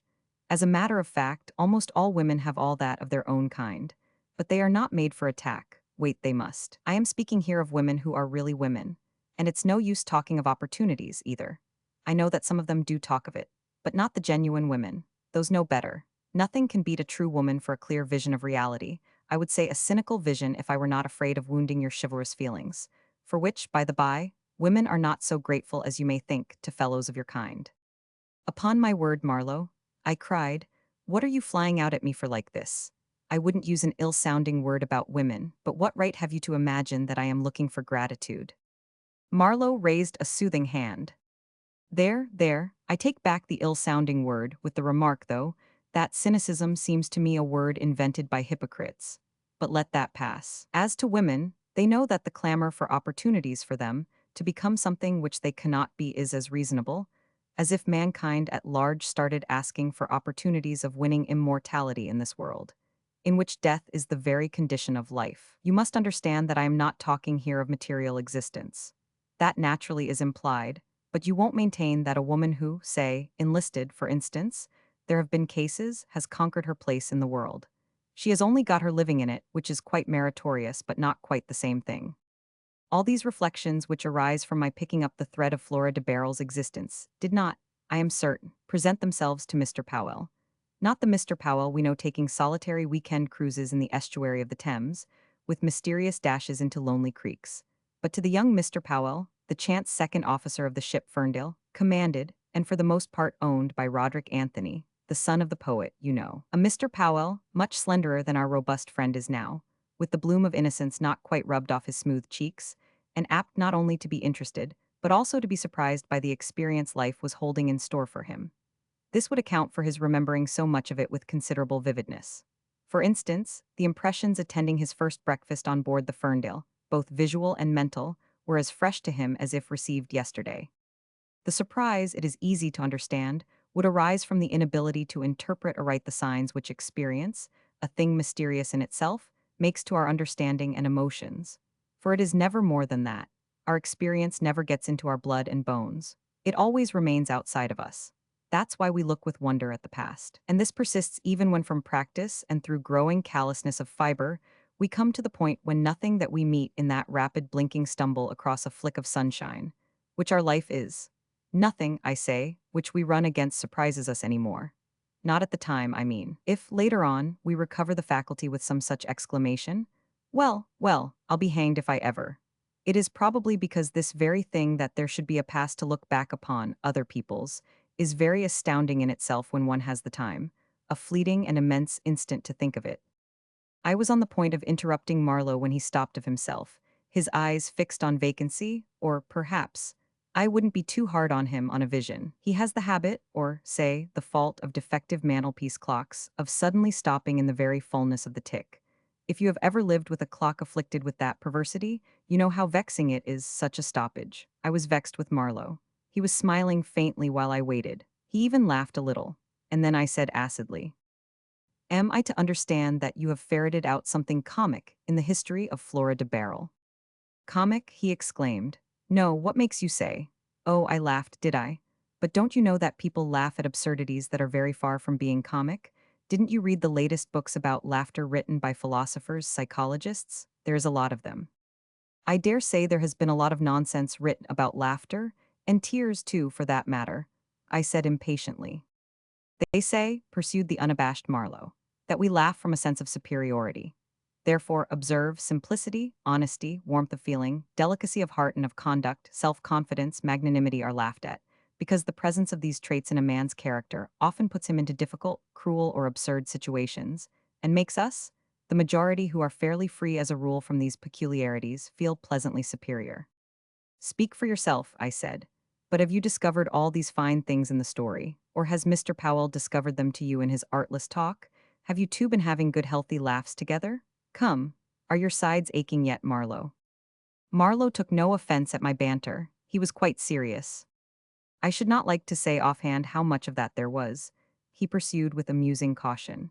But there was a situation, tense enough for the signs of it to give many surprises to Mr. Powell, neither of them shocking in itself, but with a cumulative effect which made the whole unforgettable in the detail of its progress. And the first surprise came very soon, when the explosives, to which he owed his sudden chance of engagement, dynamite in cases and blasting powder in barrels, taken on board, main hatch battened for sea, cook restored to his functions in the galley, anchor fished in the tug ahead, rounding the South Foreland, and with the sun sinking clear and red down the purple vista of the channel, he went on the poop on duty, it is true, but with time to take the first freer breath in the busy day of departure. The pilot was still on board, who gave him first a silent glance, and then passed an insignificant remark before resuming his lounging to and fro between the steering wheel and the binnacle.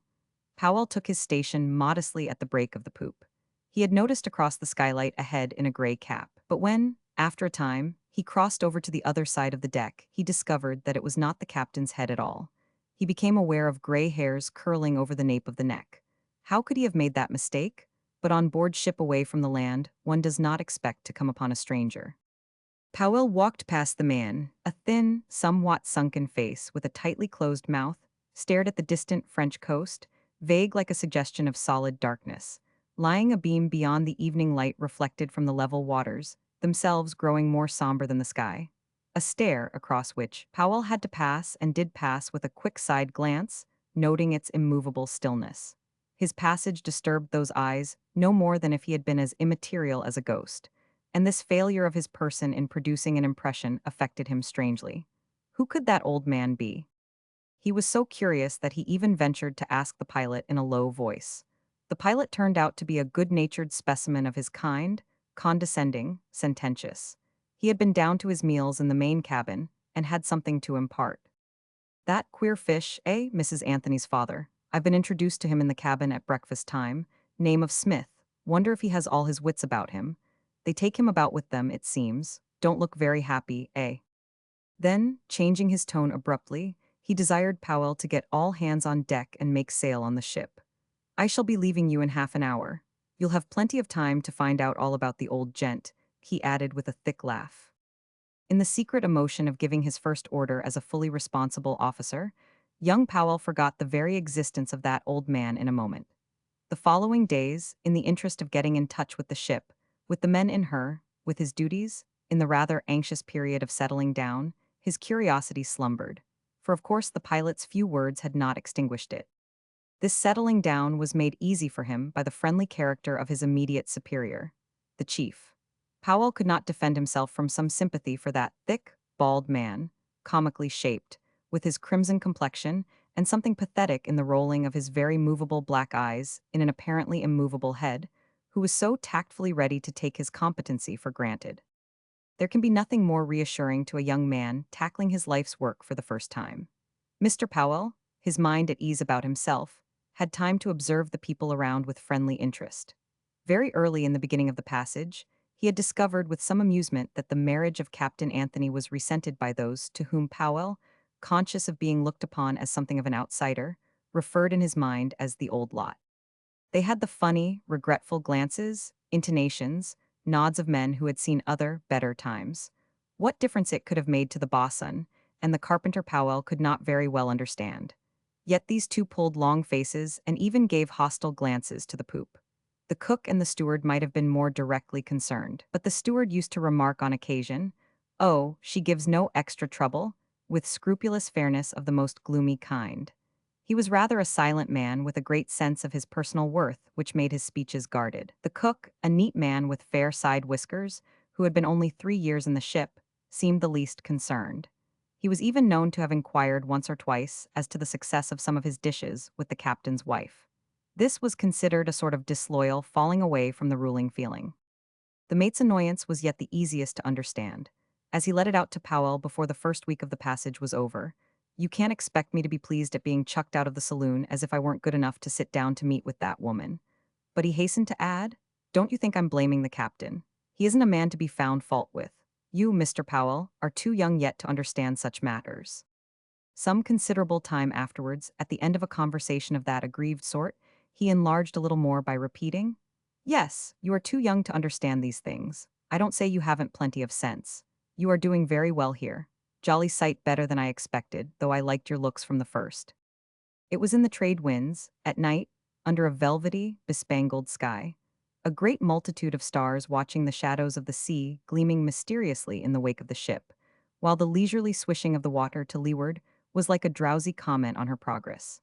Mr. Powell expressed his satisfaction by a half-bashful laugh. The mate mused on, "And of course you haven't known the ship as she used to be. She was more than a home to a man. She was not like any other ship, and Captain Anthony was not like any other master to sail with.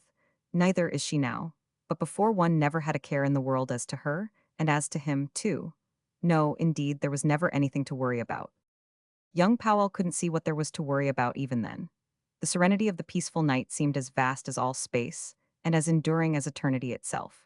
It's true the sea is an uncertain element, but no sailor remembers this in the presence of its bewitching power, any more than a lover ever thinks of the proverbial inconstancy of women. And Mr. Powell, being young, thought naively that the captain being married, there could be no occasion for anxiety as to his condition. I suppose that to him life, perhaps not so much his own as that of others, was something still in the nature of a fairy tale, with a they lived happy ever after termination. We are the creatures of our light literature, much more than is generally suspected in a world which prides itself on being scientific and practical, and in possession of incontrovertible theories. Powell felt in that way the more because the captain of a ship at sea is a remote, inaccessible creature, something like a prince of a fairy tale, alone of his kind, depending on nobody, not to be called to account except by powers practically invisible and so distant, that they might well be looked upon as supernatural for all that the rest of the crew knows of them, as a rule. So he did not understand the aggrieved attitude of the mate, or rather he understood it obscurely as a result of simple causes which did not seem to him adequate. He would have dismissed all this out of his mind with a contemptuous, "What the devil do I care?" if the captain's wife herself had not been so young. To see her the first time had been something of a shock to him. He had some preconceived ideas as to captains' wives which, while he did not believe the testimony of his eyes, made him open them very wide. He had stared till the captain's wife noticed it plainly and turned her face away.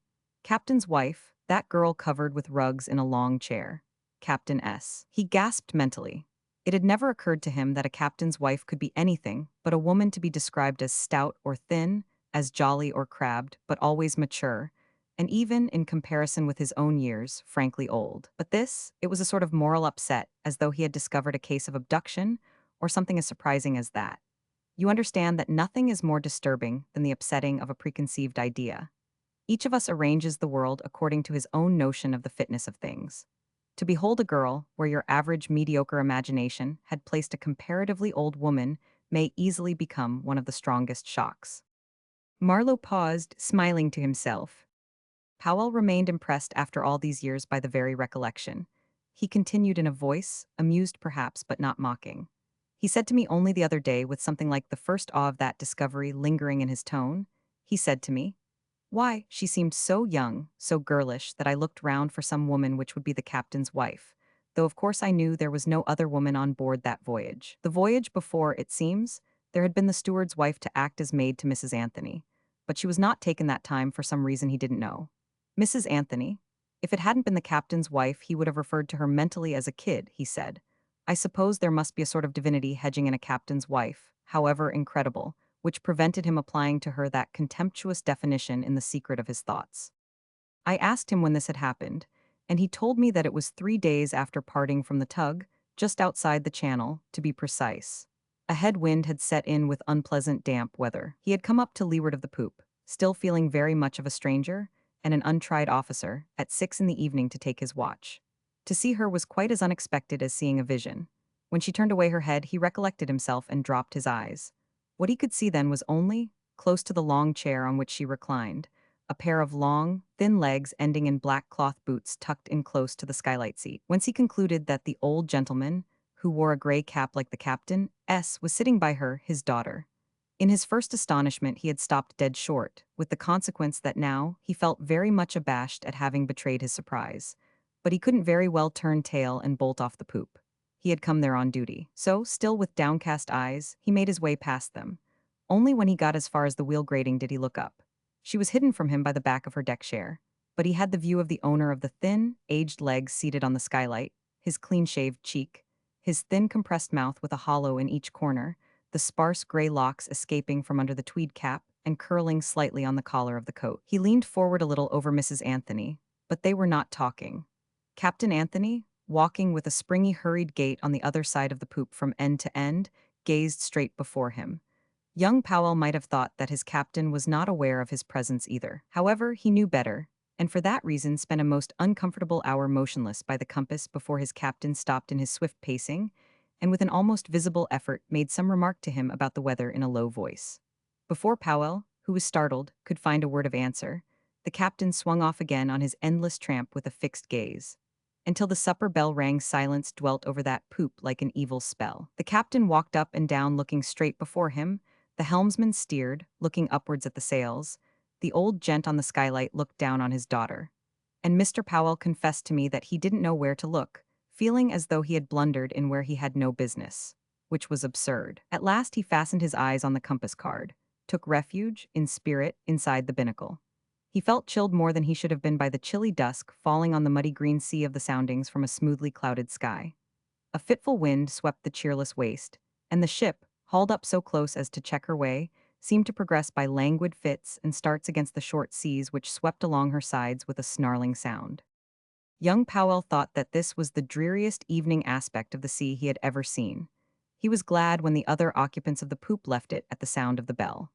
The captain first, with a sudden swerve in his walk towards the companion, and not even looking once towards his wife and his wife's father. Those two got up and moved towards the companion, the old gent very erect, his thin locks stirring gently about the nape of his neck and carrying the rugs over his arm. The girl who was Mrs. Anthony went down first. The murky twilight had settled in deep shadow on her face. She looked at Mr. Powell in passing. He thought that she was very pale, cold perhaps. The old gent stopped a moment, thin and stiff, before the young man, and in a voice which was low but distinct enough, and without any particular accent, not even of inquiry, he said, "You are the new second officer, I believe." Mr. Powell answered in the affirmative, wondering if this were a friendly overture. He had noticed that Mr. Smith's eyes had a sort of inward look, as though he had disliked or disdained his surroundings. The captain's wife had disappeared then down the companion stairs. Mr. Smith said, "Ah," and waited a little longer to put another question in his incurious voice. "And did you know the man who was here before you?" "No," said young Powell. "I didn't know anybody belonging to this ship before I joined." "He was much older than you, twice your age, perhaps more. His hair was iron gray, yes, certainly more." The low, repressed voice paused, but the old man did not move away. He added, "Isn't it unusual?" Mr. Powell was surprised not only by being engaged in conversation, but also by its character. It might have been the suggestion of the word uttered by this old man, but it was distinctly at that moment that he became aware of something unusual not only in this encounter, but generally around him, about everybody in the atmosphere. The very sea, with short flashes of foam bursting out here and there in the gloomy distances. The unchangeable, safe sea sheltering a man from all passions, except its own anger, seemed queer to the quick glance he threw to windward, where the already effaced horizon traced no reassuring limit to the eye. In the expiring, diffuse twilight, and before the clouded night dropped its mysterious veil, it was the immensity of space made visible, almost palpable. Young Powell felt it. He felt it in the sudden sense of his isolation. The trustworthy, powerful ship of his first acquaintance reduced to a speck, to something almost undistinguishable, the mere support for the soles of his 2 feet before that unexpected old man becoming so suddenly articulate in a darkening universe. It took him a moment or so to seize the drift of the question. He repeated slowly, "Unusual? Oh, you mean for an elderly man to be the second of a ship. I don't know, there are a good many of us who don't get on. He didn't get on, I suppose." The other, his head bowed a little, had the air of listening with acute attention. "And now he has been taken to the hospital," he said. "I believe so, yes. I remember Captain Anthony saying so in the shipping office." "Possibly about to die?" went on the old man in his careful, deliberate tone, "and perhaps glad enough to die." Mr. Powell was young enough to be startled at the suggestion, which sounded confidential and blood-curdling in the dusk. He said sharply that it was not very likely, as if defending the absent victim of the accident from an unkind aspersion. He felt, in fact, indignant. The other emitted a short, stifled laugh of a conciliatory nature. The second bell rang under the poop. He made a movement at the sound, but lingered. "What I said was not meant seriously," he murmured, with that strange air of fearing to be overheard. "Not in this case, I know the man." The occasion, or rather the want of occasion, for this conversation, had sharpened the perceptions of the unsophisticated second officer of the Ferndale. He was alive to the slightest shade of tone, and felt as if this, "I know the man," should have been followed by a, "He was no friend of mine." But after the shortest possible break, the old gentleman continued to murmur distinctly and evenly. "Whereas you have never seen him. Nevertheless, when you have gone through as many years as I have, you will understand how an event putting an end to one's existence may not be altogether unwelcome. Of course, there are stupid accidents. And even then, one needn't be very angry. What is it to be deprived of life? It's soon done. But what would you think of the feelings of a man who should have had his life stolen from him? Cheated out of it, I say.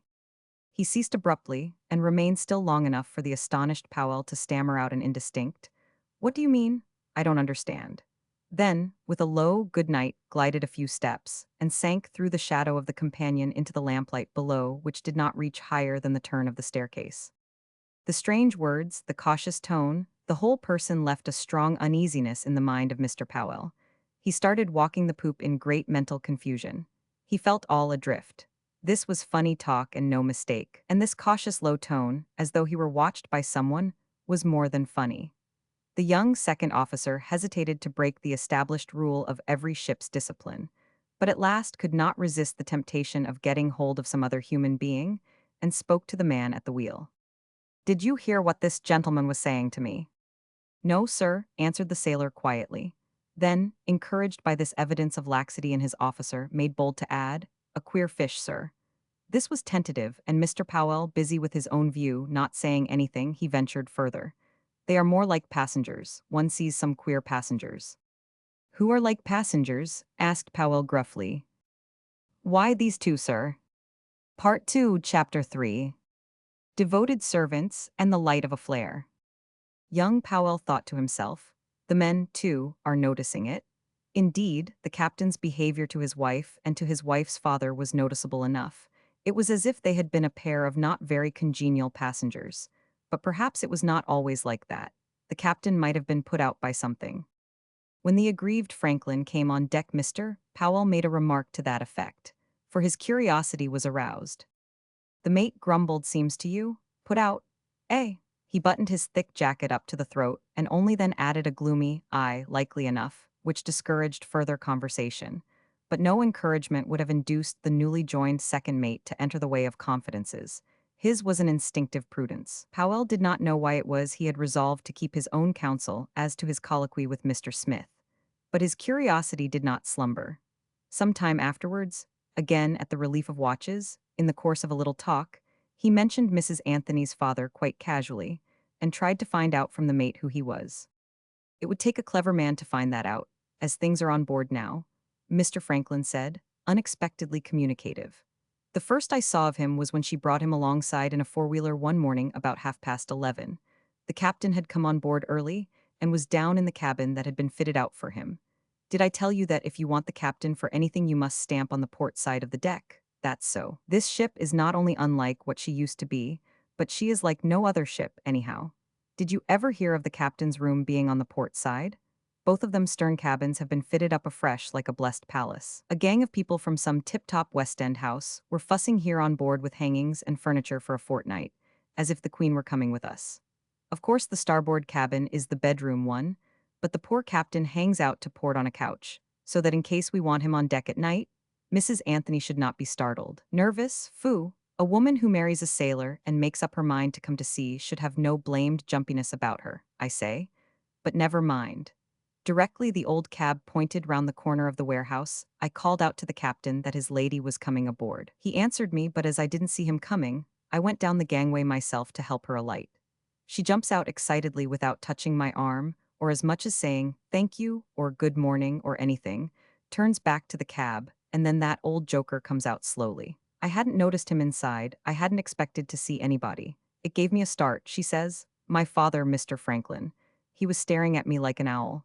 "How do you do, sir?" says one. Both of them looked funny. It was as if something had happened to them on the way. Neither of them moved, and I stood by waiting. The captain showed himself on the poop, and I saw him at the side looking over, and then he disappeared, on the way to meet them on shore, I expected. But he just went down below again. So not seeing him, I said, "Let me help you on board, sir." "On board," says he in a silly fashion. "On board. It's not a very good ladder, but it's quite firm," says I, as he seemed to be afraid of it. And he didn't look a broken-down old man, either. You can see yourself what he is. Straight as a poker and life enough in him yet. But he made no move, and I began to feel foolish. Then she comes forward. "Oh, thank you, Mr. Franklin, I'll help my father up." Flabbergasted me to be choked off like this. Pushed in between him and me without as much as a look my way, so of course I dropped it, What do you think? I fell back. I would have gone up on board at once and left them on the quay to come up or stay there till next week, only they were blocking the way. I couldn't very well shove them on one side. Devil only knows what was up between them. There she was, pale as death, talking to him very fast. He got as red as a turkey cock, dash me if he didn't. A bad-tempered old bloke, I can tell you. And a bad lot, too, never mind. I couldn't hear what she was saying to him, but she put force enough into it to shake her. It seemed, mind, that he didn't want to go on board. Of course it couldn't have been that, I know better. Well, she took him by the arm, above the elbow, as if to lead him, or push him rather. I was standing not quite 10 feet off. Why should I have gone away? I was anxious to get back on board as soon as they would let me. I didn't want to overhear her blamed whispering either. But I couldn't stay there forever, so I made a move to get past them if I could. And that's how I heard a few words. It was the old chap, something nasty about being under the heel of somebody or other. Then he says, I don't want this sacrifice. What it meant I can't tell. It was a quarrel, of that I am certain. She looks over her shoulder and sees me pretty close to them. I don't know what she found to say into his ear, but he gave way suddenly. He looked round at me too, and they went up together so quickly then that, when I got on the quarterdeck, I was only in time to see the inner door of the passage close after them. Queer, eh? But if it were only queerness one wouldn't mind. Some luggage and new trunks came on board in the afternoon. We undocked at midnight. And may I be hanged if I know who or what he was or is. I haven't been able to find out. No, I don't know. He may have been anything. All I know is that once, years ago when I went to see the Derby with a friend, I saw a pea and thimble chap who looked just like that old mystery father out of a cab. All this the goggle-eyed mate had said in a resentful and melancholy voice, with pauses, to the gentle murmur of the sea. It was for him a bitter sort of pleasure to have a fresh pair of ears. A newcomer, to whom he could repeat all these matters of grief and suspicion, talked over endlessly, by the band of Captain Anthony's faithful subordinates. It was evidently so refreshing to his worried spirit that it made him forget the advisability of a little caution with a complete stranger. But really with Mr. Powell there was no danger. Amused, at first, at these plaints, he provoked them for fun. Afterwards, turning them over in his mind, he became impressed, and as the impression grew stronger with the days his resolution to keep it to himself grew stronger too. What made it all the easier to keep, I mean the resolution, was that Powell's sentiment of amused surprise at what struck him at first as mere absurdity was not unmingled with indignation. And his years were too few, his position too novel, his reliance on his own opinion not yet firm enough to allow him to express it with any effect. And then, what would have been the use, anyhow, and where was the necessity? But this thing, familiar and mysterious at the same time, occupied his imagination. The solitude of the sea intensifies the thoughts and the facts of one's experience, which seems to lie at the very center of the world, as the ship which carries one always remains the center figure of the round horizon. He viewed the apoplectic, goggle-eyed mate and the saturnine, heavy-eyed steward as the victims of a peculiar and secret form of lunacy which poisoned their lives, but he did not give them his sympathy on that account. No, that strange affliction awakened in him a sort of suspicious wonder. Once, and it was at night again, for the officers of the Ferndale keeping watch and watch as was customary in those days, had but few occasions for intercourse. Once, I say, the thick Mr. Franklin, a quaintly bulky figure under the stars, the usual witnesses of his outpourings, asked him with an abruptness which was not callous, but in his simple way. I believe you have no parents living. Mr. Powell said that he had lost his father and mother at a very early age. My mother is still alive, declared Mr. Franklin in a tone which suggested that he was gratified by the fact. The old lady is lasting well. Of course she's got to be made comfortable. A woman must be looked after, and, if it comes to that, I say, give me a mother. I dare say if she had not lasted it out so well I might have gone and got married. I don't know though, we sailors haven't got much time to look about us to any purpose. Anyhow, as the old lady was there I haven't, I may say, looked at a girl in all my life. Not that I wasn't partial to female society in my time, he added with a pathetic intonation, while the whites of his goggle eyes gleamed amorously under the clear night sky.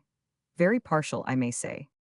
Mr. Powell was amused, and as these communications took place only when the mate was relieved off duty, he had no serious objection to them. The mate's presence made the first half hour, and sometimes even more of his watch on deck pass away. If his senior did not mind losing some of his rest, it was not Mr. Powell's affair. Franklin was a decent fellow. His intention was not to boast of his filial piety. Of course I mean respectable female society, he explained. The other sort is neither here nor there. I blame no man's conduct, but a well-brought-up young fellow like you knows that there's precious little fun to be got out of it. He fetched a deep sigh. I wish Captain Anthony's mother had been a lasting sort like my old lady. He would have had to look after her and he would have done it well. Captain Anthony is a proper man, and it would have saved him from the most foolish. He did not finish the phrase, which certainly was turning bitter in his mouth. Mr. Powell thought to himself, there he goes again. He laughed a little. I don't understand why you are so hard on the captain, Mr. Franklin. I thought you were a great friend of his. Mr. Franklin exclaimed at this. He was not hard on the captain. Nothing was further from his thoughts. Friend? Of course he was a good friend and a faithful servant. He begged Powell to understand that if Captain Anthony chose to strike a bargain with Old Nick tomorrow, and Old Nick were good to the captain, he, Franklin, would find it in his heart to love Old Nick for the captain's sake. That was so. On the other hand, if a saint, an angel with white wings came along and... He broke off short again as if his own vehemence had frightened him. Then in his strained, pathetic voice, which he had never raised, he observed that it was no use talking. Anybody could see that the man was changed. As to that, said young Powell, it is impossible for me to judge. Good Lord, whispered the mate. An educated, clever young fellow like you with a pair of eyes on him and some sense too, is that how a happy man looks? Young you may be, but you aren't a kid, and I dare you to say yes. Mr. Powell did not take up the challenge. He did not know what to think of the mate's view. Still, it seemed as if it had opened his understanding in a measure. He conceded that the captain did not look very well. Not very well, repeated the mate mournfully. Do you think a man with a face like that can hope to live his life out? You haven't knocked about long in this world yet, but you are a sailor. You have been in 3 or 4 ships, you say. Well, have you ever seen a shipmaster walking his own deck as if he did not know what he had underfoot? Have you? Damn me if I don't think that he forgets where he is. Of course he can be no other than a prime seaman, but it's lucky, all the same, he has me on board. I know by this time what he wants done without being told.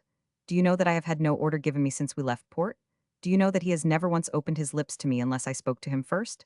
I, his chief officer, his shipmate for full 6 years with whom he had no cross word, not once in all that time. I, not a cross look even. True that when I do make him speak to me, there is his dear old self, the quick eye, the kind voice. Could hardly be other to his old Franklin. But what's the good? Eyes, voice, everything's miles away. And for all that I take good care never to address him when the poop isn't clear. Yes, only we two and nothing but the sea with us. You think it would be all right.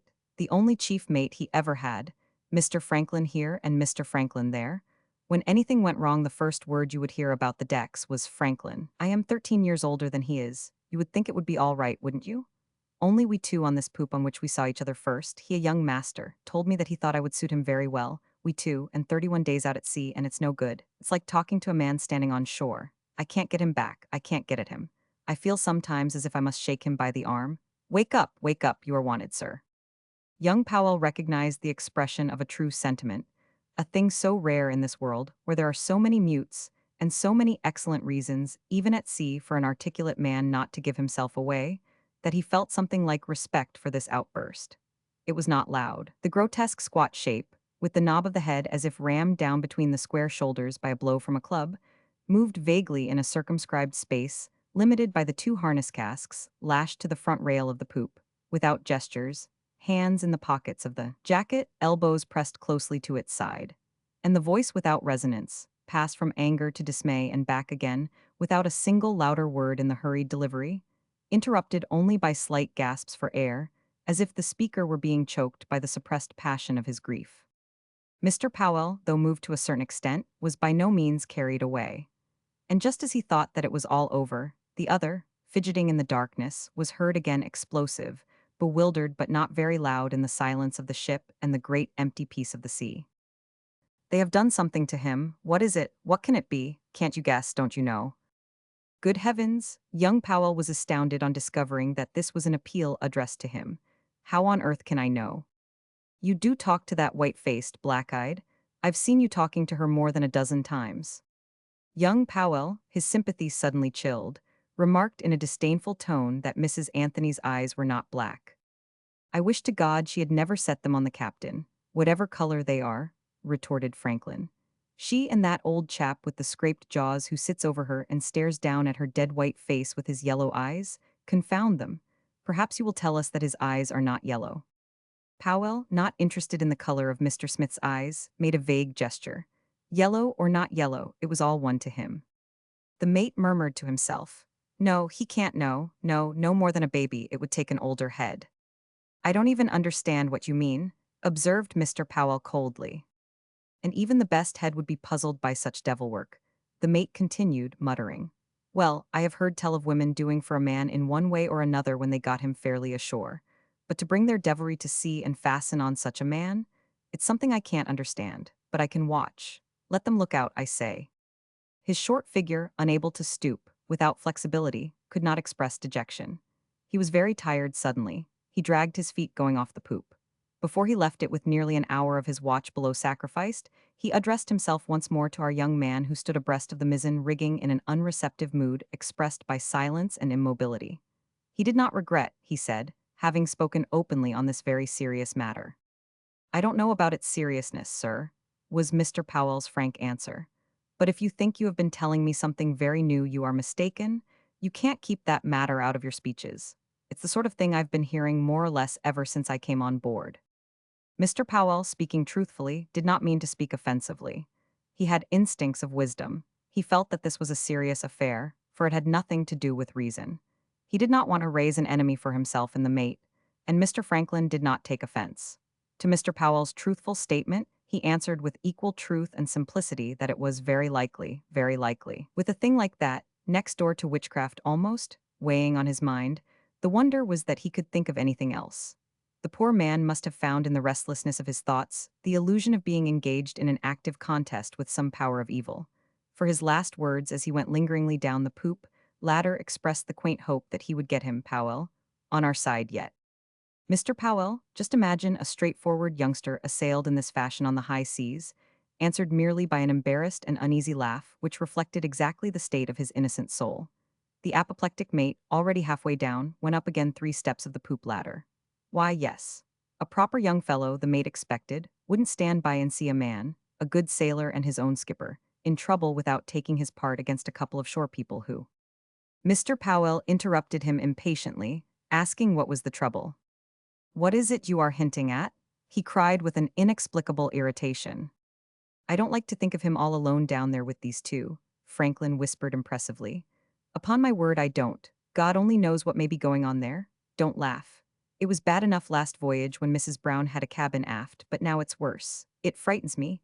I can't sleep sometimes for thinking of him all alone there, shut off from us all." Mrs. Brown was the steward's wife.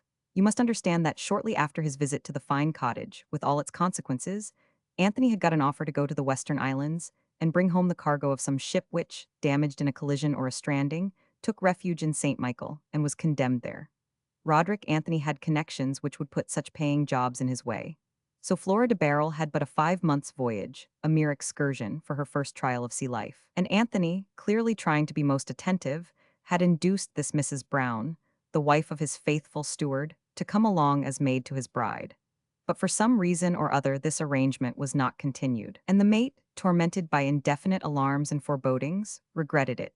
He regretted that Jane Brown was no longer on board, as a sort of representative of Captain Anthony's faithful servants, to watch quietly what went on in that part of the ship. This fatal marriage had closed to their vigilance. That had been excellent, for she was a dependable woman. Powell did not detect any particular excellence in what seemed a spying employment, but in his simplicity, he said that he should have thought Mrs. Anthony would have been glad anyhow to have another woman on board. He was thinking of the white-faced girlish personality, which it seemed to him ought to have been cared for. The innocent young man always looked upon the girl as immature, something of a child yet. She, glad, why it was she who had her fired out. She didn't want anybody around the cabin. Mrs. Brown is certain of it. She told her husband so. You ask the steward and hear what he has to say about it. That's why I don't like it. A capable woman who knew her place. But no, out she must go, for no fault, mind you. The captain was ashamed to send her away. But that wife of his, the precious pair of them have got hold of him. I can't speak to him for a minute on the poop without that thimble-rigging coon coming gliding up. I'll tell you what, I overheard once, God knows. I didn't try to, only he forgot I was on the other side of the skylight with my sextant. I overheard him, you know how he sits hanging over her chair and talking away without properly opening his mouth. Yes, I caught the word right enough. He was alluding to the captain as the jailer. The jail. Franklin broke off with a profane execration. A silence reigned for a long time, and the slight, very gentle rolling of the ship slipping before the any trade wind seemed to be a soothing device for lulling to sleep the suspicions of men who trust themselves to the sea. A deep sigh was heard, followed by the mate's voice asking dismally if that was the way one would speak of a man to whom one wished well. No better proof of something wrong was needed. Therefore he hoped, as he vanished at last, that Mr. Powell would be on their side. And this time Mr. Powell did not answer this hope with an embarrassed laugh. That young officer was more and more surprised at the nature of the incongruous revelations coming to him in the surroundings and in the atmosphere of the open sea. It is difficult for us to understand the extent, the completeness, the comprehensiveness of his inexperience, for us who didn't go to sea out of a small private school at the age of 14 years and 9 months, leaning on his elbow in the mizzen rigging, and so still that the helmsman over there at the other end of the poop might have, and he probably did, suspect him of being criminally asleep on duty. He tried to get hold of that thing by some side which would fit in with his simple notions of psychology. What the deuce are they worrying about? He asked himself in a dazed and contemptuous impatience. But all the same, jailer was a funny name to give a man. Unkind, unfriendly, nasty. He was sorry that Mr. Smith was guilty in that matter because, the truth must be told, he had been to a certain extent sensible of having been noticed in a quiet manner by the father of Mrs. Anthony. Youth appreciates that sort of recognition which is the subtlest form of flattery age can offer. Mr. Smith seized opportunities to approach him on deck. His remarks were sometimes weird and enigmatical. He was doubtless an eccentric old gent, but from that to calling his son-in-law, whom he never approached on deck, nasty names behind his back, was a long step. And Mr. Powell marveled. While he was telling me all this, Marlowe changed his tone. I marveled even more. It was as if misfortune marked its victims on the forehead for the dislike of the crowd. I am not thinking here of numbers. 2 men may behave like a crowd, 3 certainly will when their emotions are engaged. It was as if the forehead of Flora de Barrel were marked. Was the girl born to be a victim, to be always disliked and crushed as if she were too fine for this world? Or too luckless, since that also is often counted as sin? Yes, I marveled more since I knew more of the girl than Mr. Powell, if only her true name, and more of Captain Anthony, if only the fact that he was the son of a delicate erotic poet of a markedly refined and autocratic temperament. Yes, I knew their joint stories which Mr. Powell did not know. The chapter in it he was opening to me, the sea chapter, with such new personages as the sentimental and apoplectic chief mate and the morose steward, however astounding to him in its detached condition, was much more so to me as a member of a series, following the chapter outside the Eastern Hotel in which I myself had played my part. In view of her declarations and my sage remarks, it was very unexpected. She had meant well, and I had certainly meant well too. Captain Anthony, as far as I could gather from Little Fine, had meant well. As far as such lofty words may be applied to the obscure personages of this story, we were all filled with the noblest sentiments and intentions. The sea was there to give them the shelter of its solitude, free from the earth's petty suggestions. I could well marvel in myself as to what had happened. I hoped that if he saw it, Mr. Powell forgave me the smile of which I was guilty at that moment. The light in the cabin of his little cutter was 1499, and the smile was dim too, dim and fleeting. The girl's life had presented itself to me as a tragicomical adventure, the saddest thing on earth, slipping between frank laughter and unabashed tears. Yes, the saddest facts and the most common, and, being common, perhaps the most worthy of our unreserved pity. The purely human reality is capable of lyrism, but not of abstraction. Nothing will serve for its understanding but the evidence of rational linking up of characters and facts. And beginning with Flora de Barrel, in the light of my memories I was certain that she at least must have been passive. For that is of necessity the part of women, this waiting on fate which some of them, and not the most intelligent, cover up by the vain appearances of agitation. Flora de Barrel was not exceptionally intelligent, but she was thoroughly feminine. She would be passive, and that does not mean inanimate in the circumstances, where the mere fact of being a woman was enough to give her an occult and supreme significance. And she would be enduring, which is the essence of woman's visible, tangible power. Of that I was certain. Had she not endured already? Yet it is so true that the germ of destruction lies in wait for us mortals, even at the very source of our strength, that one may die of too much endurance as well as of too little of it. Such was my train of thought, and I was mindful also of my first view of her, toying or perhaps communing in earnest with the possibilities of a precipice. But I did not ask Mr. Powell anxiously what had happened to Mrs. Anthony in the end. I let him go on in his own way, feeling that no matter what strange facts he would have to disclose, I was certain to know much more of them than he ever did know or could possibly guess. Marlowe paused for quite a long time. He seemed uncertain, as though he had advanced something beyond my grasp. Purposely, I made no sign. "You understand?" he asked. "Perfectly," I said. "You are the expert in the psychological wilderness. This is like one of those redskin stories where the noble savages carry off a girl, and the honest backwoodsman with his incomparable knowledge follows the track and reads the signs of her fate in a footprint here, a broken twig there, a trinket dropped by the way. I have always liked such stories. Go on." Marlowe smiled indulgently at my jesting. "It is not exactly a story for boys," he said. "I go on then. The sign, as you call it, was not very plentiful but very much to the purpose, and when Mr. Powell heard, at a certain moment I felt bound to tell him, when he heard that I had known Mrs. Anthony before her marriage, that, to a certain extent, I was her confidant. For you can't deny that to a certain extent. Well, let us say that I had a look in. A young girl, is something like a temple. You pass by and wonder what mysterious rites are going on in there. What prayers, what visions? The privileged men, the lover, the husband, who are given the key of the sanctuary, do not always know how to use it. For myself, without claim, without merit, simply by chance I had been allowed to look through the half-open door, and I had seen the saddest possible desecration, the withered brightness of youth. A spirit neither made cringing nor yet dulled, but as if bewildered in quivering hopelessness by gratuitous cruelty, self-confidence destroyed, and instead, a resigned recklessness, a mournful callousness, and all this simple, almost naive, before the material and moral difficulties of the situation, the passive anguish of the luckless. I asked myself, wasn't that ill luck exhausted yet?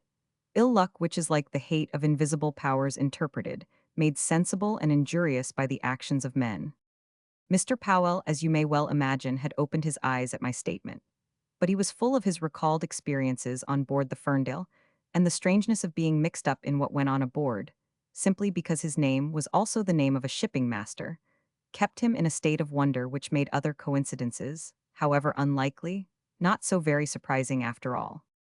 This astonishing occurrence was so present to his mind that he always felt as though he were there under false pretenses. And this feeling was so uncomfortable that it nerved him to break through the awe-inspiring aloofness of his captain. He wanted to make a clean breast of it. I imagine that his youth stood in good stead to Mr. Powell. Oh yes, youth is a power. Even Captain Anthony had to take some notice of it, as if it refreshed him to see something untouched, unscarred, unhardened by suffering. Or perhaps the very novelty of that face, on board a ship where he had seen the same faces for years, attracted his attention. Whether one day he dropped a word to his new second officer, or only looked at him, I don't know. But Mr. Powell seized the opportunity, whatever it was. The captain, who had started and stopped in his everlasting rapid walk, smoothed his brow very soon, heard him to the end, and then laughed a little. "Ah, that's the story, and you felt you must put me right as to this." "Yes, sir." "It doesn't matter how you came on board," said Anthony. And then, showing that perhaps he was not so utterly absent from his ship as Franklin supposed, "That's all right. You seem to be getting on very well with everybody," he said in his curt, hurried tone, as if talking hurt him, and his eyes already straying over the sea as usual. "Yes, sir." Powell tells me that, looking then at the strong face to which that haggard expression was returning, he had the impulse, from some confused friendly feeling, to add, "I am very happy on board here, sir." The quickly returning glance, its steadiness, abashed Mr. Powell and made him even step back a little. The captain looked as though he had forgotten the meaning of the word. "You what? Oh yes, you of course, happy, why not?"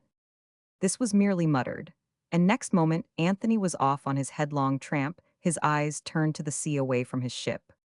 A sailor indeed looks generally into the great distances, but in Captain Anthony's case there was, as Powell expressed it, something particular, something purposeful, like the avoidance of pain or temptation. It was very marked once one had become aware of it. Before, one felt only a pronounced strangeness. Not that the captain, Powell was careful to explain, didn't see things as a shipmaster should. The proof of it was that on that very occasion he desired him suddenly, after a period of silent pacing, to have all the staysails sheets eased off, and he was going on with some other remarks on the subject of these staysails, when Mrs. Anthony, followed by her father, emerged from the companion. She established herself in her chair to leeward of the skylight as usual. Thereupon the captain cut short whatever he was going to say, and in a little while went down below. I asked Mr. Powell whether the captain and his wife never conversed on deck. He said no, Or at any rate, they never exchanged more than a couple of words. There was some constraint between them. For instance, on that very occasion, when Mrs. Anthony came out, they did look at each other. The captain's eyes indeed followed her till she sat down, but he did not speak to her. He did not approach her, and afterwards left the deck without turning his head her way after this first silent exchange of glances. I asked Mr. Powell, what did he do then, the captain being out of the way? I went over and talked to Mrs. Anthony. I was thinking that it must be very dull for her. She seemed to be such a stranger to the ship. The father was there, of course. Always, said Powell. He was always there sitting on the skylight as if he were keeping watch over her.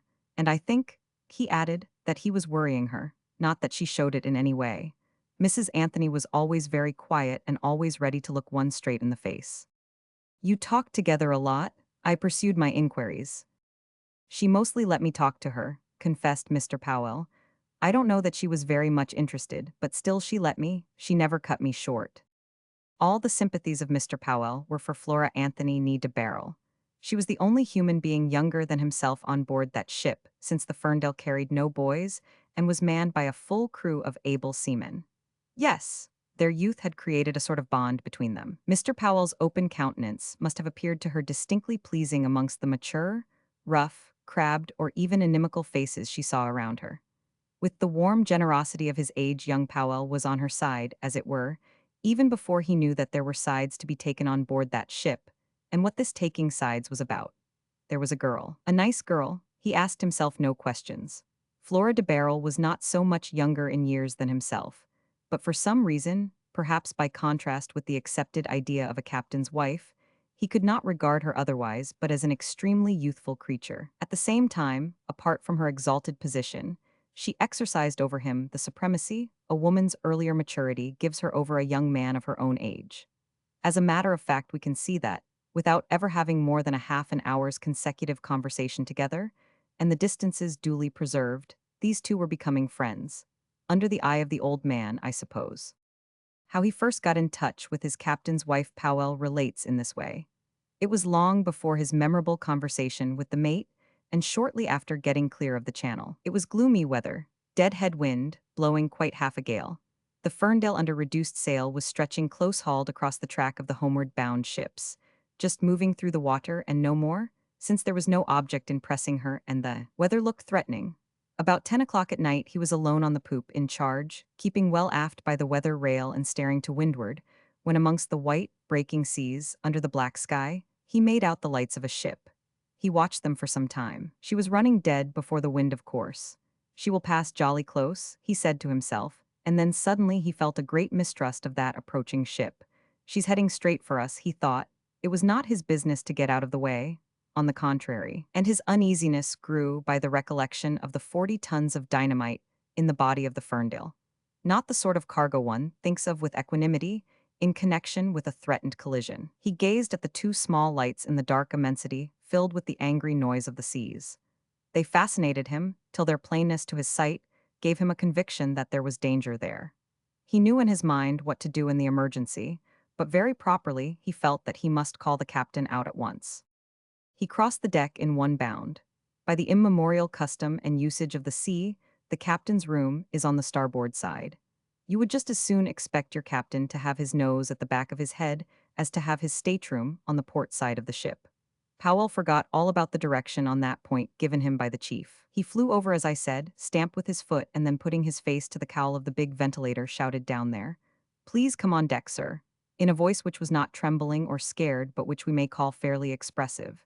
There could not be a mistake as to the urgence of the call, but instead of the expected alert "all right," and the sound of a rush down there, he heard only a faint exclamation, then silence.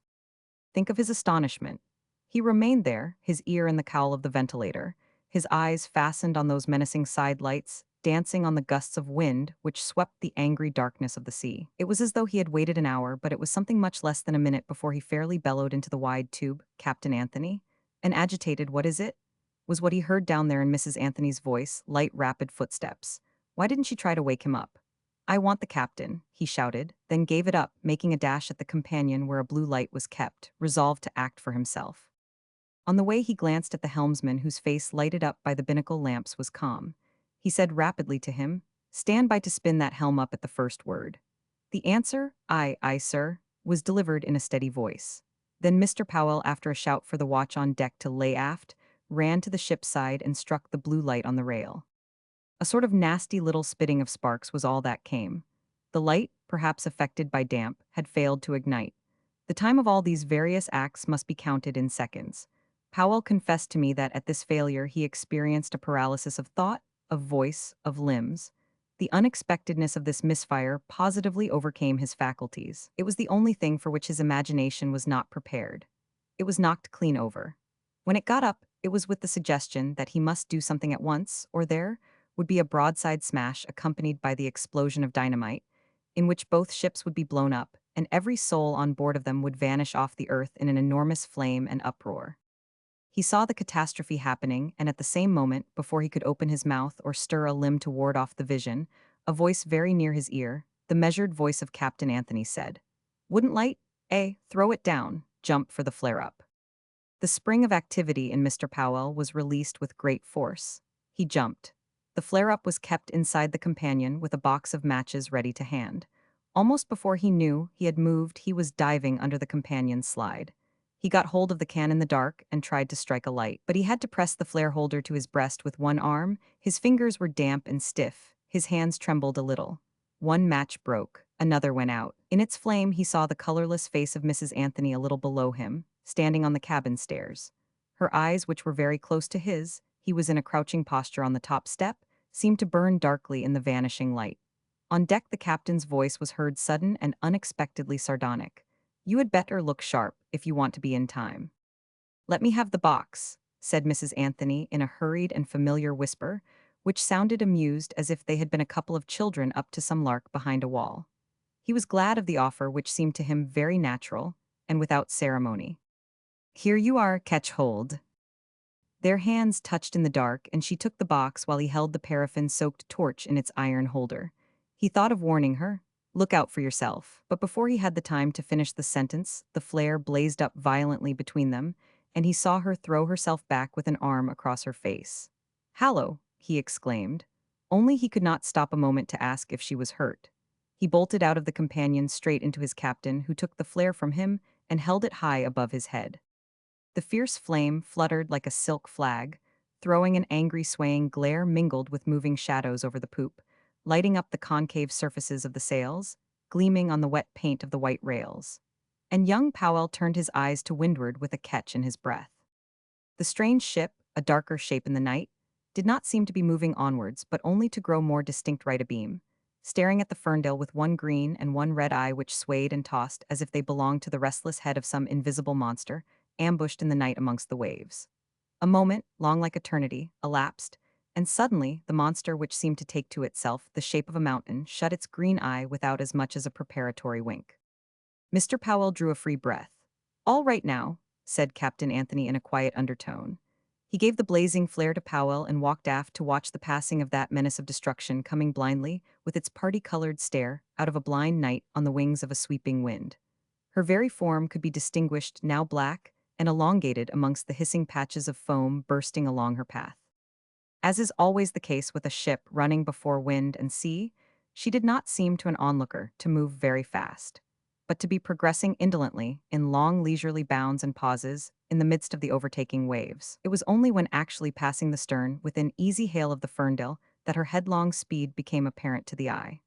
With the red light shut off and soaring like an immense shadow on the crest of a wave, she was lost to view in one great forward swing, melting into the lightless space. "Close shave," said Captain Anthony in an indifferent voice just raised enough to be heard in the wind.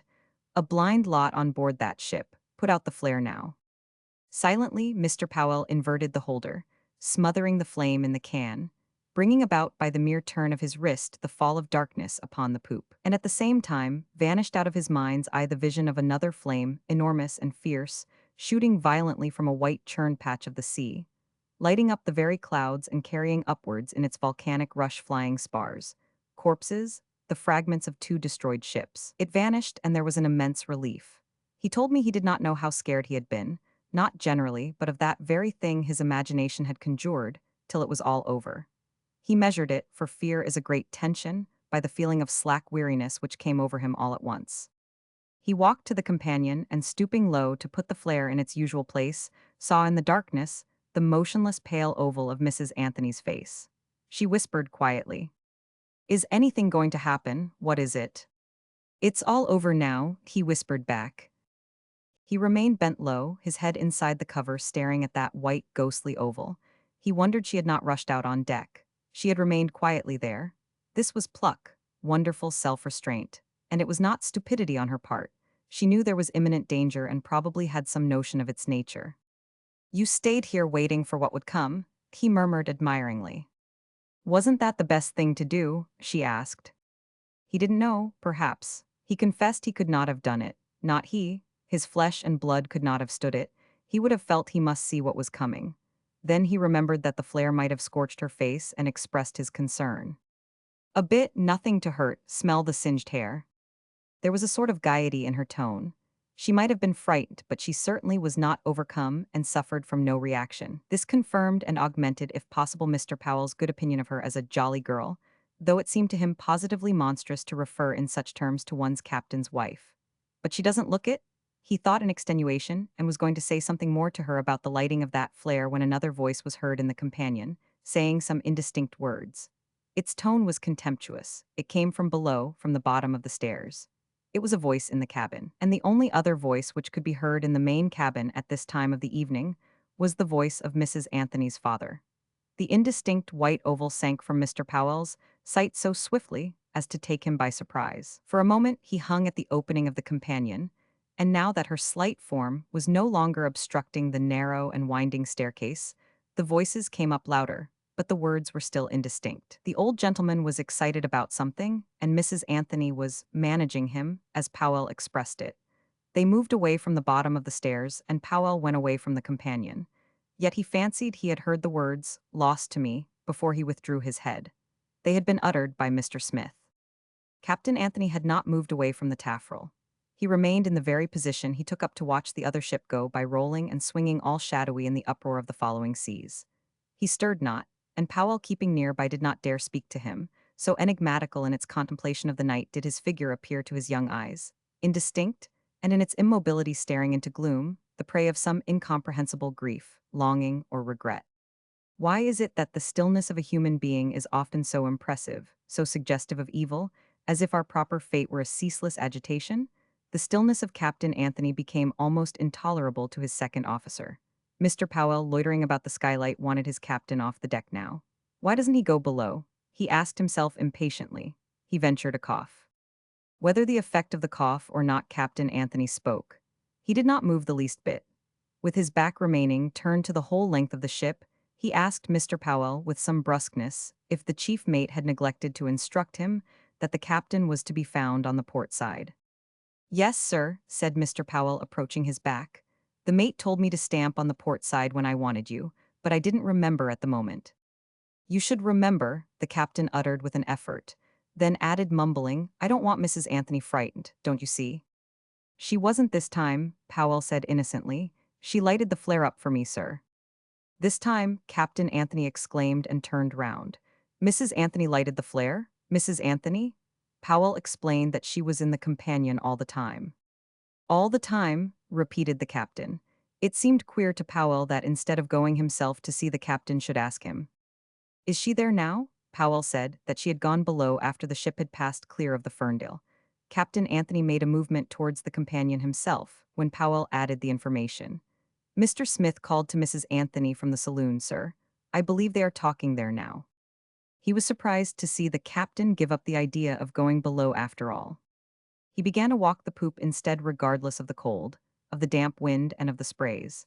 And yet he had nothing on but his sleeping suit and slippers. Powell, placing himself on the break of the poop, kept a lookout. When after some time he turned his head to steal a glance at his eccentric captain, he could not see his active and shadowy figure swinging to and fro. The second mate of the Ferndale walked aft, peering about, and addressed the seaman who steered. "Captain gone below?" "Yes, sir," said the fellow who, with a quid of tobacco bulging out his left cheek, kept his eyes on the compass card. "This minute," he laughed. "Laughed?" repeated Powell incredulously. "Do you mean the captain did? You must be mistaken. What would he want to laugh for?" Don't know, sir. The elderly sailor displayed a profound indifference towards human emotions. However, after a longish pause, he conceded a few words more to the second officer's weakness. Yes, he was walking the deck as usual when suddenly he laughed a little and made for the companion. Thought of something funny all at once. Something funny that Mr. Powell could not believe. He did not ask himself why at the time. Funny thoughts come to men, though, in all sorts of situations. They come to all sorts of men. Nevertheless, Mr. Powell was shocked to learn that Captain Anthony had laughed without visible cause on a certain night. The impression for some reason was disagreeable. And it was then, while finishing his watch, with the chilly gusts of wind sweeping at him out of the darkness, where the short sea of the soundings growled spitefully all round the ship, that it occurred to his unsophisticated mind that perhaps things are not what they are confidently expected to be, that it was possible that Captain Anthony was not a happy man. In so far you will perceive he was to a certain extent prepared for the apoplectic and sensitive Franklin's lamentations about his captain. And though he treated them with a contempt which was in a great measure sincere, yet he admitted to me that deep down within him, an inexplicable and uneasy suspicion that all was not well in that cabin, so unusually cut off from the rest of the ship, came into being and grew against his will. Part 2, Chapter 4. Anthony and Flora. Marlowe emerged out of the shadow of the bookcase to get himself a cigar from a box which stood on a little table by my side. In the full light of the room, I saw in his eyes that slightly mocking expression with which he habitually covers up his sympathetic impulses of mirth and pity before the unreasonable complications, the idealism of mankind, puts into the simple but poignant problem of conduct on this earth. He selected and lit the cigar with affected care, then turned upon me. I had been looking at him silently. I suppose, he said, the mockery of his eyes giving a pellucid quality to his tone, that you think it's high time I told you something definite. I mean something about that psychological cabin mystery of discomfort, for it's obvious that it must be psychological, which affected so profoundly Mr. Franklin, the chief mate, and had even disturbed the serene innocence of Mr. Powell, the second of the ship Ferndale, commanded by Roderick Anthony, the son of the poet, you know. You are going to confess now that you have failed to find it out, I said in pretended indignation. It would serve you right if I told you that I have. But I won't. I haven't failed. I own though that for a time I was puzzled. However, I have now seen our Powell many times under the most favorable conditions, and besides I came upon a most unexpected source of information. But never mind that. The means don't concern you, except in so far as they belong to the story. I'll admit that for some time, the old maiden ladylike occupation of putting two and two together failed to procure a coherent theory. I am speaking now as an investigator, a man of deductions. With what we know of Roderick Anthony and Flora de Barrel, I could not deduct an ordinary marital quarrel beautifully matured in less than a year, could one? If you ask me what is an ordinary marital quarrel, I will tell you that it is a difference about nothing. I mean, these nothings which, as Mr. Powell told us when we first met him, sure people are so prone to start a row about, and nurse into hatred from an idle sense of wrong, from perverted ambition, for spectacular reasons too. There are on earth no actors too humble and obscure not to have a gallery. That gallery which envenoms the play by stealthy jeers, counsels of anger, amused comments, or words of perfidious compassion. However, the Anthonys were free from all demoralizing influences. At sea, you know there is no gallery. You hear no tormenting echoes of your own littleness there, where either a great elemental voice roars defiantly under the sky, or else an elemental silence seems to be part of the infinite stillness of the universe. Remembering Flora de Barrel in the depths of moral misery, and Roderick Anthony carried away by a gust of tempestuous tenderness, I asked myself, is it all forgotten already? What could they have found to estrange them from each other with this rapidity, and this thoroughness so far from all temptations, in the peace of the sea, and in an isolation so complete that if it had not been the jealous devotion of the sentimental Franklin stimulating the attention of Powell, there would have been no record, no evidence of it at all. I must confess at once that it was Flora de Barrel whom I suspected.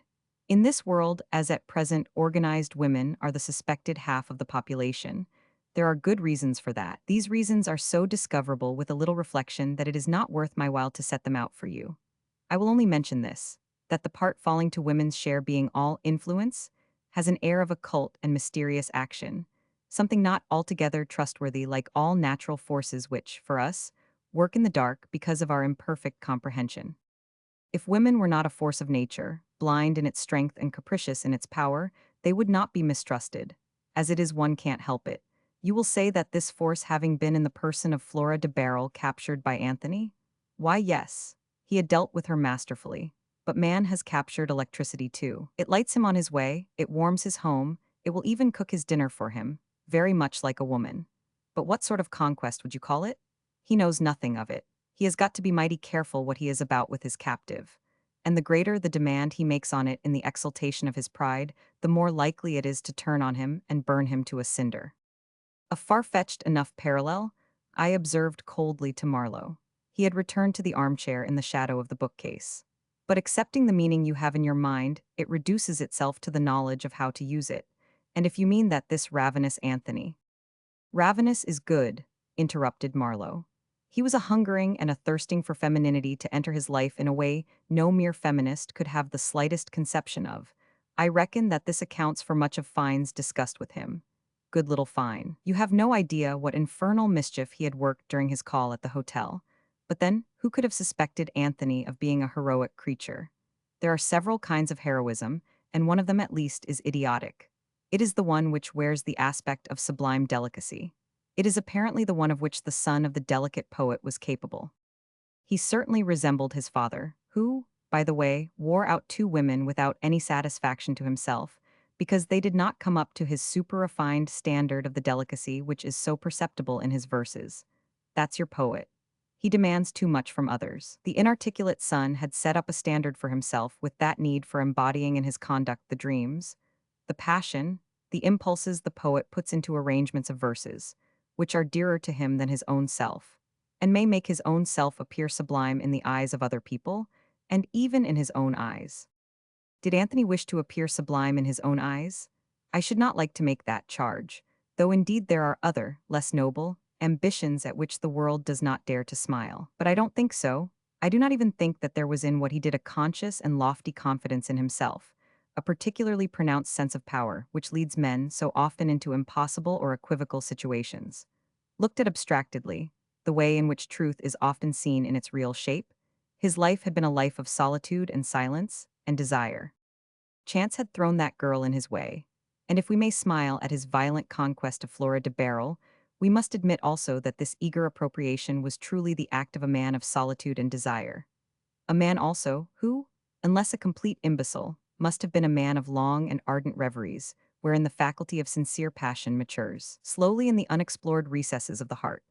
And I know also that a passion, dominating or tyrannical, invading the whole man and subjugating all his faculties to its own unique end, may conduct him whom it spurs and drives into all sorts of adventures, to the brink of unfathomable dangers, to the limits of folly and madness and death.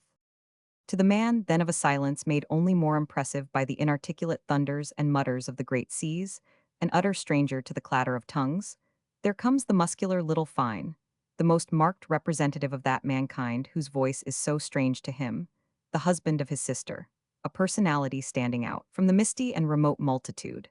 He comes and throws at him more talk than he had ever heard boomed out in an hour, and certainly touching the deepest things Anthony had ever discovered in himself, and flings words like unfair, whose very sound is abhorrent to him.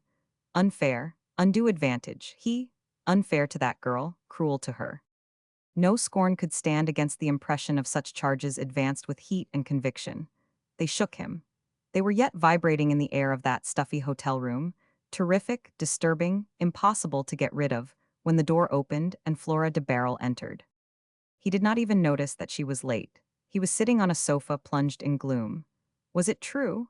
Having himself always said exactly what he meant, he imagined that people, unless they were liars, which of course his brother-in-law could not be, never said more than they meant. The deep-chest voice of little Fine was still in his ear. He knows, Anthony said to himself. He thought he had better go away and never see her again, but she stood there before him accusing and appealing. How could he abandon her? That was out of the question. She had no one, or rather she had someone, that father. Anthony was willing to take him at her valuation. This father may have been the victim of the most atrocious injustice. But what could a man coming out of jail do? An old man, too. And then, what sort of man? What would become of them both? Anthony shuddered slightly, and the faint smile with which Flora had entered the room faded on her lips. She was used to his impetuous tenderness. She was no longer afraid of it, but she had never seen him look like this before, and she suspected at once some new cruelty of life. He got up with his usual ardor, but as if sobered by a momentous resolve, and said, "No, I can't let you out of my sight. I have seen you. You have told me your story. You are honest. You have never told me you loved me." She waited, saying to herself that he had never given her time, that he had never asked her, and that, in truth, she did not know. I am inclined to believe that she did not. As abundance of experience is not precisely her lot in life, a woman is seldom an expert in matters of sentiment. It is the man who can and generally does see himself pretty well inside and out. Women's self-possession is an outward thing. Inwardly they flutter, perhaps because they are, or they feel themselves to be, encaged. All this speaking generally. In Flora de Barrel's particular case, ever since Anthony had suddenly broken his way into her hopeless and cruel existence, she lived like a person, liberated from a condemned cell by a natural cataclysm. A tempest, an earthquake, not absolutely terrified, because nothing can be worse than the eve of execution, but stunned, bewildered, abandoning herself passively. She did not want to make a sound, to move a limb. She hadn't the strength. What was the good? And deep down, almost unconsciously, she was seduced by the feeling of being supported by this violence, a sensation she had never experienced before in her life. She felt as if this whirlwind were calming down somehow, as if this feeling of support, which was tempting her to close her eyes deliriously and let herself be carried on and on into the unknown undefiled by vile experiences, were less certain, had wavered threateningly. She tried to read something in his face, in that energetic, kindly face to which she had become accustomed so soon, but she was not yet capable of understanding its expression. Scared, discouraged on the threshold of adolescence, plunged in moral misery of the bitterest kind, she had not learned to read, not that sort of language.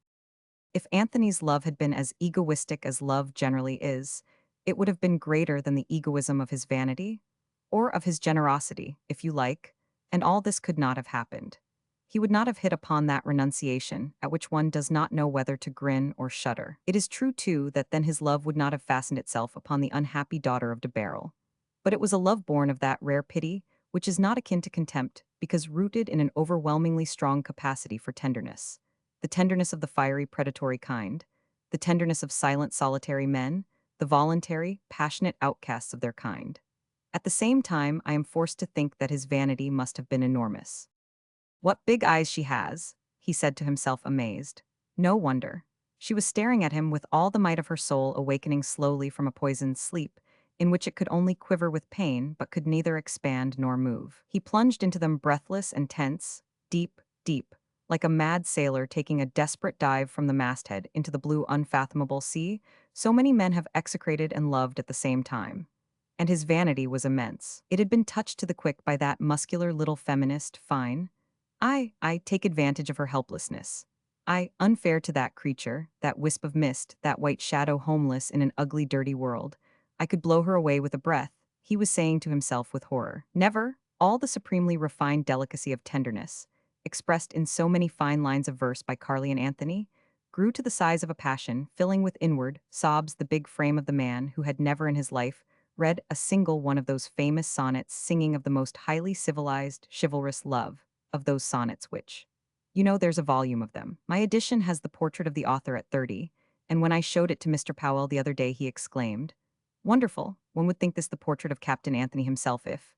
I wanted to know what that if was, but Powell could not say. There was something, a difference. No doubt there was, in fineness perhaps.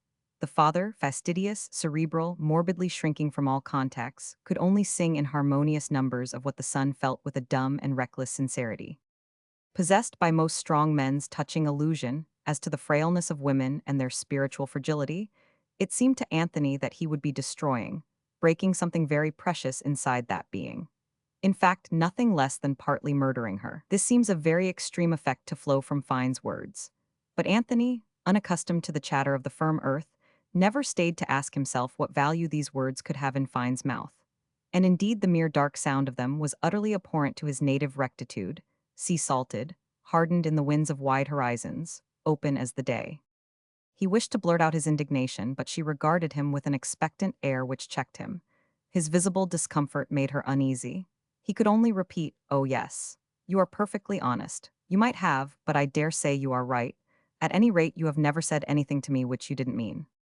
"Never," she whispered after a pause. He seemed distracted. choking with an emotion she could not understand because it resembled embarrassment, a state of mind inconceivable in that man.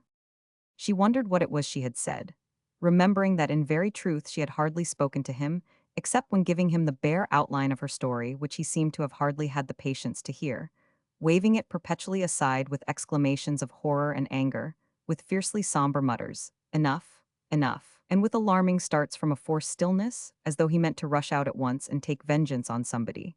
She was saying to herself that he caught her words in the air, never letting her finish her thought.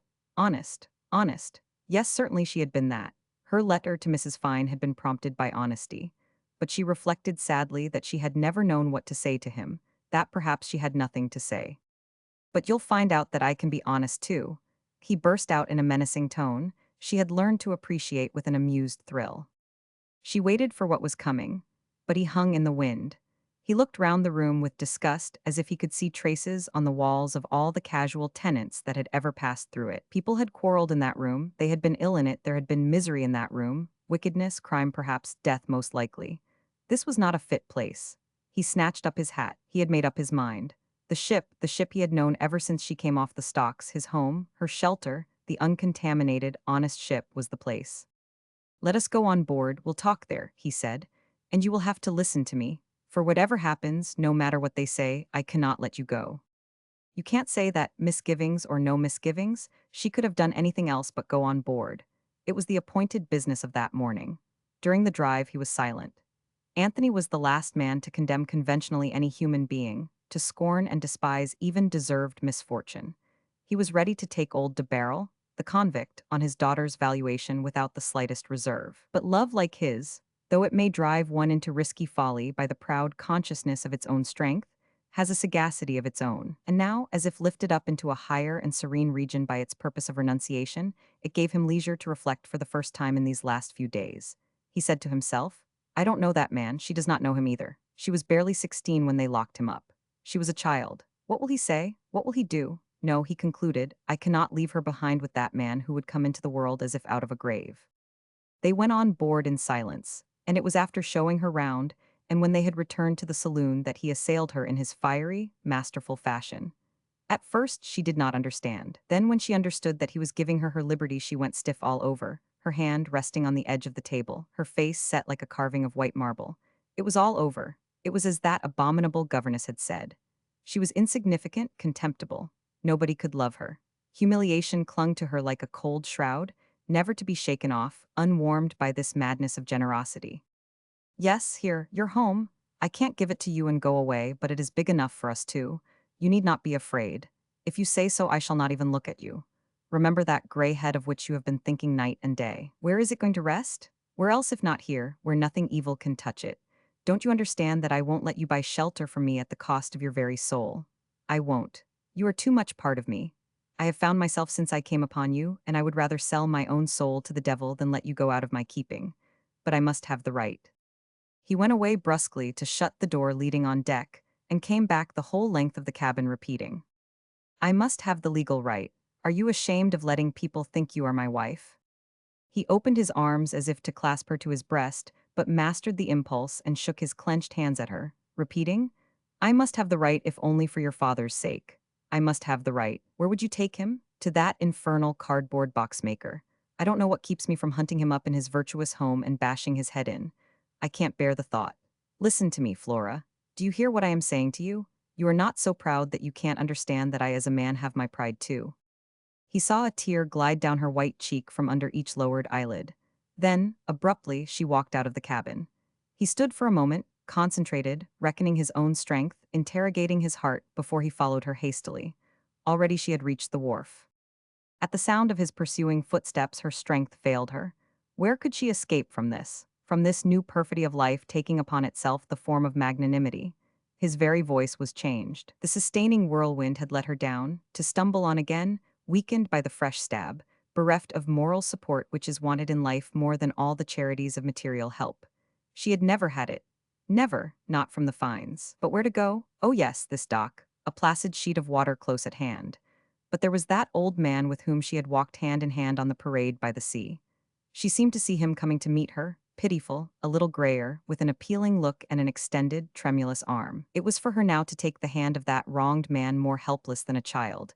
But where could she lead him? Where? And what was she to say to him? What words of cheer, of courage, and of hope? There were none. Heaven and earth were mute, unconcerned at their meeting. But this other man was coming up behind her. He was very close now. His fiery person seemed to radiate heat, a tingling vibration into the atmosphere. She was exhausted, careless, afraid to stumble, ready to fall. She fancied she could hear his breathing. A wave of languid warmth overtook her. She seemed to lose touch with the ground under her feet, and when she felt him slip his hand under her arm, she made no attempt to disengage herself from that grasp which closed upon her limb, insinuating and firm. He conducted her through the dangers of the quayside. Her sight was 1499. A moving truck was like a mountain gliding by. Men passed by as if in a mist, and the buildings, the sheds, the unexpected open spaces, the ships, had strange, distorted, dangerous shapes. She said to herself that it was good not to be bothered with what all these things meant in the scheme of creation, if indeed anything had a meaning, or were just piled up matter without any sense. She felt how she had always been unrelated to this world. She was hanging on to it merely by that one arm grasped firmly just above the elbow. It was a captivity. So be it. Till they got out into the street and saw the hansom waiting outside the gates, Anthony spoke only once, beginning brusquely, but in a much gentler tone than she had ever heard from his lips. Of course I ought to have known that you could not care for a man like me, a stranger.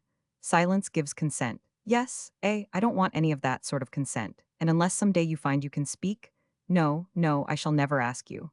For all the sign I will give you, you may go to your grave with sealed lips, but what I have said you must do. He bent his head over her with tender care.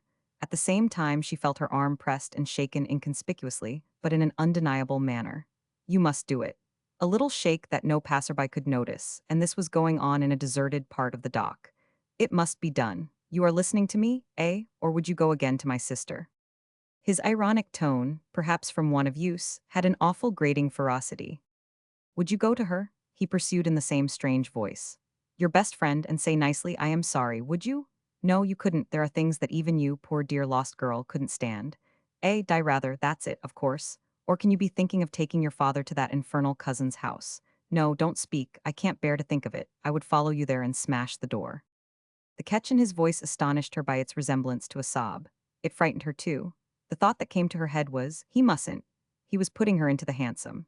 Oh, he mustn't, he mustn't. She was still more frightened by the discovery that he was shaking all over. Bewildered, shrinking into the far-off corner, avoiding his eyes, she yet saw the quivering of his mouth and made a wild attempt at a smile, which broke the rigidity of her lips and set her teeth chattering suddenly. I am not coming with you, he was saying. I'll tell the man I can't, better not. What is it? Are you cold? Come, what is it? Only to go to a confounded stuffy room, a hole of an office. Not a quarter of an hour. I'll come for you in 10 days, don't think of it too much. Think of no man, woman, or child of all that silly crowd cumbering the ground. Don't think of me either. Think of yourself. Ha, nothing will be able to touch you then at last. Say nothing. Don't move. I'll have everything arranged, and as long as you don't hate the sight of me, and you, there's nothing to be frightened about. One of their silly offices with a couple of inkslingers of no consequence, poor scribbling devils. The hansom drove away with Flora de Barrel inside, without movement, without thought, only too glad to rest, to be alone and still moving away without effort, in solitude and silence.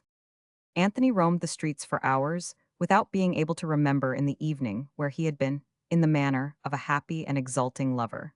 But nobody could have thought so from his face, which bore no signs of blissful anticipation. Exulting indeed he was, but it was a special sort of exultation, which seemed to take him by the throat like an enemy. Anthony's last words to Flora referred to the registry office where they were married 10 days later. During that time, Anthony saw no one or anything, though he went about restlessly, here and there, amongst men and things. This special state is peculiar to common lovers, who are known to have no eyes for anything except for the contemplation, actual or inward, of one human form which for them contains the soul of the whole world in all its beauty, perfection, variety, and infinity. It must be extremely pleasant. But felicity was denied to Roderick Anthony's contemplation. He was not a common sort of lover, and he was punished for it as if nature, which it is said abhors a vacuum, were so very conventional as to abhor every sort of exceptional conduct.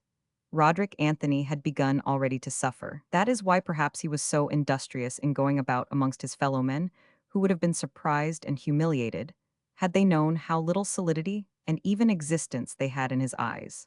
But they could not suspect anything so queer. They saw nothing extraordinary in him during that fortnight. The proof of this is that they were willing to transact business with him. Obviously they were, since it is then that the offer of chartering his ship for the special purpose of proceeding to the Western Islands was put in his way by a firm of shipbrokers who had no doubt of his sanity. He probably looked sane enough for all the practical purposes of commercial life, but I am not so certain that he really was quite sane at that time. However, he jumped at the offer. Providence itself was offering him this opportunity to accustom the girl to sea life by a comparatively short trip. This was the time when everything that happened, everything he heard, casual words, unrelated phrases, seemed a provocation or an encouragement, confirmed him in his resolution. And indeed, to be busy with material affairs is the best preservative against reflection, fears, doubts, all these things which stand in the way of achievement.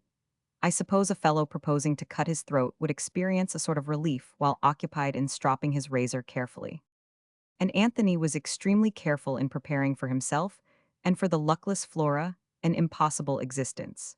He went about it with no more tremors than if he had been stuffed with rags or made of iron instead of flesh and blood. An existence, mind you, which, on shore, in the thick of mankind, of varied interests, of distractions, of infinite opportunities to preserve your distance from each other, is hardly conceivable.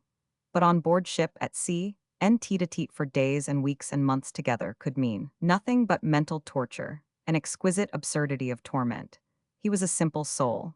His hopelessly masculine ingenuousness is displayed in a touching way by his care to procure some woman to attend on Flora. The condition of guaranteed perfect respectability gave him moments of anxious thought. When he remembered suddenly his steward's wife, he must have exclaimed Eureka with particular exultation. One does not like to call Anthony an ass, but really to put any woman within scenting distance of such a secret and suppose that she would not track it out. No woman, however simple, could be as ingenuous as that. I don't know how Flora de Barrel qualified him in her thoughts when he told her of having done this amongst other things intended to make her comfortable. I should think that, for all her simplicity, she must have been appalled. He stood before her on the appointed day outwardly calmer than she had ever seen him before. And this very calmness, that scrupulous attitude which he felt bound in honor to assume then, and forever, unless she would condescend to make a sign at some future time, added to the heaviness of her heart, innocent of the most pardonable guile. The night before she had slept better than she had done for the past 10 nights.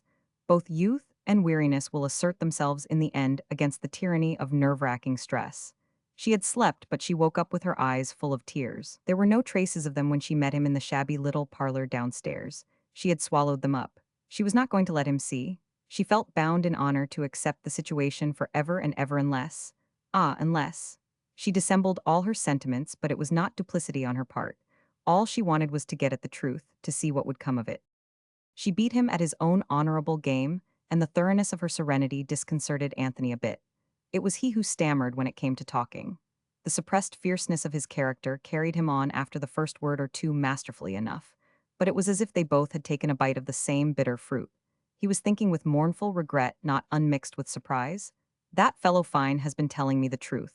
She does not care for me a bit. It humiliated him and also increased his compassion for the girl who, in this darkness of life, buffeted and despairing, had fallen into the grip of his stronger will, abandoning herself to his arms as on a night of shipwreck. Flora on her side with partial insight, for women are never blind with the complete masculine blindness, looked on him with some pity, and she felt pity for herself too. It was a rejection, a casting out, nothing new to her. But she who supposed all her sensibility dead by this time, discovered in herself a resentment of this ultimate betrayal. She had no resignation for this one.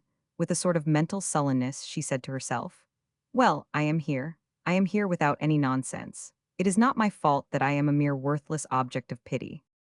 And these things which she could tell herself with a clear conscience served her better than the passionate obstinacy of purpose could serve Roderick Anthony. She was much more sure of herself than he was. Such are the advantages of mere rectitude over the most exalted generosity. And so they went out to get married, the people of the house where she lodged having no suspicion of anything of the sort. They were only excited at a gentleman friend, a very fine man too, calling on Miss Smith for the first time since she had come to live in the house. When she returned, for she did come back alone, there were allusions made to that outing. She had to take her meals with these rather vulgar people. The woman of the house, a scraggy, genteel person, tried even to provoke confidences. Flora's white face with the deep blue eyes did not strike their hearts as it did the heart of Captain Anthony, as the very face of the suffering world. Her pained reserve had no power to awe them into decency. Well, she returned alone, as in fact might have been expected. After leaving the registry office, Flora de Barrel and Roderick Anthony had gone for a walk in a park. It must have been an East End park, but I am not sure. Anyway, that's what they 999. It was a sunny day. He said to her, "Everything I have in the world belongs to you. I have seen to that without troubling my brother-in-law. They have no call to interfere." She walked with her hand resting lightly on his arm. He had offered it to her on coming out of the registry office, and she had accepted it silently. Her head drooped, she seemed to be turning matters over in her mind. She said, alluding to the fines, "They have been very good to me." At that he exclaimed, "They have never understood you. Well, not properly. My sister is not a bad woman, but—" Flora didn't protest, asking herself whether he imagined that he himself understood her so much better. Anthony, dismissing his family out of his thoughts, went on, "Yes, everything is yours. I have kept nothing back. As to the piece of paper we have just got from that miserable quill driver, if it wasn't for the law, I wouldn't mind if you tore it up here now on this spot. But don't you do it, unless you should some day feel that—" He choked unexpectedly. She, reflective, hesitated a moment, then making up her mind bravely. "Neither am I keeping anything back from you." She had said it, but he, in his blind generosity, assumed that she was alluding to her deplorable history and hastened to mutter, of course, say no more. I have been lying awake thinking of it all no end of times." He made a movement with his other arm, as if restraining himself from shaking an indignant fist at the universe, and she never even attempted to look at him. His voice sounded strangely, incredibly lifeless in comparison with these tempestuous accents that in the broad fields, in the dark garden, had seemed to shake the very earth under her weary and hopeless feet. She regretted them. Hearing the sigh which escaped her, Anthony, instead of shaking his fist at the universe, began to pat her hand resting on his arm, and then desisted, suddenly, as though he had burnt himself. Then, after a silence, "You will have to go by yourself tomorrow. No, I think I mustn't come. Better not. What you two will have to say to each other." She interrupted him quickly. "Father is an innocent man. He was cruelly wronged." "Yes, that's why," Anthony insisted earnestly. "And you are the only human being that can make it up to him.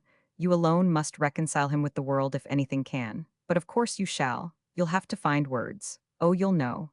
And then the sight of you alone would soothe." "He's the gentlest of men," she interrupted again. Anthony shook his head. It would take no end of generosity, no end of gentleness to forgive such a dead set. For my part, one would have liked better to have been killed and done with at once. It could not have been worse for you, and I suppose it was of you that he was thinking most while those infernal lawyers were badgering him in court. Of you? And now I think of it, perhaps the sight of you may bring it all back to him. All these years, and you his child left alone in the world. I would have gone crazy. For even if he had done wrong. But he hasn't, insisted Flora de Barrel with a quite unexpected fierceness. You mustn't even suppose it. Haven't you read the accounts of the trial? "I am not supposing anything," Anthony defended himself. He just remembered hearing of the trial. He assured her that he was away from England, the second voyage of the Ferndale. He was crossing the Pacific from Australia at the time and didn't see any papers for weeks and weeks. He interrupted himself to suggest, "You had better tell him at once that you are happy." He had stammered a little, and Flora de Barrel uttered a deliberate and concise "yes." A short silence ensued. She withdrew her hand from his arm. They stopped. Anthony looked as if a totally unexpected catastrophe had happened. "Ah," he said, "you mind." "No, I think I had better," she murmured. I dare say. Bring him along straight on board tomorrow. Stop nowhere." She had a movement of vague gratitude, a momentary feeling of peace which she referred to the man before her. She looked up at Anthony. His face was somber. He was miles away and muttered as if to himself. "Where could he want to stop, though?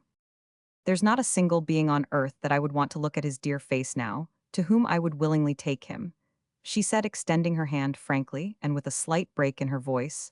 "But you, Roderick." He took that hand, felt it very small and delicate in his broad palm.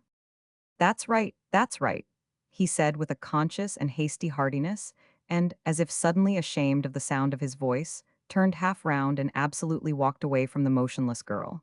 He even resisted the temptation to look back till it was too late. The gravel path lay empty to the very gate of the park.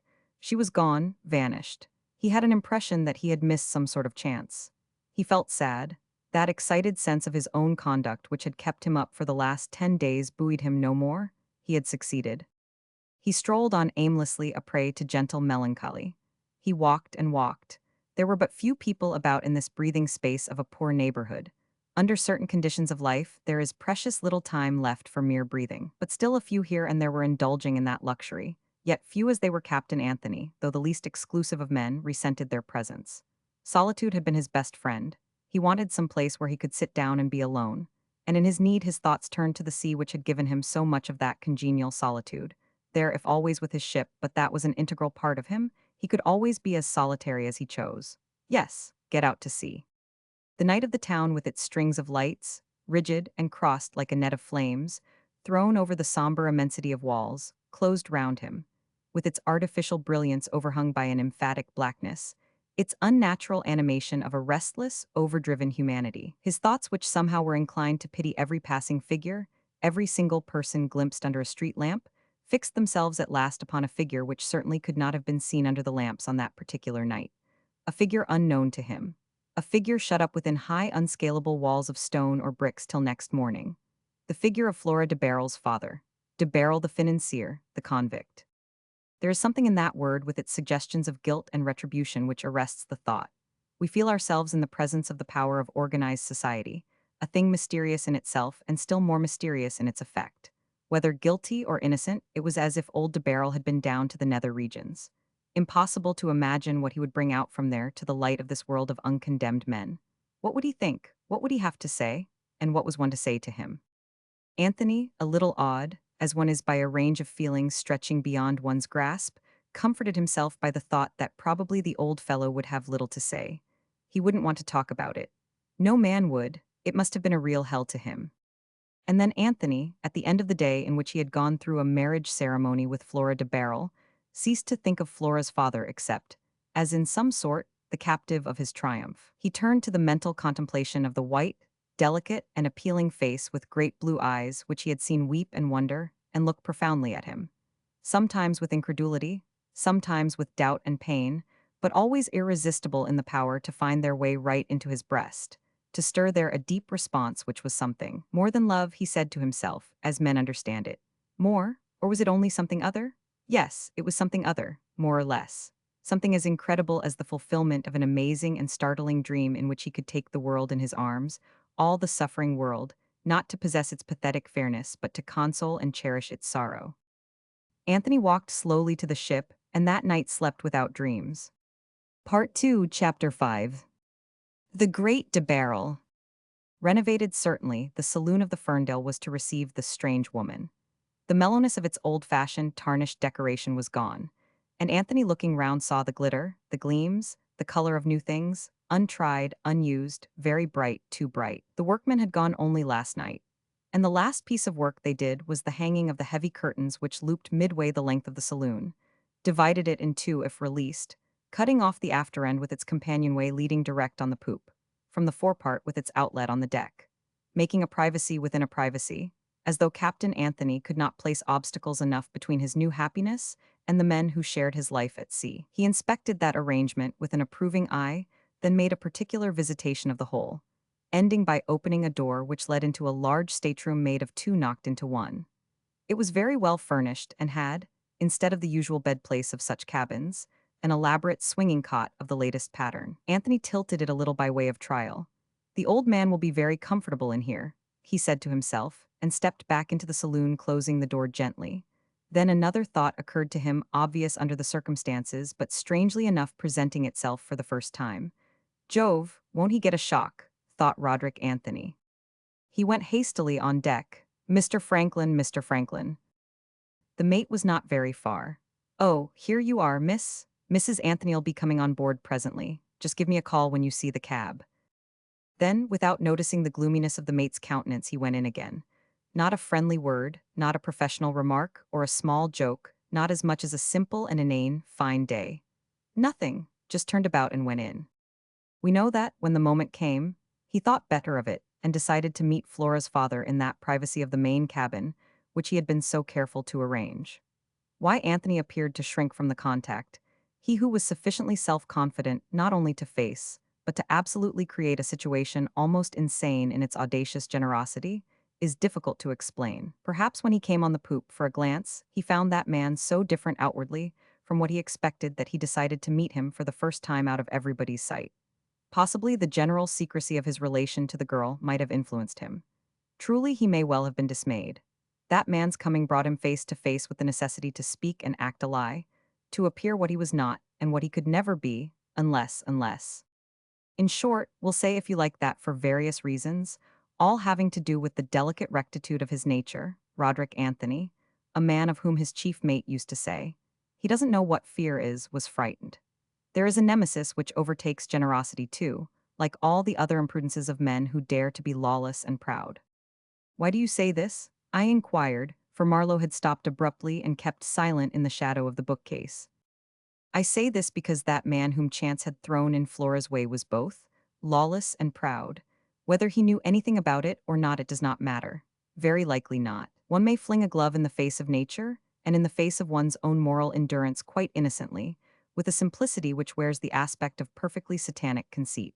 However, as I have said, it does not matter. It's a transgression all the same and has got to be paid for in the usual way. But never mind that. I paused because, like Anthony, I find a difficulty, a sort of dread in coming to grips with old de Barrel. You remember I had a glimpse of him once. He was not an imposing personality. Tall, thin, straight, stiff, faded, moving with short steps and with a gliding motion, speaking in an even low voice. When the sea was rough, he wasn't much seen on deck, at least not walking. He caught hold of things then and dragged himself along as far as the after skylight where he would sit for hours. Our, then young, friend offered once to assist him, and this service was the first beginning of a sort of friendship. He clung hard to one, Powell says, with no figurative intention. Powell was always on the lookout to assist, and to assist mainly Mrs. Anthony, because he clung so jolly hard to her that Powell was afraid of her being dragged down notwithstanding, that she very soon became very sure-footed in all sorts of weather. And Powell was the only one ready to assist at hand because Anthony, by that time, seemed to be afraid to come near them. The unforgiving Franklin always looked wrathfully the other way.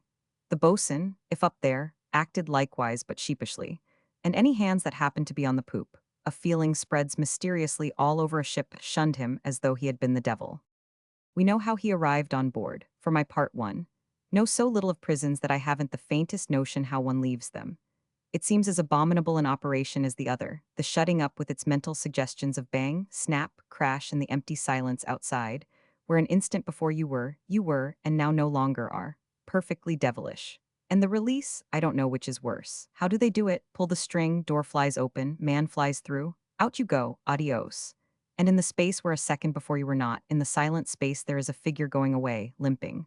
Why limping? I don't know, that's how I see it. One has a notion of a maiming, crippling process, of the individual coming back damaged in some subtle way. I admit it is a fantastic hallucination, but I can't help it. Of course I know that the proceedings of the best machine-made humanity are employed with judicious care and so on. I am absurd, no doubt, but still.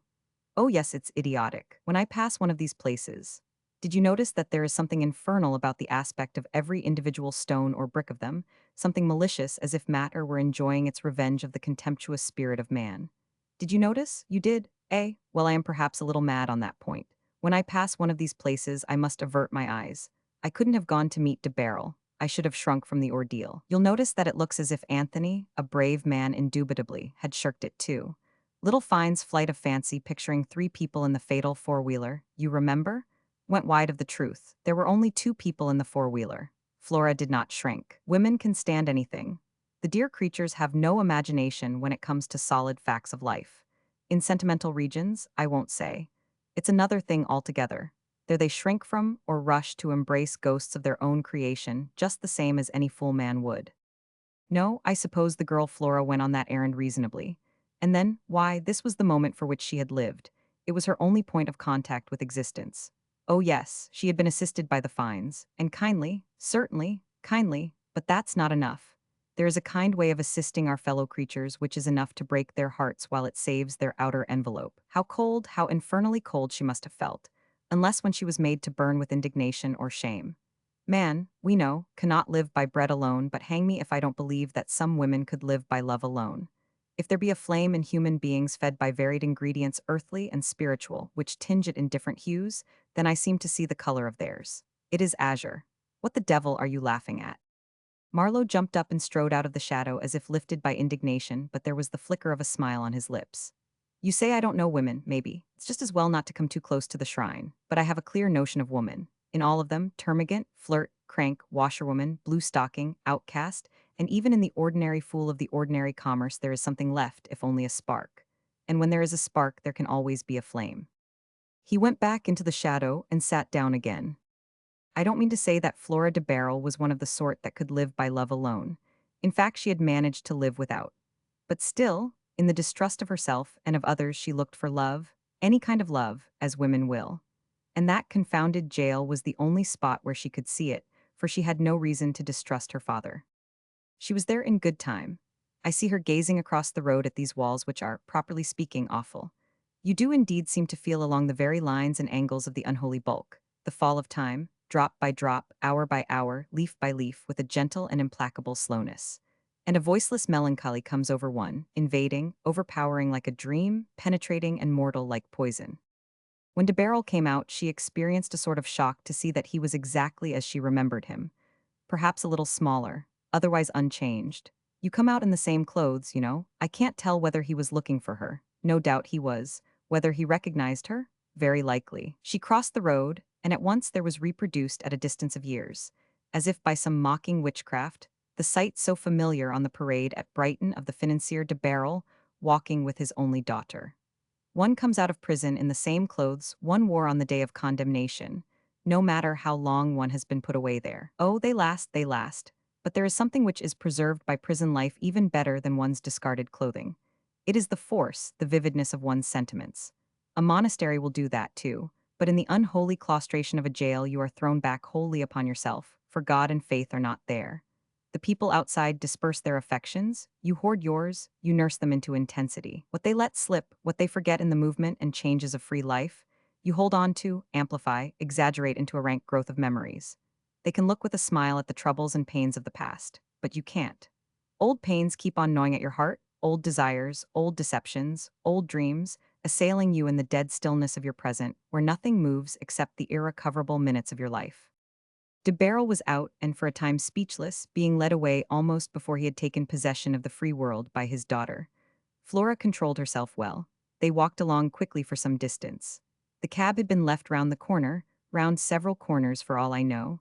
He was flustered, out of breath, when she helped him in and followed herself. Inside that rolling box, turning towards that recovered presence with her heart too full for words, she felt the desire of tears she had managed to keep down abandon her suddenly, her half-mournful, half-triumphant exultation subside, every fiber of her body, relaxed in tenderness, go stiff in the close look she took at his face. He was different. There was something. Yes, there was something between them, something hard and impalpable, the ghost of these high walls. How old he was, how unlike. She shook off this impression, amazed and frightened by it, of course, and remorseful too, naturally. She threw her arms round his neck. He returned that hug awkwardly, as if not in perfect control of his arms, with a fumbling and uncertain pressure. She hid her face on his breast. It was as though she were pressing it against a stone. They released each other, and presently the cab was rolling along at a jog trot to the docks with those two people as far apart as they could get from each other, in opposite corners. After a silence given up to mutual examination, he uttered his first coherent sentence outside the walls of the prison. What has done for me was envy. Envy. There was a lot of them just bursting with it every time they looked my way. I was doing too well, so they went to the public prosecutor. She said hastily, "Yes, yes, I know," and he glared as if resentful that the child had turned into a young woman without waiting for him to come out. "What do you know about it?" he asked. "You were too young." His speech was soft. The old voice, it gave her a thrill. She recognized its pointless gentleness, always the same no matter what he had to say. And she remembered that he never had much to say when he came down to see her. It was she who chattered on their walks, while stiff and with a rigidly carried head, he dropped a gentle word now and then. Moved by these recollections waking up within her, she explained to him that within the last year she had read and studied the report of the trial. "I went through the files of several papers, Papa," He looked at her suspiciously. The reports were probably very incomplete. No doubt the reporters had garbled his evidence. They were determined to give him no chance either in court or before the public opinion. It was a conspiracy. My counsel was a fool too, he added. Did you notice? A perfect fool. She laid her hand on his arm soothingly. Is it worthwhile talking about that awful time? It is so far away now. She shuddered slightly at the thought of all the horrible years which had passed over her young head, never guessing that for him the time was but yesterday. He folded his arms on his breast, leaned back in his corner and bowed his head. But in a little while he made her jump by asking suddenly, who has got hold of the Lone Valley Railway? That's what they were after mainly. Somebody has got it. Parfitts and Co. grabbed it, eh? Or was it that fellow Warner? I don't know, she said, quite scared by the twitching of his lips. Don't know? He exclaimed softly. Hadn't her cousin told her? Oh yes, she had left them, of course. Why did she? It was his first question about herself, but she did not answer it. She did not want to talk of these horrors. They were impossible to describe. She perceived, though, that he had not expected an answer, because she heard him muttering to himself that there was 500,000's worth of work done and material accumulated there. You mustn't think of these things, Papa, she said firmly. And he asked her with that invariable gentleness, in which she seemed now to detect some rather ugly shades, what else had he to think about? Another year or two, if they had only left him alone, he and everybody else would have been all right, rolling in money, and she, his daughter, could have married anybody. A lord. All this was to him like yesterday. A long yesterday, a yesterday gone over innumerable times, analyzed, meditated upon for years. It had a vividness and force for that old man of which his daughter, who had not been shut out of the world, could have no idea. She was to him the only living figure out of that past, and it was perhaps in perfect good faith that he added, coldly, inexpressive and thin-lipped, I lived only for you, I may say. I suppose you understand that. There were only you and me.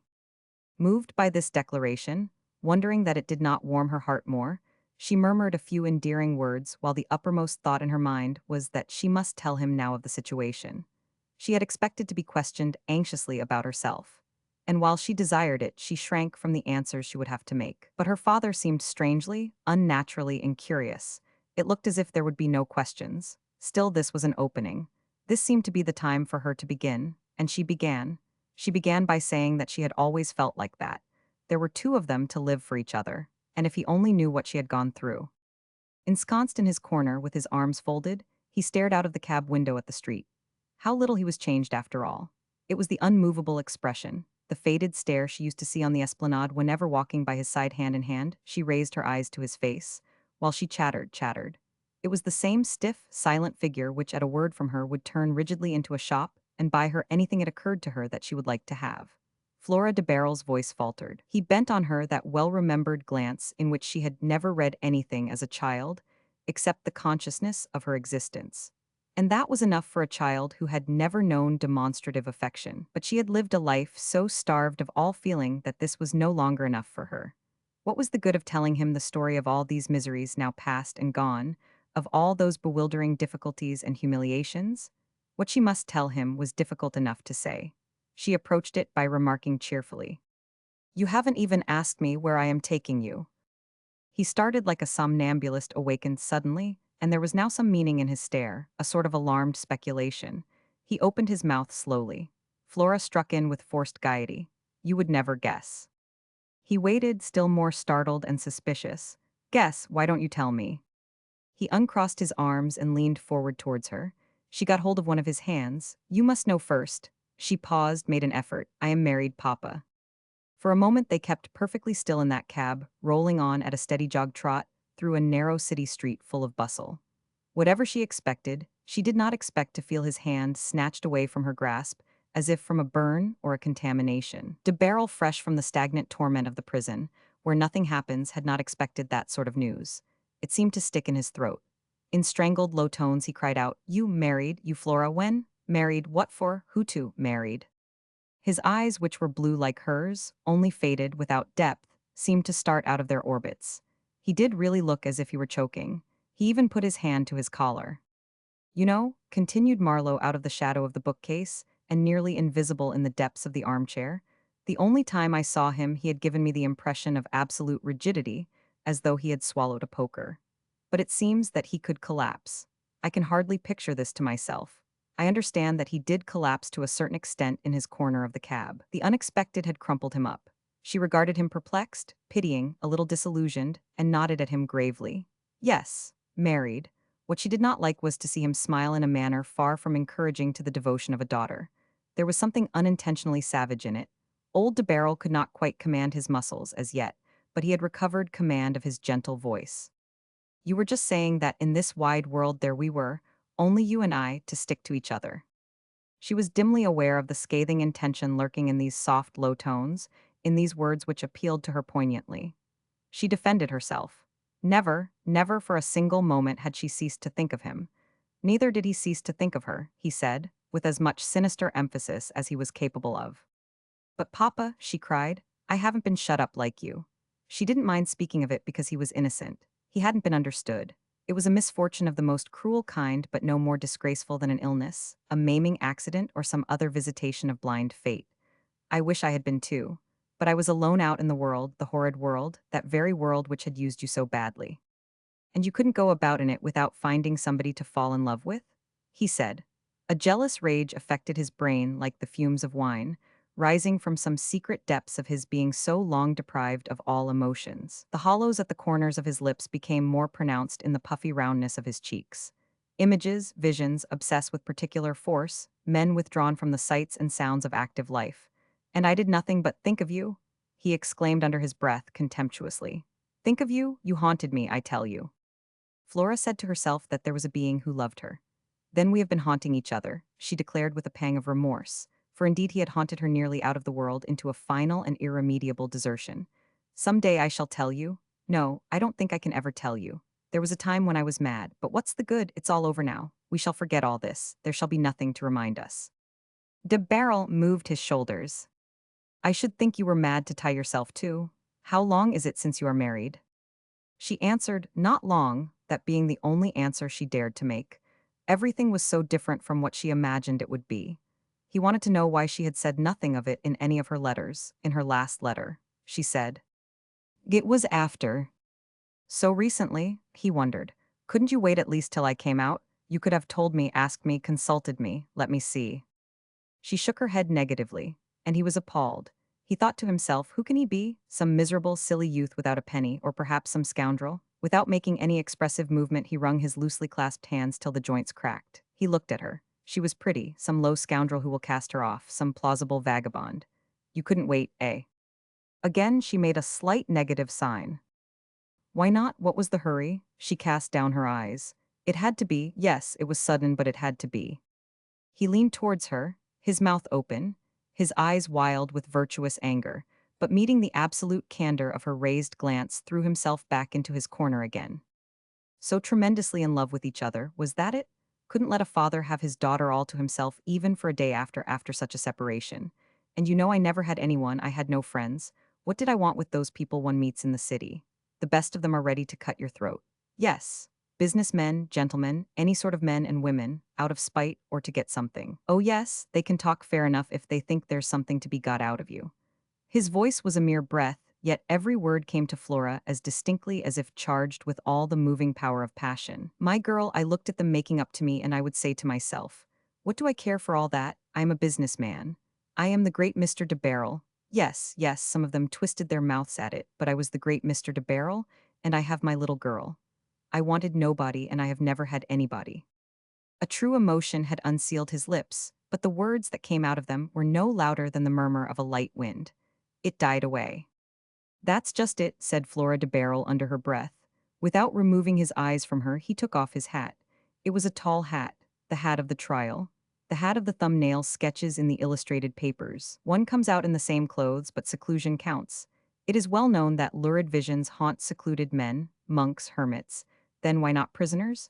De Barrel the convict took off the silk hat of the financier de Barrel and deposited it on the front seat of the cab.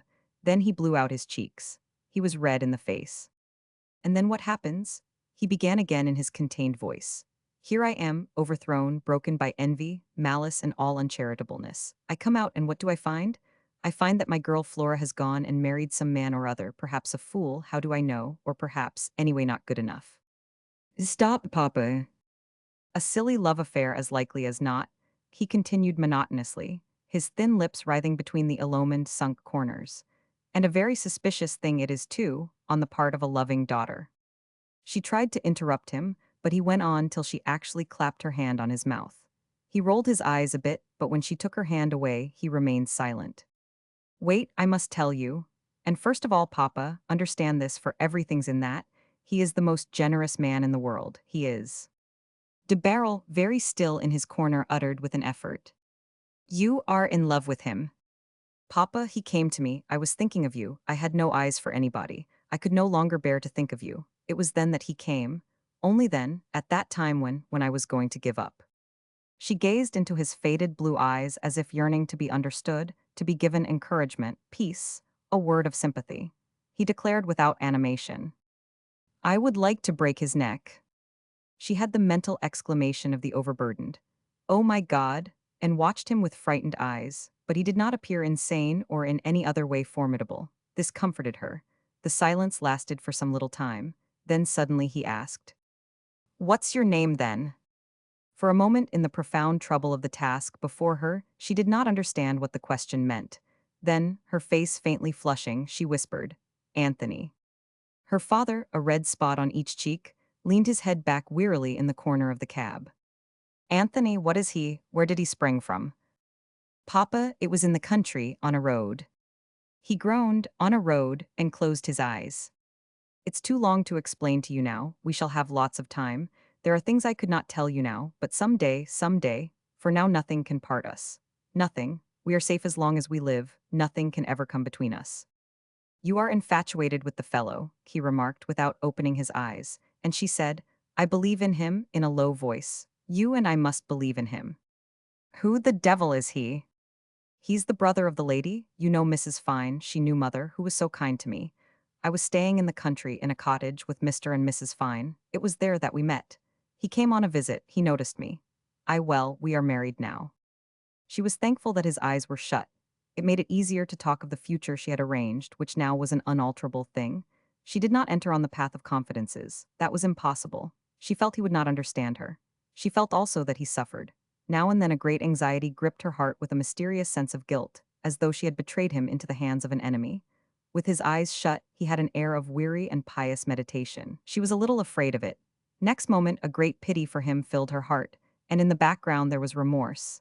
His face twitched now and then just perceptibly. He managed to keep his eyelids down till he heard that the husband was a sailor, and that he, the father, was being taken straight on board ship ready to sail away from this abominable world of treacheries, and scorns and envies and lies, away over the blue sea, the shore, the inaccessible, the uncontaminated and spacious refuge for wounded souls.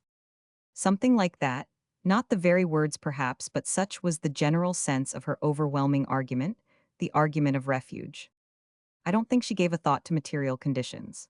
But as part of that argument set forth breathlessly, as if she were afraid that if she stopped for a moment she could never go on again, she mentioned that generosity of a stormy type, which had come to her from the sea, had caught her up on the brink of unmentionable failure, had whirled her away in its first ardent gust, and could be trusted now, implicitly trusted, to carry them both, side by side, into absolute safety. She believed it, she affirmed it. He understood thoroughly at last, and at once the interior of that cab, of an aspect so pacific in the eyes of the people on the pavements, became the scene of a great agitation. The generosity of Roderick Anthony, the son of the poet, affected the ex-financier de Barrel in a manner which must have brought home to Flora de Barrel the extreme arduousness of the business of being a woman. Being a woman is a terribly difficult trade, since it consists principally of dealings with men. This man, the man inside the cab, cast off his stiff placidity and behaved like an animal. I don't mean it in an offensive sense.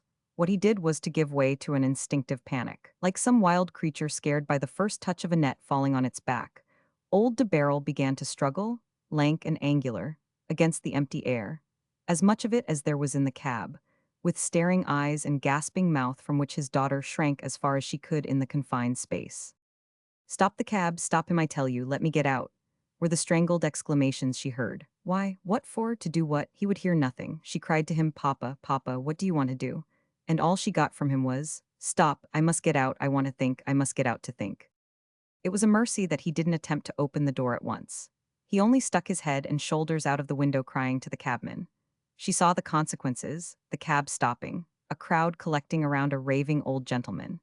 In this terrible business of being a woman so full of fine shades, of delicate perplexities, and very small rewards, you can never know what rough work you may have to do at any moment. Without hesitation, Flora seized her father round the body and pulled back, being astonished at the ease with which she managed to make him drop into his seat again.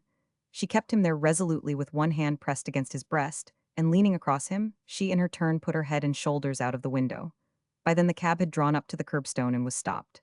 "No, I've changed my mind. Go on please where you were told first, to the docks." She wondered at the steadiness of her own voice. She heard a grunt from the driver and the cab began to roll again. Only then she sank into her place, keeping a watchful eye on her companion. He was hardly anything more by this time. Except for her childhood's impressions, he was just a man, almost a stranger. How was one to deal with him? And there was the other too, also almost a stranger. The trade of being a woman was very difficult, too difficult. Flora closed her eyes, saying to herself, "If I think too much about it, I shall go mad." And then opening them, she asked her father if the prospect of living always with his daughter and being taken care of by her affection away from the world, which had no honor to give to his gray hairs, was such an awful prospect. "Tell me, is it so bad as that?" She put that question sadly, without bitterness. The famous or notorious de Barrel had lost his rigidity now. He was bent, nothing more deplorably futile than a bent poker. He said nothing. She added gently, suppressing an uneasy, remorseful sigh. "And it might have been worse. You might have found no one in all this town, no one in all the world, not even me. Poor papa." She made a conscience-stricken movement towards him, thinking, "Oh, I am horrible, I am horrible." And old de Barrel, scared, tired, bewildered by the extraordinary shocks of his liberation, swayed over and actually leaned his head on her shoulder, as if sorrowing over his regained freedom. The movement by itself was touching. Flora, supporting him, lightly imagined that he was crying, and at the thought that had she smashed in a quarry that shoulder, together with some other of her bones, this gray and pitiful head would have had nowhere to rest, she too gave way to tears. They flowed quietly, easing her overstrained nerves. Suddenly he pushed her away from him so that her head struck the side of the cab, pushing himself away too from her as if something had stung him. All the warmth went out of her emotion. The very last tears turned cold on her cheek. But their work was done. She had found courage, resolution, as women do, in a good cry. With his hand covering the upper part of his face, whether to conceal his eyes or to shut out an unbearable sight, he was stiffening up in his corner to his usual poker-like consistency.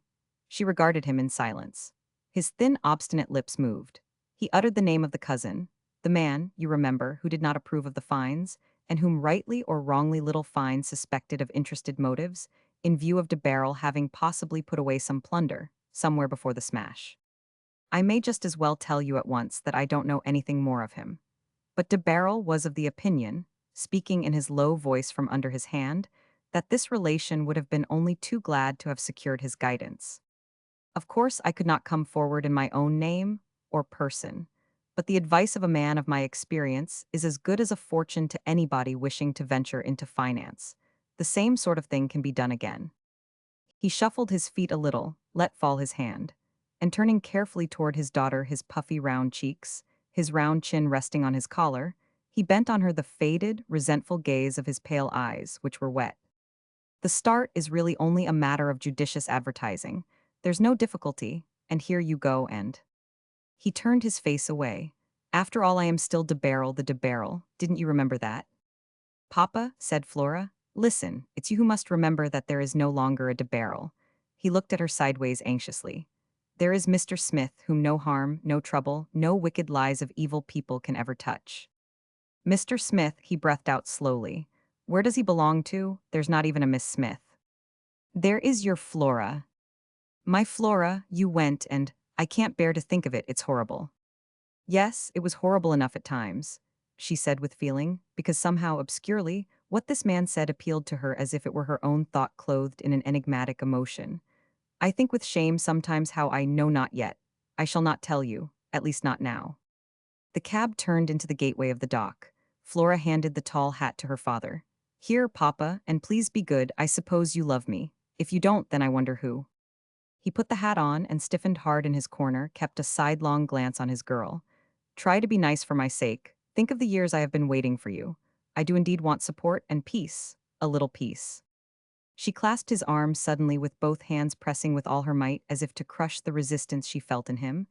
I could not have peace if I did not have you with me. I won't let you go. Not after all I went through. I won't. The nervous force of her grip frightened him a little. She laughed suddenly. It's absurd. It's as if I were asking you for a sacrifice. What am I afraid of? Where could you go? I mean now today, tonight? You can't tell me. Have you thought of it? Well, I have been thinking of it for the last year. Longer. I nearly went mad trying to find out. I believe I was mad for a time or else I should never have thought. This was as near as she came to a confession, remarked Marlowe in a changed tone. The confession, I mean, of that walk to the top of the quarry which she reproached herself with so bitterly. And he made of it what his fancy suggested. It could not possibly be a just notion. The cab stopped alongside the ship, and they got out in the manner described by the sensitive Franklin. I don't know if they suspected each other's sanity at the end of that drive, but that is possible. We all seem a little mad to each other. An excellent arrangement for the bulk of humanity which finds in it an easy motive of forgiveness. Flora crossed the quarterdeck with a rapidity born of apprehension. It had grown unbearable. She wanted this business over. She was thankful on looking back to see he was following her. If he bolts away, she thought, then I shall know that I am of no account indeed, that no one loves me, that words and actions and protestations and everything in the world is false, and I shall jump into the dock. That at least won't lie. Well, I don't know. If it had come to that, she would have been most likely fished out, what with her natural want of luck and the good many people on the quay and on board. And just where the Ferndale was moored there hung on a wall, I know the berth, a coil of line, a pole, and a life buoy kept there on purpose to save people who tumble into the dock. It's not so easy to get away from life's betrayals as she thought. However, it did not come to that. He followed her with his quick gliding walk. Mr. Smith, the liberated convict de Barrel, passed off the solid earth for the last time, vanished forever, and there was Mr. Smith added to that world of waters which harbors so many queer fishes. An old gentleman in a silk hat, darting wary glances. He followed because mere existence has its claims which are obeyed mechanically. I have no doubt he presented a respectable figure. Father-in-law, nothing more respectable. But he carried in his heart the confused pain of dismay and affection, of involuntary repulsion and pity, very much like his daughter. Only in addition he felt a furious jealousy of the man he was going to see. A residue of egoism remains in every affection, even paternal, and this man in the seclusion of his prison had thought himself into such a sense of ownership of that single human being he had to think about, as may well be inconceivable to us who have not had to serve a long, and wickedly unjust, sentence of penal servitude. She was positively the only thing, the one point where his thoughts found a resting place for years. She was the only outlet for his imagination. He had not much of that faculty, to be sure, but there was in it the force of concentration. He felt outraged, and perhaps it was an absurdity on his part, but I venture to suggest rather in degree than in kind. I have a notion that no usual, normal father is pleased at parting with his daughter. No, not even when he rationally appreciates Jane being taken off his hands, or perhaps is able to exult at an excellent match. At bottom, quite deep down, down in the dark, in some cases only by digging, there is to be found a certain repugnance. With mothers, of course, it is different. Women are more loyal, not to each other, but to their common femininity, which they behold triumphant with a secret and proud satisfaction. The circumstances of that match added to Mr. Smith's indignation. And if he followed his daughter into that ship's cabin, it was as if into a house of disgrace, and only because he was still bewildered by the suddenness of the thing. His will, so long lying fallow, was overborne by her determination and by a vague fear of that regained liberty. You will be glad to hear that Anthony, though he did shirk the welcome on the quay, behaved admirably, with the simplicity of a man who has no small meannesses and makes no mean reservations. His eyes did not flinch and his tongue did not falter. He was, I have it on the best authority, admirable in his earnestness, in his sincerity, and also in his restraint. He was perfect. Nevertheless, the vital force of his unknown individuality, addressing him so familiarly, was enough to fluster Mr. Smith. Flora saw her father trembling in all his exiguous length, though he held himself stiffer than ever if that was possible. He muttered a little and at last managed to utter, not loud of course but very distinctly, "I am here under protest." The corners of his mouth sunk disparagingly, his eyes stony.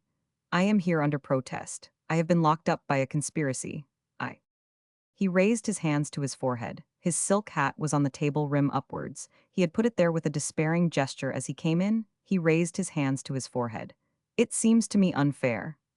He broke off again. Anthony looked at Flora, who stood by the side of her father. "Well, sir, you will soon get used to me."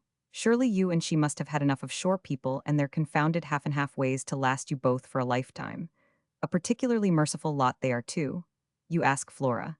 I am alluding to my own sister, her best friend, and not a bad woman either as they go. The captain of the Ferndale checked himself. Lucky thing I was there to step in. I want you to make yourself at home, and before long. The faded stare of the great de Barrel silenced Anthony by its inexpressive fixity.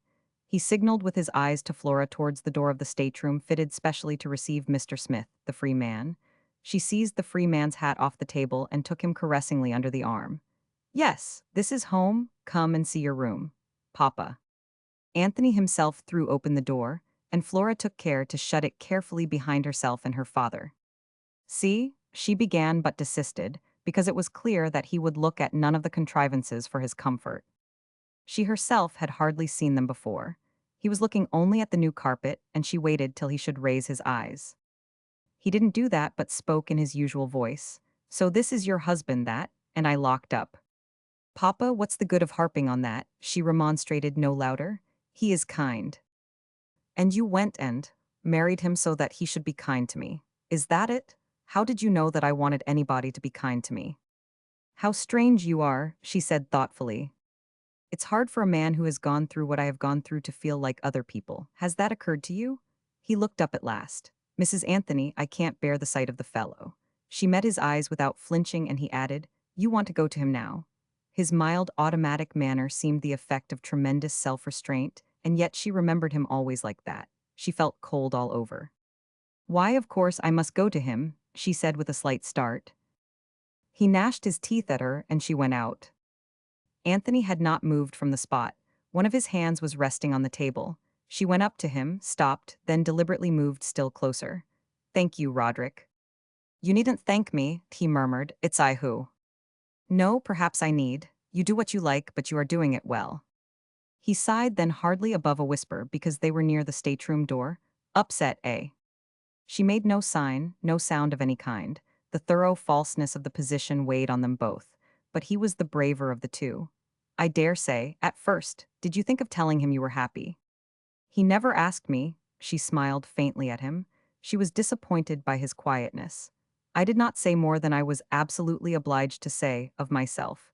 She was beginning to be irritated with this man a little. I told him I had been very lucky, she said suddenly despondent, missing Anthony's masterful manner, that something arbitrary and tender which, after the first scare, she had accustomed herself to look forward to with pleasurable apprehension. He was contemplating her rather blankly.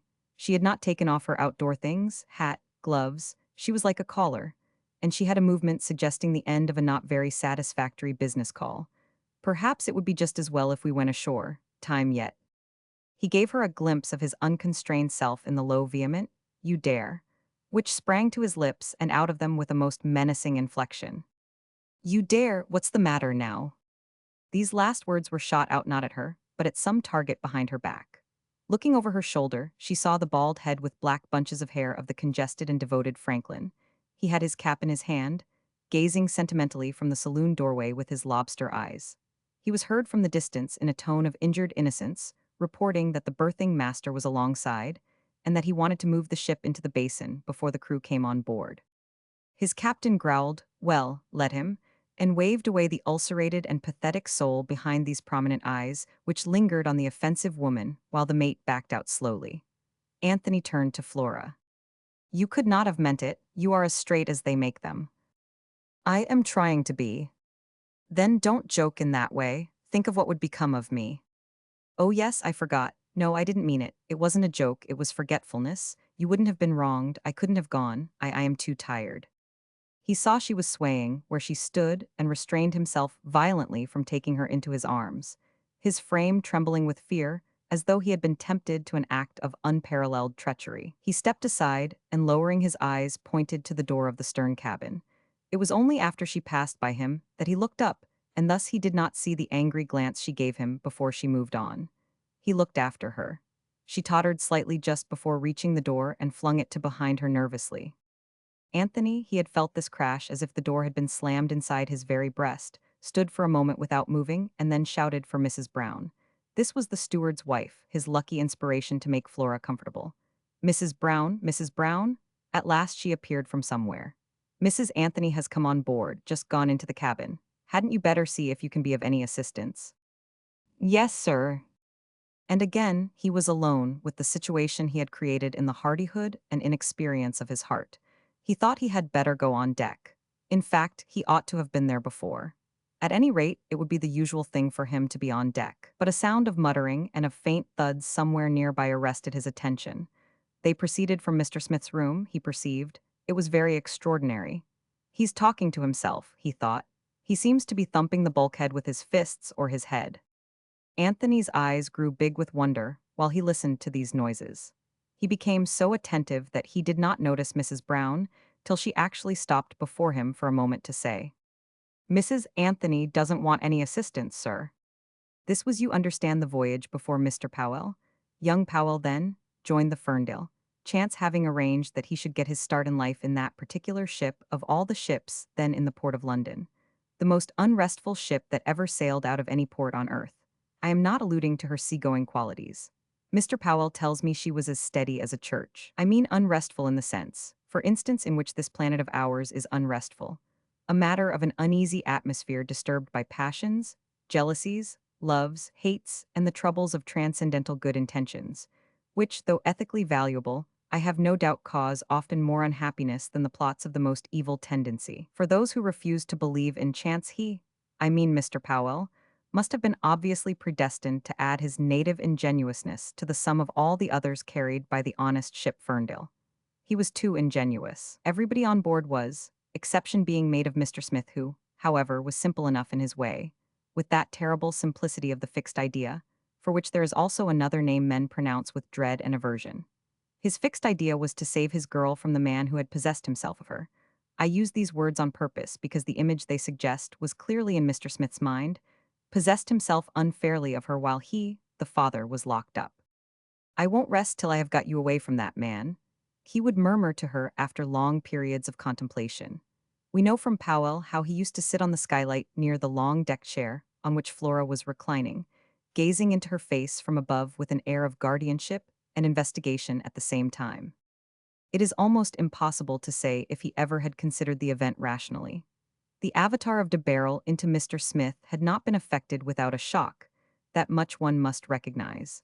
It may be that it drove all practical considerations out of his mind, making room for awful and precise visions, which nothing could dislodge afterwards. And it might have been the tenacity, the unintelligent tenacity, of the man who had persisted in throwing millions of other people's thrift into the Lone Valley Railway, the Labrador docks, the Spotted Leopard copper mine, and other grotesque speculations exposed during the famous de Barrel trial, amongst murmurs of astonishment mingled with bursts of laughter, for it is in the courts of law that comedy finds its last refuge in our deadly serious world. As to tears and lamentations, these were not heard in the august precincts of comedy, because they were indulged in privately in several thousand homes, where, with a fine dramatic effect, hunger had taken the place of thrift. But there was one at least who did not laugh in court. That person was the accused. The notorious de Barrel did not laugh because he was indignant. He was impervious to words, to facts, to inferences. It would have been impossible to make him see his guilt or his folly, either by evidence or argument, if anybody had tried to argue. Neither did his daughter Flora try to argue with him. The cruelty of her position was so great, its complications so thorny, if I may express myself so, that a passive attitude was yet her best refuge, as it had been before her of so many women. For that sort of inertia in woman is always enigmatic and therefore menacing. It makes one pause. A woman may be a fool, a sleepy fool, an agitated fool, a too awfully noxious fool, and she may even be simply stupid. But she is never dense. She's never made of wood through and through as some men are. There is in woman always, somewhere, a spring. Whatever men don't know about women, and it may be a lot or it may be very little, men and even fathers do know that much. And that is why so many men are afraid of them. Mr. Smith, I believe, was afraid of his daughter's quietness, though of course he interpreted it in his own way. He would, as Mr. Powell depicts, sit on the skylight and bend over the reclining girl, wondering what there was behind the lost gaze under the darkened eyelids and the still eyes. He would look, and then he would say, whisper rather, it didn't take much for his voice to drop to a mere breath. He would declare, transferring his faded stare to the horizon, that he would never rest till he had got her away from that man. You don't know what you are saying, Papa. She would try not to show her weariness, the nervous strain of these two men's antagonism around her person, which was the cause of her languid attitudes. For as a matter of fact, the sea agreed with her. As likely as not, Anthony would be walking on the other side of the deck. The strain was making him restless. He couldn't sit still anywhere. He had tried shutting himself up in his cabin, but that was no good. He would jump up to rush on deck and tramp up and down that poop till he felt ready to drop, without being able to wear down the agitation of his soul, generous indeed, but weighted by its envelope of blood and muscle and bone. Handicapped by the brain creating precise images and everlastingly speculating, looking out for signs, watching for symptoms. And Mr. Smith, with a slight backward jerk of his small head at the footsteps on the other side of the skylight, would insist in his awful, hopelessly gentle voice that he knew very well what he was saying. Hadn't she given herself to that man while he was locked up? Helpless in jail with no one to think of, nothing to look forward to but my daughter. And then when they let me out at last, I find her gone, for it amounts to this. Sold, because you've sold yourself, you know you have. With his round, unmoved face, a lot of fine white hair waving in the wind eddies of the spanker, his glance leveled over the sea, he seemed to be addressing the universe across her reclining form. She would protest sometimes. I wish you would not talk like this, Papa. You are only tormenting me and tormenting yourself. Yes, I am tormented enough, he admitted meaningly. But it was not talking about it that tormented him. It was thinking of it. And to sit and look at it was worse for him than it possibly could have been for her to go and give herself up, bad as that must have been. For of course you suffered, don't tell me you did, you must have. She had renounced very soon all attempts at protests. It was useless.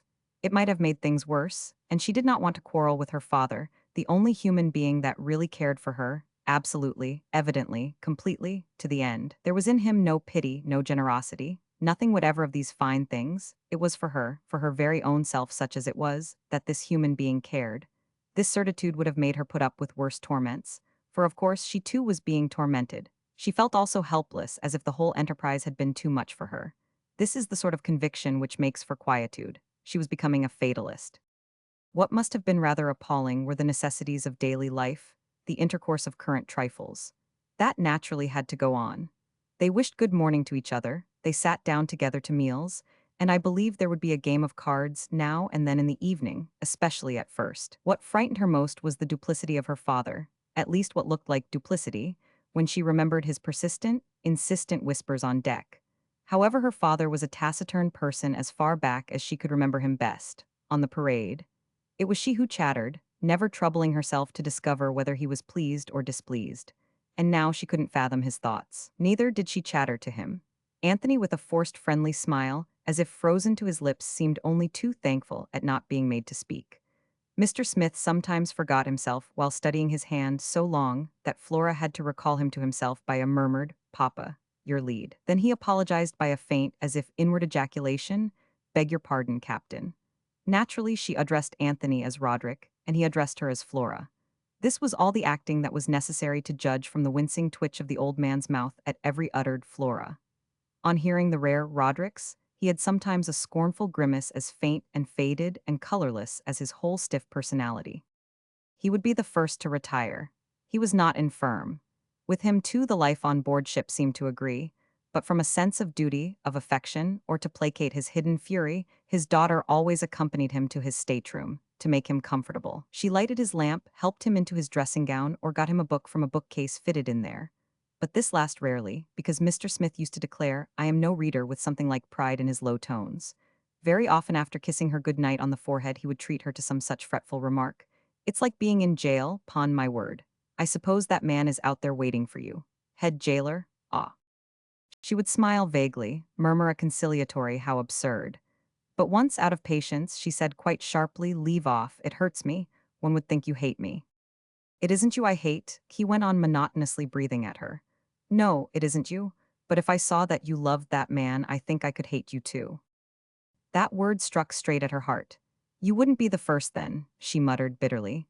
But he was busy with his fixed idea and uttered an awfully equable, "But you don't, unfortunate girl." She looked at him steadily for a time, then said, Good night, Papa.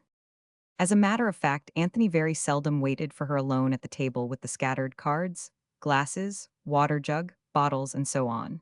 He took no more opportunities to be alone with her than was absolutely necessary for the edification of Mrs. Brown. Excellent, faithful woman, the wife of his still more excellent and faithful steward. And Flora wished all these excellent people, devoted to Anthony, she wished them all further. And especially the nice, pleasant-spoken Mrs. Brown with her beady, mobile eyes and her yes certainly, ma'am, which seemed to her to have a mocking sound. And so this short trip, to the Western Islands only, came to an end. It was so short that when young Powell joined the Ferndale by a memorable stroke of chance, no more than 7 months had elapsed since let us say the liberation of the convict de Barrel and his avatar into Mr. Smith. For the time the ship was loading in London, Anthony took a cottage near a little country station in Essex to house Mr. Smith and Mr. Smith's daughter. It was altogether his idea. How far it was necessary for Mr. Smith to seek rural retreat, I don't know. Perhaps to some extent it was a judicious arrangement. There were some obligations incumbent on the liberated de Barrel, in connection with reporting himself to the police, I imagine, which Mr. Smith was not anxious to perform. De Barrel had to vanish. The theory was that de Barrel had vanished, and it had to be upheld. Poor Flora liked the country, even if the spot had nothing more to recommend it than its retired character.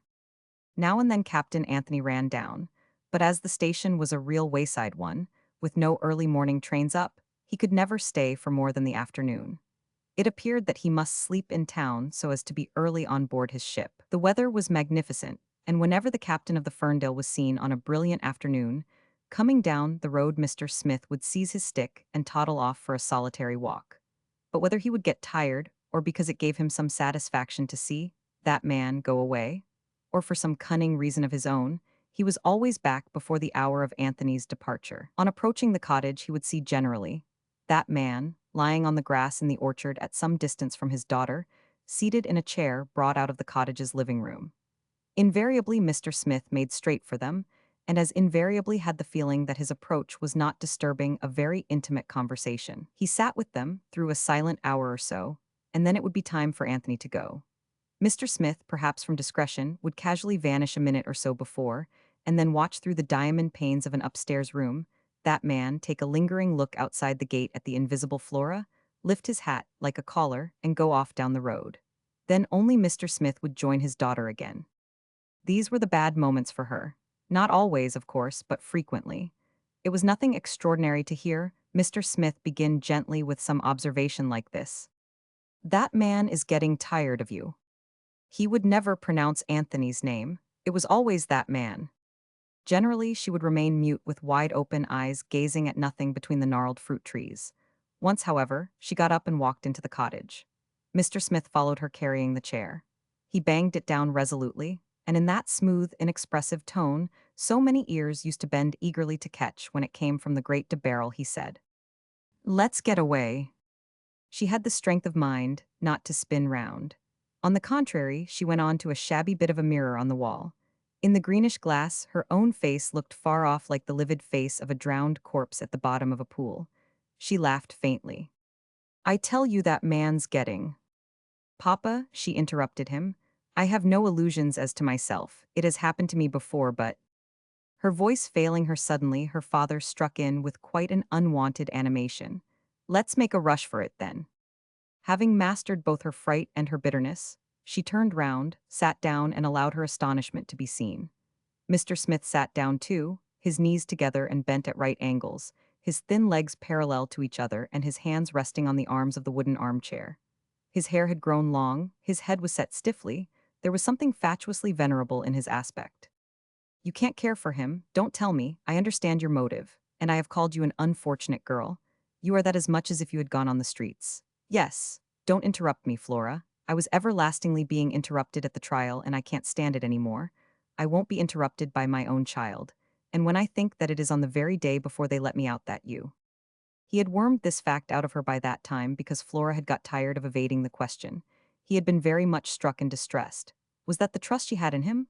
Was that a proof of confidence and love? The very day before, never given him even half a chance. It was as at the trial, they never gave him a chance. They would not give him time. And there was his own daughter acting exactly as his bitterest enemies had done, not giving him time. The monotony of that subdued voice nearly lulled her dismay to sleep. She listened to the unavoidable things he was saying. But what induced that man to marry you? Of course he's a gentleman, one can see that, and that makes it worse. Gentlemen don't understand anything about city affairs, finance. Why? The people who started the cry after me were a firm of gentlemen. The council, the judge, all gentlemen, quite out of it. No notion of, and then he's a sailor too, just a skipper. My grandfather was nothing else, she interrupted, and he made an angular gesture of impatience. Yes, but what does a silly sailor know of business? Nothing, no conception. He can have no idea of what it means to be the daughter of Mr. de Barrel, even after his enemies had smashed him. What on earth induced him? She made a movement because the level voice was getting on her nerves. And he paused, but only to go on again in the same tone with the remark. Of course you are pretty, and that's why you are lost like many other poor girls. Unfortunate is the word for you.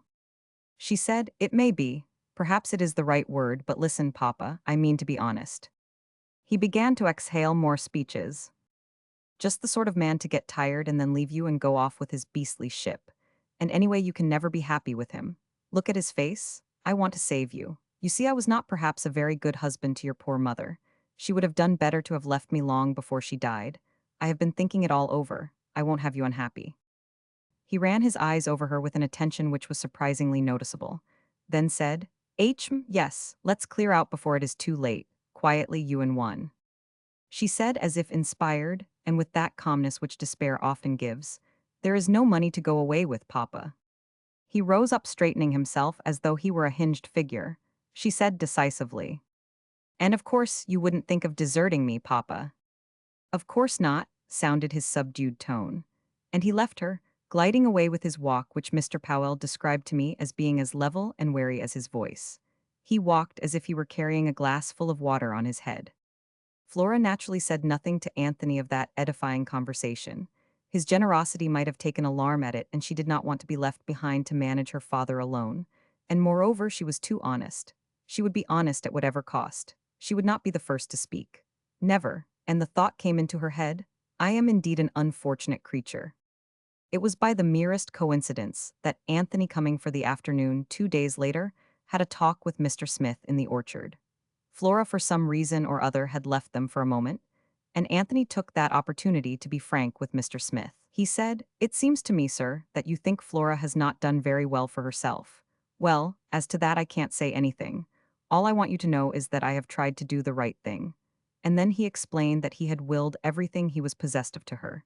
She didn't tell you, I suppose? Mr. Smith shook his head slightly. And Anthony, trying to be friendly, was just saying that he proposed to keep the ship away from home for at least 2 years. I think, sir, that from every point of view it would be best. When Flora came back and the conversation, cut short in that direction, languished and died. Later in the evening, after Anthony had been gone for hours, on the point of separating for the night, Mr. Smith remarked suddenly to his daughter after a long period of brooding. A will is nothing, one tears it up, one makes another. Then, after reflecting for a minute, he added unemotionally, one tells lies about it. Flora, patient, steeled against every hurt and every disgust to the point of wondering at herself, said, you push your dislike of Roderick too far, Papa. You have no regard for me. You hurt me. He, as ever inexpressive to the point of terrifying her sometimes, by the contrast of his placidity and his words, turned away from her a pair of faded eyes. I wonder how far your dislike goes, he began. His very name sticks in your throat, I've noticed it. It hurts me. What do you think of that? You might remember that you are not the only person that's hurt by your folly, by your hastiness, by your recklessness. He brought back his eyes to her face. And the very day before they were going to let me out. His feeble voice failed him altogether, the narrow, compressed lips only trembling for a time before he added with that extraordinary equanimity of tone, I call it sinful. Flora made no answer. She judged it simpler, kinder, and certainly safer to let him talk himself out. This, Mr. Smith, being naturally taciturn, never took very long to do, and we must not imagine that this sort of thing went on all the time. She had a few good days in that cottage. The absence of Anthony was a relief and his visits were pleasurable. She was quieter, he was quieter too. She was almost sorry when the time to join the ship arrived. It was a moment of anguish, of excitement. They arrived at the dock in the evening, and Flora, after making her father comfortable, according to established usage, lingered in the stateroom long enough to notice that he was surprised. She caught his pale eyes observing her quite stonily. Then she went out after a cheery good night. Contrary to her hopes, she found Anthony yet in the saloon. Sitting in his armchair at the head of the table, he was picking up some business papers which he put hastily in his breast pocket and got up. He asked her if her day, traveling up to town, and then doing some shopping, had tired her. She shook her head. Then he wanted to know in a half-jocular way how she felt about going away, and for a long voyage this time. "Does it matter how I feel?" she asked in a tone that cast a gloom over his face.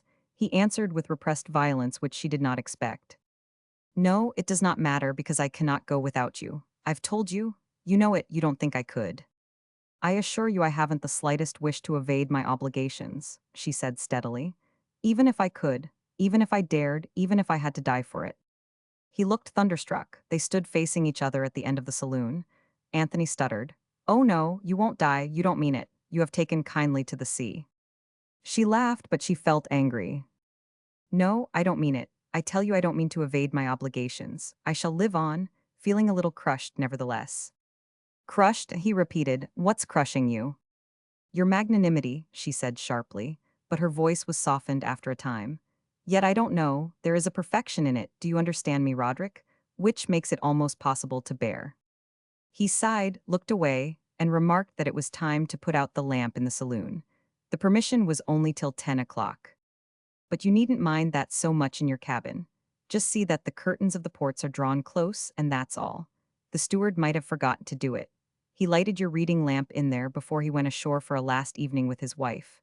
I don't know if it was wise to get rid of Mrs. Brown. You will have to look after yourself, Flora."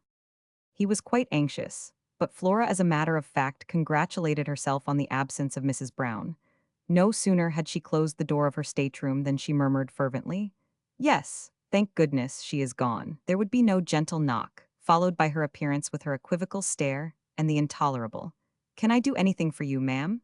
which poor Flora had learned to fear and hate more than any voice or any words on board that ship, her only refuge from the world which had no use for her imperfections, and for her troubles. Mrs. Brown had been very much vexed at her dismissal. The Browns were a childless couple, and the arrangement had suited them perfectly. Their resentment was very bitter.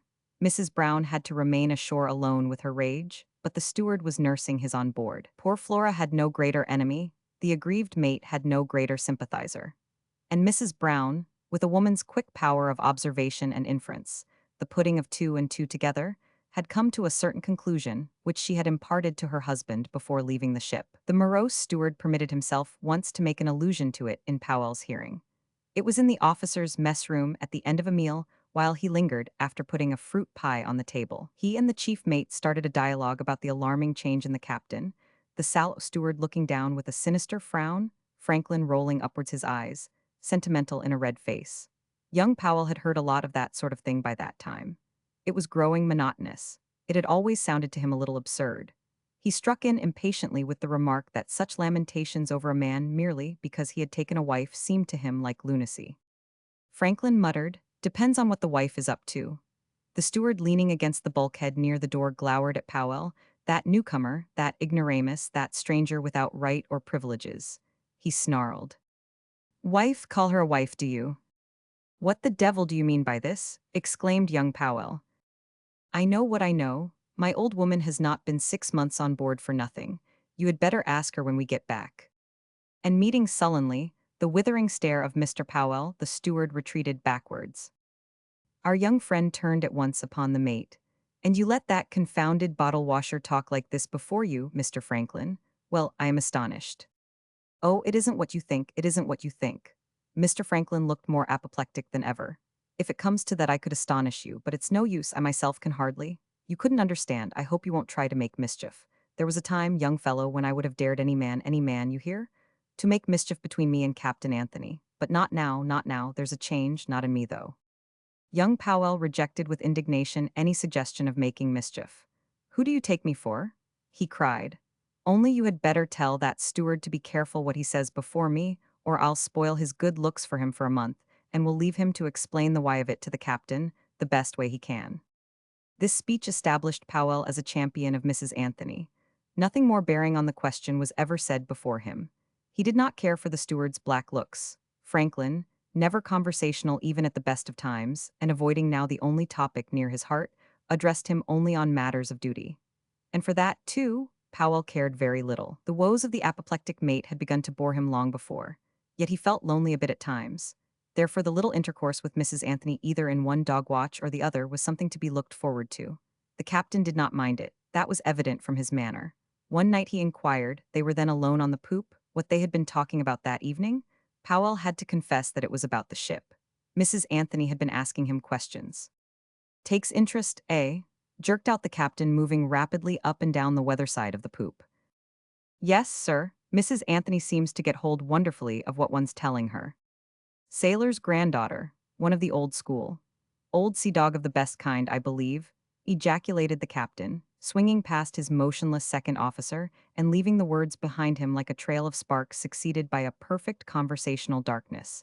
Because, for the next 2 hours till he left the deck, he didn't open his lips again.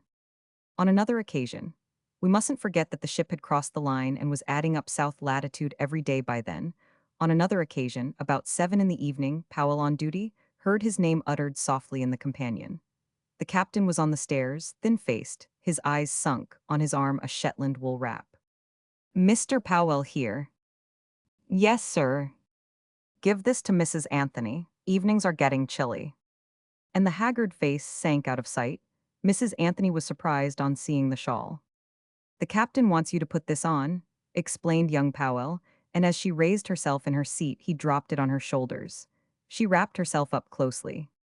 Where was the captain? She asked. He was in the companion.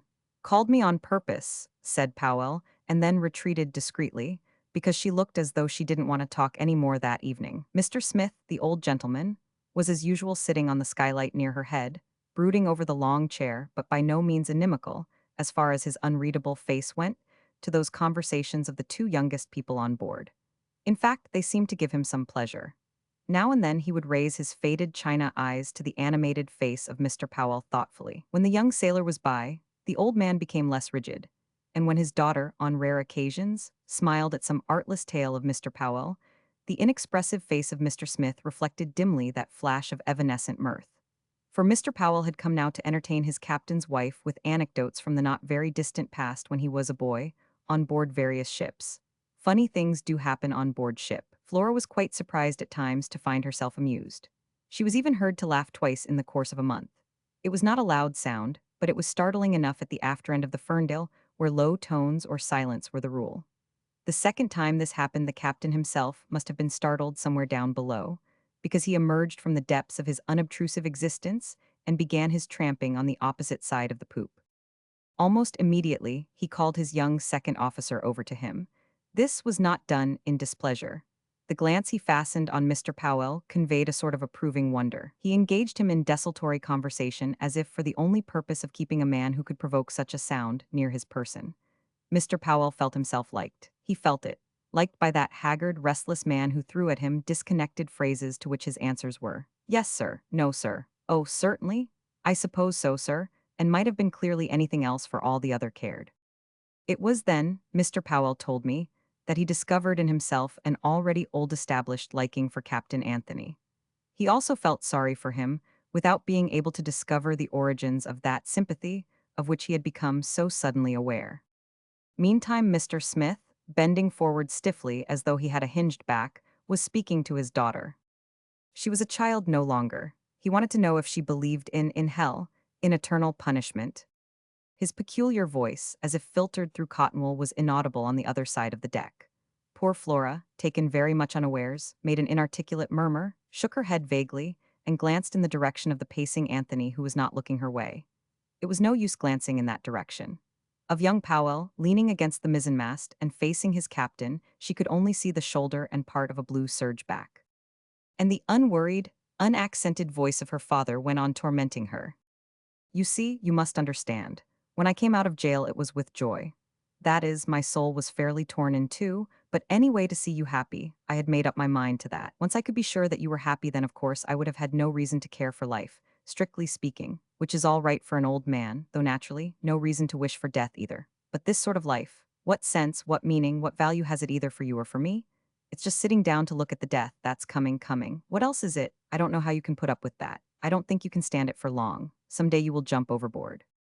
Captain Anthony had stopped for a moment staring ahead from the break of the poop, and poor Flora sent at his back a look of despairing appeal which would have moved a heart of stone. But as though she had done nothing, he did not stir in the least. She got out of the long chair and went towards the companion. Her father followed carrying a few small objects, a handbag, her handkerchief, a book. They went down together.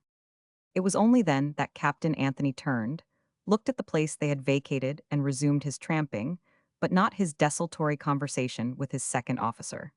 His nervous exasperation had grown so much that now very often he used to lose control of his voice. If he did not watch himself, it would suddenly die in his throat. He had to make sure before he ventured on the simplest saying, an order, a remark on the wind, a simple good morning.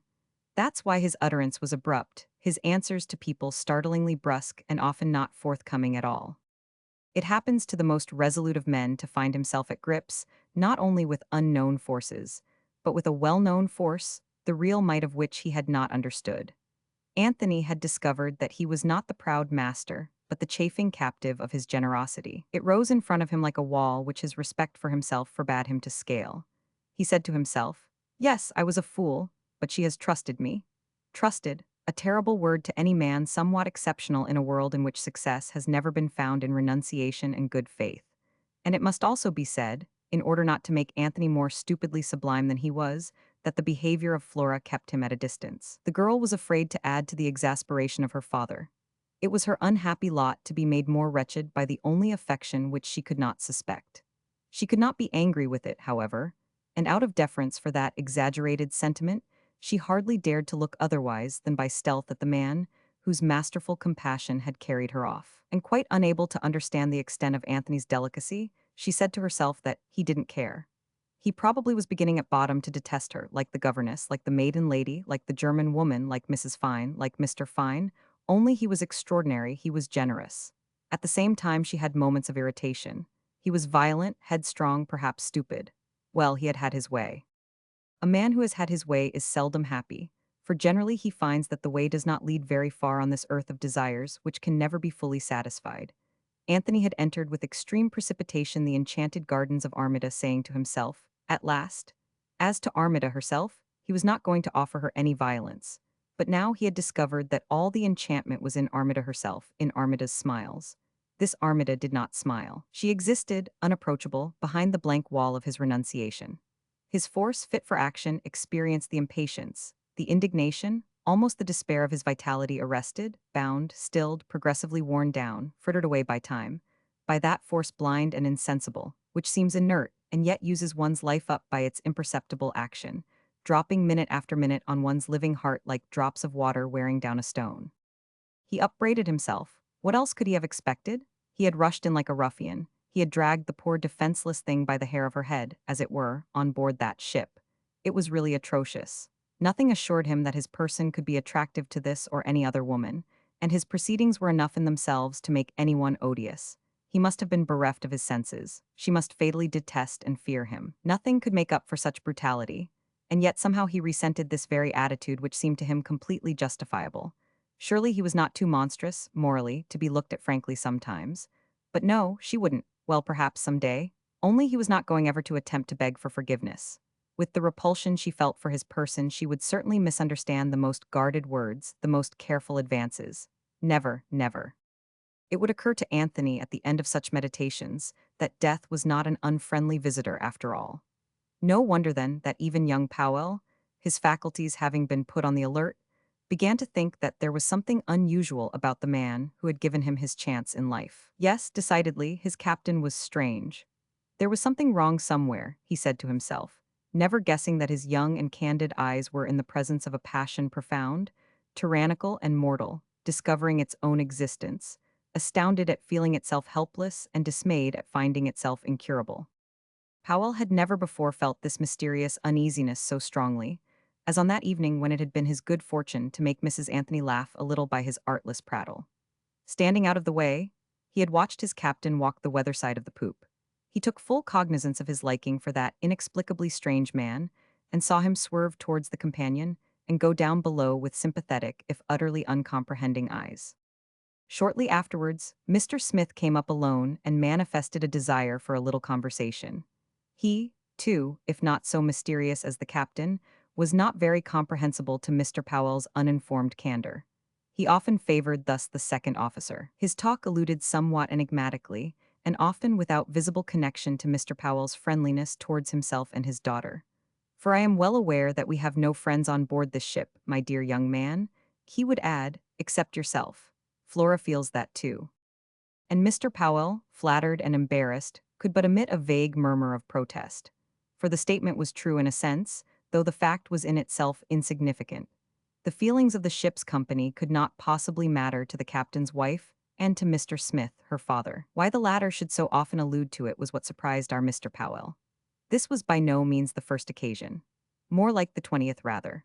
And in his weak voice, with his monotonous intonation, leaning over the rail and looking at the water, the other continued this conversation, or rather his remarks of such a monstrous nature that Mr. Powell had no option but to accept them for gruesome jesting.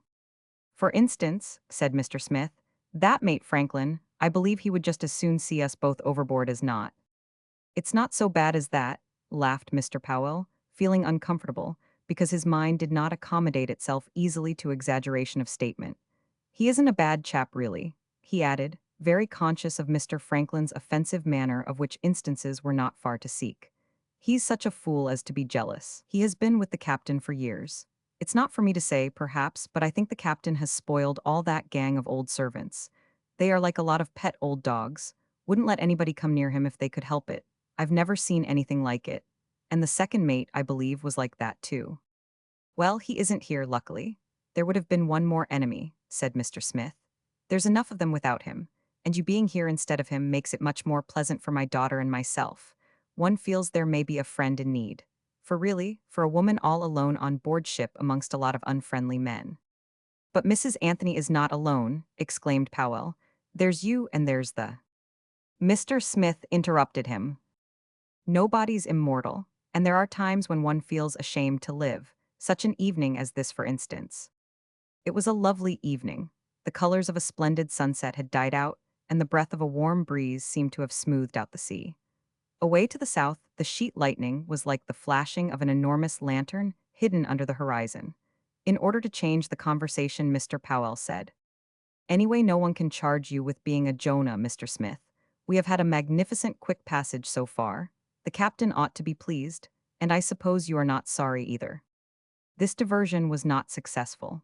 Mr. Smith emitted a sort of bitter chuckle and said, "Jonah, that's the fellow that was thrown overboard by some sailors. It seems to me it's very easy at sea to get rid of a person one does not like. The sea does not give up its dead as the earth does." "You forget the whale, sir," said young Powell. Mr. Smith gave a start. What whale? Oh, Jonah, I wasn't thinking of Jonah. I was thinking of this passage which seems so quick to you. But only think what it is to me. It isn't a life going about the sea like this. And for instance, if one were to fall ill, there isn't a doctor to find out what's the matter with one. It's worrying. It makes me anxious at times. "Is Mrs. Anthony not feeling well?" asked Powell, but Mr. Smith's remark was not meant for Mrs. Anthony. She was well. He himself was well. It was the captain's health that did not seem quite satisfactory. Had Mr. Powell noticed his appearance? Mr. Powell didn't know enough of the captain to judge. He couldn't tell. But he observed thoughtfully that Mr. Franklin had been saying the same thing, and Franklin had known the captain for years. The mate was quite worried about it. This intelligence startled Mr. Smith considerably. "Does he think he is in danger of dying?" he exclaimed with an animation quite extraordinary for him, which horrified Mr. Powell. "Heavens, die, no, don't you alarm yourself, sir. I've never heard a word about danger from Mr. Franklin." "Well, well," sighed Mr. Smith and left the poop for the saloon rather abruptly. As a matter of fact, Mr. Franklin had been on deck for some considerable time. He had come to relieve young Powell, but seeing him engaged in talk with the enemy, with one of the enemies at least, had kept at a distance, which, the poop of the Ferndale being over 70 feet long, he had no difficulty in doing. Mr. Powell saw him at the head of the ladder, leaning on his elbow, melancholy and silent. "Oh, here you are, sir." "Here I am. Here I've been ever since 6 o'clock. Didn't want to interrupt the pleasant conversation. If you like to put in half of your watch below joying with a dear friend, that's not my affair. Funny taste, though." "He isn't a bad chap," said the impartial Powell. The mate snorted angrily, tapping the deck with his foot. Then, "Isn't he? Well, give him my love when you come together again for another nice long yarn." I say, Mr. Franklin, I wonder the captain don't take offense at your manners. The captain, I wish to goodness he would start a row with me. Then I should know at least I am somebody on board. I'd welcome it, Mr. Powell, I'd rejoice. And damn me I would talk back to till I roused him. He's a shadow of himself. He walks about his ship like a ghost. He's fading away right before our eyes. But of course you don't see, you don't care a hang, why should you? Mr. Powell did not wait for more. He went down on the main deck. Without taking the mate's jeremiads seriously, he put them beside the words of Mr. Smith. He had grown already attached to Captain Anthony. There was something not only attractive but compelling in the man. Only it is very difficult for youth to believe in the menace of death, not in the fact itself, but in its proximity to a breathing, moving, talking, superior human being, showing no sign of disease. And Mr. Powell thought that this talk was all nonsense. But his curiosity was awakened. There was something, and at any time some circumstance might occur. No, he would never find out. There was nothing to find out, most likely. Mr. Powell went to his room, where he tried to read a book he had already read a good many times. Presently, a bell rang for the officers' supper. Part 2, Chapter 6. A moonless night, thick with stars above, very dark on the water. In the mess room, Powell found Mr. Franklin hacking at a piece of cold salt beef with a table knife. The mate, fiery in the face and rolling his eyes over that task, explained that the carver belonging to the mess room could not be found. The steward, present also, complained savagely of the cook. The fellow got things into his galley and then lost them. Mr. Franklin tried to pacify him with mournful firmness. There, that will do. We who have been all these years together in the ship have other things to think about than quarreling among ourselves. Mr. Powell thought with exasperation. Here he goes again, for this utterance had nothing cryptic for him. The steward having withdrawn morosely, he was not surprised to hear the mate strike the usual note. That morning the mizzen topsail tie had carried away, probably a defective link, and something like 40 feet of chain and wire rope, mixed up with a few heavy iron blocks, had crashed down from aloft on the poop with a terrifying racket. Did you notice the captain then, Mr. Powell? Did you notice? Powell confessed frankly that he was too scared himself when all that lot of gear came down on deck to notice anything. The gin block missed his head by an inch, went on the mate impressively. I wasn't 3 feet from him. And what did he do? Did he shout or jump or even look aloft to see if the yard wasn't coming down to about our ears in a dozen pieces? It's a marvel it didn't. No, he just stopped short, no wonder. He must have felt the wind of that iron gin block on his face, looked down at it there, lying close to his foot, and went on again. I believe he didn't even blink. It isn't natural. The man is stupefied. He sighed ridiculously, and Mr. Powell had suppressed a grin, when the mate added as if he couldn't contain himself. He will be taking to drink next. Mark my words, that's the next thing. Mr. Powell was disgusted. You are so fond of the captain, and yet you don't seem to care what you say about him. I haven't been with him for 7 years, but I know he isn't the sort of man that takes to drink. And then, why the devil should he? Why the devil, you ask? Devil? Well, no man is safe from the devil, and that's answer enough for you, wheezed Mr. Franklin not unkindly. There was a time, a long time ago, when I nearly took to drink myself. What do you say to that? Mr. Powell expressed a polite incredulity. The thick, congested mate seemed on the point of bursting with despondency. That was bad example, though. I was young and fell into dangerous company, made a fool of myself. Yes, as true as you see me sitting here. Drank to forget, thought it a great dodge. Powell looked at the grotesque Franklin with awakened interest, and with that half-amused sympathy with which we receive unprovoked confidences from men with whom we have no sort of affinity. And at the same time he began to look upon him more seriously. Experience has its prestige. And the mate continued. If it hadn't been for the old lady, I would have gone to the devil. I remembered her in time. Nothing like having an old lady to look after to steady a chap and make him face things. But as bad luck would have it, Captain Anthony has no mother living, not a blessed soul belonging to him as far as I know. Oh, I fancy he said once something to me of a sister. But she's married. She don't need him, yes. In the old days he used to talk to me as if we had been brothers, exaggerated the mate sentimentally. Franklin, he would say, this ship is my nearest relation and she isn't likely to turn against me. And I suppose you are the man I've known the longest in the world. That's how he used to speak to me. Can I turn my back on him? He has turned his back on his ship, that's what it has come to. He has no one now but his old Franklin. But what's a fellow to do to put things back as they were and should be? Should be, I say. His starting eyes had a terrible fixity. Mr. Powell's irresistible thought, he resembles a boiled lobster in distress, was followed by annoyance. Good Lord, he said. You don't mean to hint that Captain Anthony has fallen into bad company. What is it you want to save him from? I do mean it, affirmed the mate, and the very absurdity of the statement made it impressive, because it seemed so absolutely audacious. Well, you have a cheek, said young Powell, feeling mentally helpless. I have a notion the captain would half kill you if he were to know how you carry on. And welcome, uttered the fervently devoted Franklin. I am willing, if you would only clear the ship afterwards of that. You are but a youngster and you may go and tell him what you like. Let him knock the stuffing out of his old Franklin first and think it over afterwards. Anything to pull him together, but of course you wouldn't. You are all right. Only you don't know that things are sometimes different from what they look. There are friendships that are no friendships and marriages that are no marriages. Phoo, likely to be right, wasn't it? Never a hint to me. I go off on leave and when I come back there it is, all over, settled, not a word beforehand, no warning, if only, what do you think of it, Franklin? Or anything of the sort. And that's a man who hardly ever did anything without asking my advice. Why, he couldn't take over a new coat from the tailor without. First thing, directly the fellow came on board with some new clothes, whether in London or in China it would be, pass the word along there for Mr. Franklin. Mr. Franklin wanted in the cabin. In I would go. Just look at my back, Franklin. Fits all right, doesn't it? And I would say, first rate, sir, or whatever was the truth of it, that or anything else. Always the truth of it, always. And well, he knew it, and that's why he dared not speak right out. Talking about workmen, alterations, cabins, foo. Instead of a straightforward, wish me joy, Mr. Franklin? Yes, that was the way to let me know. God only knows what they are. Perhaps she isn't his daughter any more than she is. She doesn't resemble that old fellow. Not a bit, not a bit. It's very awful. You may well open your mouth, young man.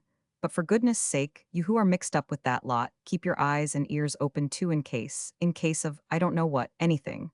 One wonders what can happen here at sea? Nothing. Yet when a man is called a jailer behind his back. Mr. Franklin hid his face in his hands for a moment, and Powell shut his mouth, which indeed had been open. He slipped out of the mess room noiselessly. The mate's crazy, he thought. It was his firm conviction. Nevertheless, that evening, he felt his inner tranquility disturbed at last by the force and obstinacy of this craze. He couldn't dismiss it with the contempt it deserved. Had the word jailer really been pronounced? A strange word for the mate to even imagine he had heard. A senseless, unlikely word.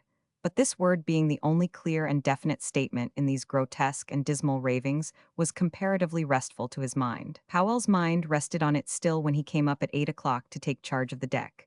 It was a moonless night, thick with stars above, very dark on the water. A steady air from the west kept the sails asleep. Franklin mustered both watches in low tones as if for a funeral, then approaching Powell. "The course is east-southeast," said the chief mate distinctly. "East-southeast, sir."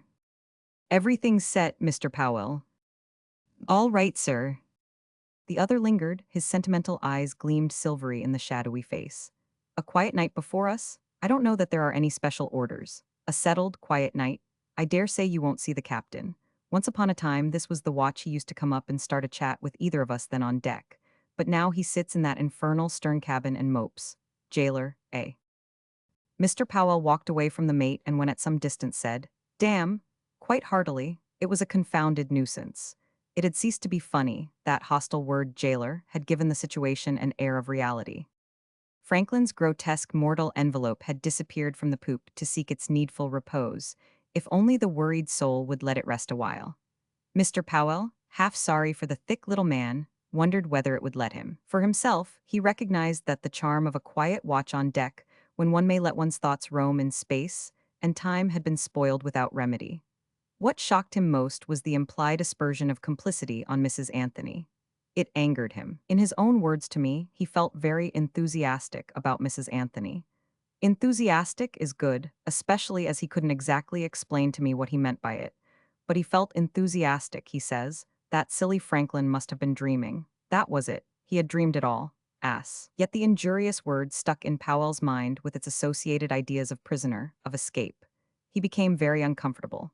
And just then, it might have been half an hour or more since he had relieved Franklin, just then Mr. Smith came up on the poop alone, like a gliding shadow, and leaned over the rail by his side.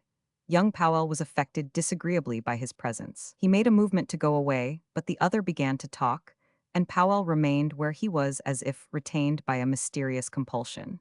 The conversation started by Mr. Smith had nothing peculiar. He began to talk of mail boats in general, and in the end seemed anxious to discover what were the services from Port Elizabeth to London. Mr. Powell did not know for certain, but imagined that there must be communication with England at least twice a month. "Are you thinking of leaving us, sir? Of going home by steam? Perhaps with Mrs. Anthony?" he asked anxiously. "No, no, how can I?" Mr. Smith got quite agitated for him, which did not amount to much. He was just asking for the sake of something to talk about. No idea at all of going home. One could not always do what one wanted, and that's why there were moments when one felt ashamed to live. This did not mean that one did not want to live. Oh no. He spoke with careless slowness, pausing frequently, and in such a low voice that Powell had to strain his hearing to catch the phrases dropped overboard as it were. And indeed they seemed not worth the effort. It was like the aimless talk of a man pursuing a secret train of thought far removed from the idle words we so often utter only to keep in touch with our fellow beings. An hour passed. It seemed as though Mr. Smith could not make up his mind to go below. He repeated himself. Again he spoke of lives which one was ashamed of. It was necessary to put up with such lives as long as there was no way out, no possible issue. He even alluded once more to mail boat services on the east coast of Africa, and young Powell had to tell him once more that he knew nothing about them.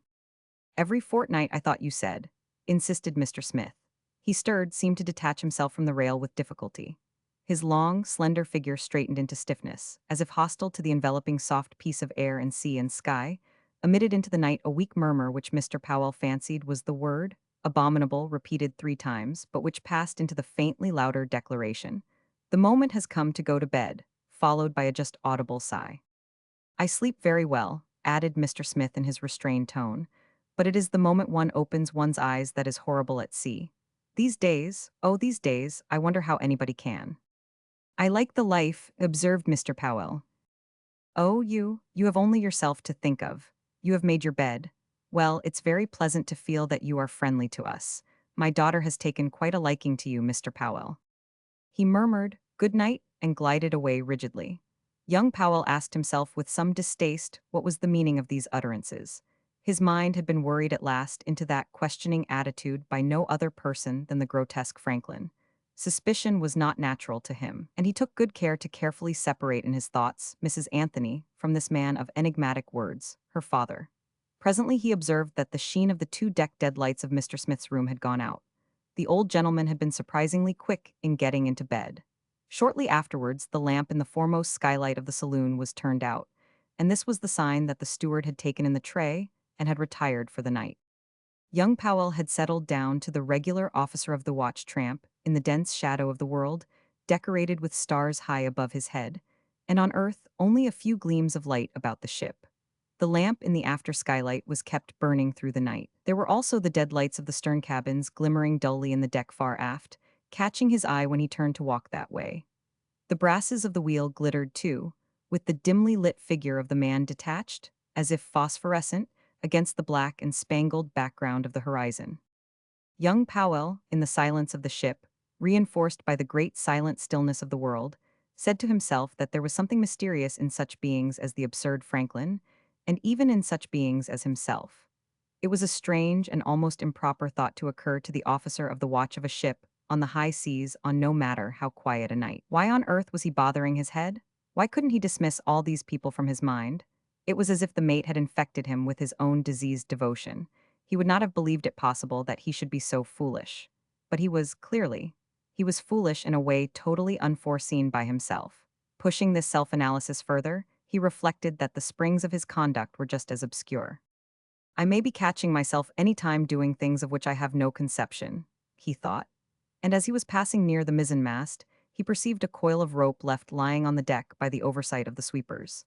By an impulse which had nothing mysterious in it, he stooped as he went by with the intention of picking it up and hanging it up on its proper pin. This movement brought his head down to the level of the glazed end of the after skylight, the lighted skylight of the most private part of the saloon, consecrated to the exclusiveness of Captain Anthony's married life. The part, let me remind you, cut off from the rest of that forbidden space by a pair of heavy curtains. I mention these curtains because at this point, Mr. Powell himself recalled the existence of that unusual arrangement to my mind. He recalled them with simple-minded compunction at that distance of time. He said, "You understand that directly I stooped to pick up that coil of running gear, the spanker foot-out haul, I perceived that I could see right into that part of the saloon the curtains were meant to make particularly private. Do you understand me? He insisted. I told him that I understood, and he proceeded to call my attention to the wonderful linking up of small facts, with something of awe left yet, after all these years, at the precise workmanship of chance, fate, providence, call it what you will. For observe, Marlowe, he said, making at me very round eyes which contrasted funnily with the austere touch of gray on his temples.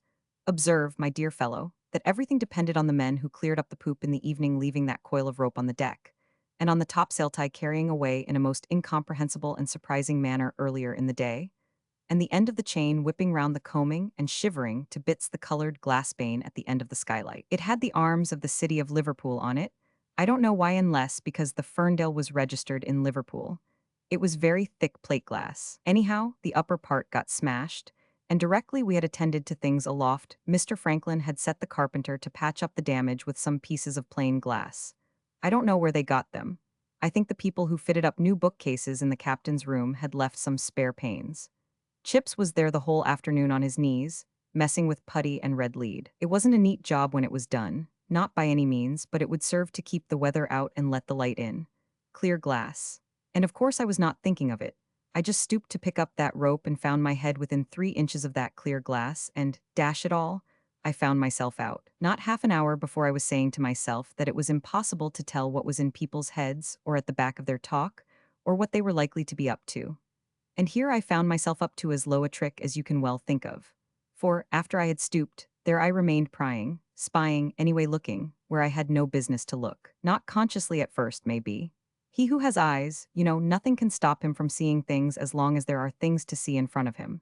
What I saw at first was the end of the table and the tray clamped onto it, a patent tray for sea use, fitted with holders for a couple of decanters, water jug, and glasses. The glitter of these things caught my eye first. But what I saw next was the captain down there, alone as far as I could see, and I could see pretty well the whole of that part up to the cottage piano, dark against the satinwood paneling of the bulkhead. And I remained looking. I 999. And I don't know that I was ashamed of myself either then. It was the fault of that Franklin, always talking of the man, making free with him to that extent that really he seemed to have become our property, his and mine, in a way. It's funny, but one had that feeling about Captain Anthony. To watch him was not so much worse than listening to Franklin talking him over. Well, it's no use making excuses for what's inexcusable. I watched, but I dare say you know that there could have been nothing inimical in this low behavior of mine. On the contrary. I'll tell you now what he was doing. He was helping himself out of a decanter. I saw every movement, and I said to myself mockingly, as though jeering at Franklin in my thoughts, "Hallo, here, the captain taking to drink at last." He poured a little brandy or whatever it was into a long glass, filled it with water, drank about a fourth of it, and stood the glass back into the holder. Every sign of a bad drinking bout, I was saying to myself, feeling quite amused at the notions of that Franklin. He seemed to me an enormous ass, with his jealousy and his fears. At that rate a month would not have been enough for anybody to get drunk. The captain sat down in one of the swivel armchairs fixed around the table. I had him right under me, and as he turned the chair slightly, I was looking, I may say, down his back. He took another little sip and then reached for a book which was lying on the table. I had not noticed it before. Altogether, the proceedings of a desperate drunkard, weren't they? He opened the book and held it before his face. If this was the way he took to drink, then I needn't worry. He was in no danger from that, and as to any other, I assure you no human being could have looked safer than he did down there. I felt the greatest contempt for Franklin just then, while I looked at Captain Anthony sitting there with a glass of weak brandy and water at his elbow and reading in the cabin of his ship on a quiet night, the quietest, perhaps the finest, of a prosperous passage. And if you wonder why I didn't leave off my ugly spying, I will tell you how it was. Captain Anthony was a great reader just about that time. And I, too, I have a great liking for books. To this day I can't come near a book, but I must know what it is about. It was a thickish volume he had there, small close print double columns, I can see it now. What I wanted to make out was the title at the top of the page. I have very good eyes, but he wasn't holding it conveniently. I mean for me up there. Well, it was a history of some kind, that much I read, and then suddenly he bangs the book face down on the table, jumps up as if something had bitten him and walks away aft. Funny thing shame is. I had been behaving badly and aware of it in a way, but I didn't feel really ashamed till the fright of being found out in my honorable occupation drove me from it. I slunk away to the forward end of the poop and lounged about there, my face and ears burning and glad it was a dark night, expecting every moment to hear the captain's footsteps behind me. For I made sure he was coming on deck. Presently, I thought I had rather meet him face to face, and I walked slowly aft, prepared to see him emerge from the companion before I got that far. I even thought of his having detected me by some means, but it was impossible unless he had eyes in the top of his head. I had never had a view of his face down there. It was impossible. I was safe, and I felt very mean, yet explain it as you may, I seemed not to care. And the captain not appearing on deck, I had the impulse to go on being mean. I wanted another peep. I really don't know what was the beastly influence, except that Mr. Franklin's talk was enough to demoralize any man by raising a sort of unhealthy curiosity, which did away in my case with all the restraints of common decency. I did not mean to run the risk of being caught squatting in a suspicious attitude by the captain. There was also the helmsman to consider, so what I did, I am surprised at my low cunning, was to sit down naturally on the skylight seat, and then by bending forward I found that, as I expected, I could look down through the upper part of the end pane. The worst that could happen to me then, if I remained too long in that position, was to be suspected by the seaman aft at the wheel of having gone to sleep there. For the rest, my ears would give me sufficient warning of any movements in the companion. But in that way my angle of view was changed. The field, too, was smaller. The end of the table, the tray, and the swivel chair I had right under my eyes. The captain had not come back yet. The piano I could not see now. But on the other hand, I had a very oblique downward view of the curtains drawn across the cabin, and cutting off the forward part of it, just about the level of the skylight end, and only an inch or so from the end of the table. They were heavy stuff, traveling on a thick brass rod with some contrivance to keep the rings from sliding to and fro when the ship rolled. But just then the ship was as still almost as a model shut up in a glass case, while the curtains, joined closely, and perhaps on purpose, made a little too long, moved no more than a solid wall. Marlowe got up to get another cigar. The night was getting on to what I may call its deepest hour. The hour most favorable to evil purposes of men's hate, despair, or greed, to whatever can whisper into their ears the unlawful counsels of protest against things that are. The hour of illumined silence and chill and stagnation. The hour when the criminal plies his trade and the victim of sleeplessness reaches the lowest depth of dreadful discouragement. The hour before the first sight of dawn. I know it because while Marlowe was crossing the room, I looked at the clock on the mantelpiece. He, however, never looked that way, though it is possible that he, too, was aware of the passage of time. He sat down heavily. Our friend Powell, he began again, was very anxious that I should understand the topography of that cabin. I was interested more by its moral atmosphere, that tension of falsehood, of desperate acting, which tainted the pure sea atmosphere into which the magnanimous Anthony had carried off his conquest, and, well, his self-conquest too, trying to act at the same time, like a beast of prey, a pure spirit and the most generous of men. Too big an order, clearly, because he was nothing of a monster but just a common mortal, a little more self-willed and self-confident than most, may be, both in his roughness and in his delicacy. As to the delicacy of Mr. Powell's proceedings, I'll say nothing. He found a sort of depraved excitement in watching an unconscious man, and such an attractive and mysterious man as Captain Anthony at that. He wanted another peep at him. He surmised that the captain must come back soon because of the glass two-thirds full, and also of the book put down so brusquely. God knows what sudden pang had made Anthony jump up so. I am convinced he used reading as an opiate against the pain of his magnanimity, which, like all abnormal growths, was gnawing at his healthy substance with cruel persistence. Perhaps he had rushed into his cabin simply to groan freely in absolute and delicate secrecy. At any rate, he tarried there. And young Powell would have grown weary and compunctious at last if it had not become manifest to him that he had not been alone in the highly incorrect occupation of watching the movements of Captain Anthony. Powell explained to me that no sound did or perhaps could reach him from the saloon. The first sign, and we must remember that he was using his eyes for all they were worth, was an unaccountable movement of the curtain. It was wavy and very slight, just perceptible in fact to the sharpened faculties of a secret watcher. For it can't be denied that our wits are much more alert when engaged in wrongdoing, in which one mustn't be found out, than in a righteous occupation. He became suspicious, with no one and nothing definite in his mind. He was suspicious of the curtain itself and observed it. It looked very innocent. Then, just as he was ready to put it down to a trick of imagination, he saw trembling movements where the two curtains joined. Yes, somebody else besides himself had been watching Captain Anthony. He owns artlessly that this roused his indignation. It was really too much of a good thing. In this state of intense antagonism, he was startled to observe tips of fingers fumbling with the dark stuff. Then they grasped the edge of the further curtain and hung on there, just fingers and knuckles and nothing else. It made an abominable sight. He was looking at it with unaccountable repulsion when a hand came into view. A short, puffy, old, freckled hand projecting into the lamplight, followed by a white wrist, an arm in a gray coat sleeve, up to the elbow, beyond the elbow, extended tremblingly towards the tray. Its appearance was weird and nauseous, fantastic and silly. But instead of grabbing the bottle as Powell expected, this hand, tremulous with senile eagerness, swerved to the glass, rested on its edge for a moment, or so it looked from above, and went back with a jerk. The gripping fingers of the other hand vanished at the same time, and young Powell, staring at the motionless curtains, could indulge for a moment the notion that he had been dreaming. But that notion did not last long. Powell, after repressing his first impulse to spring for the companion and hammer at the captain's door, took steps to have himself relieved by the boatswain. He was in a state of distraction as to his feelings, and yet lucid as to his mind. He remained on the skylight so as to keep his eye on the tray. Still the captain did not appear in the saloon. "If he had," said Mr. Powell, "I knew what to do. I would have put my elbow through the pane instantly crash." I asked him why. "It was the quickest dodge for getting him away from that tray," he explained. "My throat was so dry that I didn't know if I could shout loud enough, and this was not a case for shouting either." The boatswain, sleepy and disgusted, arriving on the poop, found the second officer doubled up over the end of the skylight in a pose which might have been that of severe pain. And his voice was so changed that the man, though naturally vexed at being turned out, made no comment on the plea of sudden indisposition which young Powell put forward.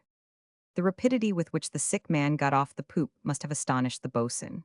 But Powell, at the moment he opened the door leading into the saloon from the quarterdeck, had managed to control his agitation. He entered swiftly, but without noise, and found himself in the dark part of the saloon, the strong sheen of the lamp on the other side of the curtains visible only above the rod on which they ran. The door of Mr. Smith's cabin was in that dark part. He passed by it, assuring himself by a quick side glance that it was imperfectly closed. "Yes," he said to me, "the old man must have been watching through the crack. Of that I am certain, but it was not for me that he was watching and listening. Horrible, surely he must have been startled to hear and see somebody he did not expect. He could not possibly guess why I was coming in, but I suppose he must have been concerned. Concerned indeed, he must have been thunderstruck, appalled." Powell's only distinct aim was to remove the suspected tumbler. He had no other plan, no other intention, no other thought. Do away with it in some manner. Snatch it up and run out with it. You know, that complete mastery of one fixed idea, not a reasonable but an emotional mastery, a sort of concentrated exaltation. Under its empire men rush blindly through fire and water and opposing violence, and nothing can stop them, unless, sometimes, a grain of sand. For his blind purpose, and clearly the thought of Mrs. Anthony was at the bottom of it, Mr. Powell had plenty of time. What checked him at the crucial moment was the familiar, harmless aspect of common things, the steady light, the open book on the table, the solitude, the peace, the home-like effect of the place. He held the glass in his hand. All he had to do was to vanish back beyond the curtains, flee with it noiselessly into the night on deck, fling it unseen overboard. A minute or less. And then all that would have happened would have been the wonder at the utter disappearance of a glass tumbler, a ridiculous riddle in pantry affairs beyond the wit of anyone on board to solve. The grain of sand against which Powell stumbled in his headlong career was a moment of incredulity as to the truth of his own conviction because it had failed to affect the safe aspect of familiar things. He doubted his eyes, too. He must have dreamt it all. "I am dreaming now," he said to himself. And very likely for a few seconds he must have looked like a man in a trance or profoundly asleep on his feet and with a glass of brandy and water in his hand. What woke him up and at the same time fixed his feet immovably to the spot was a voice asking him what he was doing there in tones of thunder. Or so it sounded to his ears. Anthony, opening the door of his stern cabin, had naturally exclaimed, "What else could you expect?" And the exclamation must have been fairly loud if you consider the nature of the sight which met his eye. There, before him, stood his second officer, a seemingly decent, well-bred young man, who, being on duty, had left the deck and had sneaked into the saloon, apparently for the inexpressibly mean purpose of drinking up what was left of his captain's brandy and water. There he was, caught absolutely with the glass in his hand. But the very monstrosity of appearances silenced Anthony after the first exclamation, and young Powell felt himself pierced through and through by the overshadowed glance of his captain. Anthony advanced quietly. The first impulse of Mr. Powell, when discovered, had been to dash the glass on the deck. he was in a sort of panic. But deep down within him, his wits were working, and the idea that if he did that he could prove nothing, and that the story he had to tell was completely incredible, restrained him. The captain came forward slowly. With his eyes now close to his, Powell, spellbound, numb all over, managed to lift one finger to the deck above mumbling the explanatory words, "Bosun on the poop."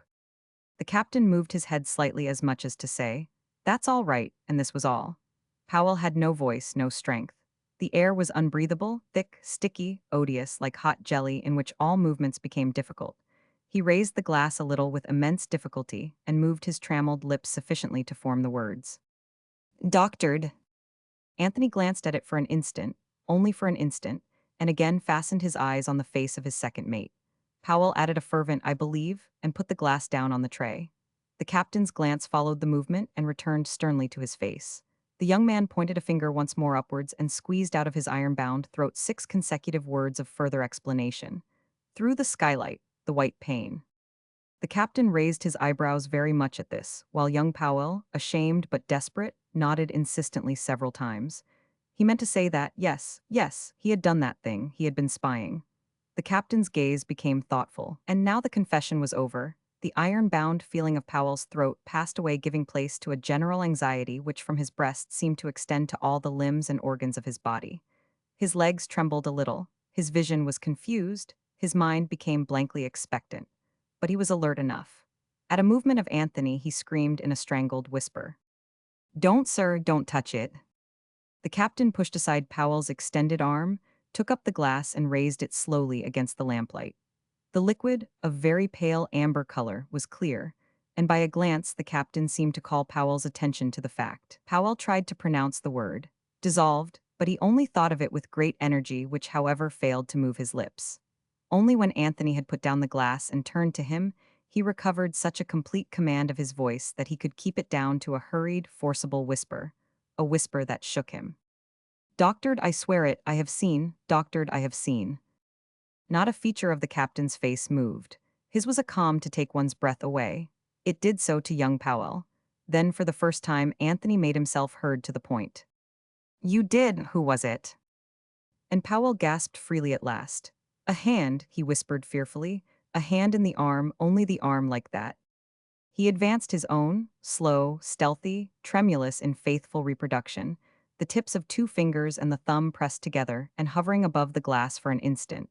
Then the swift jerk back after the deed. "Like that," he repeated, growing excited. "From behind this." He grasped the curtain and glaring at the silent Anthony flung it back, disclosing the forepart of the saloon. There was no one to be seen. Powell had not expected to see anybody. "But," he said to me, I knew very well there was an ear listening and an eye glued to the crack of a cabin door. Awful thought.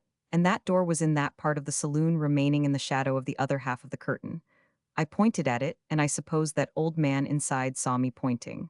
The captain had a wonderful self-command. You couldn't have guessed anything from his face. Well, it was perhaps more thoughtful than usual. And indeed this was something to think about, but I couldn't think steadily. My brain would give a sort of jerk and then go dead again. I had lost all notion of time, and I might have been looking at the captain for days and months for all I knew before I heard him whisper to me fiercely, "Not a word." This jerked me out of that trance I was in, and I said, "No, no, I didn't mean even you." I wanted to explain my conduct, my intentions, but I read in his eyes that he understood me, and I was only too glad to leave off. And there we were looking at each other, dumb, brought up short by the question, what next? I thought Captain Anthony was a man of iron, till I saw him suddenly fling his head to the right and to the left fiercely, like a wild animal, at bay not knowing which way to break out.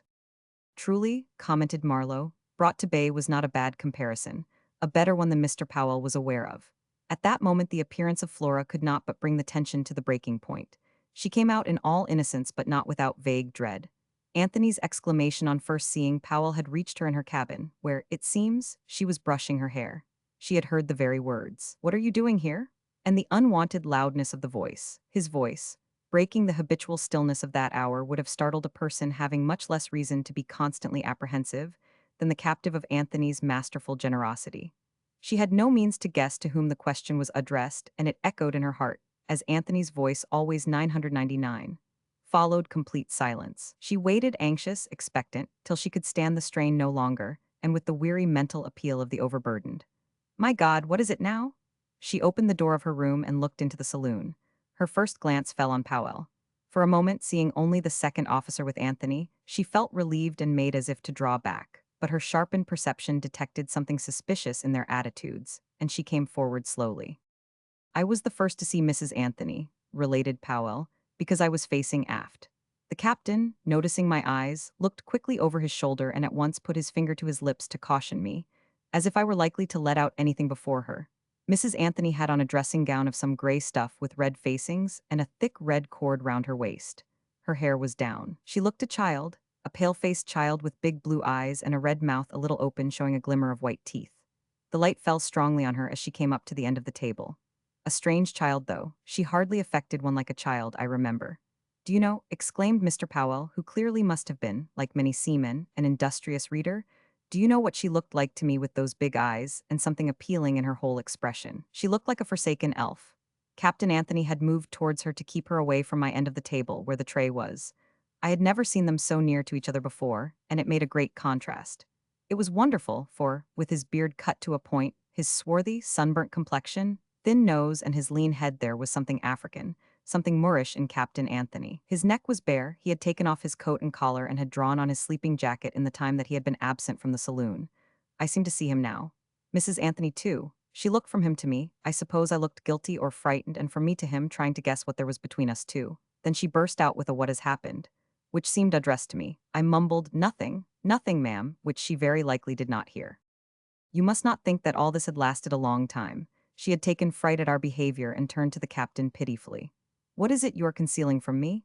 A straight question, eh? I don't know what answer the captain would have made. Before he could even raise his eyes to her, she cried out, "Ah, here's Papa," in a sharp tone of relief, but directly afterwards she looked to me as if she were holding her breath with apprehension. I was so interested in her that, how shall I say it, her exclamation made no connection in my brain at first. I also noticed that she had sidled up a little nearer to Captain Anthony before it occurred to me to turn my head. I can tell you my neck stiffened in the twisted position from the shock of actually seeing that old man. He had dared. I suppose you think I ought to have looked upon him as mad. But I couldn't. It would have been certainly easier. But I could not. You should have seen him. First of all, he was completely dressed with his very cap still on his head, just as when he left me on deck 2 hours before, saying in his soft voice, "The moment has come to go to bed," while he meant to go and do that thing and hide in his dark cabin and watch the stuff do its work. A cold shudder ran down my back. He had his hands in the pockets of his jacket, his arms were pressed close to his thin, upright body, and he shuffled across the cabin with his short steps. There was a red patch on each of his old soft cheeks as if somebody had been pinching them. He drooped his head a little and looked with a sort of underhand expectation at the captain and Mrs. Anthony standing close together at the other end of the saloon. The calculating, horrible impudence of it. His daughter was there, and I am certain he had seen the captain putting his finger on his lips to warn me. And then he had coolly come out. He passed my imagination, I assure you. After that one shiver his presence killed every faculty in me, wonder, horror, indignation. I felt nothing in particular, just as if he were still the old gentleman who used to talk to me familiarly every day on deck. Would you believe it? Mr. Powell challenged my powers of wonder at this internal phenomenon, went on Marlowe after a slight pause. But even if they had not been fully engaged, together with all my powers of attention in following the facts of the case, I would not have been astonished by his statements about himself. Taking into consideration his youth, they were by no means incredible, or, at any rate, they were the least incredible part of the whole. They were also the least interesting part. The interest was elsewhere, and there, of course, all he could do was to look at the surface. The inwardness of what was passing before his eyes was hidden from him, who had looked on, more impenetrably than from me, who at a distance of years was listening to his words. That what presently happened at this crisis in Flora de Barrel's fate was beyond his power of comment, seemed in a sense natural. And his own presence on the scene was so strangely motived that it was left for me to marvel alone at this young man, a completely chance comer, having brought it about on that night. Each situation created either by folly or wisdom has its psychological moment. The behavior of young Powell, with its mixture of boyish impulses combined with instinctive prudence, had not created it. I can't say that, but had discovered it to the very people involved. What would have happened if he had made a noise about his discovery? But he didn't. His head was full of Mrs. Anthony, and he behaved with a discretion beyond his years. Some nice children often do, and surely it is not from reflection. They have their own inspirations.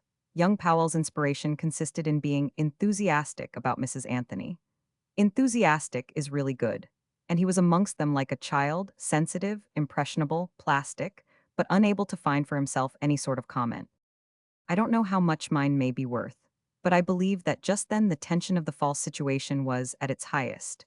Of all the forms offered to us by life, it is the one demanding a couple to realize it fully, which is the most imperative.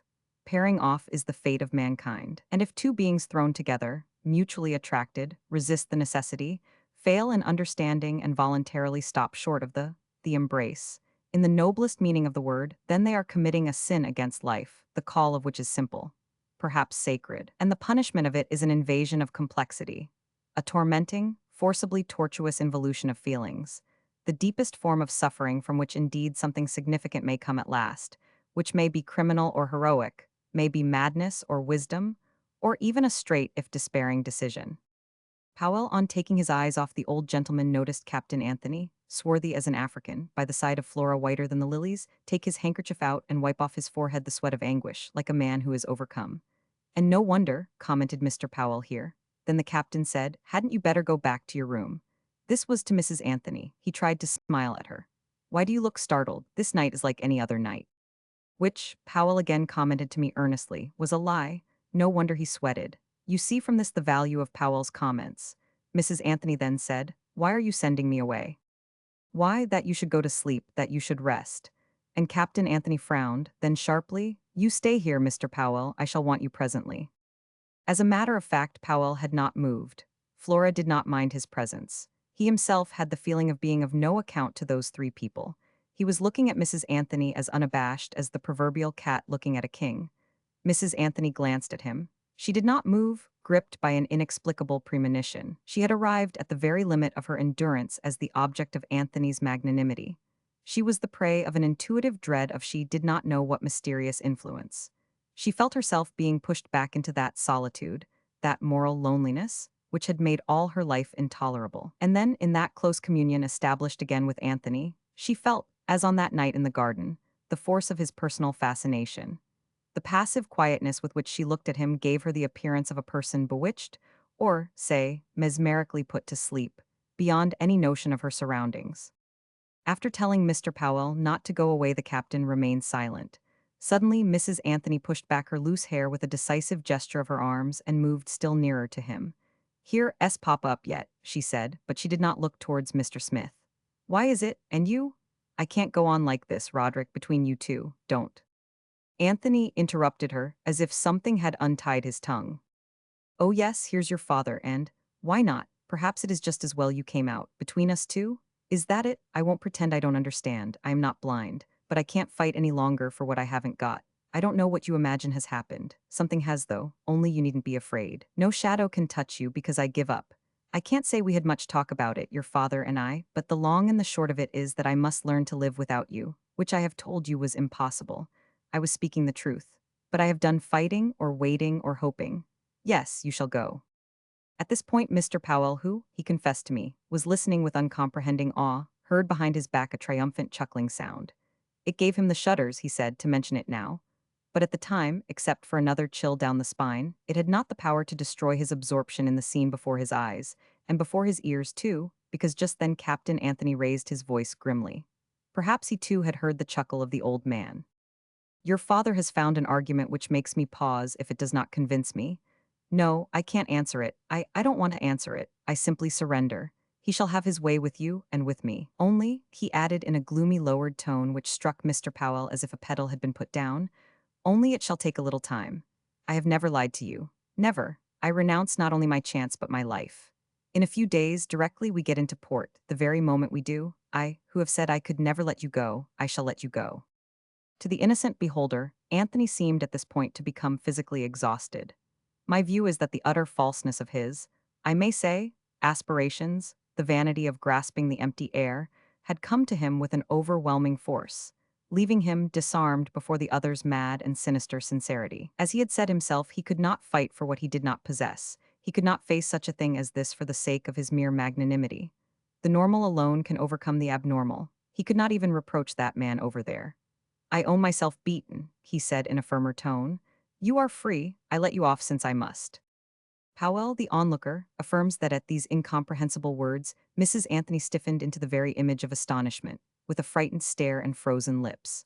But next minute a cry came out from her heart, not very loud, but of a quality which made not only Captain Anthony, he was not looking at her, not only him but also the more distant and equally unprepared young man catch their breath. "But I don't want to be let off," she cried. She was so still that one asked oneself whether the cry had come from her. The restless shuffle behind Powell's back stopped short, the intermittent shadowy chuckling ceased too. Young Powell, glancing round, saw Mr. Smith raise his head with his faded eyes very still, puckered at the corners, like a man perceiving something coming at him from a great distance. And Mrs. Anthony's voice reached Powell's ears, entreating and indignant. "You can't cast me off like this, Roderick. I won't go away from you, I won't." Powell turned about and discovered then that what Mr. Smith was puckering his eyes at was the sight of his daughter clinging round Captain Anthony's neck. A sight not in itself improper, but which had the power to move young Powell with a bashfully profound emotion. It was different from his emotion while spying at the revelations of the skylight, but in this case, too, he felt the discomfort, if not the guilt, of an unseen beholder. Experience was being piled up on his young shoulders. Mrs. Anthony's hair hung back in a dark mass like the hair of a drowned woman. She looked as if she would let go and sink to the floor if the captain were to withhold his sustaining arm. But the captain obviously had no such intention. Standing firm and still, he gazed with somber eyes at Mr. Smith. For a time, the low, convulsive sobbing of Mr. Smith's daughter was the only sound to trouble the silence. The strength of Anthony's clasp pressing Flora to his breast could not be doubted even at that distance.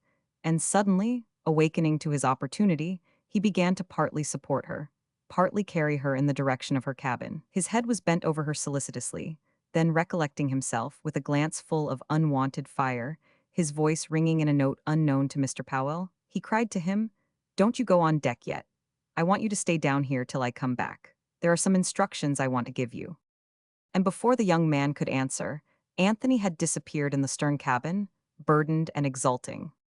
"Instructions," commented Mr. Powell. "That was all right, very likely, but they would be such instructions as, I thought to myself, no ship's officer perhaps had ever been given before. It made me feel a little sick to think what they would be dealing with, probably. But there, everything that happens on board ship on the high seas has got to be dealt with somehow. There are no special people to fly to for assistance. And there I was with that old man left in my charge. When he noticed me looking at him, he started to shuffle again athwart the saloon. He kept his hands rammed in his pockets. He was as stiff-backed as ever, only his head hung down. After a bit he says in his gentle, soft tone, 'Did you see it?' There were in Powell's head no special words to fit the horror of his feelings. So he said, he had to say something. 'Good God, what were you thinking of, Mr. Smith, to try to?' And then he left off. He dared not utter the awful word poison. Mr. Smith stopped his prowl. 'Think? What do you know of thinking? I don't think. There is something in my head that thinks. The thoughts in men, it's like being drunk with liquor, or you can't stop them. A man who thinks will think anything. No, but have you seen it, have you?' 'I tell you I have, I am certain,' said Powell forcibly. 'I was looking at you all the time. You've done something to the drink in that glass.' Then Powell lost his breath somehow. Mr. Smith looked at him curiously, with mistrust. 'My good young man, I don't know what you are talking about, I ask you. Have you seen? Who would have believed it, with her arms round his neck, when, oh ha ha, you did see, didn't you?